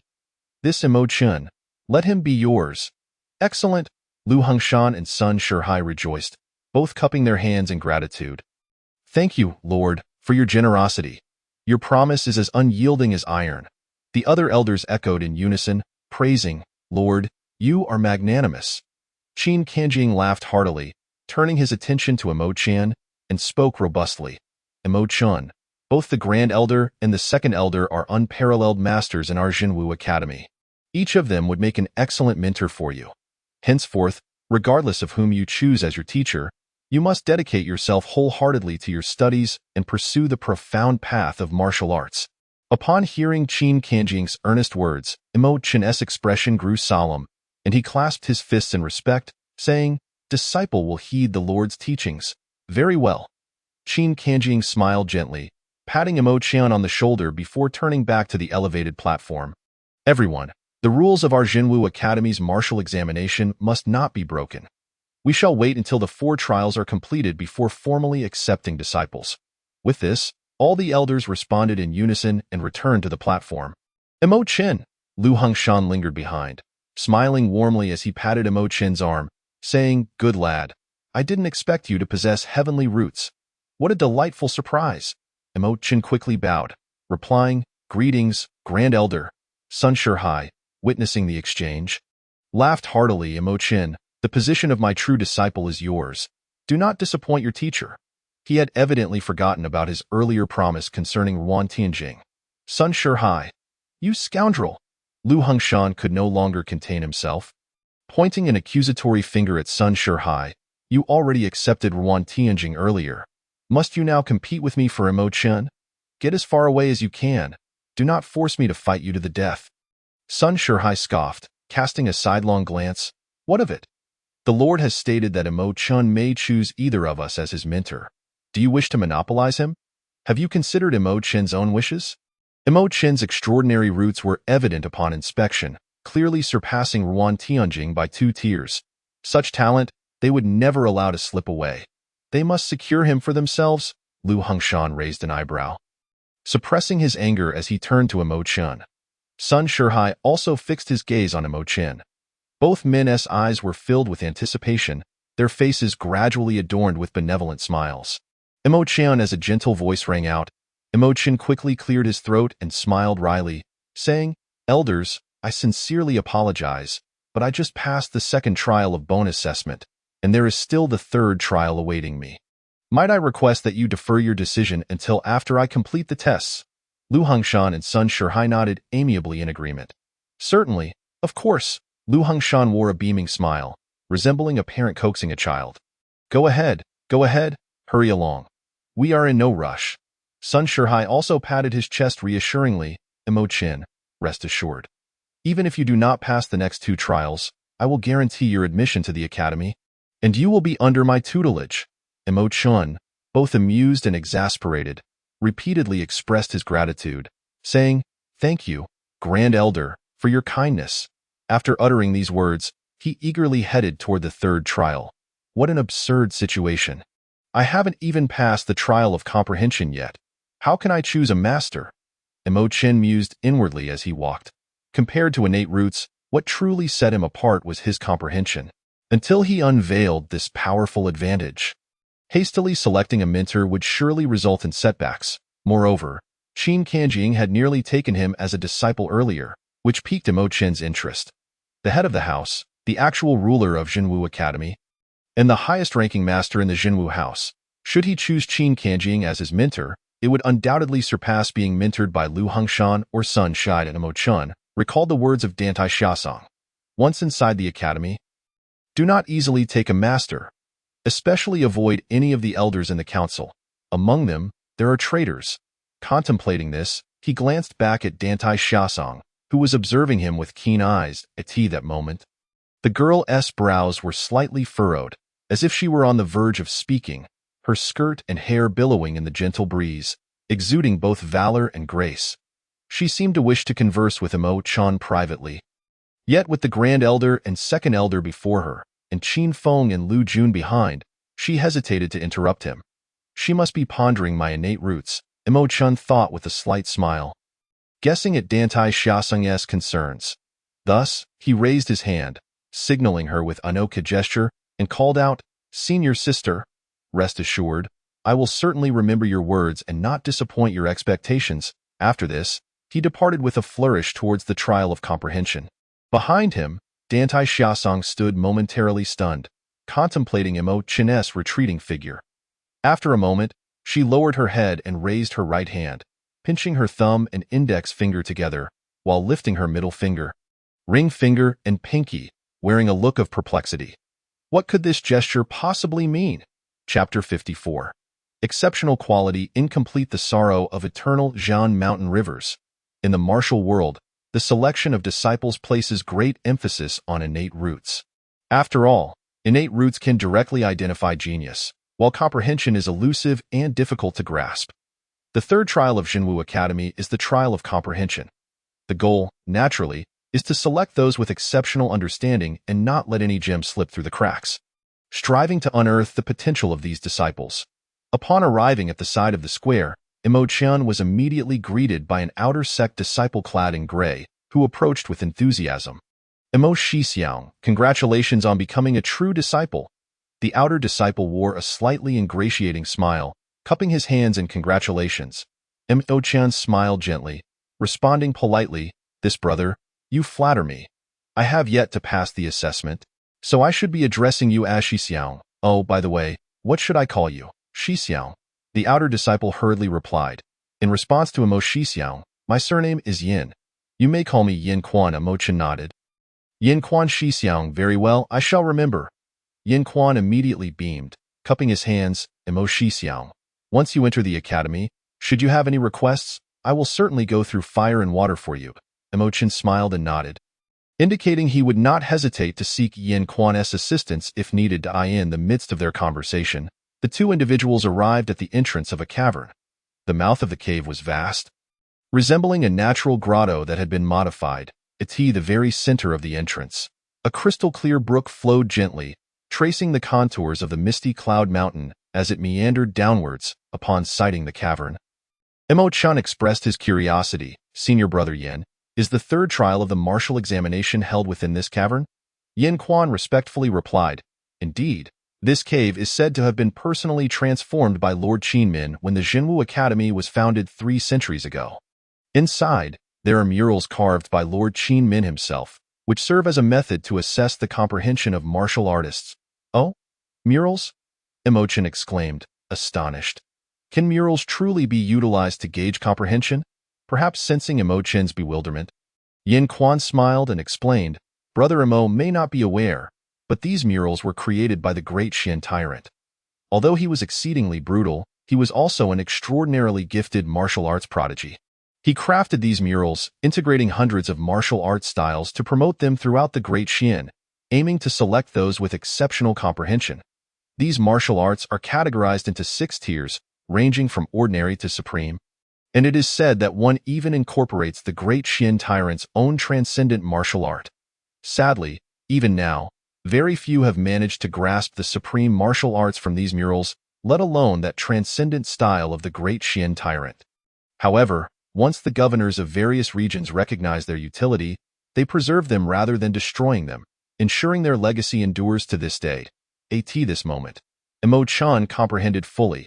It turned out that the murals within the cave concealed various martial arts secrets. Suddenly, a thought struck him, and he opened his system panel to take a glance. Wealth, 833 taels. Convertible cultivation progress, 69 years. I wonder if the silver I earned over these 5 days can allow me to comprehend the martial arts depicted in the murals. 5 days prior, his wealth had dwindled to just over 100 taels. Throughout these 5 days, the restaurant's daily revenue had consistently reached around 145 taels. Today, it coincidentally amounted to 833 taels, enabling a conversion of 69 years of cultivation progress. Yet, Imo Chan felt an unease settle in his heart, replaced by a sense of apprehension. My comprehension is not true comprehension. If I were given a martial arts manual, I could directly exchange silver for cultivation. But now, I must derive understanding from the murals myself. Can I truly comprehend anything? His heart raced with uncertainty. If I spend 69 years trying to comprehend, surely I won't come away empty-handed? Noticing Yin Quan observing him, Imo-chan discreetly ventured further into the cave, inquiring, "Senior Brother Yin, what are the rules for this third trial?" Yin Quan explained, "Brother Imo, the rules for the third trial are quite straightforward. Within 10 days, you must comprehend any martial art. After 10 days, the governor and the elders will arrive to assess your understanding. The higher the level of the martial art you comprehend, the greater your comprehension will be. It is important to note that understanding does not necessitate immediate mastery. Thus, the requirement hinges solely on the act of comprehension." "I understand." Imo-chan nodded, his mind clear. After bidding farewell to Yin Quan, he stepped alone into the cavern. Outside the cavern, upon witnessing Imo-chan's entrance, the outer disciples responsible for the third trial gathered around, their eyes filled with envy. "Look at that, Yin Quan. You've quickly formed a connection with Imo-chan." "Indeed. Once he makes it big, don't forget about us, brothers." Yin Quan forced a smile, sighing, "What connection do I have? It's merely a matter of familiarity. I have no idea if Imo-chan remembers me." "True. The true disciples are so far above us. We outer disciples can hardly compare. Who would have thought Imo-chan possesses such extraordinary talent, truly remarkable? Who could argue otherwise? I recall when he first started selling meal sets. Some inner and outer disciples mocked him. Ha! Those who ridiculed him must be regretting it now, fearing he might seek revenge." Hearing their banter, Yin Quan shook his head. "After this martial examination, I should be able to exchange my merit points for a middle-tier fist technique. I wonder if that will allow me to break into the inner sect." He glanced back at the dimly lit cave before returning to the square to lead the other disciples to the third trial. Meanwhile, Imo-chan entered the cavern. For a brief moment, his vision was engulfed in darkness. Once his eyes adjusted to the dim yellow light, he discovered numerous torches affixed to the walls on either side of the cavern. With so many torches, won't there be a lack of oxygen? He noticed several figures standing or sitting ahead, murmuring to themselves, their gazes fixed vacantly on the walls. Unluckily, he spotted Ruan Tianjing again, at this moment. However, Ruan Tianjing was wholly absorbed in the wall murals, looking utterly perplexed and completely oblivious to Imo-chan's arrival. Good. At least I can avoid another verbal spar. Imo-chan casually scanned the surroundings and realized that while the cave appeared small from the outside, it was, in fact, quite spacious, akin to an indoor grand plaza, capable of accommodating 300 to 400 people. The walls of the cavern were intricately carved with countless small figures, each performing different actions. Numbering in the tens of thousands, the sheer multitude was overwhelming, causing a sensation of vertigo, leaving him utterly disoriented. Thankfully, I do not suffer from a fear of crowds. Otherwise, I might faint from the very sight. Observing the multitude of figures on the wall, Imo-chan couldn't help but exclaim, "This is far too difficult." Immediately, a chorus of lamentations rose around him. Indeed, it's incredibly difficult. With so many techniques, which ones can possibly be combined into a martial art? I feel doomed. Same here. After glimpsing the end, I've forgotten the beginning. My head is spinning. Imo-chan turned to see several disciples scratching their heads, their brows furrowed, and shook his head with a wry smile before focusing his gaze on the first mural. The first mural depicted 9 figures horizontally and 9 vertically, totaling 81 distinct techniques. Each technique was unique and unfamiliar. The movements of each figure were rendered with remarkable realism, showcasing the skill and dedication of the sculptor. Among them were figures with hands resembling eagles, others crouched like tigers, some poised on one leg like scorpions, and yet others launching punches like lions, along with various stances wielding swords and bows. As Imo-chan observed the diverse figures, he stepped forward, fists clenched, preparing to attempt imitation. Suddenly, a notification chimed, ding. Ordinary incomplete 3 talents convergence palm. Not yet initiated, ding. Inferior incomplete true essence vitality technique. Not yet initiated, ding. Ordinary incomplete eagle claw technique. Not yet initiated, ding. Superior incomplete soul pursuing finger, not yet initiated, ding. Inferior incomplete tiger focusing body technique, not yet initiated, ding. Ordinary incomplete scorpion fist, not yet initiated, ding. Intermediate incomplete white crane sword technique, not yet initiated, ding. Transcendent incomplete eternal sorrow of the mountains and rivers, not yet initiated, Chapter 55. The heavenly book in the eyes of others' woe. Transcendent sword technique, eternal sorrow of the mountains and rivers. Mo Qian was astounded, his movements momentarily stilled as he stared at the first mural, dumbfounded. The mural indeed contained a transcendent martial art. Initially, upon hearing Yin Quan's explanation outside, he had assumed it was merely a legend. After all, who could ascertain the truth of tales from 3 centuries ago? Moreover, no one had comprehended a transcendent martial art for 300 years. The existence of such transcendent techniques was shrouded in doubt. Yet now, Mo Qian had personally witnessed the emergence of an incomplete transcendent martial art, a mix of astonishment and joy flooding over him. Making it hard to believe his own eyes, he had so easily stumbled upon an incomplete transcendent martial art. The system is terrifyingly impressive. This is truly astonishing. Mo Qian felt an overwhelming surge of excitement. Nearly leaping with joys, he gazed back at the wall mural. His heart brimmed with elation, as if he had discovered a rare and invaluable treasure.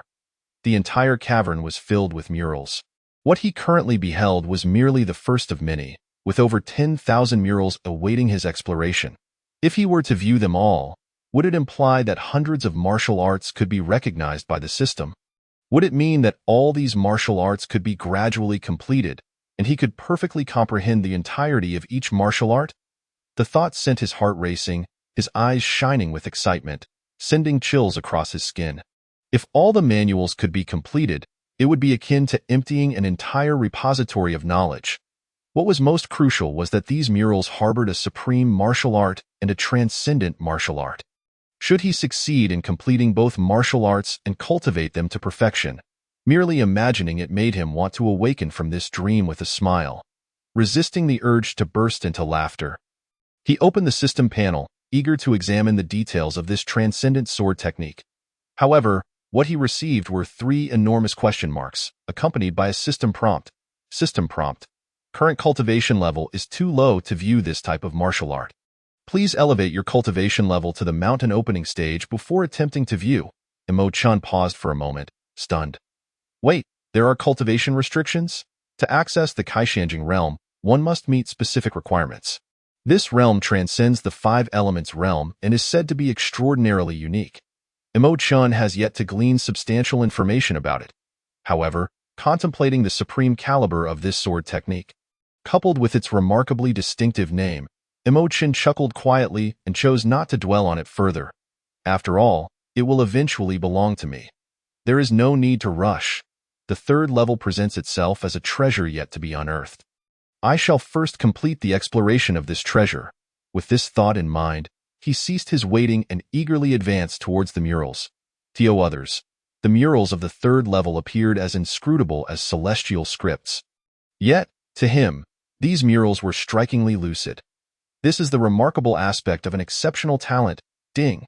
Ordinary incomplete azure water long sword, not yet mastered, ding. Inferior incomplete flying flame spear technique, not yet mastered, ding. Ordinary incomplete breaking wind leg, not yet mastered, ding. Ordinary incomplete iron sandpalm, not yet mastered, ding. Inferior incomplete flying swallow continuous dart, not yet mastered. A series of notification sounds echoed. Mo Qian's gaze remained fixed, his hunger for knowledge insatiable as he absorbed the murals. With each mural he observed, numerous ordinary martial arts techniques gradually regained their completeness and ascended to full mastery. Ding! Ordinary incomplete 3 talents combined strike palm ascended. Ordinary 3 talents combined strike palm, ding. Ordinary incomplete scorpion sting fist ascended. Ordinary scorpion sting fist, ding. Ordinary incomplete eagle claw technique ascended. Ordinary eagle claw technique. Witnessing the completion of these ordinary martial arts one after another, Mo Qian's spirit soared, his blood coursing with exhilaration and fervor. Soon, Ordinary martial arts techniques are the least in number and therefore the easiest to complete. Surely, inferior martial arts will follow suit. Generally speaking, ordinary martial arts comprise a mere 3 to 12 techniques, rendering them relatively simple. Inferior martial arts are slightly more challenging, typically consisting of around 18 forms. Thus, within the thousands of murals, it is not overly difficult to piece together a set of ordinary martial arts. This standard also represents the minimum requirement for entry into the inner sect of the Zhenwu Academy. AS for outer sect disciples. Being able to string together 3 or 4 techniques consecutively is sufficient. The expectations are not high. Bang. Becoming too engrossed, Imochen unexpectedly collided with someone. Realizing this, he hurriedly turned to assist the individual, repeatedly apologizing. I'm sorry. I was too absorbed and didn't see you. Imo Shixiang. A chuckling voice suddenly rang out. Imochen recognized the young man he had knocked down and was momentarily taken aback. It's you? Sui clambered back to his feet, grinning. Yes, it's me. I didn't think Imo Shixiang would remember me.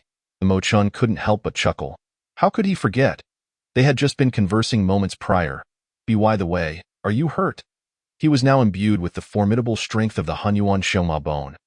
Even a casual bump could exert immense force. Caught off guard, Sui had been knocked to the ground, and Imochen genuinely feared he might have injured him. I'm fine. I have tough skin and strong muscles. I can take a hit, Sui replied, waving his hand dismissively, though blood began to seep from the corner of his mouth as he grinned. While dabbing at the blood, he continued to smile. Imo Shixiang, you carry on. I'll step out to see a doctor. I'll return to comprehend after that. With that, he staggered toward the exit. But as he approached a maintaining order outer sect disciple, he suddenly collapsed face first to the ground, lying motionless. What the? Imochen hurried over to check Su Ye's condition. The outer sect disciple was startled and quickly called for an elder, from a distance. An elder in green robes noticed the commotion, his expression shifting as he rushed over. After assessing the situation, the elder relaxed slightly, declaring, just some minor internal injuries. It's nothing serious. He then produced a milky white pill and placed it into Su Ye's mouth. For someone of his stature, to be so fragile is rather concerning. Get him out to rest. Imochen, you may continue your comprehension without worry. Imochen watched as Sui was carried away, offering a wry smile and a grateful nod. Thank you for your assistance, elder. It's all in a day's work, the elder replied with a smile, returning to his post at the cave entrance. Imochen glanced back, seeing Sui being taken out of the cave. He silently vowed to provide compensation after passing the assessment and then immersed himself once more into the murals. Unbeknownst to him, an hour slipped by in the blink of an EY. As noon approached, an outer sect disciple entered the cave, his expression contorted with concern as he surveyed the frowning disciples. With a grin, he called out, Meal time. Come out to eat. After lunch, you can return to your comprehension. Upon hearing the announcement, many disciples awakened from their daze. Yet, more of them exhaled a collective sigh of relief, eagerly rushing toward the cave's entrance. Oh my! Finally, a moment of respite. It's too difficult. Absolutely too difficult. Indeed. With so many techniques, even a deity would need a century to comprehend them. Sigh. This mural is putting me to sleep. What am I to do? Hey, you lot. Have any of you grasped even a single technique?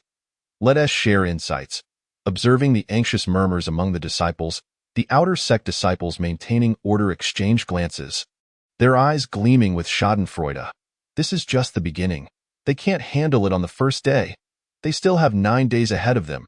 They too had traversed this stage. The trials of the third level had only just begun. The new disciples would soon discover that after 9 days, they would still be utterly bewildered, having comprehended nothing. When the academy leader and elders arrived for assessment, each would panic, frantically attempting to remember a few techniques. Performing awkwardly like novices, devoid of confidence, it could be said that the third level serves as the first trial by fire for new disciples at the Zhenwu Academy, intended to temper their spirits and quell their eagerness. At this moment, Situ Exine furrowed his brow, withdrawing his gaze from the mural with a sigh. Lao Hu, let us go. He fixed his gaze upon Hu Shichi, who was dozing against the wall. After a moment's hesitation, he kicked him, sending Hushichi tumbling to the ground. Bang! Huh? Hushichi jolted awake, propping himself up and blinking in confusion. What is happening? Where did everyone go? Situ Exine scolded. You lazy bum, you fell asleep as soon as you walked in. Everyone else has gone to eat. Let us go. Eat?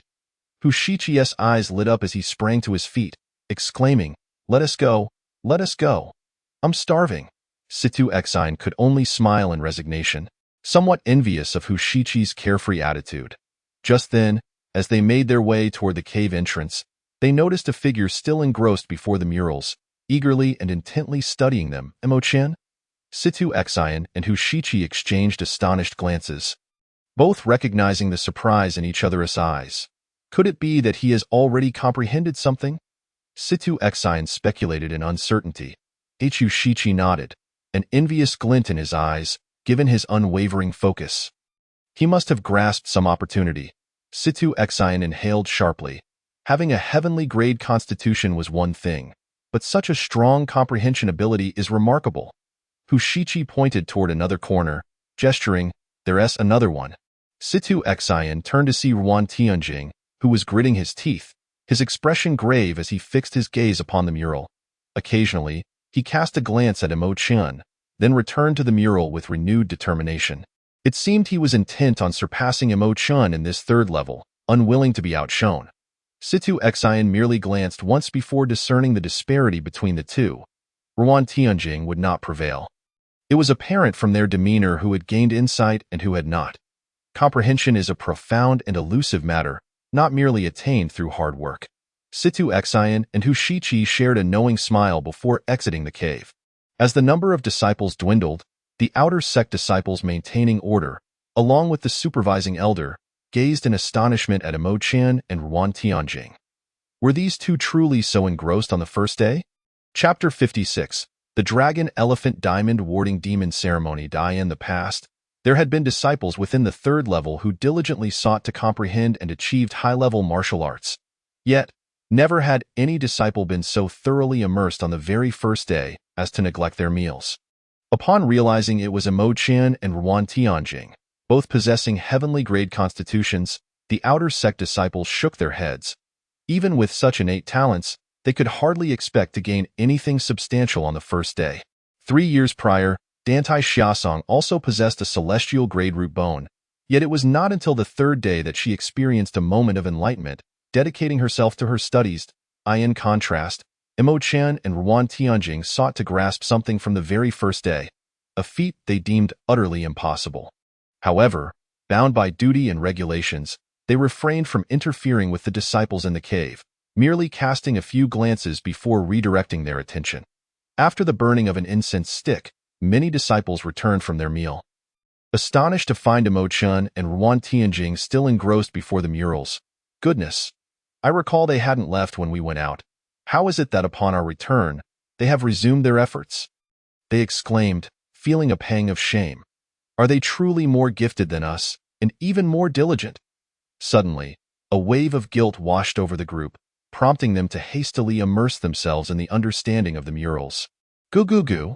Ruan Tianjing's stomach growled insistently, and despite his attempts to endure, the hunger only intensified. Turning to Emo-chan, who remained fixated on the murals, he cursed under his breath, Damn it! Don't you ever eat? Struggling against his hunger, he attempted to refocus on the murals, but found it increasingly impossible.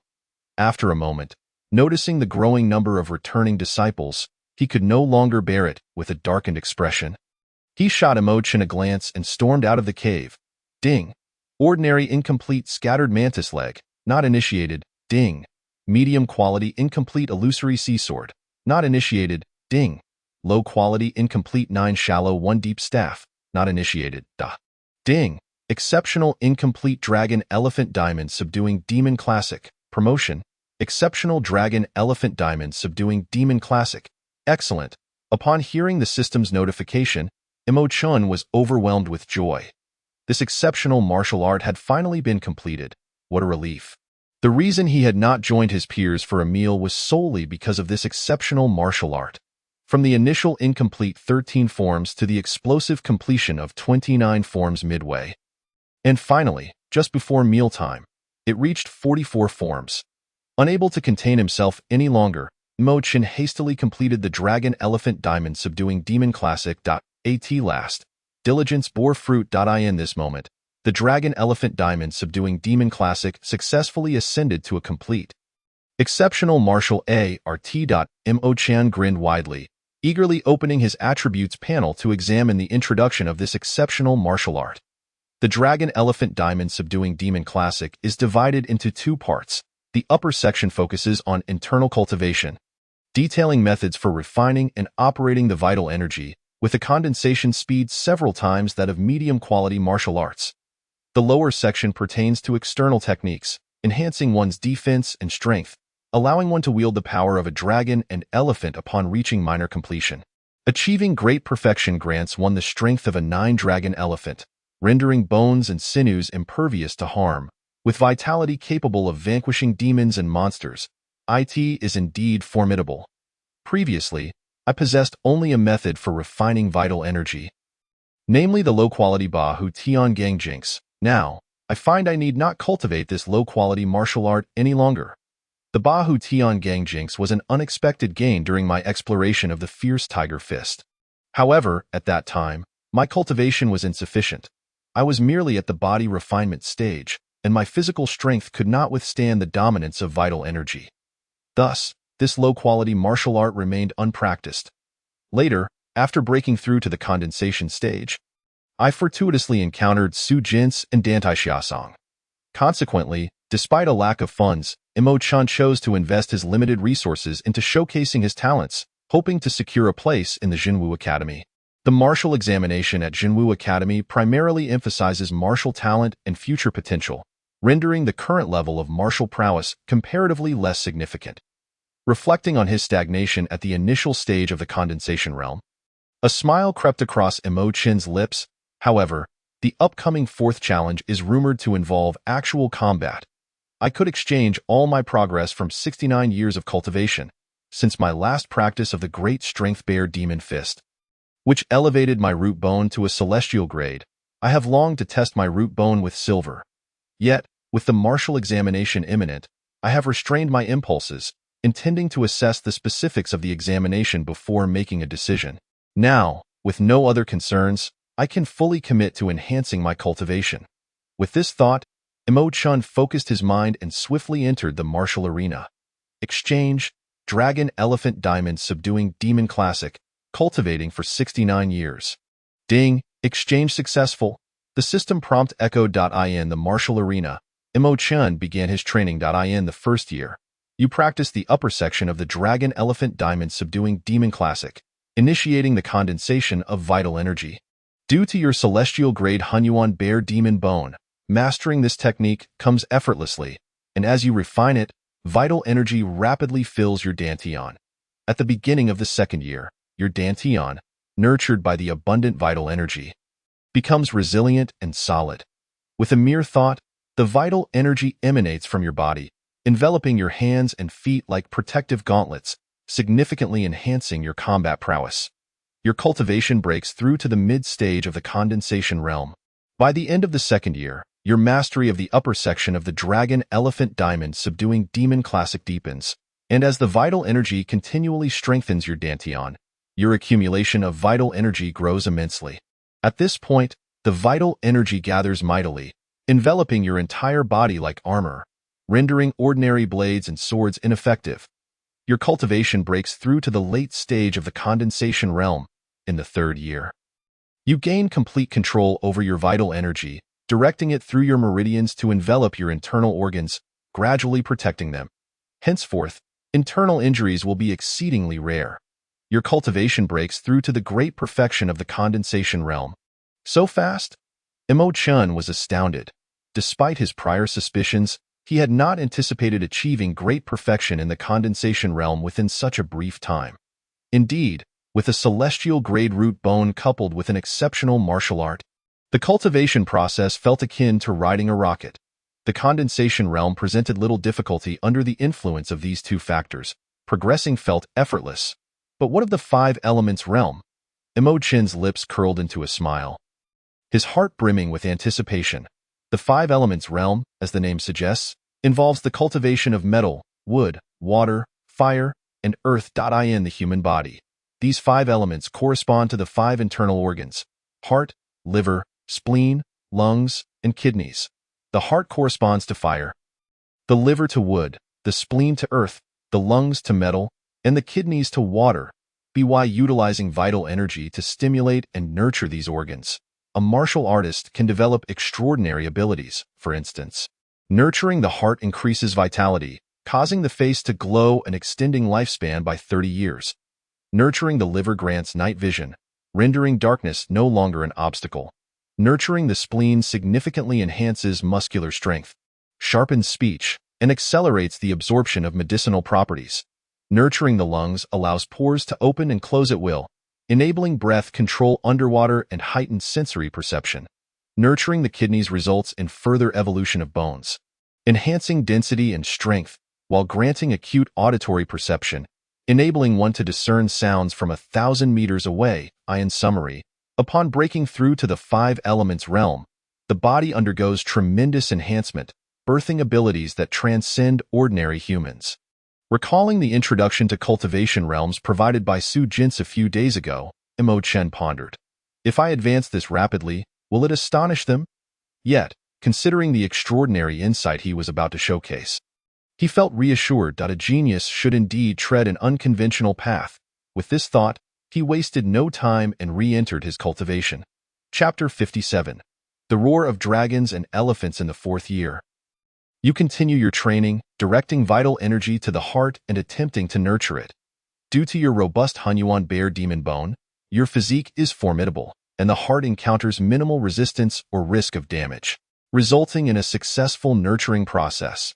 Your vitality surges dramatically, with your heart beating like a drum, your complexion glowing, vitality flourishing, and intuitively, you sense an extension of your lifespan. Your cultivation breaks through to the initial stage of the five elements realm.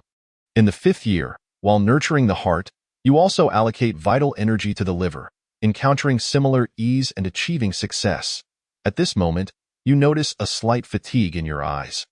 After closing them for a brief rest, you reopen them to find your vision exceptionally bright, piercing through darkness.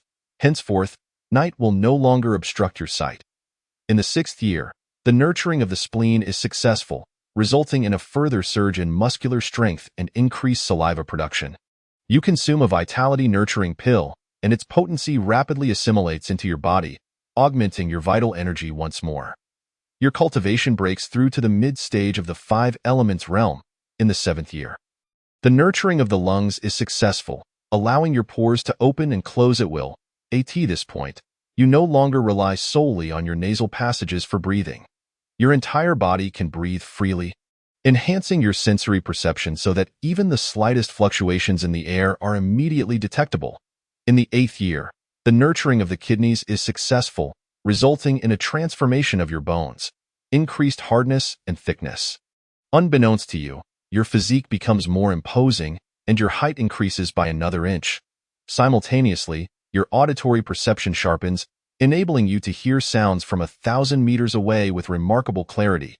Your cultivation breaks through to the late stage of the five elements realm. By the 10th year, all five organs, heart, liver, spleen, lungs, and kidneys, are nurtured to their optimal state. On this day, with a mere thought, you initiate the rotation of the five elements, invoking the cycle of mutual generation. Fire generates earth. Earth generates metal. Metal generates water. Water generates wood. And wood generates fire. The five elements are complete. Endlessly interconnected, the vital energy flows through your body like a mighty river, cleansing every impurity within. Your cultivation breaks through to the great perfection of the five elements realm. In the 11th year, you encountered a bottleneck. Failing to break through to the mountain opening realm. It is advised that you enhance your physical limits before attempting again. Indeed, under the combined influence of the celestial bear demon bone and the exquisite martial arts, you easily surpass the five elements realm. However, there remains a distance to the mountain opening. Mo Chen felt no surprise at this. The essence of the five elements realm lies in the internal circulation. Akin to the perpetual birth and nurturing of the five elements, it involves nurturing one's internal organs and demands exceedingly high proficiency in the application of vital energy. Thus, many prodigies tread cautiously within the five elements realm, fearful that the vital energy might harm their internal organs, leading to injury or even death. Yet, for Mo Chun, the five elements realm posed no issue. His celestial bear demon bone was a product of over a century of rigorous cultivation and transformation.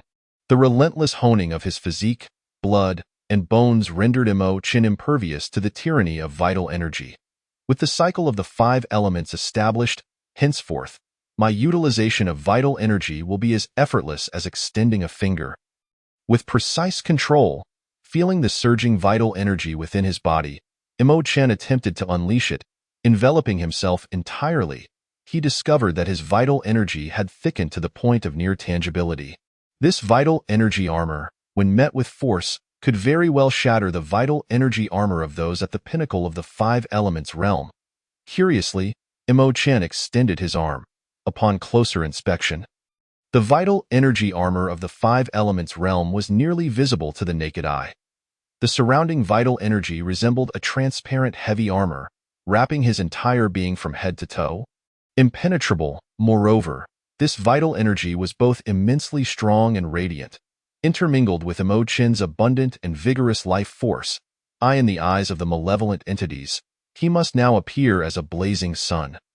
Too scorching to approach, my internal organs have reached their nurturing limit.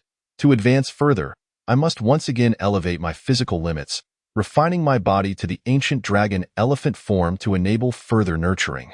Although Mo Chun was not entirely clear about the mountain opening realm, he gleaned a fragment of insight from the materials provided by Su Jin's. The mountain opening realm is said to be of utmost importance for martial artists, so significant that countless predecessors regarded it as the commencement of a martial artist's transformation from the mundane to the extraordinary. Consequently, the geniuses of the Great Xuan's 36 prefectures lingered in the five elements realm for extended periods, aiming to solidify their foundational strength to the utmost before embarking on the mountain opening.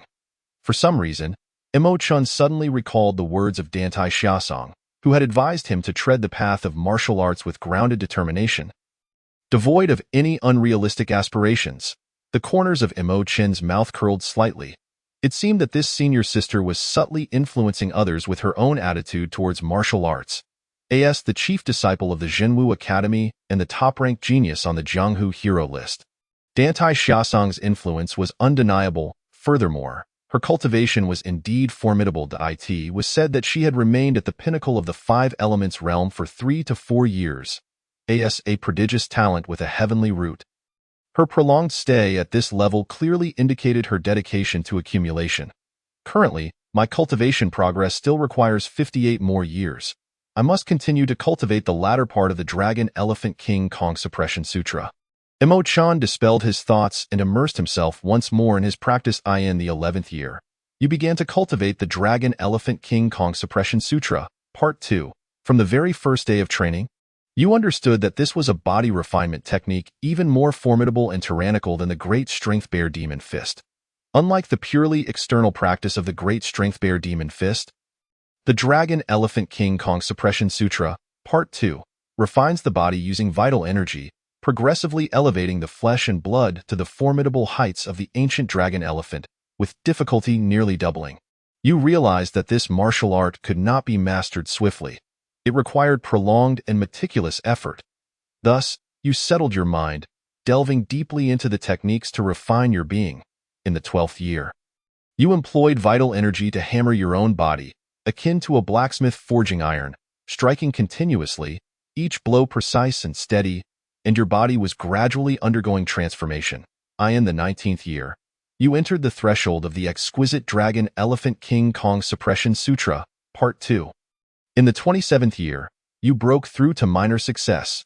You possessed the strength of one dragon elephant, your bones further solidified, faintly revealing a hint of gold. In the 39th year, you achieved great success in the exquisite Dragon Elephant King Kong Suppression Sutra, Part 2.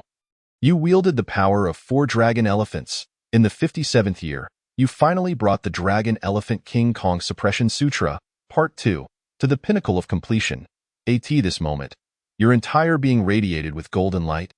9 ancient dragon elephants raised their heads in unison, and your physical form stepped into a new realm, harmonizing the internal and external, as unyielding as a diamond and as swift as the dragon elephant. The exquisite Dragon Elephant King Kong Suppression Sutra, completion, had reached its zenith, and further cultivation was no longer possible. Remaining cultivation progress calculated. 11 years. Mo Qian opened his eyes, his consciousness instantaneously returning to his body. He experienced a moment of intense transformation, his muscles and bones seemingly undergoing a rebirth, bursting forth with vibrant vitality. Amidst this dramatic change, the 9-headed dragon elephant roared in unison, an overwhelming spectacle, a heart-stirring, tyrannical aura emanated from Mo Qian, surging outward in all directions. This is not good. Mo Qian's expression shifted as he sensed something amiss. He hurriedly restrained his formidable aura, attempting to diminish its release. However, he was still a moment too late. The dragon elephant's roar unleashed a tempest-like force, instantly toppling all martial examination disciples within the cave. All disciples were thrown into disarray, cries of alarm echoing. What on earth is happening? What is Mo Qian doing? They all stared in shock at Mo Qian at the center of the crowd, utterly bewildered. Hearing the panicked cries of the disciples and witnessing them collapse in droves, Mo Qian could only manage a wry smile. Alas, he had completely overlooked this aspect. His rapid advancement during this cultivation had caused a swift transformation upon returning to reality, with his vital energy surging too quickly, resulting in his failure to immediately control the overwhelming pressure of the 9-headed dragon elephant. In the distance, at the cave entrance, an elder stationed at the 5 Elements realm abruptly stood up. Shaken to his core, he gazed at Mo Qian, his eyes filled with disbelief. How is this possible? In that instant, the elder sensed a terrifying aura emanating from Mo Qian, far surpassing that of the 5 Elements realm. Chapter 58. A Change of Heart. Qin Kanjiang Jinwu Academy. In the conference hall, the governor Qin Kanjiang and 10 elders were engaged in discussion. Just as their conversation heated up, with voices raised and tempers flaring, suddenly, at that moment, their voices ceased in unison, and they turned sharply to gaze outside, their eyes wide with astonishment. Who is it? A mountain opening realm expert? Qin Kanjiang's expression changed. This is bad. It is the 3rd trial. In an instant, his figure vanished from the hall. The other 10 elders, hearing Qin Kanjiang's voice, quickly reacted, their expressions shifting as they hurriedly followed. Damn it! Could it be the riffraff from the Great Qi? The Great Way excels in assassination. It must be an assassin from the Great Way. How dare they launch a surprise attack on our Jinwu Academy disciples for that valley? They are truly courting death. The elders, consumed by anger, rushed toward the cave of the 3rd trial. However, upon arriving at the cave, the scene before them left all the elders momentarily dumbfounded. Inside the cave, an atmosphere of harmony and friendship prevailed. All disciples were safe and sound.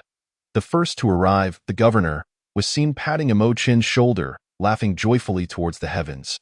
What is going on? Where is the enemy attack? Where are the assassins?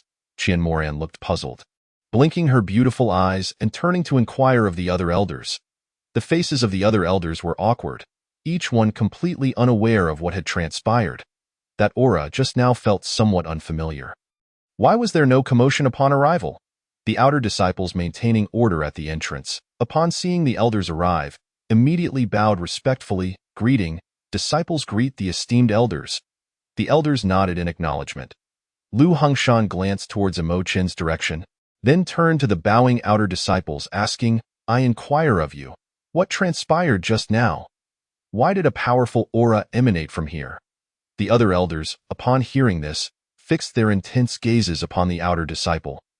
Awaiting his response, the outer disciple, feeling the weight of the elders' attention upon him, nervously replied, reporting to the esteemed elders, the disciple did not witness any powerful individuals just now.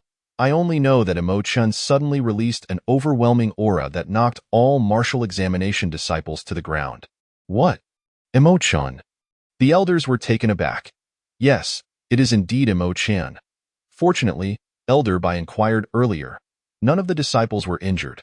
Upon hearing the outer disciples' words, the elders were left in a state of bewilderment, their eyes wide in astonishment as they stared in Imo Chen's direction. That aura was actually Imo Chen's? How is that even possible? Just then, two furious roars erupted. Following that, Lu Hongshan and Sun Shihai unleashed their vital energy, instantly darting towards Imo Chen like an eagle and a leopard. The elders turned to witness Qin Kanjing saying something to Imo Chen, who was about to kneel in reverence. Imo Chen, do you wish to take me as your master? Qin Kanjing asked with a beaming smile. I am willing, master. Please accept your disciple's bow. At this moment, Imo Chen was about to kneel in his act of veneration. Suddenly, two furious voices rang out. Then, no matter how hard he tried, his knees could no longer bend, suspended in midair as if held aloft by an invisible hand. Qin Kanjing, how can you go back on your word? Qin Kanjing, we respect you as the lord of the mansion, yet you shamelessly resort to underhanded tactics. How utterly disgraceful. You are unworthy of being a son. Qin Kanjing laughed heartily, unfazed by the insults. Brother Lu, junior brother's son, may I take Imo Chen under my wing? I assure you, in the subsequent rounds, you too may select any talents you desire. Shameless. Lu Hongshan and Sun Shihai cursed vehemently, showing no mercy to Qin Kanjing in public. As they rushed forward, one furious and the other striking with great force. Qin Kanjing unleashed a surge of formidable energy, laughing heartily as he advanced to confront them both. Brother Lu, junior brother's son, since you refuse to comply, let us step outside for a contest. There are too many disciples here. It would be unwise to harm them. As he spoke, Qin Kanjing's fists struck simultaneously, and two enormous blood-hued lions, as large as houses, charged forth, roaring ferociously as they collided with the two elders. With a thunderous roar, Lu Hongshan and Sun Shihai were sent flying, unable to withstand the might of Qin Kanjing's punch. Brother Lu, junior brother's son, I must have Imo Chen today. If you two are unwilling, I shall compel you to comply. Qin Kanjing laughed heartily, swiftly pursuing them outside the cave. Within the cavern, all the disciples watched in awe, their expressions a mixture of shock and disbelief. Qin Kanjing, single-handedly taking on two opponents, had dispatched the two senior elders with a single strike. Just how formidable was his strength? The Lord is extraordinarily powerful. What realm does he belong to? Could it be the mountain opening realm? Nonsense. The mountain opening realm is unlikely. I surmise the Lord must be above that level. Imo Chen, too, was filled with astonishment, his heart tumultuous. The power exhibited by Lu Hongshan and Sun Shihai had already surpassed his five elements realm. While Qin Kanjing's strength was even greater, that one punch had left Imo Chen utterly incapable of resistance. Recalling Qin Kanjing's previous words, Imo Chen felt a surge of excitement, unable to contain his joy. Master, lend me your strength. Please do not falter. To be able to study under a superlative expert like Qin Kanjing would undoubtedly ease his path in martial arts. After all, in any profession, a mentor plays an immensely crucial role. In a world like Dexin, where strength reigns supreme, a powerful master could provide an extraordinarily safe and comfortable environment for cultivation. Thankfully, I spoke the truth earlier. Otherwise, I would never have been able to persuade the Lord to change his mind. Imo Chen chuckled to himself. Remembering Qin Kanjing's exaggerated expression upon hearing about his insights into top-tier and superior tier, he felt a sense of delight. These two martial arts were the very reason Qin Kanjing was willing to disregard his previous commitments, enduring accusations of shamelessness to take Imo Chen as his disciple. 4. To comprehend these two martial arts signified that Imo Chen possessed unparalleled talent, a once-in-a-millennium genius. Such an extraordinary prodigy in martial arts would not be overlooked by Qin Kanjing, who would undoubtedly take him as his apprentice. Qin Kanjing, you shameless scoundrel. You have gone back on your word. Ha ha ha, shamelessness knows no bounds. Is it truly a bad thing to be unashamed? Disgraceful. Thankfully, my teeth can still hold out for a few more years. You treacherous wretch, you are unworthy of being a lord. Ha ha, promises are meant to be broken. Otherwise, why would the term breaking a promise exist? You will not get Imo Chen. Imo Chen is mine. You too should save your breath and inquire about Imo Chen's desires. The sounds of curses and battle echoed throughout the cave. All the disciples widened their eyes, turning to look at Imo Chin, their expressions complex, filled with envy and jealousy. This is truly disheartening. Indeed, one cannot compare individuals. Oh, when will I ever be so fortunate as to be fought over by several elders as their disciple? I would wake from my dreams laughing. My ancestors would surely be delighted. Why does the Lord wish to take Imo Chun as his disciple? What did they discuss earlier? Did anyone hear? No. When the Lord spoke with Imo Chun, it seemed we could not hear a thing. Is this some form of profound martial art that silences sound? At the cave entrance, numerous elders looked on in confusion. What is happening? Why did the three suddenly begin to fight over Imo Chin?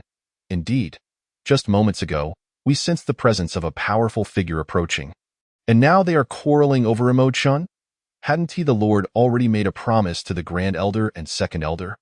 Why is he breaking his word? At this moment, a white-browed elder gazed at Imo Chin, his heart racing with a startling realization. The Lord's sudden breach of promise implies a singular possibility. What possibility? The other elders looked at him in confusion.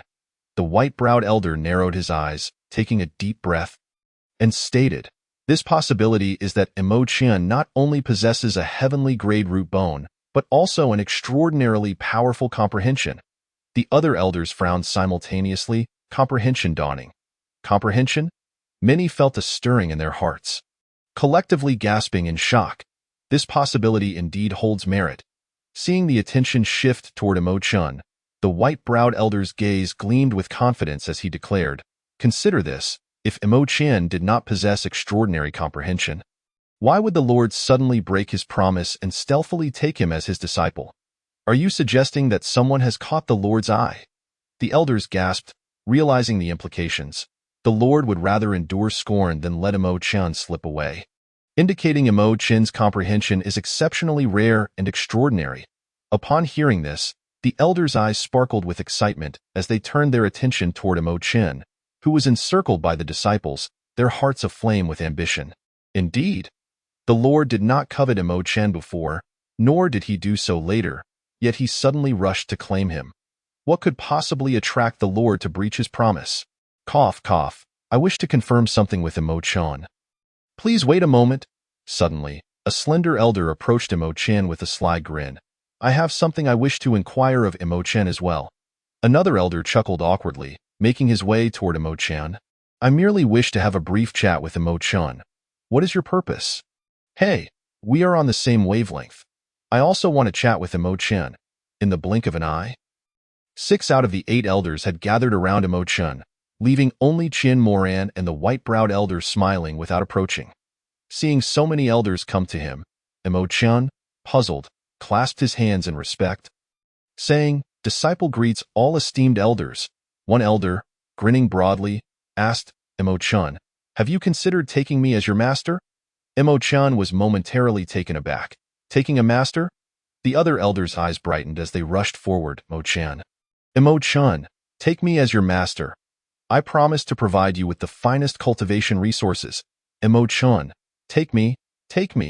I have a business association. I can procure anything you desire.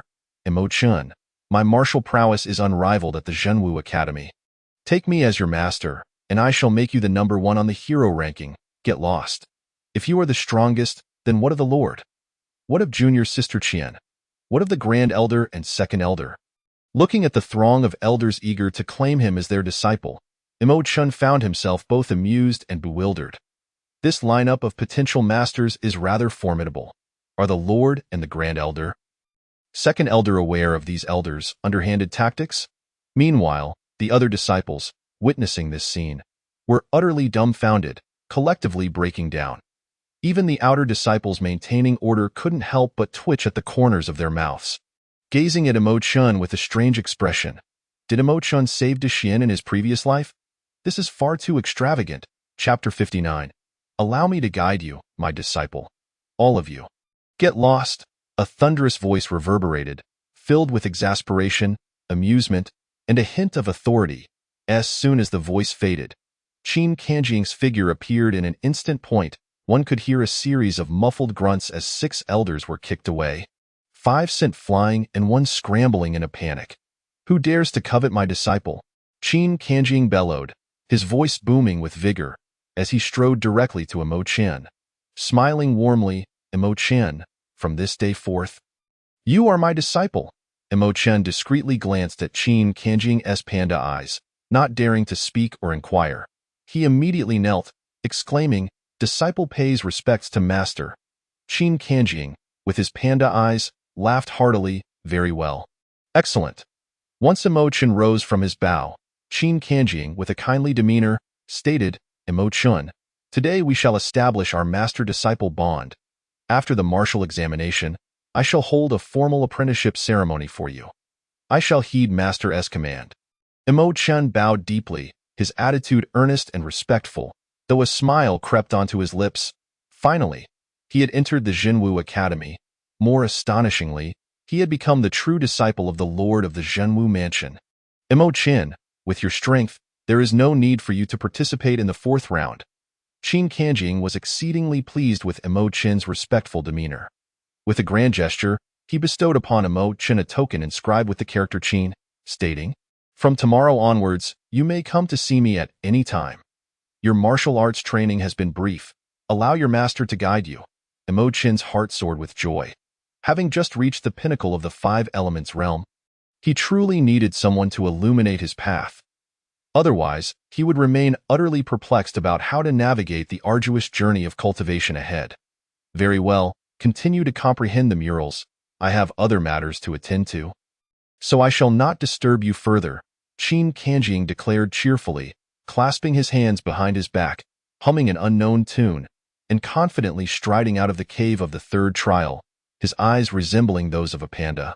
As Imo Chen watched Qin Kanjing's retreating figure, he was filled with admiration and reverence. Why, master, the lord of the estate, is undeniably confident. He is truly an exemplar for those of us devoted to martial arts. To flaunt a pair of panda eyes while walking tall and proud in public is a feat few can achieve. Those with even the slightest sense of modesty would find it impossible to appear so effortlessly impressive. The Lord is nothing short of remarkable. He rightfully holds the title of the foremost expert of our Zhenwu Academy. Indeed, that punch just now has left me utterly dumbfounded. It was terrifying. The moment those 2 colossal lions appeared, I couldn't help but buckle at the knees. The Lord is undoubtedly at the opening mountain stage. Perhaps he has even surpassed it. Only a master of that caliber could soar briefly into the sky. Yes, to fly even momentarily is no longer the domain of mere mortals. I am utterly intrigued. You all keep mentioning the opening mountain stage. Is it truly as extraordinary as you claim?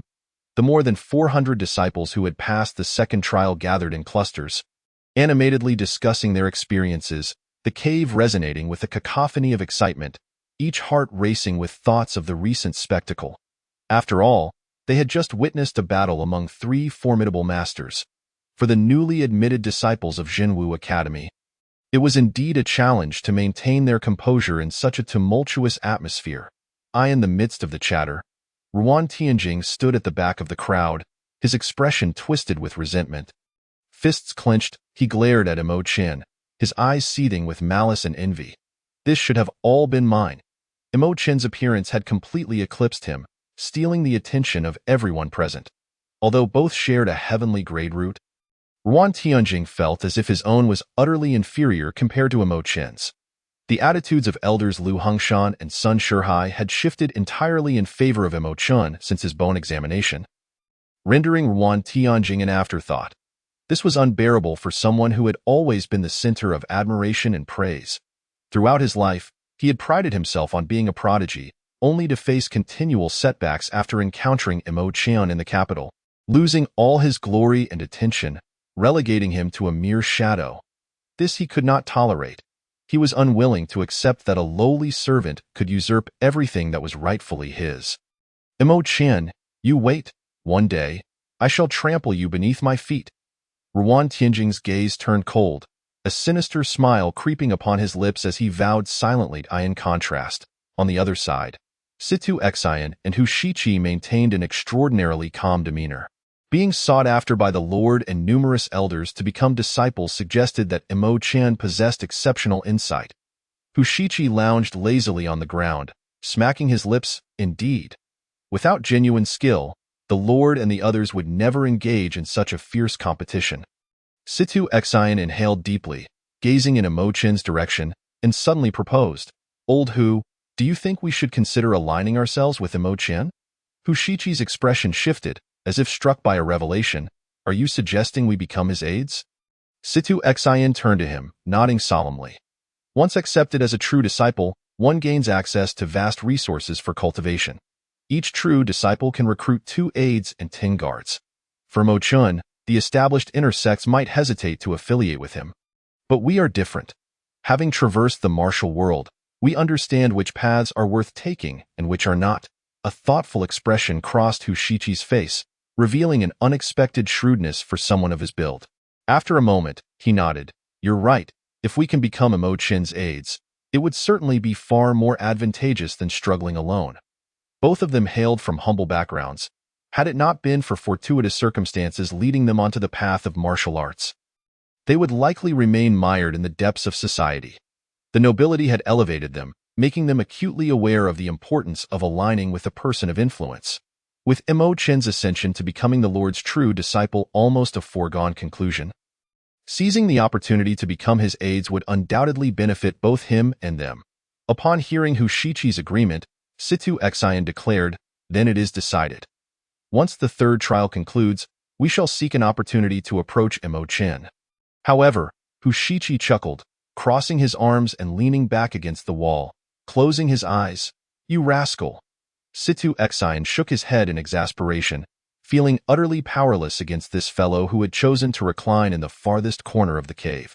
10 days swiftly passed. During this time, Imo Chen meticulously analyzed every figure within the cave twice. As he completed the final mural, the system's notification resonated in his mind. Ding! Ordinary incomplete lonely moon blade upgraded to ordinary lonely moon blade. Ding! Medium grade incomplete divine shadow step upgraded to medium grade divine shadow step. Ding! Superior grade incomplete soul tracking finger upgraded to superior grade soul tracking finger. Ding! Medium grade incomplete star plucking hand upgraded to medium grade star plucking hand. Wait, why has the extraordinary grade incomplete eternal grief of the mountains and rivers still not been completed? Imo Chen's breath hitched, staring blankly at the wall. Within the cave of the 3rd trial, he had meticulously examined each mural twice over the span of 10 days. Yet now, while all other techniques had been completed, this one extraordinary sword technique remained incomplete. Could it be that the Great Xuan Tyrant had not integrated the complete martial art into it? Furrowing his brow, Imo Chen contemplated this possibility. After all, it was an extraordinary martial art, one that even the Great Xuan Tyrant would likely hold in great esteem. In a world where martial arts reigned supreme, techniques represented legacy, symbolizing the precious resources controlled by various factions. If someone were to truly comprehend it, would the Great Xuan Tyrant willingly part with it? If he were in the Great Xuan Tyrant's position, he would surely leave a contingency plan as well. Shaking his head at these thoughts, Imo Chen resolved to consult his master, Qin Kanjiang, first. If the extraordinary grade incomplete eternal grief of the mountains and rivers truly could not be completed, then he would have to wait until he reached the opening mountain stage to reassess the system's information and devise a detailed plan. Chapter 60. True Disciple Imo Chen. Clang, clang, clang. The resounding chime of the bronze bell reverberated throughout the entire estate once more. On Yunwu Mountain, the 3rd trial of the Jinwu Academy's comprehension assessment had officially concluded. Within the cave, hundreds of disciples reacted to the sound of the bell with varied expressions, a chorus of anguished cries and lamentations filling the air. What? How could it end so soon? I haven't even mastered this set of punches yet. What should I do? I'm finished. I haven't comprehended anything at all. Hey bro, could you teach me a few moves? I'll pay you handsomely later. Teach you? Look at what those outer sect disciples are doing. If they discover you, I'll be eliminated too. Su Yi observed the panic-stricken expressions of his fellow disciples with an air of calm and composure. With his hands clasped behind his back, a confident smile graced his lips. 5 days prior, during his recovery, Imo Chen had secretly taught him a basic set of punches. Thus, upon hearing the bell, he felt no alarm. Rather, he was eager to finish quickly and showcase his skills before the elders. My life has always been about playing it safe. Today, the third trial is in the bag. Suddenly, a hand clapped down on Su Ye's shoulder from behind, causing him to frown in annoyance as he turned to reprimand the intruder. To his surprise, it was Emo Chun. Instantly, Su Ye's confidence evaporated, and he donned a sycophantic smile, greeting, Emo Shixiang. You're taking this path too? Emo Chun quirked an eyebrow, scanning the cave. Is there another route in this cave? Su Yi hastily waved his hands. No, I meant, are you also walking this path? No, wait, what I meant is, how did you come to walk? Let us go. Together. Emo Chun chuckled, cutting him off and leading the way out. All right, Emo Shixiang. Su Ye's face fell, and he slapped his own lips in frustration, muttering, what is wrong with my mouth? Once Emo Chun had walked some distance ahead, Su Yi quickly adjusted his demeanor, trailing after him with a servile grin. Emo Shixiang, please take your time. Oh, watch out for the rocks. Be careful, there are steps. Seeing Su Ye's obsequious behavior, Emo Chun felt a mix of amusement and exasperation. This fellow always projected an air of superiority before others, yet transformed into such a comical figure in his presence. Enough. Just be quiet. Emo Chun could no longer tolerate his incessant chatter and issued a command. All right. Su Yi immediately fell silent, stepping back with a serious expression. Positioning himself at Emo Chun's side, his gaze sharp and scanning the surroundings, transforming into a cold and ruthless guardian. Emo Chun glanced back at him, shook his head, and chose not to elaborate further. They exited the cave. The Lord, Qin Kanjing, along with the 10 elders, had been waiting on the elevated platform for quite some time. Upon witnessing the assembly of the disciples, a blue-clad elder announced to the crowd, the assessment for the third round officially commences. Subsequently, 16 disciples began to demonstrate the martial arts they had comprehended simultaneously. In but a moment, a selection of inner and outer disciples was determined. Yuan Chongqing, possessing superior roots, had comprehended the ordinary martial art, Flying Star Continuous Strike, thus qualifying for the inner disciple ranking. Yi Yun, also of superior roots, was caught cheating, using his own martial art as a substitute for the comprehended technique, and was immediately expelled from the academy, permanently barred from readmission. Su Yi, with medium roots, had grasped the ordinary martial art, Scorpion Fist, qualifying for the outer disciple ranking. Situ Xian, of earth-grade roots, had comprehended the ordinary sword technique, Frost Sword Technique, thus qualifying for the inner disciple ranking. Hu Shiqi, of earth-grade roots, had comprehended, the blue-clad elder announced with a stiff demeanor, thus qualifying for the inner disciple ranking. As the assessment results for one disciple after another were announced, emotions ran high. Some were elated, others lamented, some were invigorated, while others departed in despondence. After 2 hours, the originally 400 disciples had dwindled to just over 200. The elimination rate approached half, with most eliminated being disciples of medium roots. Emo Chun looked towards the departing eliminated disciples, secretly relieved, thankful that he had invested over 1,000 taels of silver to enhance his roots. Otherwise, even with his extraordinary comprehension, it would have been uncertain whether the Lord would accept him as a true disciple. Emo Chun, a voice suddenly called out. Here. Emo Chun smiled slightly and stepped forward. Upon the elevated platform, Qin Kanjing, in high spirits, waved his hand. Emo Chun, showcase the superior martial art you have comprehended for the elders to see. Upon hearing this, Emo Chun's heart stirred, instantly grasping Qin Kanjing's intention. This was to conceal his true abilities. Indeed, under the scrutinizing eyes of all, should he unleash an exceptional technique or reveal a supreme martial art? It was likely that the traitors among the elders would react immediately. However, displaying a superior martial art, though impressive, would not provoke an immediate retaliation from the traitors. With this thought, Emo Chun readily complied.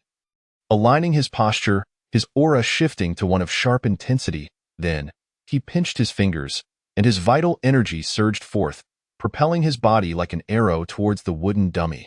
Superior martial art, soul pursuing finger. Whoosh, whoosh, the soul pursuing finger struck with unparalleled swiftness, its power both fierce and supple. complemented by his close combat footwork and movements. Mo Chen's 10 fingers danced like a myriad of blooming flowers, his form spinning with the wind, elusive and unpredictable. As he struck the wooden dummy, it bore numerous charred holes, as if set ablaze. Ultimately, Mo Chen soared away, leaving the wooden dummy in a thunderous shatter. All the elders and disciples held their breath in awe. The interior of the wooden dummy was already charred to a crisp, hollowed out, leaving only the outer layer of relatively intact wood, which splintered into fragments. Hisses of astonishment filled the air as everyone stood agape, their hearts racing. Heavens! This is incredibly powerful. Is this truly a superior martial art? At first, I thought it was nothing special, but who would have imagined the inside of the dummy was completely hollowed out? Most astonishingly, Mo Chen has mastered this martial art. When did he learn it? On the elevated platform. Excellent! Qin Kanjing exclaimed, laughing heartily and clapping, his voice booming. In just 10 days, to have mastered the superior soul-pursuing finger to such a level. This talent is indeed remarkable. Beside him, the bandaged Lu Hongshan and Sun Shihai heard this, their faces darkening, seething with unspoken fury. This damned fellow! To have comprehended a superior martial art, Mo Chen is simply a once-in-a-century prodigy. Their hearts bled with envy, their teeth nearly grinding to dust. The two clutched the armrests of their chairs, wishing they could slay Qin Kanjing with their glares. Meanwhile, other elders, fixated on Mo Chen's display of finger techniques, were equally envious, wishing to lay claim to him immediately. The soul-pursuing finger. It is indeed the superior martial art of the Qiyuan mansion. I recall 30 years ago, Chan Shinkuan of the Hei's mansion comprehended this technique from murals. Who would have thought that one day, a disciple of our town martial academy would also grasp this martial art? Haha, henceforth, our town martial mansion will have yet another superior martial art. With this single technique, Mo Chen shall earn himself great merit. All the elders excitedly pounded their armrests, gazing at Mo Chen below, their expressions filled with appreciation and admiration. This kind of genius, capable of creating benefits for all within the academy, is truly a blessing for the town martial academy. Of course, if they were to learn that Mo Chen not only comprehended a superior martial art, but also grasped even more profound, exceptional, and supreme martial arts, one can only imagine how exaggerated their expressions would be. Mo Chen, of heavenly grade roots, has comprehended the superior martial art, soul-pursuing finger, and is eligible for promotion to the ranks of true disciples. The blue-clad elder, with a benevolent smile, stood at the edge of the elevated platform, loudly announcing the results. Wow! Instantly, the disciples erupted into thunderous cheers. In that moment, all eyes, both on and off the platform, were focused on one individual, Mo Chen. Although all disciples had anticipated that Mo Chen would undoubtedly ascend to true disciple status, when the moment of announcement arrived, they couldn't help but gasp in astonishment. Chapter 61. Citywide sensation that very evening. The news of Mo Chen's comprehension of a superior martial art and his acceptance as a true disciple by Qin Kanjing spread like wildfire throughout the streets and alleys of the mansion city. In an instant, the entire city was ablaze with excitement, akin to a magnitude 12 earthquake, creating a citywide sensation. Not only were millions of citizens engaged in fervent discussions, but various renowned factions were also left in shock, their minds reeling. What did you say?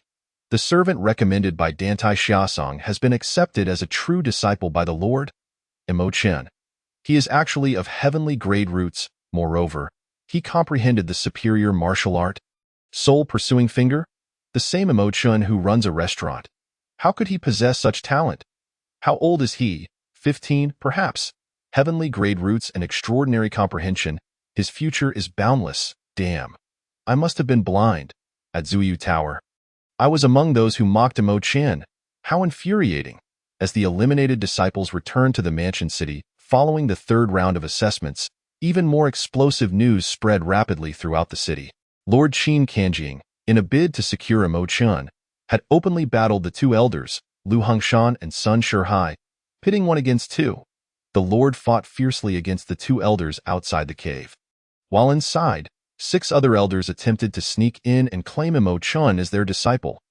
Ultimately, the 6 elders were all kicked away by the Lord, who proclaimed with authority, Imo Chun is my true disciple. The superior martial art, soul-pursuing finger, was comprehended by Imo Chun, unleashing a powerful aura that instantly overwhelmed over 400 examining disciples. The entire assembly was left in shock. Imo Chun overshadowed Wan Tianjing, emerging as the foremost martial arts prodigy of this assessment at the Town Martial Academy. Countless pieces of news ignited excitement at the Town Martial Academy, reverberating throughout the mansion city. That night was destined to leave countless individuals sleepless, and the name Mo Chun shone brightly like a newly rising star, dazzling and capturing the attention of all. Crackle, Dantai Jewelry lit fireworks outside their doors, celebrating through the night. Manager Liu and the group of servants were all aglow with excitement, gathering at the entrance, continuously tossing out copper coins. Today, we celebrate young Master Imo Chun's acceptance as a true disciple. Everyone, let us rejoice. Oh. At the shop entrance, countless citizens eagerly scrambled for the copper coins, creating a lively and festive atmosphere. Thank you, manager. Young Master Imo is truly a prodigy. Congratulations, young master. On another street, the fast food restaurant was brightly lit that night, hosting a grand feast free of charge. Meng Huai and over 30 servants were bubbling with excitement, setting off firecrackers and beating drums. Bang, bang, bang. Meng Huai struck the gong vigorously, shouting loudly, young Master Imo has been accepted as a true disciple. Free for all, free for all. The servants echoed in unison. Young Master is magnificent. Young Master is powerful. The citizens, stuffing their mouths with food, joined in the chant, young Master is magnificent. Young Master is powerful.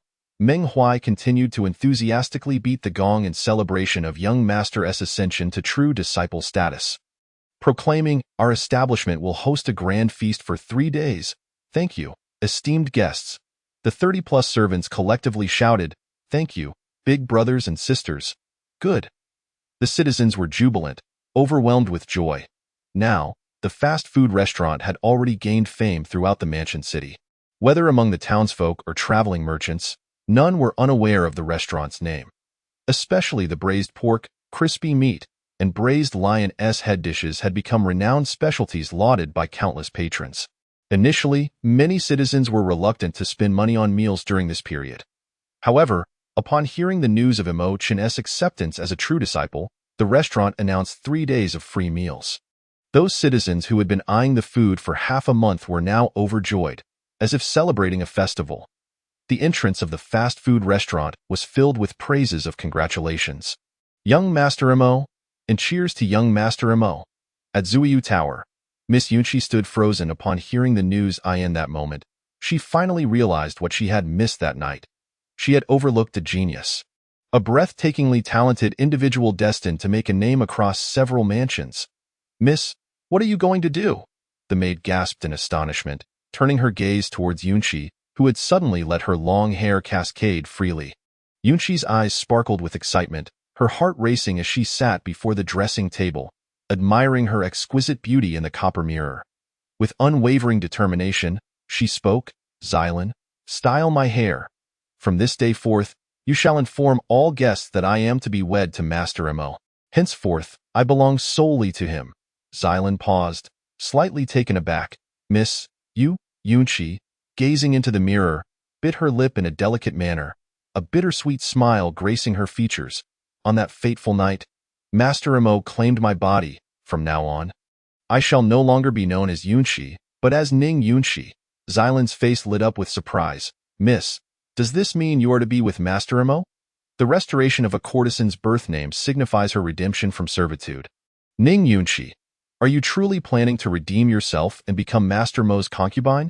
That evening, the illustrious Yunqi, the foremost courtesan of Ziyuela, who sold art but not her body, had invited many talented individuals from the city to a grand feast. With a poem titled Qingping Diao, a gift to Yunqi, Imo Chun ascended to the 3rd floor amidst the envy of the guests. Subsequently, he spent an entire night in Yunqi's chambers, a tale that quickly became the talk of the town. Xylan had never anticipated that Yunqi would openly acknowledge this event and willingly style her hair, reclaiming her birth name for Imo-chun.in, the residence of the city lord at Jinwu Academy. Qin Shiyue sat in her study, her eyes wide with disbelief. He possesses celestial bone structure and extraordinary comprehension. Qin Feng, seated nearby, sipped his drink in frustration. Damn it. Imo-chan is far too adept at concealing his talents. I was worried he wouldn't pass the martial arts exam, preparing a feast and purchasing medicinal pills for him. Yet he has soared to the heavens and become our father's prize jewel. Upon hearing this, Qin Shiyue couldn't help but chuckle. That's splendid. It is far better for Imo-chan to be under our father's wing than someone else's. Qin Feng's expression soured as he slammed his palm on the table. I understand this, but it irks me that this brat deceived me. Most importantly, I feel as though I have gained another rival. Qin Shiyue blinked in confusion. Rival? Qin Feng's eyes blazed with anger. That scoundrel. I don't know what kind of sorcery he has cast, but Xia Sang has been prattling on about him incessantly, always mentioning Imo-chan this and Imo-chan that. It's enough to make me want to beat him senseless. Qin Shiyue laughed. Then why not just give him a good thrashing? After all, once he becomes our father's disciple, he will have to call you senior brother. Why not establish your dominance now? Qin Feng glanced at his sister, who wore a mischievous expression, and waved his hand dismissively. Enough of your nonsense, however. Her words stirred something within him. Humph. As a senior brother, it would hardly be unfair to offer some guidance to a junior during his martial training. Would it? With this thought, Qin Feng felt a swell of satisfaction, a smirk creeping onto his face as if a plot were unfolding. Imo-chan, I shall make you aware that Tan Tai Xia Sang is your sister-in-law. Not someone you can toy with at will. Meanwhile, in a quiet courtyard within the city, a hand pinned a letter, which was promptly handed to a beggar outside, dispatched with haste. Imo-chan, celestial bone structure. Possibly extraordinary comprehension. Kill or not?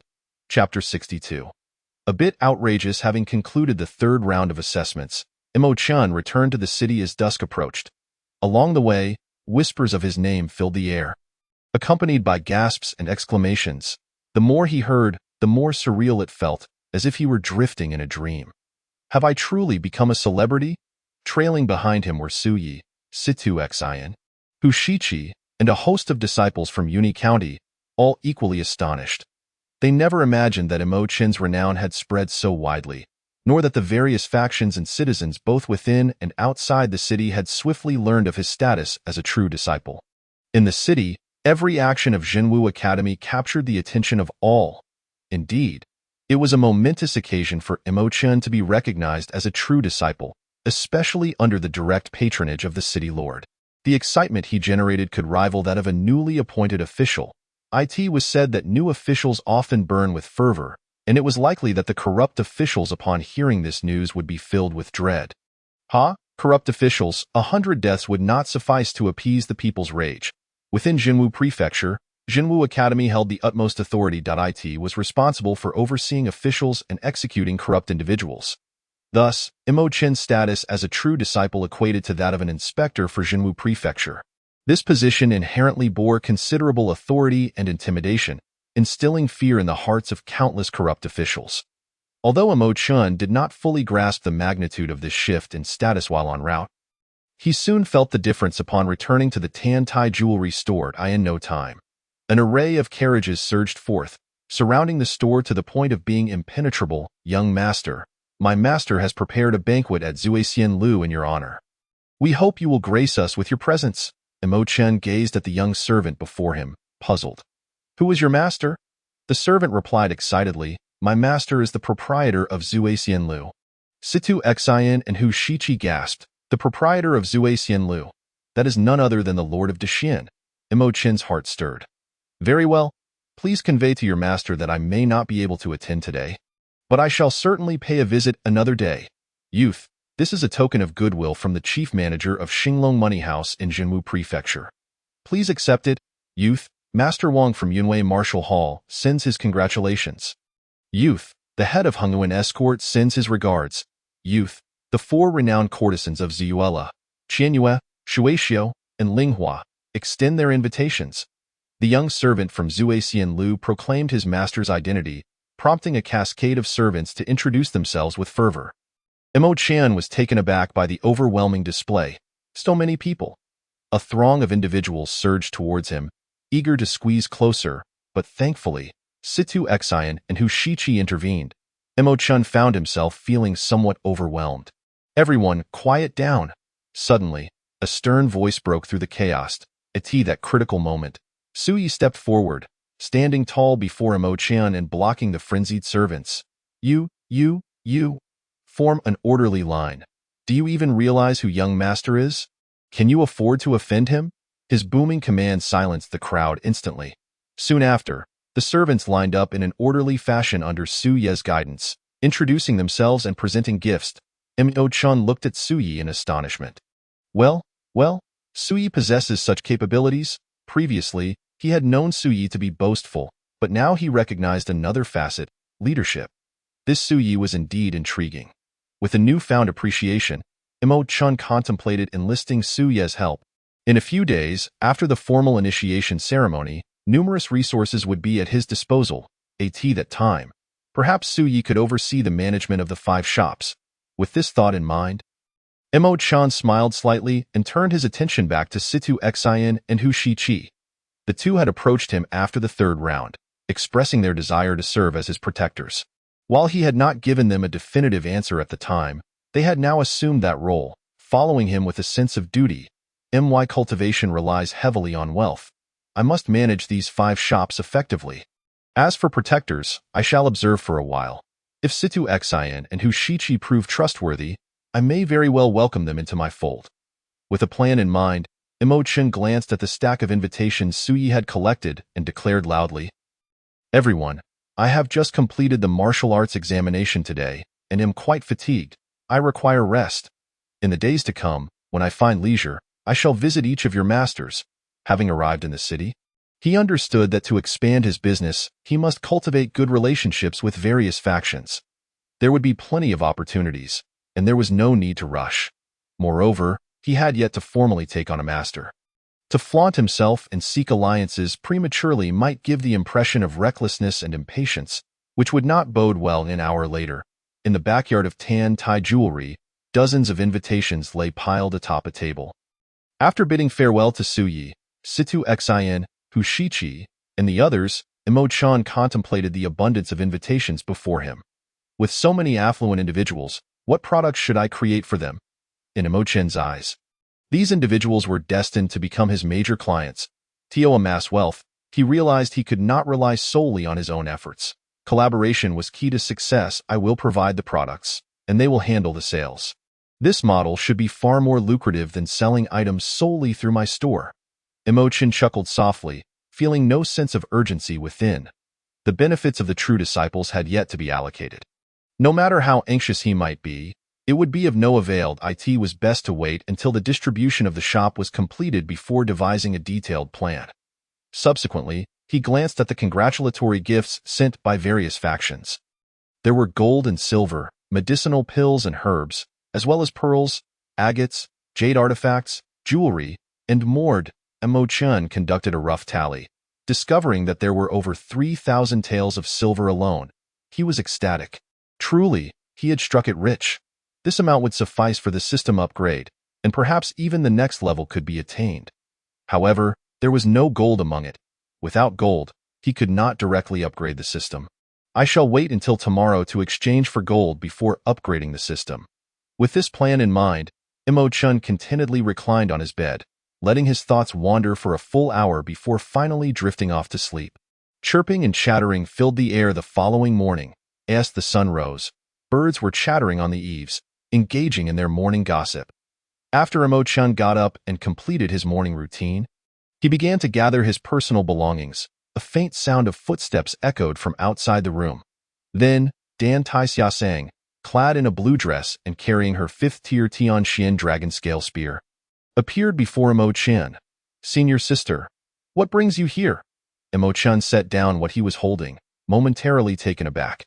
Dan Tai Xiasang replied calmly, "I have come to escort you into the sect." She hesitated slightly, adding, "I also wanted to have a chat with you." Mo Chun smiled faintly, saying, "Chatting is my forte. Let us go." Dan Tai Xiasang glanced around Mo Chun's room. "I am ready to leave at any time." he assured her. Good, Dan Tai Xiaoseng nodded and, with her dark spear slung over her shoulder, turned to walk outside. Upon reaching the entrance, they found a robust black carriage, adorned with two sharp horns. Waiting at the door, Lu, the shopkeeper, stood nearby with a smile, awaiting Dan Tai Xiaoseng and Imo Chen's departure. Upon seeing them emerge, Lu quickly bowed and said, Miss, young Master Imo, breakfast has been prepared on the carriage. You may eat on the way. Thank you for your efforts, Dan Tai Xiaoseng replied with a nod.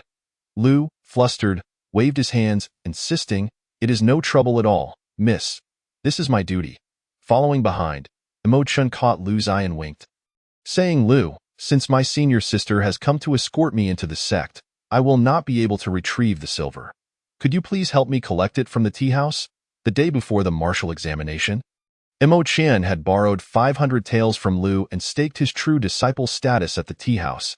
At tea the time, onlookers had scoffed at him for being foolish with money. Even Lu had been disheartened, often wearing a troubled expression as he sought Imo Chen out, seemingly at a loss for words. However, yesterday, no one had expected that Imo Chen would indeed become a true disciple. Hearing Imo Chen's request, Lu's expression grew complex, and he sighed, Young Master Imo, rest assured, I will certainly retrieve your silver. With odds of 1 to 5, 500 taels would transform into 2,500 before the martial examination. Imo Chen had urged him to place a bet, yet Lu had remained skeptical. Now, he was regretting his disbelief. Seeing Lu's bitter smile, Imo Chen couldn't help but chuckle. The silver is yours to reclaim. I am not one to be ungrateful. After retrieving the 2,500 taels, take 700 for yourself, and please help me exchange the remainder for some gold to send to Jinwu Academy. Lu quickly replied, I cannot accept it. Young Master Mo's silver is something I must never touch. I only regret not believing in you. Imo Chen laughed heartily. Very well, take it if you must, and spare me the unnecessary talk. After saying this, Imo Chen stopped further discussion and signaled the carriage driver to depart. Inside the carriage, Dan Tai Xiaoseng remained quietly seated. Once they had traveled some distance, she furrowed her brow and asked, Did you go gambling? Imo Chen glanced at her and laughed softly. Not exactly gambling. I merely wagered on my own status as a true disciple and earned a little money. Dan Tai Xiaoseng shook her head. Gambling is unwise. All right, Imo Chen complied obediently, offering no rebuttal. Dan Tai Xiaoseng's bright eyes fixed intently on him, as if to say he was being evasive. Imo Chen, taken aback, pondered for a moment. After a while, Dan Tai Xiaoseng inquired, What is the matter with your root constitution? Imo Chen smiled gently and extended his hand, saying, Feel for yourself. All right. Dan Tai Xiaoseng nodded and placed her hand on Imo Chen's, her aura shifting, her brows knitted in confusion. How strange. Could it be that I made an error previously? In just over a month, it would be improbable for Imo Chen to have altered his root constitution to that of a heavenly grade. Thus, it must have been a mistake on her part. However, the error was far too significant. Dan Tai Xiaoseng's eyes widened in bewilderment as she began to doubt her own abilities. Chapter 63. The Dragon Step of the Sea. Seeing the multitude of questions swirling in Dan Tai Xiaoseng's mind, Imo Chen found it amusing. Yet, he had no intention of revealing his secrets, so he refrained from offering further explanations, allowing her to remain in a state of confusion. The carriage continued its ascent, soon arriving at the foot of Yunwu Mountain.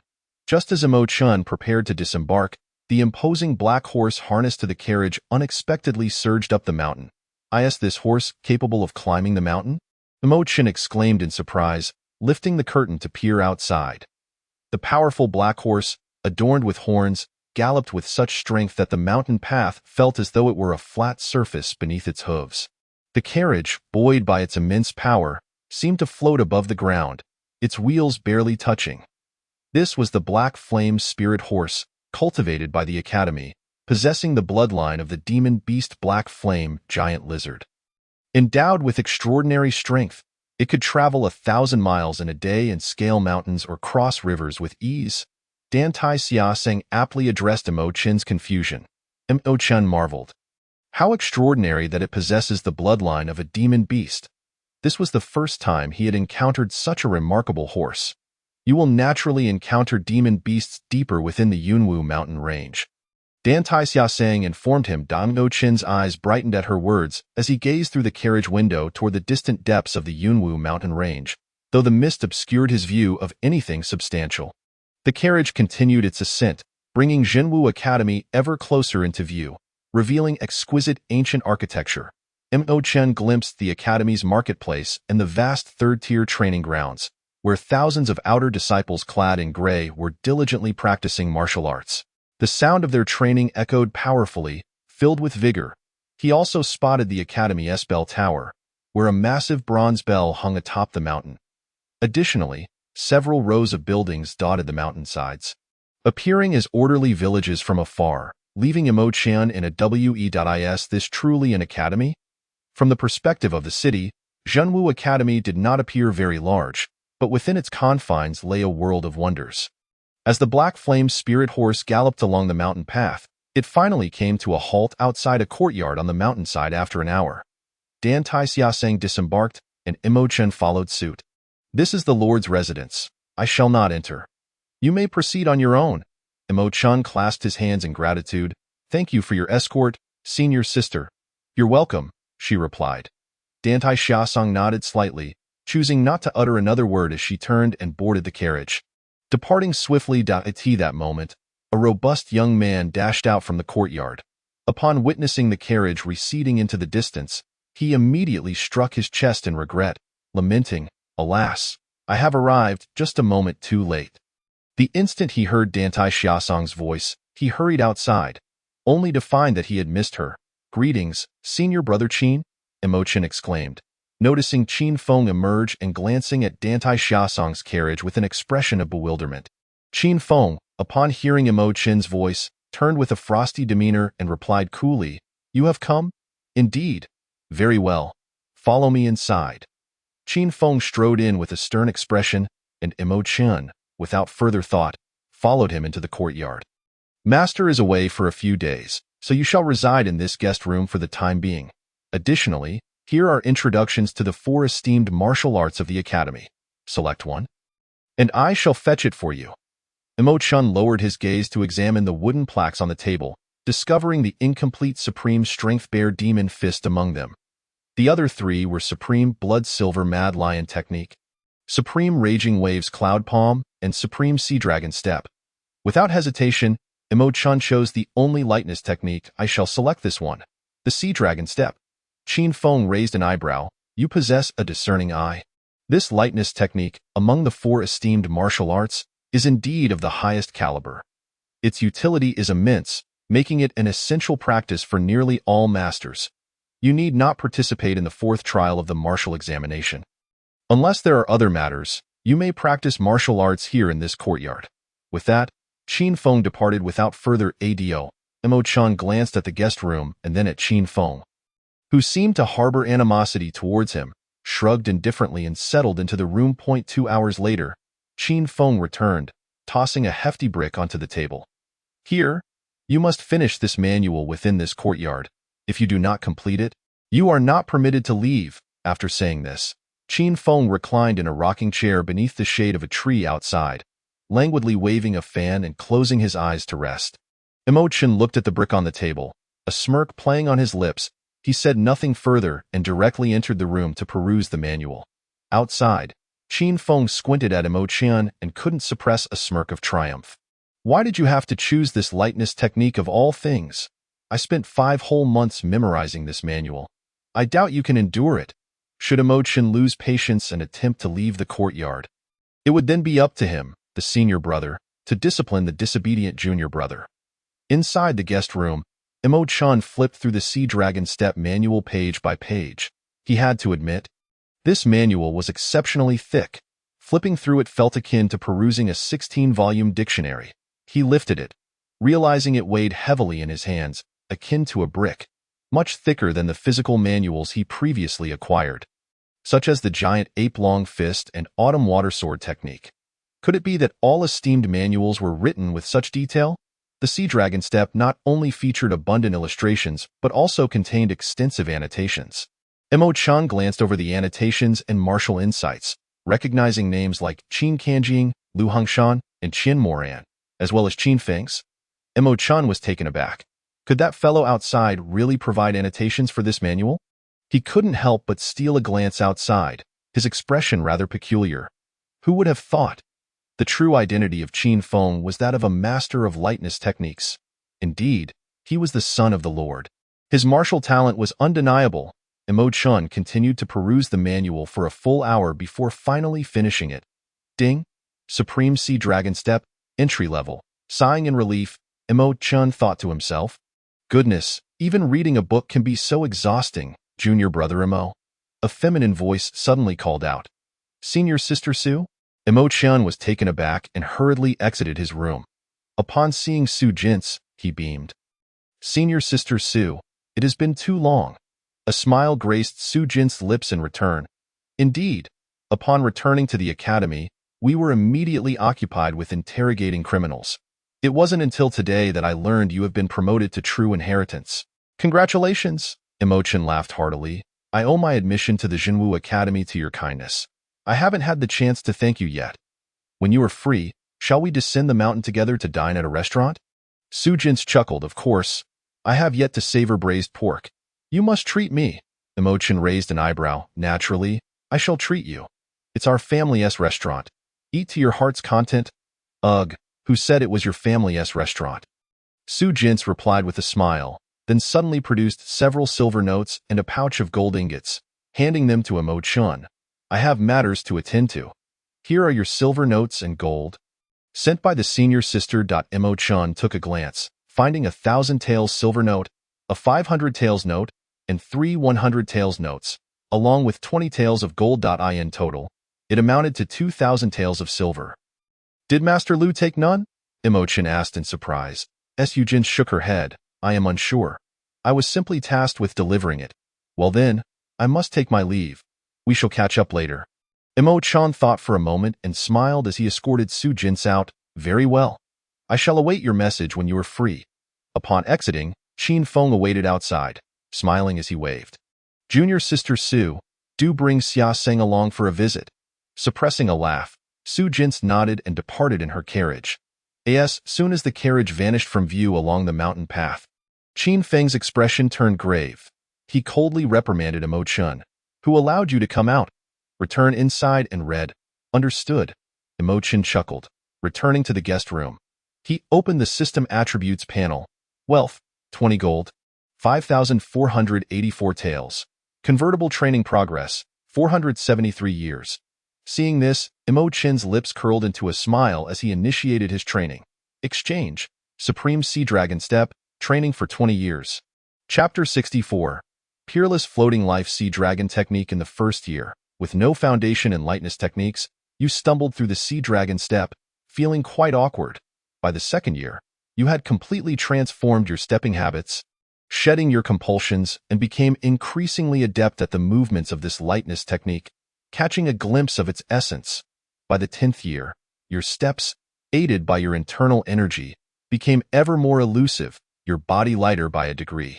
At this point, every lift of your foot created a gust of wind beneath you, imparting a significant push against your back. The Sea Dragon Step had reached minor success in the 19th year. Through diligent study and relentless practice, you reviewed the manual daily and delved into the insights of your predecessors, achieving a profound understanding of this lightness technique, breaking through to great success. In the 20th year, however, you were unable to achieve complete mastery. Without hesitation, Imo-chan initiated another exchange, adding another 20 years. In the 37th year, having perfected a single move, you flowed like a river dragon, gliding through mountains and streams, as light as a swallow, with winds swirling around you. Your steps were like shadows, your form enigmatic and elusive. At last, the Supreme Sea Dragon Step reached its pinnacle of great perfection by the 40th year. You continued your practice, slightly enhancing your physical limits, yet made no further gains in martial arts. Upon opening his eyes, Imo-chan chuckled to himself. To have cultivated an esteemed martial art to great perfection in 37 years was something other heavenly grade talents would scarcely dare to dream of. Generally speaking, even those with heavenly grade roots would typically choose only 2 to 3 martial arts to refine throughout their lifetime. No one could achieve what Imo-chun had done, practicing as many as he desired. After all, human lifespans are finite. Heavenly grade roots may accelerate training speed and raise limits, but mastering multiple profound martial arts to the pinnacle of great perfection hinged not on one's roots, but on comprehension. My comprehension may be average, yet I possess wealth and time to invest. This is something other prodigies cannot compare with. In high spirits, Imo-chun rose to his feet, lifting one foot. Whoosh! His body instantly transformed into a fleeting shadow, tracing a graceful S-curve in the air as he vanished from his spot. When Imo-chun stood atop the roof and looked down, his afterimages rapidly dissipated. Such speed that I can even see my own shadow? Imo-chun gaped in astonishment, unable to suppress his amazement. This sensation is truly wondrous. Glancing back, he saw his own afterimages lined up in succession, as if countless versions of himself were neatly stepping out from the guest room. Ascending to the rooftop in unison, if my speed is sufficiently rapid, might it be that other martial artists cannot keep pace, mistaking my afterimages for my true self? Imo-chun couldn't help but ponder the shadow clone technique. He wondered if his speed could support him in traversing and overlapping among the afterimages.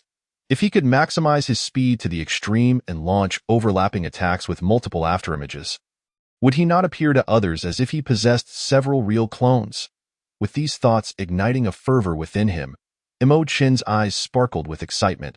If I continue to refine the Sea Dragon step, pushing this lightness technique to the peerless level and perhaps innovating new techniques, to what extent might I reach? At present, Imo-chun remains uncertain about the ultimate limit of the Earth Sea Dragon step. However, the absence of any system notifications indicating that further deductions are impossible suggests that this technique still possesses the potential for advancement.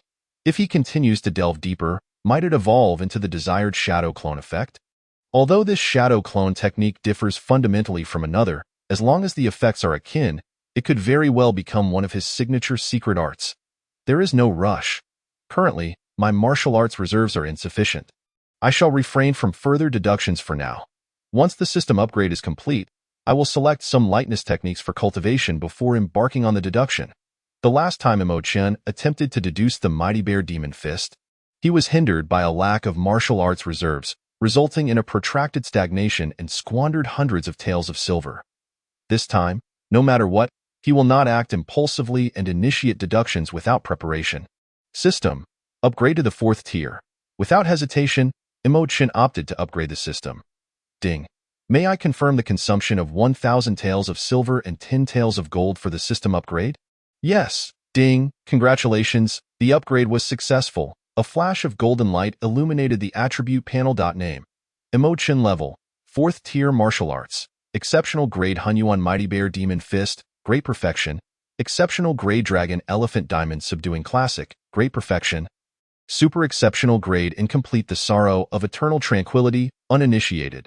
Superior grade Earth Sea Dragon Step, Great Perfection, etc. Wealth, 10 gold, 4,040 taels. Convertible Martial Arts Cultivation Progress, 345 years. Usable Equipment Count, 4. Item Slots, 20. Required for upgrading to the 5th tier, 10,000 taels of silver, 100 taels of gold. Equipment Replacement Cooldown, 1.5 hours. Imo-chun glanced at the silver required for the 5th tier upgrade and shook his head. The required silver had multiplied tenfold. It seems I must find ways to earn more money. The benefits brought by the system upgrade are indeed apparent. The number of usable equipment has increased by 1. And the item slots have expanded by 5. This equipment effect differs from that of other martial artists. While other practitioners must wield their weapons to gain attribute bonuses, his weapon can exert its effects from the item slots without being held. Furthermore, he can stack multiple weapons, a feat unattainable by other martial artists. Next, Imo-chun returned to the chamber and began selecting martial arts for cultivation. Within the 3rd level mural, there are a total of 61 ordinary martial arts, 23 inferior grade, 13 middle grade, 1 superior grade, 1 exceptional grade, and 1 super exceptional grade. Imo-chun first cultivated the superior grade Soul Chasing Finger to great perfection. Finally, he selected several lightness techniques for sequential cultivation. Superior grade Soul Chasing Finger, great perfection. Middle grade Divine Movement Thousand Shadows Step, great perfection. Middle grade Rising Technique, great perfection. Inferior grade grass above flying, great perfection.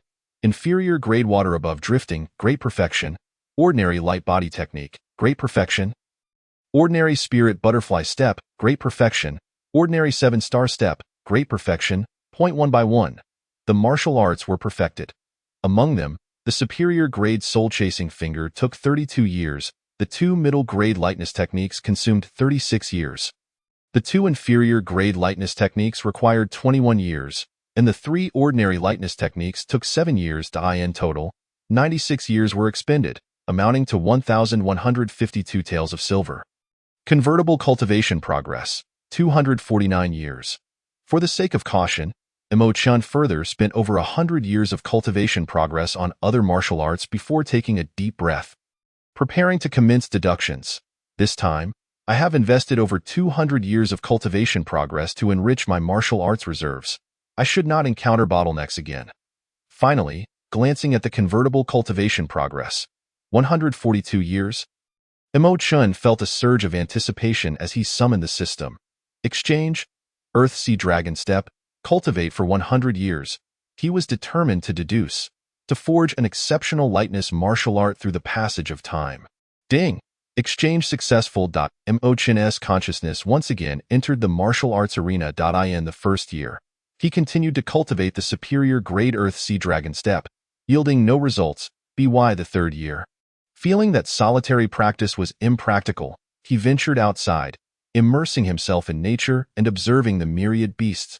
In the 7th year, he encountered a water snake by the river, which moved swiftly through the water with a graceful curve. A sudden spark of insight ignited within him, prompting him to create 3 forms of the dragon body technique. In the 12th year, he climbed a mountain to observe eagles, witnessing firsthand as they captured hares. Leaving him in awe, consequently, he devised 3 forms of the eagle hare technique.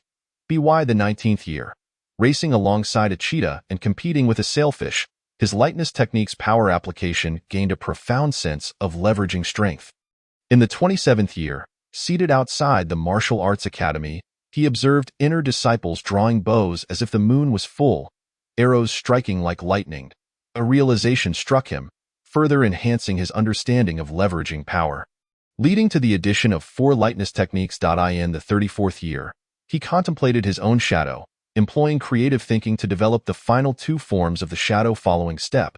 By the 40th year, he integrated the 12 forms of body and step techniques into the Earth Sea Dragon Step, continuously refining and improving until the Earth Sea Dragon Step culminated in 48 forms. Superior Grade Earth Sea Dragon Step Advanced. Exceptional Grade Floating Life Earth Sea Dragon Technique. By the 51st year, the Exceptional Grade Floating Life Earth Sea Dragon Technique, Great Perfection. At this point, his movements became ghostly, as if he were a shadow, manifesting myriad phantasms, traversing in all directions. Whether drifting on water, soaring over grass, climbing mountains with ease, or leaping with the grace of drawing a bow, as he roamed the landscapes of Earth's sea, countless phantoms transformed into floating life dragons. The current martial arts have reached their limit. The current cultivation progress has been tallied, remaining 49 years. Chapter 65. Dare to take a step forward and try it? Mo Chun opened his eyes, exhaling a breath of turbid air. Fortunately, it only took 51 years this time. Adding the previous 37 years spent cultivating the Earth Sea Dragon Step, the total time amounts to 88 years. During my last attempt to deduce the Mighty Bear Demon Fist, I took a staggering 111 years. This 88 years must be attributed to the enhancement of my innate talent. Heavenly grade innate talent has indeed conferred numerous benefits upon him. The most apparent improvement is the accelerated training speed. Had his innate talent remained average today, achieving exceptional status in the Earthsea Dragon Step would likely require at least 150 to 160 years. Feeling the changes in his legs and body, Mo Chun gazed outside, excitement bubbling within him. Since this lightness technique has been mastered, there is no longer any need to linger in this courtyard. Master Qin Kanjiang has gone out for business, and the martial examination's 4th level will not commence until tomorrow. Mo Chun found his stay in this chamber merely a waste of time. It would be far better to venture out and test his exceptional lightness technique, honing his control over his strength. With this thought, Mo Chun rose and proceeded outside, the courtyard entrance, beneath the shade of the trees. Qin Feng reclined in a rocking chair, leisurely reading a book. Suddenly, he heard the creaking sound of the door closing within the courtyard. He raised an eyebrow and cast a sidelong glance inside. Upon seeing Imo Chun closing the wooden door of the chamber and approaching the main entrance, he grinned. "Oh ho! Can't sit still, can you?" His eyes sparkled with excitement as he tossed aside the book and sat upright. "Good lad, I was waiting for you. Since you lack the patience to stay put, don't blame me for being ungracious as your senior brother." Qin Feng. Upon noticing Qin Feng's gaze, Imo Chun stepped out of the courtyard and respectfully bowed before him. "I shall return to the capital and visit again once master is back." Qin Feng reclined once more in the rocking chair, holding a fan, and closed his eyes. His calm voice bore an undeniable authoritative pressure as he asked indifferently, "Who allowed you to come out?" Imo Chun paused slightly, frowning as he looked toward Qin Feng. "Could it be that my words hold no weight?" Qin Feng suddenly opened his eyes, two icy glares fixating on Imo Chun. Laced with a hint of anger, Imo Chun clasped his hands and replied, "Senior brother Qin, I have already mastered the Earth Sea Dragon step, so I naturally do not need to remain here any longer." Qin Feng, being the son of Qin Kanjing, was someone Imo Chun did not wish to offend right from the start. Qin Feng snorted coldly, his expression one of disdain as he gazed at Imo Chun. "You truly are unaware of your limits. What audacity! An exceptional grade martial art, and you claim to have mastered the Earth Sea Dragon step after merely one afternoon of practice. This is simply an outrageous lie without even a draft." Qin Feng internally scoffed, reprimanding, "Go back and study properly. You are not permitted to step outside without my permission." Imo Chun frowned at this. This son's attitude seems somewhat off. Why is he speaking so harshly? "Senior brother Qin, I truly have mastered it." Before Imo Chun could finish his sentence, Qin Feng pointed a finger at his nose, scolding, "Are you deaf? Can't you hear what I am saying?" Imo Chun was momentarily speechless. Staring at Qin Feng's outstretched finger, and without further courtesy, he raised his gaze and replied coolly, "What if I insist on going out?" A smirk played at the corners of his mouth. Utterly unafraid of Qin Feng before him. Seeing Imo Chun's cold smile and hearing his provocative words, Qin Feng's anger ignited instantly. With a frigid glare and an icy tone, he warned, "Dare to take a step forward and try it. Let us see if I can make you obey." Imo Chun chuckled lightly, taking a step forward, testing the waters. Seeking death, Qin Feng's aura erupted violently. Enraged, he struck out, "Roar!" The thunderous roar of a lion reverberated, as a colossal fist transformed into a blood-maned lion's head, ferociously colliding with Imo Chun's shoulder. The fist still lingered in the air, yet the fierce wind and potent energy had already swept in with an overwhelming force. Imo Chun's garments and hair were whipped about by the gusts, which also stirred the surrounding leaves into a frenzy. "Get back!" As Qin Feng's fist approached, it morphed into an open palm, forcefully and unreasonably striking towards Imo Chun. Intent on sending him back into the courtyard, however, as the palm neared, Imo Chun maintained an expression of calm, refusing to evade, even displaying a hint of confusion in his eyes. It seemed he pondered why Qin Feng's attack felt so feeble. Boom! The blood-maned lion's powerful palm descended, and the wind erupted. Excitement glimmered in Qin Feng's eyes. "You little brat, fly for me?" Yet, in response, Imo Chun's calm voice suddenly rang out. He stood firmly in place, curiously observing Qin Feng's hand striking against his protective aura, as though Qin Feng were merely tickling him. This palm strike did not even cause the slightest ripple in his protective energy. He felt no force at all. "What?" Qin Feng's pupils instantly constricted, his expression one of disbelief as he exclaimed, "When did you reach the five elements realm?" Imo Chun raised an eyebrow, responding, "There's no need to disclose that to you." Enraged, Qin Feng rolled up his sleeves. "Ready to engage, you little rascal. You tricked me again." Just as he finished speaking, the lion's roar erupted once more. Qin Feng's hair stood on end without wind, and his entire aura unleashed with a thunderous boom. This time, he was genuinely furious. He unleashed his full strength, transforming his fist into the blood-maned lion, exuding an unmatched pressure as he charged towards Imo Chun. "Step back. My brother's authority cannot be undermined." I must subdue this brat today. A fierce glint ignited in Qin Feng's eyes. However, a renewed flicker of confusion arose in Imo Chen's gaze. The pinnacle of the five elements realm? He was certain that Qin Feng's vitality and aura had completely erupted. Yet he still sensed no threat. Why does it still feel somewhat weak? Perhaps it was due to his mastery of the supreme grade floating life earth sea dragon technique. The fists launched by Qin Feng appeared to move in slow motion to him. Realizing this, Imo Chen shook his head, deeming further entanglement unnecessary. He then casually threw a punch to meet the oncoming blood mane lion. Roar! The power of the dragon and elephant resonates. Boom! The fists collided, and the energy exploded.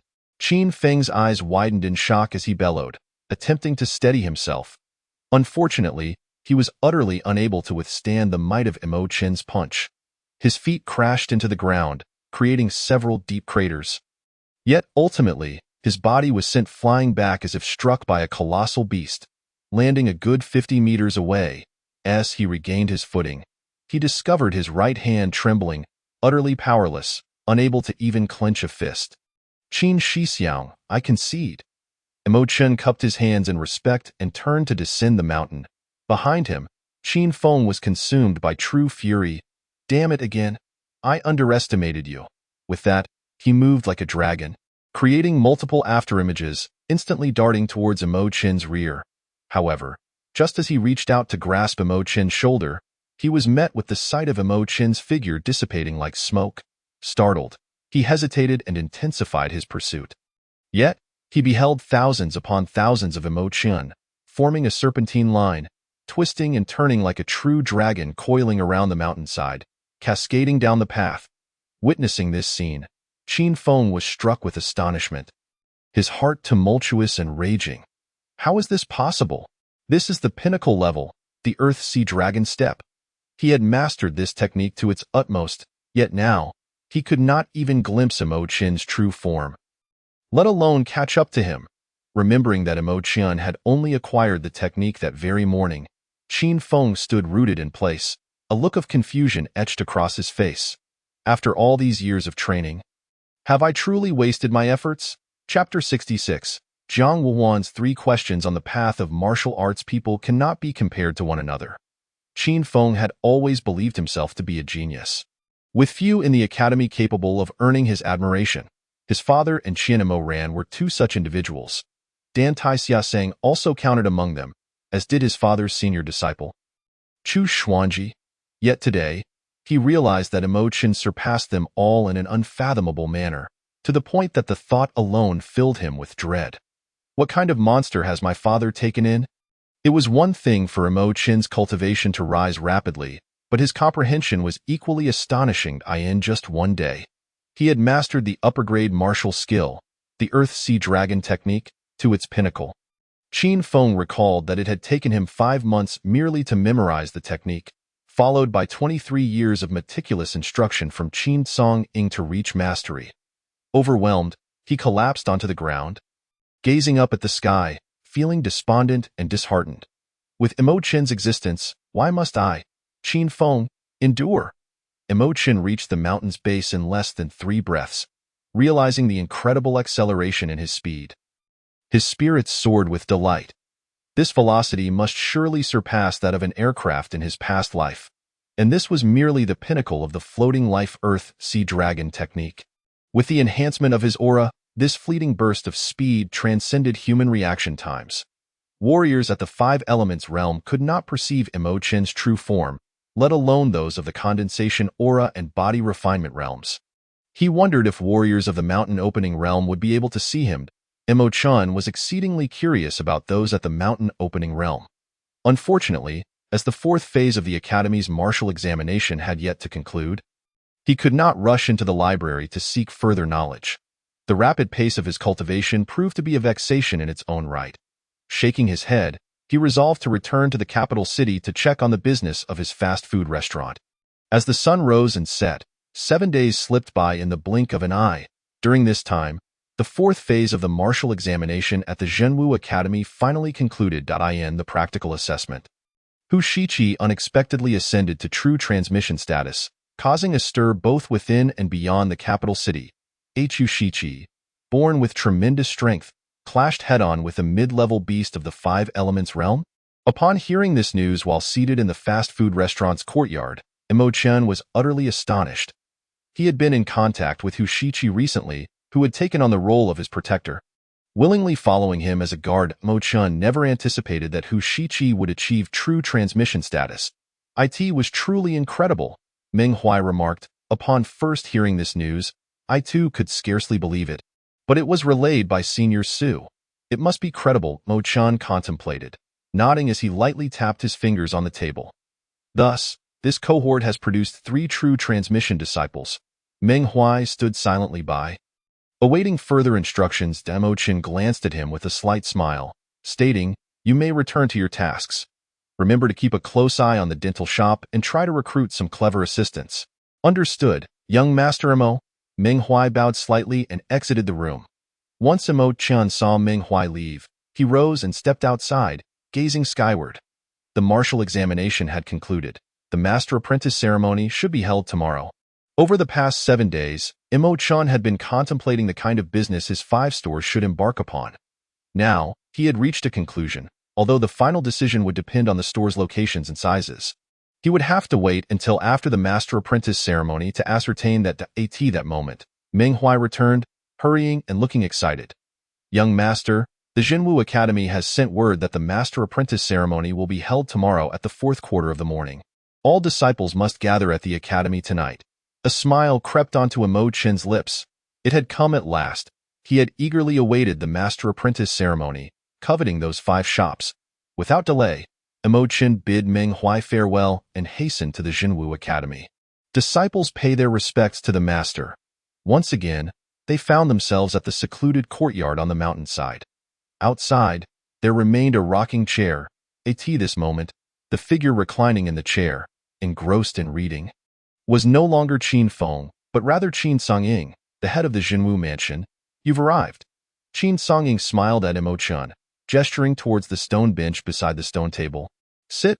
"Very well, Imo Chen complied, taking a seat on the stone bench. Qin Songying reclined in the rocking chair, continuing to read without speaking to Imo Chen. A gentle breeze wafted by, alleviating some of the summer's heat. The master and disciple savored this rare moment of tranquility. After a while, a charming girl with a bun hairstyle emerged from the courtyard, carrying a plate of grapes. Upon spotting Imo Chen beside Qin Songying, her eyes sparkled and she approached Imo Chen. "When did you arrive?" Imo Chen rose and performed a respectful bow, replying, "Senior sister, I just arrived a moment ago." The hierarchy dictated that Qin Shiryu, being a year younger, should be addressed as senior sister. "You came at the perfect time. I just washed these grapes. Have some." Qin Shiryu plucked a plump, purplish-red grape with a sweet smile and raised her hand to offer it to Imo Chen. Senior sister, I can manage on my own." Mo Chen awkwardly turned his head, hastily taking the grape and stepping back. This enthusiastic senior sister had already teased him in such a manner for the 2nd time. With her hands on her hips and her lips pursed, Qin Shiryu gazed at Imo Chen with a pitiful expression, asking, "Imo Chen, are you looking down on me? You speak." Imo Chen forced a bitter smile as he cast a glance at the reclining Qin Kanjiing beside him, and said helplessly, "Senior sister, how could I ever disdain you? It is merely that propriety dictates a certain distance between men and women. We should exercise a bit more caution." Qin Shiryu wrinkled her nose, settled onto the stone bench and huffed. "I don't mind at all. Why should you? Besides, my father is watching, so if it comes to it, I could always marry you." "Impossible." Imo Chen shook his head vigorously, like a rattling drum. "I have never even contemplated marriage.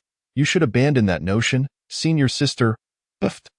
Qin Shiryu couldn't suppress her laughter and rolled her eyes playfully. "Senior sister, I'm not a seductress. Are you afraid I'll devour you?" Qin Kanjiing, unable to endure any longer, set down his book and turned to his daughter with a frown. "Qin Shiryu, you need to scuttle away this instant." "All right." Qin Shiryu giggled, winking at Imo Chen as she rose. "Imo Chen, senior sister is taking her leave now. Do come find me to play when you have some free time." With those words, she turned, glancing back thrice as she made her way to the courtyard. Qin Kanjiing stood and shook his head. "I have 1 son and 1 daughter. both of whom are utterly unrefined.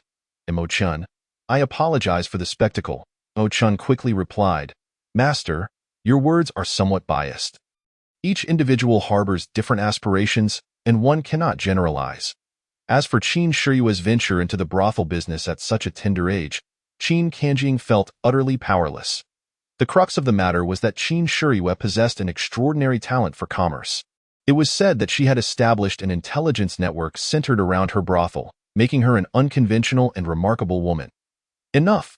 Since you have come, take this book and study it. Qin Kanjing tossed the volume in his hand towards Mo-chen, who caught it with ease. Upon glancing down, he saw that the book was titled Jiang Wuwan's 3 Inquiries on the Path of Martial Arts. Imo-chun was momentarily taken aback. Qin Kanjing, with his hands clasped behind his back, stood under the shade of the tree, gazing into the distant, undulating mountains, his voice laden with nostalgia. 400 years ago, an unparalleled martial genius was born at the foot of Fengqi Mountain. He began training in martial arts at the age of 3, condensed his essence at 5, entered the 5 elements realm at 8, and inaugurated the mountain at 15. That year, the populace of the Daxuan Empire looked up in awe as 108 celestial mountains descended from the heavens. And the world was filled with extraordinary phenomena, the dragon and phoenix harmonizing in song. At that moment, the young swordsman ascended the mountain, shattering the 108 great mountains before the watchful eyes of the masses, leaving the world astounded and drawing emissaries from numerous nations. He was regarded by the Daxuan as a once-in-a-millennium prodigy, nurtured with immense care and resources laid out for his path. Later on, his journey in martial arts indeed unfolded smoothly. At 28, he entered the Fate Spring. At 45, he conceived a spiritual infant, and at 63, he refined his spirit, unifying the 6 nations. In those days, he was seen as the most likely to transcend this realm. Alas, in that very year, he suddenly went mad. He ceased to pursue the path of martial arts and instead succumbed to indulgence and slaughter across the land. Upon hearing this, Imo-chen's heart trembled violently, and a name escaped his lips, the Daxuan tyrant. Qin Kanjing turned to him, nodding regretfully. Indeed, he is the Daxuan tyrant, Jiang Wuhuan. Chapter 67. De Qi and Dewey. Imo-chen stared at the tome in his hands, his mind in turmoil, his breath caught in his throat. The Daxuan tyrant, truly the Daxuan tyrant? This book he held contained the chronicles of the Daxuan tyrant's martial cultivation. Jiang Wuhuan's 3 Inquiries on the Path of Martial Arts. What questions did he pose? And why were there only 3 inquiries?